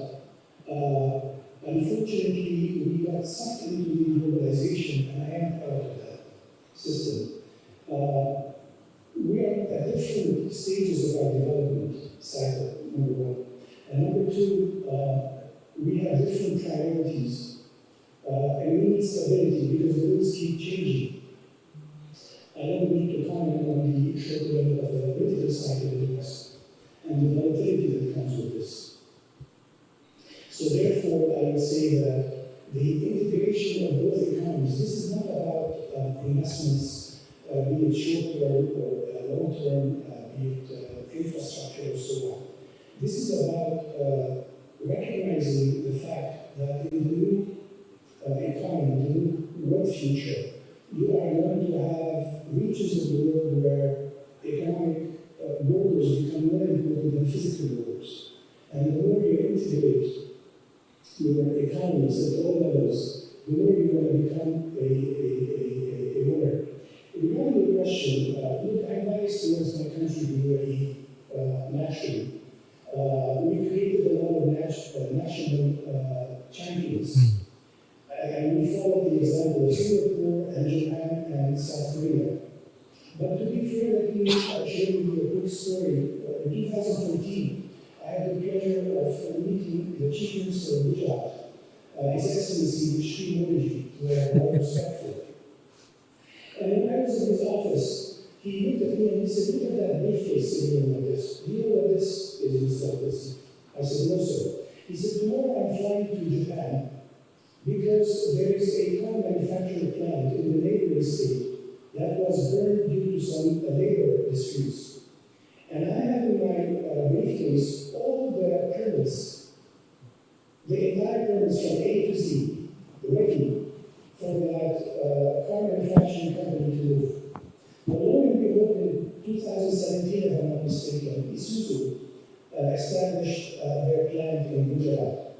And to me, that was a pure example of looking at the national interest, looking at the agenda. We often talk about globalization and competitive advantage and that good stuff that they taught at Harvard, only to see them reversing on this. The Japanese, they established the Japanese Industrial Bank, and they looked at specific sectors of the economy and they said the entire system should be backing those sectors because this is the future for us. We should not bicker among ourselves and so on. So I would say that in order to integrate our economies, the lessons from UAE, we've created national champions, we've created ADIA, Mubadala, ADQ, we've created Amar, we've created Dubai ports, and so on. And we need a similar story which exists more or less on the Indian side. I am not against the private sector, I am not against the venture, not at all. But when you are looking for a national agenda and you need to move forward, you need to have the state backing those because you get things done faster. Thank you very much. I think that's a very important point about identifying and then promoting national champions for each of the countries as you go outside to raise capital. Moving on to Mr. Riyad Al-Horabi, partner Asas Capital. So, of course, you have experience in private investments and cross-border deal structuring with a focus on growth, stage, and strategic investments. So, my question to you is, how do you see risk-return dynamics evolving for cross-border investments between the Gulf and India? I think just before our panel, we had a discussion with the CEO of Emirates NBD Capital, where they had just made an investment in India. So really looking forward to hear your views on this. Okay. Can you hear me well?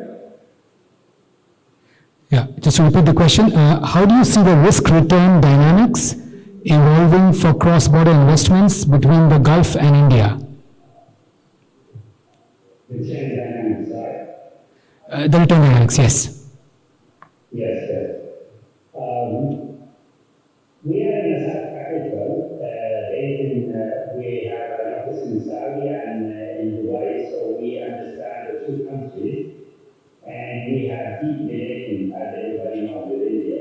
Okay, as an economy, as an investment, I think the main two issues that is the relation between the two, let's say, countries is basically, from the DCD perspective, is tax, is the main thing. So a lot of investment other than the sovereign fund has an issue with understanding taxation in India, especially things like tax on capital gain is a big thing for us in this part of the world. The other thing is regulatory framework, where we believe in this part of the world that India is a bit complicated for us to understand for investment. So, as we said, between investing in India and the other way around. Recently, I think in the last 2 years, it's the first time we saw law coming from India to Saudi Arabia, where the companies trying to open to benefit from the transformation in Saudi, what's happening with the government. I think the Indian investors feel more comfortable to come and invest in Saudi compared to previously. Issue again, as everybody has mentioned, it's all the investment mainly coming from the big players, okay, where we don't see a lot of SMEs, let's say, going and investing in India. And I think a lot of initiatives need to be done from the government to help in that. Again, everybody in this part of the world in Gulf believe that India is a big market, is a big growing industry. I mean, in all especially in services. But the challenge is very few successful stories that have been done in a smaller level. And this will always be the challenge, I think, for new people to come and invest. I'll just give you an example, like Abdulatif Jameel, which is one of the biggest car manufacturers or agents in Saudi Arabia. They invested in a company in the EV, electrical vehicle scope industry in India. And suddenly there is a change in regulation where the investment or subsidy from the government has gone down. And the whole investment went into trouble. So this kind of example is always the challenge with the Saudis going investing there. So returns, again, not a lot of stories happening. Yes, we hear Mubadala, BIF, doing big deals. I think the two governments should support funds that target SMEs, giving them the financing as well, encourage them to have a few good successful stories that they can promote, and this will attract invest in and attract also good return. Without this, I think it will stay between the big government, semi-government initiatives, and it will remain in this direction. Riyadh, I will agree, Mia Filmia with you. Yes. Yeah, I mean, it goes back to the point Mr. Pankaj you made, which is the investment in SMEs is what is lacking or does not exist between the West Asian countries and the Indian. See, Gaurav, I don't want to touch on the controversial part, but I think these kind of forums are also important to raise certain issues. You know, because at the end of the day, life is not black or white, it is gray. See, the point which Riyadh is talking about, when it comes to government or, you know, GRE investing, sovereign wealth fund investing, there is quote unquote a protection. You know, because governments are involved and they will make sure that nothing unpleasant is happened and a lot of groundwork is done. And again, it is not the responsibility of the governments to stay guarantor to the private capital, but at the same time, I would say a lot of work can be done on the understanding of governance.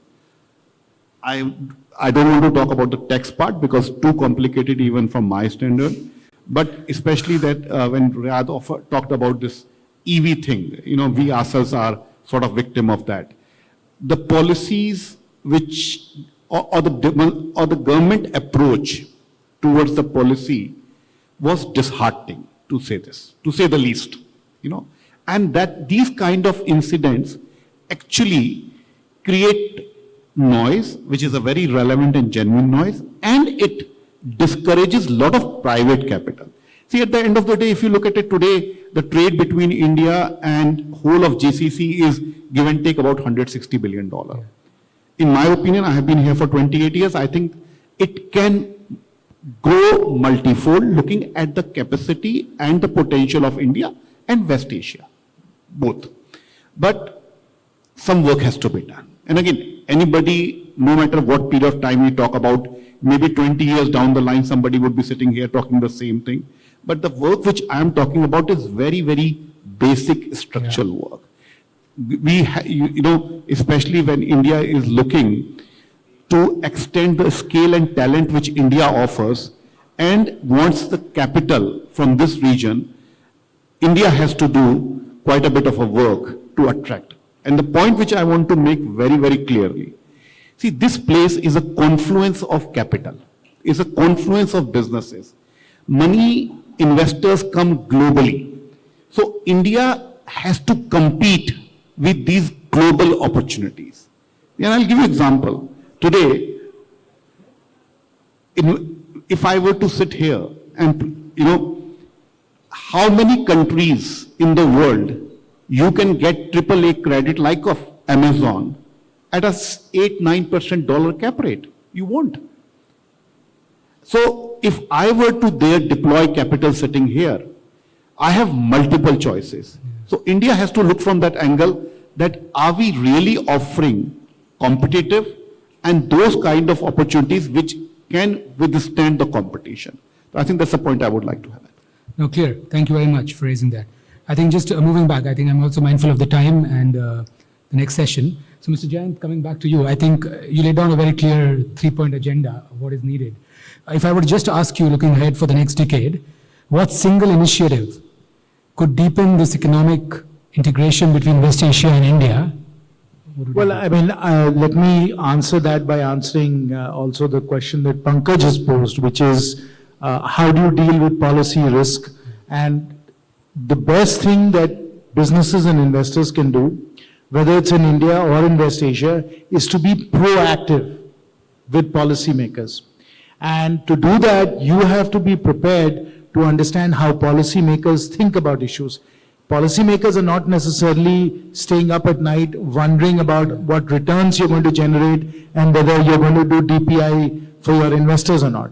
They are thinking more about, are we creating jobs and are we solving the problems that people are facing on a day-to-day basis. So you have to be proactive and understand what is it that policymakers are trying to solve for, and show that the investments and the businesses that you're building are solving the problems of day-to-day people.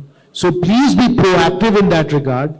Understand what is it that policymakers want to accomplish, and if you then deliver a solution for them, deliver answers for them, you'll find that they will be very helpful to you. Thank you, Chair. Moving on, I think I'll just pose the same question. Moving on, Mr. Raja, to you, which is looking ahead next decade. What single initiative or partnership with Saudi Arabia would you think of that could deepen the economic integration between Saudi Arabia and India? Thanks. I think when it's come to the investment, let's take the investment now as a way of integrated the both Saudi Arabia and India. Without signing bilateral investment agreement, it's become risky on the investors and risky in flow of capitals. You know, GCC countries and Saudi Arabia specifically, they are globally invested, either in individual levels or also in sovereign wealth fund, where it's extremely needed to have such kind of initiative. This is first. Second, I think aligning the policies to be sure to reduce the uncertainty and risk on investors and encourage joint projects among both nations, and possibly for the capital market do listing for some big companies. A cooperation on specifically new energy, where it's extremely needed for the future, and I think both nations have the ability, either as know-how or also as a capital where it's located, and this is one of the targets of Saudi Arabia. So I think these is kind of initiatives that if it in place, in addition to signing the GCC Indian Free Trade Agreement, because this is where also you will be able to reduce the uncertainty on investors and make it more directly and flow of trade, investment has been quoted by many empirical study. Any signing of FTA among two nations, it's redirect the trade and helping the integration of nations. Thank you very much. Mr. Suresh, moving on to you. So one bold vision or step or initiative that you think, which would deepen the integration between West Asia and India in the next decade? I think the integration is already happening, and it's a little naive for me to think that one step or one vision is sufficient to keep it going in that direction. I think what is needed is at the macro level, at the leadership level, it's already happening. The chemistry is good, the initiatives are there, the framework is there in place. Where it gets challenged often is in situations like what Pankaj and the gentleman from KSA mentioned, which is, it really needs a framework to address those kind of issues.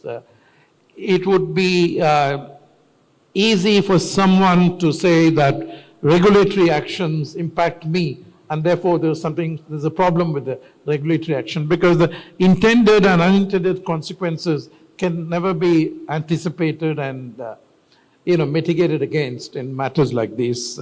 I think where it needs is, for instance, you need a fund which would enable private investors to co-invest in situations like this, which takes into account, manages the regulatory risks that are inherent in every system. You can't privatize profits and socialize losses. In no country is that going to be acceptable. So if you ask me, I think, as was mentioned earlier, there are significant pools of investable capital, patient capital in the GCC, long-term capital. And there is significant growth opportunity potential as the economy speeds ahead in India, third largest, fourth largest, to possibly the second largest in the north, by 2047. So I think that's where the synergies can be best achieved by making sure that capital flows are easy and fungible. Many of the panelists that mentioned about it, making sure that capital flows very smoothly without an issue, etc. And then it will find its own levels. Well, thank you. Mr. Nazim, on the screen, any comments? Any comments to wrap up from your side? Yes, I'll make a quick comment about integrating the economies. You know, I was looking at my very, very young granddaughter, and I said to myself, when she grows up, she's not going to know anything other than AI. Now, I want to commend our brothers in Saudi because they are putting a lot of effort on building their own LLM. We in UAE are building our own LLM. Here's the issue. There are cultural and heritage deep issues that we share that perhaps other parts of the world don't share with us. And for those that specialize in this field, they know that whether it's ChatGPT, Google Gemini, and others, they have a core, very private document that defines morality and a lot of other things. And what I want to see is for our children and grandchildren to be able to have cooperation among those LLMs that reflects the values and culture of our region, not the values and cultures of very far away regions that I still respect, but they are different than ours. This would be very, very important. I'd love to see some cooperation in that front. Got it. Thank you. Mr. Riyad Al-Arabi, just final comments from your side. I mean, I think the example of Abdul Latif Jamil that you gave was... Yeah, and I think that was very important. So any suggestions from your side, which is acceptable? Yeah. Okay, I will just give an example. So my colleagues and mentioned most of let's say, the opportunities that are more how to move forward. But I want to add one thing. Things like Saudi and India both now going more into having local content, for example, in their manufacturing, okay, to catch up with the rest of the world. And initiatives maybe can be on a sector-specific theme. For example, India is doing a medical equipment city, okay, where they try it's a government initiative to have all to replace all the import in medical equipment and related businesses in India, okay? So Saudi, for example, has something similar. So what can happen is that this medical city or initiative with the R&D can have some collaboration in Saudi, having all these companies in conferences or gatherings and different initiatives to have something similar in Saudi. So both will have, they can use the same R&D, they can even manufacturers in India can move to Saudi and they can sell to the rest of the world, having Saudi have the low custom duty in selling to the US and Europe. So I think, to summarize it, having sector-specific theme initiative that is led by the government so that these initiatives can reach the SMEs and small businesses so they can understand what other countries have in the same sector. This will be my suggestion. Thank you. Thank you, Mr. Riyad. I think that brings us to a close for this panel discussion. Thank you very much.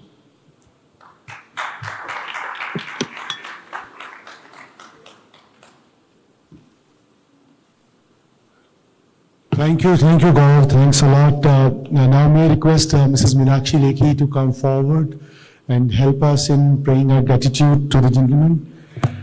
Ms. Meenakshi Lekhi, ladies and gentlemen, former MOS External Affairs, Government of India, and she is also part of the governing team of CIEU.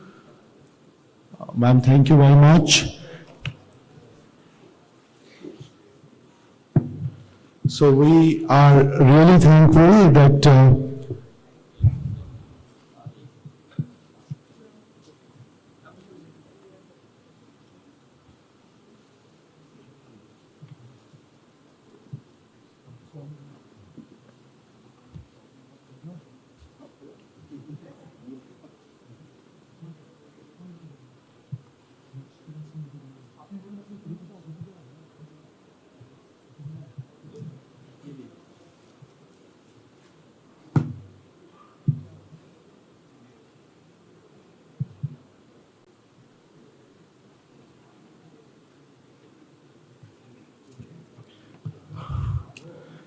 Raja.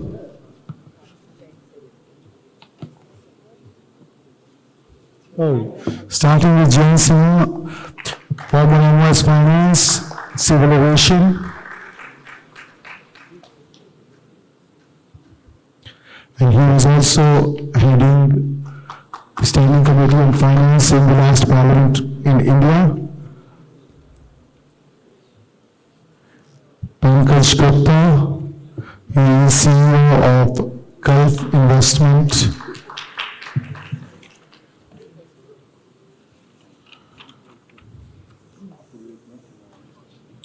Gulf Islamic Investments in Dubai. He is co-founder and co-CEO there. Raja Al-Marzouki, he is chief negotiator for GCC Secretariat for GCCs. He is a very respected economist in the region. And I personally have consulted him with on many issues.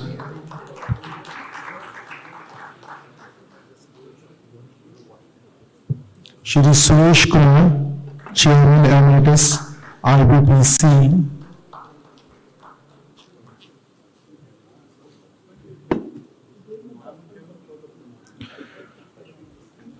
Gaurav Bhandari.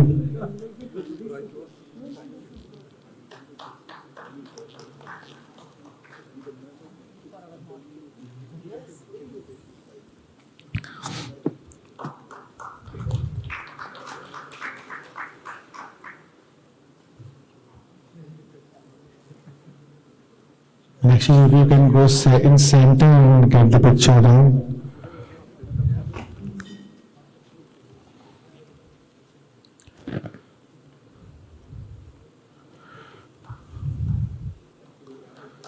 So, a lot of heavy hitting in the day. If I can request the staff to help us in rearranging the chairs, we just need 2 chairs now. Center 2.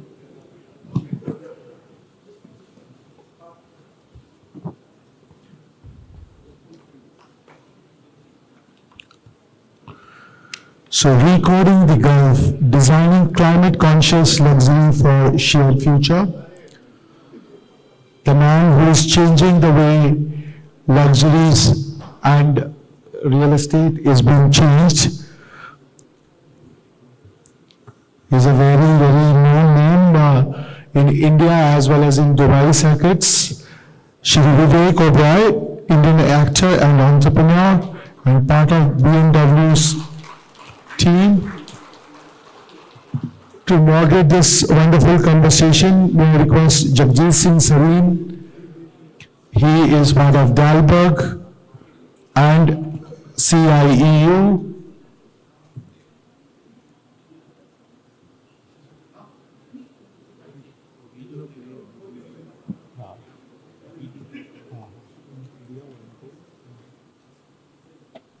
From his very first film, the renowned actor captivated critics and audiences, garnering numerous awards and achieving unparalleled commercial success. While the world has seen him as a prolific actor, there is another side to him that only a few know. As the chief patron for the Cancer Patients Aid Association, he has supported over 250,000 underprivileged children fight cancer over the last 2 decades.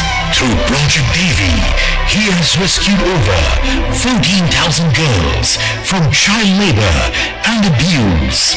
Serves as a goodwill ambassador for the World Health Organization and many other global initiatives. He has been instrumental in the 2004 post-tsunami relief efforts, rebuilding 3 villages and donating more than 650 family homes beyond the 64 wards across business, philanthropy, and cinema. He was the first and only Indian actor to be recognized on the Forbes 40 Under 40 Philanthropic Heroes list.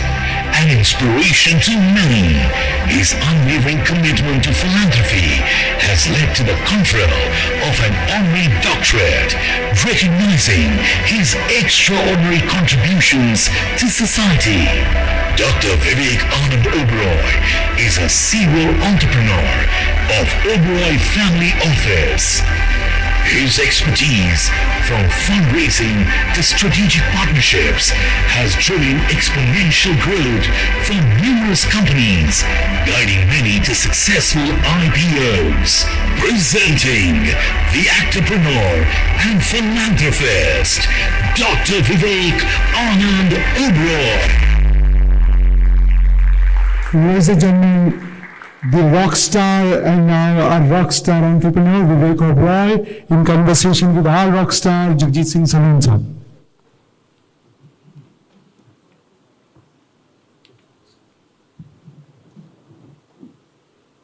Thank you and Raish.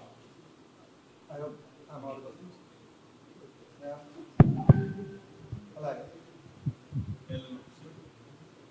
ਨਹੀਂ ਜੀ ਤੁਹਾਡਾ mic ਕੋਈ ਨਹੀਂ ਲੈ ਸਕਦਾ On ਨਹੀਂ ਹੈ it's going to work. All right. See, you're helpful to all and many. Thank you. This is a distinct honor and pleasure to be sitting next to you and drawing you in some conversations. You know, at Dahlberg, which is an impact-focused management consulting firm, we only say yes to projects which are impact-focused. Looking at your journey, I think you put us all to a bit of a shame. You single-handedly have done much more work for kids, for rehabilitation, global causes from WHO to others. I think you are not just a hero in the films, but you are a hero in real life. So again, a distinct pleasure to be sitting with you and drawing you views into certain issues. So as we were just chatting before we started, there are three issues where I want this audience to benefit from the inspiration you can bring. One is just taking pride. Taking pride in your culture, in your heritage, where you come from, and where you can go. You are a living example of Indian youth which has changed course of careers, of thinking, of impact, to name a few.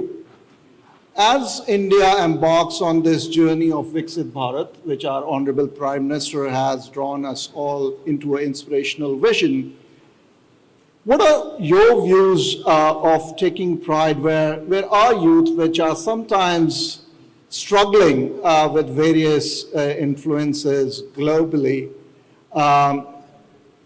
what's your vision or your advice to the youth looking at you, looking at the vision, taking pride in our culture and heritage? Firstly, Gigi, thank you so much for the warm words. Good evening to everybody who is here, and a very warm thank you to IBPC for organizing this and being such a fantastic bridge between nations. I have some great friends, mentors, advisors in the audience, so good evening to all of them.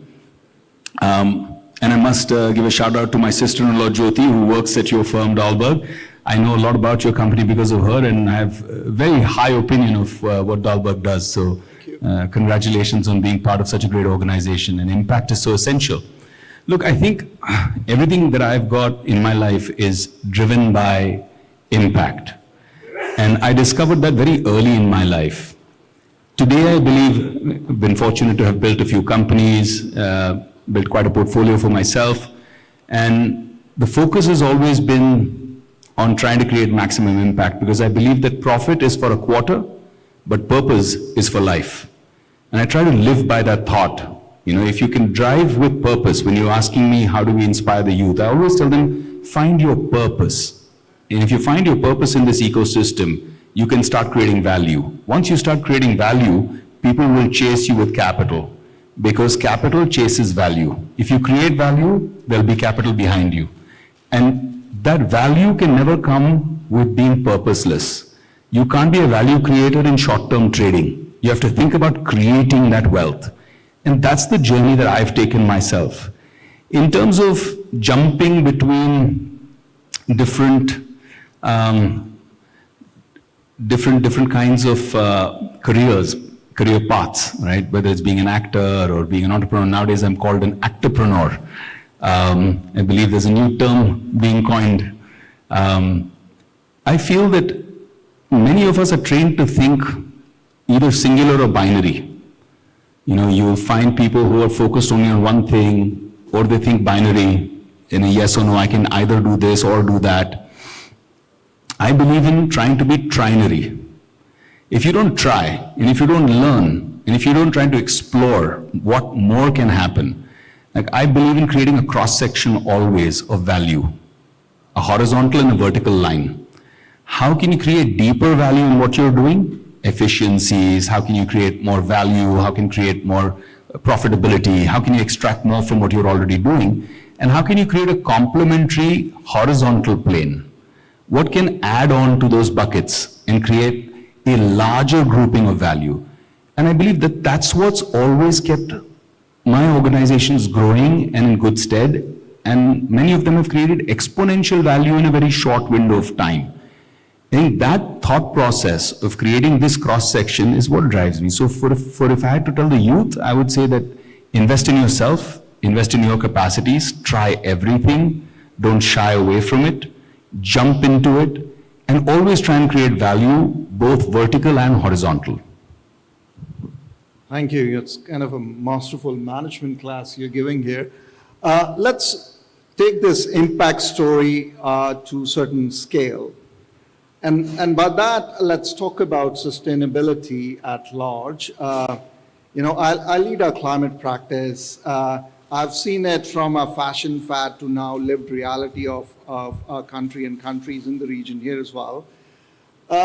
You worked across various sectors where sustainability is emerging as a key theme. But still, some people say, it's coming out of the sacrifice, not from a sense of desirability. There is a cost to it. I don't see the value. You doesn't get inspired. So give us your sense how you have embraced sustainability and how you're spreading that to masses. So there's always a difference between a personal ethos and a working business plan. Right? Business at the end of the day, no matter how purposeful it is, has to grow with profit. If there is profit, there are stakeholders. Like I've been blessed to be a medium. I don't take any credit for it, but some divine power chose me to be a medium to create measurable impact. And I was out there for a good part of maybe 15 years of my life, 16 years of my life, with my hand out like that, asking people, not for myself, but for causes. Being an ambassador, raising capital, tens and tens of millions of dollars in a year, going to corporates, going to UHNIs, traveling the world, doing events, galas, and telling people, look, this is the need of the hour, please come, write a check, be involved, see the measurable impact, and great organizations. But what I discovered is there is something called an asking fatigue, which I definitely experienced, because you keep going back to the same people.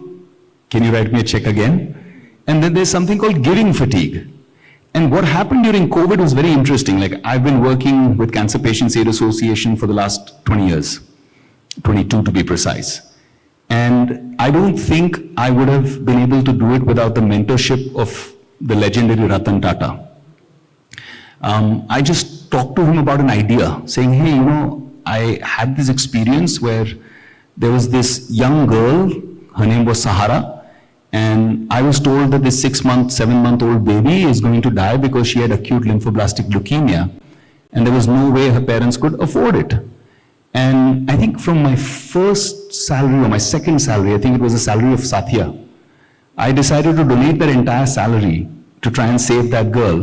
It wasn't much, but for me it was a lot then.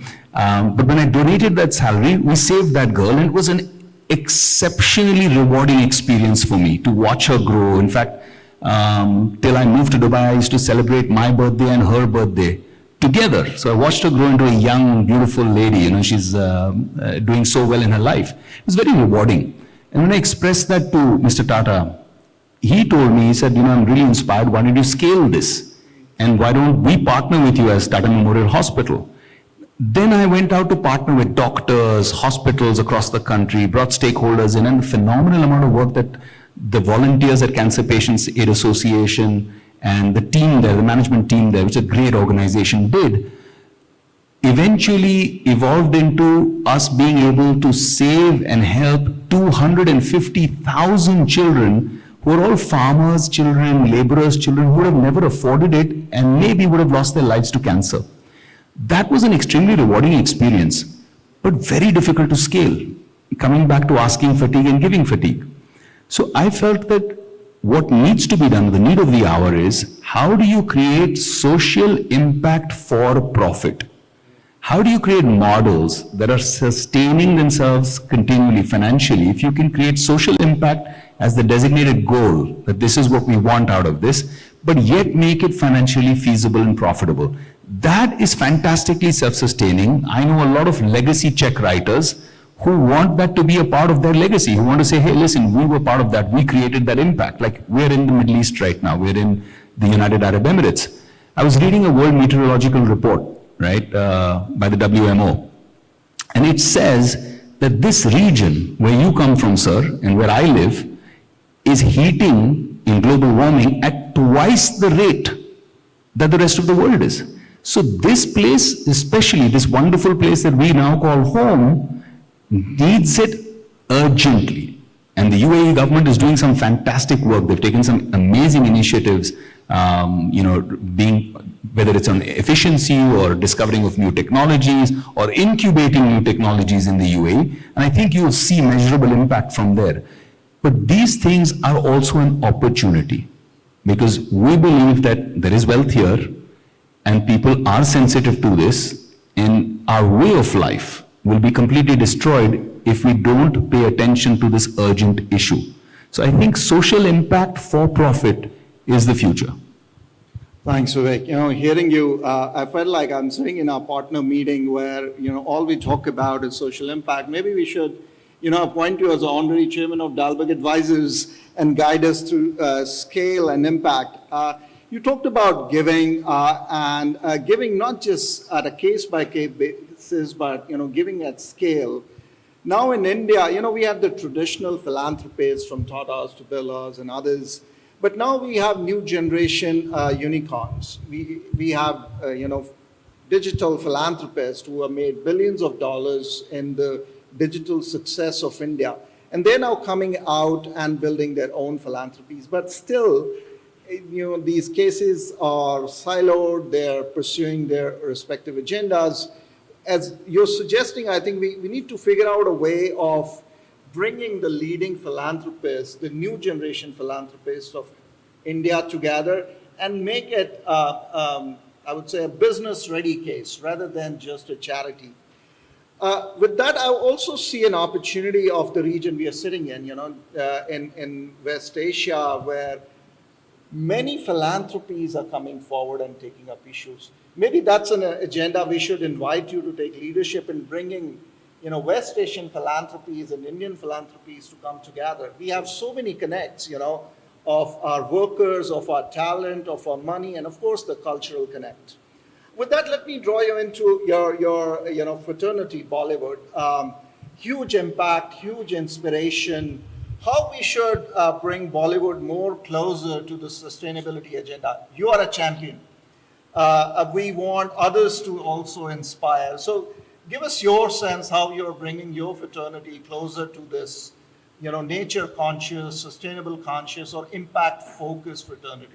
I believe since 2014, this particular government has taken an active interest in leveraging Bollywood, which is a very smart thing, because I feel that the US did this phenomenally. They had huge success in leveraging Hollywood, right?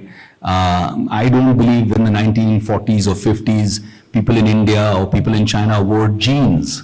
But then you saw the cowboys wearing jeans on these fantastic silver screens, and then everybody thought, that's what I want to wear. I mean, just a simple thought. I mean, it's a cultural export, which also converts into a product export, right? Today, the whole experience of Maharajas is what we've sold so well as Rajasthan, and that you can see in the impact of dollars per person in terms of tourism. People going to, say, Jaipur or Udaipur will pay that much more versus wanting to stay in a business hotel in Mumbai. So you see that impact on how it translates to a visual appeal. So I think this particular government has been fantastic in terms of leveraging actors, influencers. They've been able to push brand India very, very well. We've had situations where big Indian stars have gone to the Red Sea Film Festival and promoted there. So this is also an interesting cultural bridge building. I believe that it's a great bridge that we can utilize to leverage. When I go to Russia, for example, the kind of fans I meet there, not only of my movies, but also my father's movies. And the way they always, you know, after a few shots of vodka, they're always singing Jimmy, Jimmy. So you see the impact that Bollywood can have. And I'm very glad to see that from 2014-15, there's been an active utilization of that cultural capital. It's been leveraged very, very well. I think that's where the contribution lies. Aside from that, I think even when I wanted to raise capital for houses to rebuild 3 villages post the tsunami, a lot of Bollywood contributed not just by check but by voice. They came out and spoke about it. They brought attention to the issue, and that's more valuable. Actors came out to do talkathons. I myself, in terms of green energy, I remember when NDTV was doing something where they took me to, it's called Light a Billion Lives as a program. And I went to a village called Beharda because I spoke to them and I said, I want to gift this to my parents for their wedding anniversary. So on the 1st of August that year, I was actually in a village called Beharda. I took my wife with me 13, 14 years ago. And we set up, because the folks over there, the old village folk, it's in Madhya Pradesh, they said, we've been promised Bijli, electricity, since 1970s. They've built these poles, but they don't have the cables yet. There's no energy yet. And that used to be a situation. And we set up a solar power plant there locally to not only sustain or light the lives of the local people, but also to set up energy requirements for them to create some sort of a value accretion, a value addition to what they produce locally. That was game-changing for the local economy of the village. And it's such a scalable idea to create microgrids and to create just basic requirement of energy. And if that energy can be green, then nothing like it. We're working with a very fantastic, brilliant mind, an IITian in India, to create the most efficient air-to-water generation technology. Now, portable air-to-water, and we've already got the first order in that company from Toyota. So to create air-to-water which is portable without having to spend on massive infrastructure, and the best part is that we've tested it in arid and desert climes. Efficiency is low because relative humidity is lower, but new, very interesting, scalable solutions are coming out of it. Like, for example, today, just to get water into solar panels in solar parks is a nightmare. Now, if you're able to generate from solar energy, utilizing this air-to-water generator, and then drip cleaning all the panels, you're increasing the efficiency of the solar panels also. So these are the kind of real-world solutions we're working on.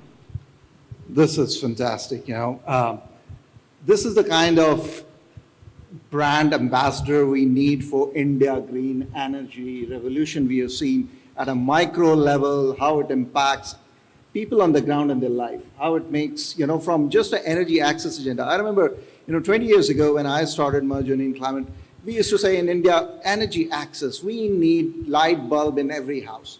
Now from there, we've gone to productive use of energy, now the solar revolution, and Indian business models are going everywhere in the world. Yeah. And champions like you take the torch and inspire not just people at home, but globally. I've been told that, we may take one question at best because he has other engagements and you had a long day, and we've been inspired a lot now, and we have to go out and do some real work. So maybe just one question, please raise your hand. Anyone? Wow. Okay, go for it.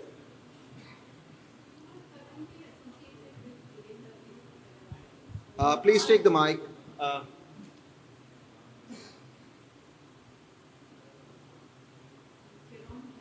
I think it's off. Loud and clear.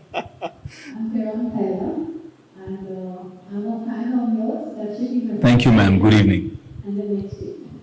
So you are currently associated with BMW. So how is BMW improvise doing something exactly what you are talking about the current developments, and how is solar energy going to be strategized into your next project, and how is UAE going to benefit from it, and how other people going to save from this solar energy if you're going to be in the Thank you, ma'am. Thank you for the question. Yes, BMW Developments is a baby which we have nurtured and grown in this wonderful country, which has given us such great opportunity.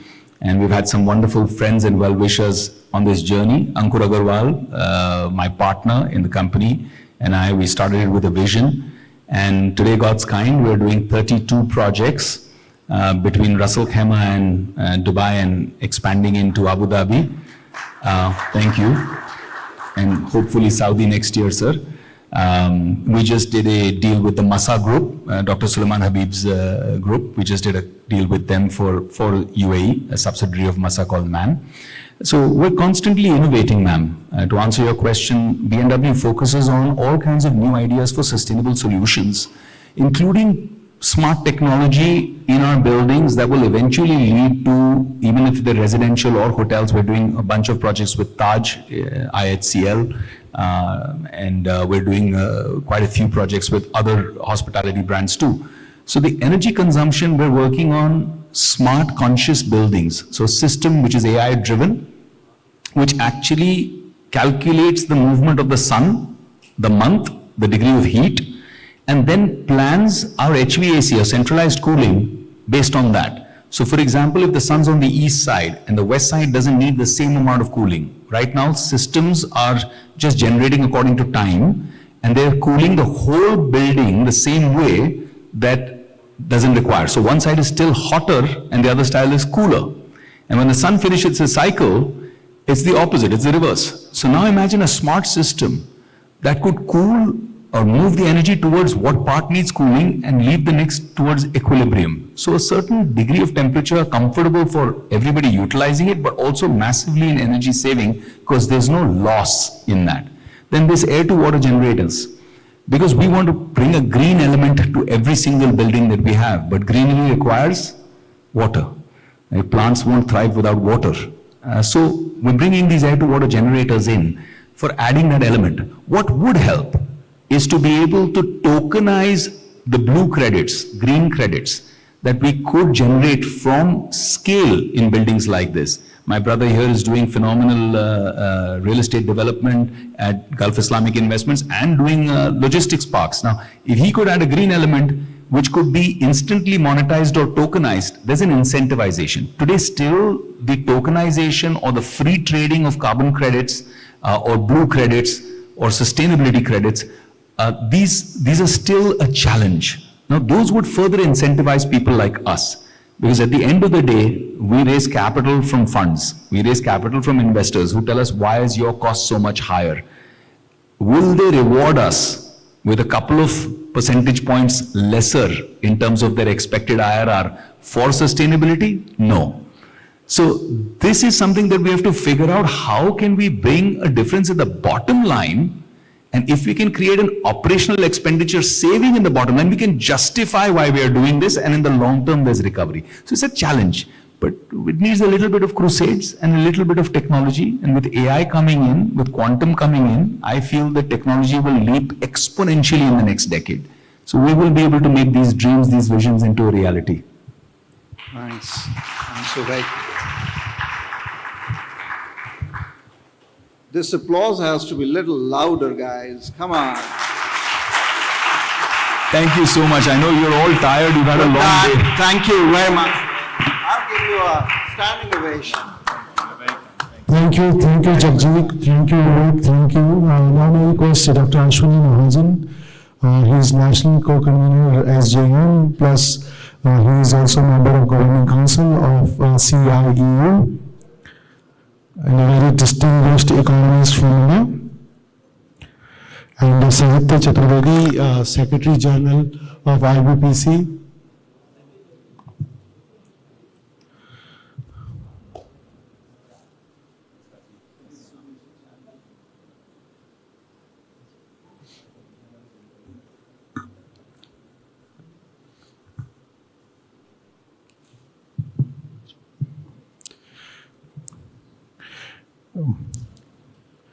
Vivek, like your heart beats for many of the underprivileged, this stole which Ashwini is presenting you is made by the underprivileged girls from Punjab. They revived the traditional art, and it is part of CIU's CSR activity.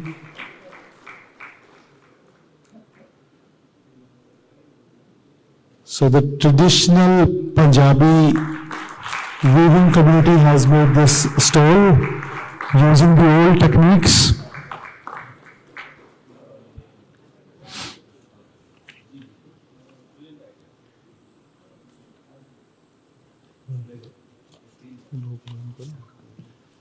Thank you, Anilesh ji, for a wonderful session throughout the day. I will request Vivek ji and Ashwini Mahajan ji also on the stage, sir. Please, we have the volunteers, the lovely session today, what we had. So firstly, may I request Mr. Venkatesh to join me to honor Ashwini Mahajan ji.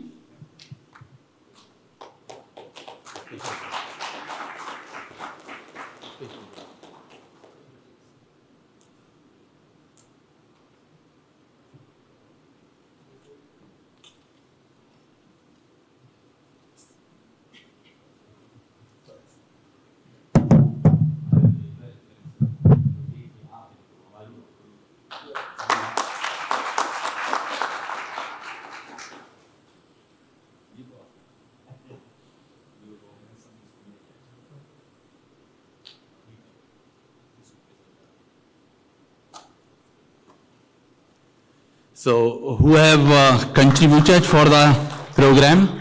May I request Mr. Manmohan Gautam and Krishnakant Gupta ji to come on the stage.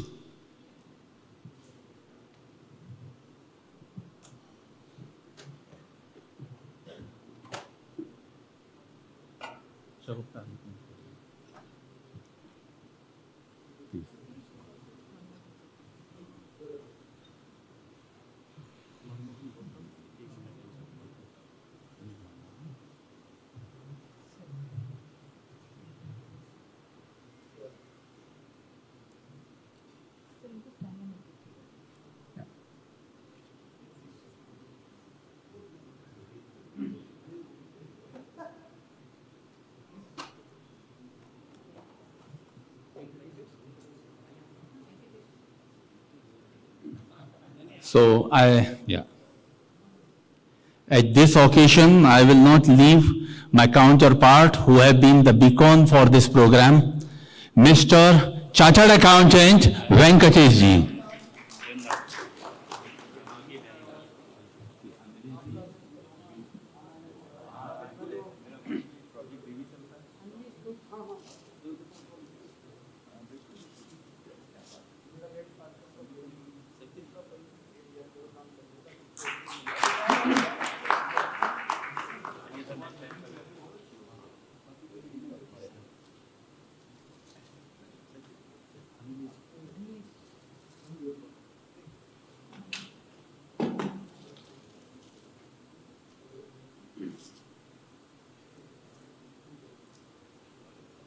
No program when Sahitya Chaturvedi is on the stage can complete without a shairi or the kavita. And I will like to recite here that अक्सर दुनिया के लोग समय में चक्कर खाया करते हैं, लेकिन कुछ ऐसे होते हैं जो इतिहास बनाया करते हैं. By this program, the इतिहास is made by Anilesh Mahajan ji. So I request Anilesh ji to come. Sir, we need you on the stage. We need you on the stage as team. So Anilesh ji.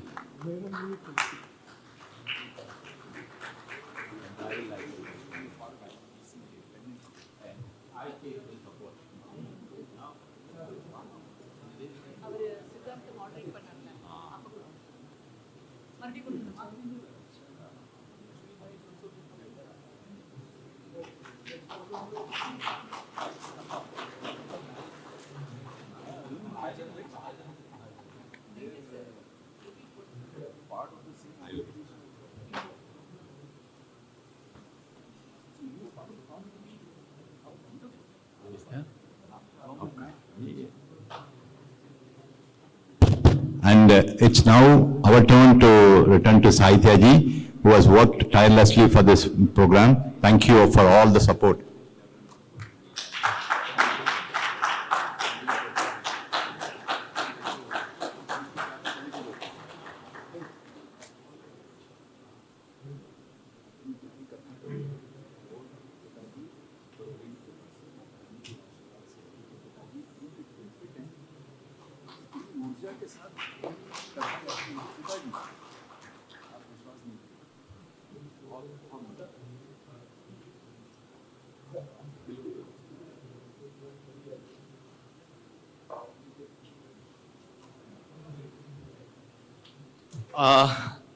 I will like to invite Mr. Amitava Banerjee, Shagupta, and all the volunteers here with IBPC. Sugandhya, may I request you to come on the stage? And I request Kiran Bhatia, Mr. Sahil, please take the volunteers who are with the volunteer tag for a group photograph. And felicitation with shawl to Mr. Amitava and also Miss Sugandhya. And please come for a group photograph.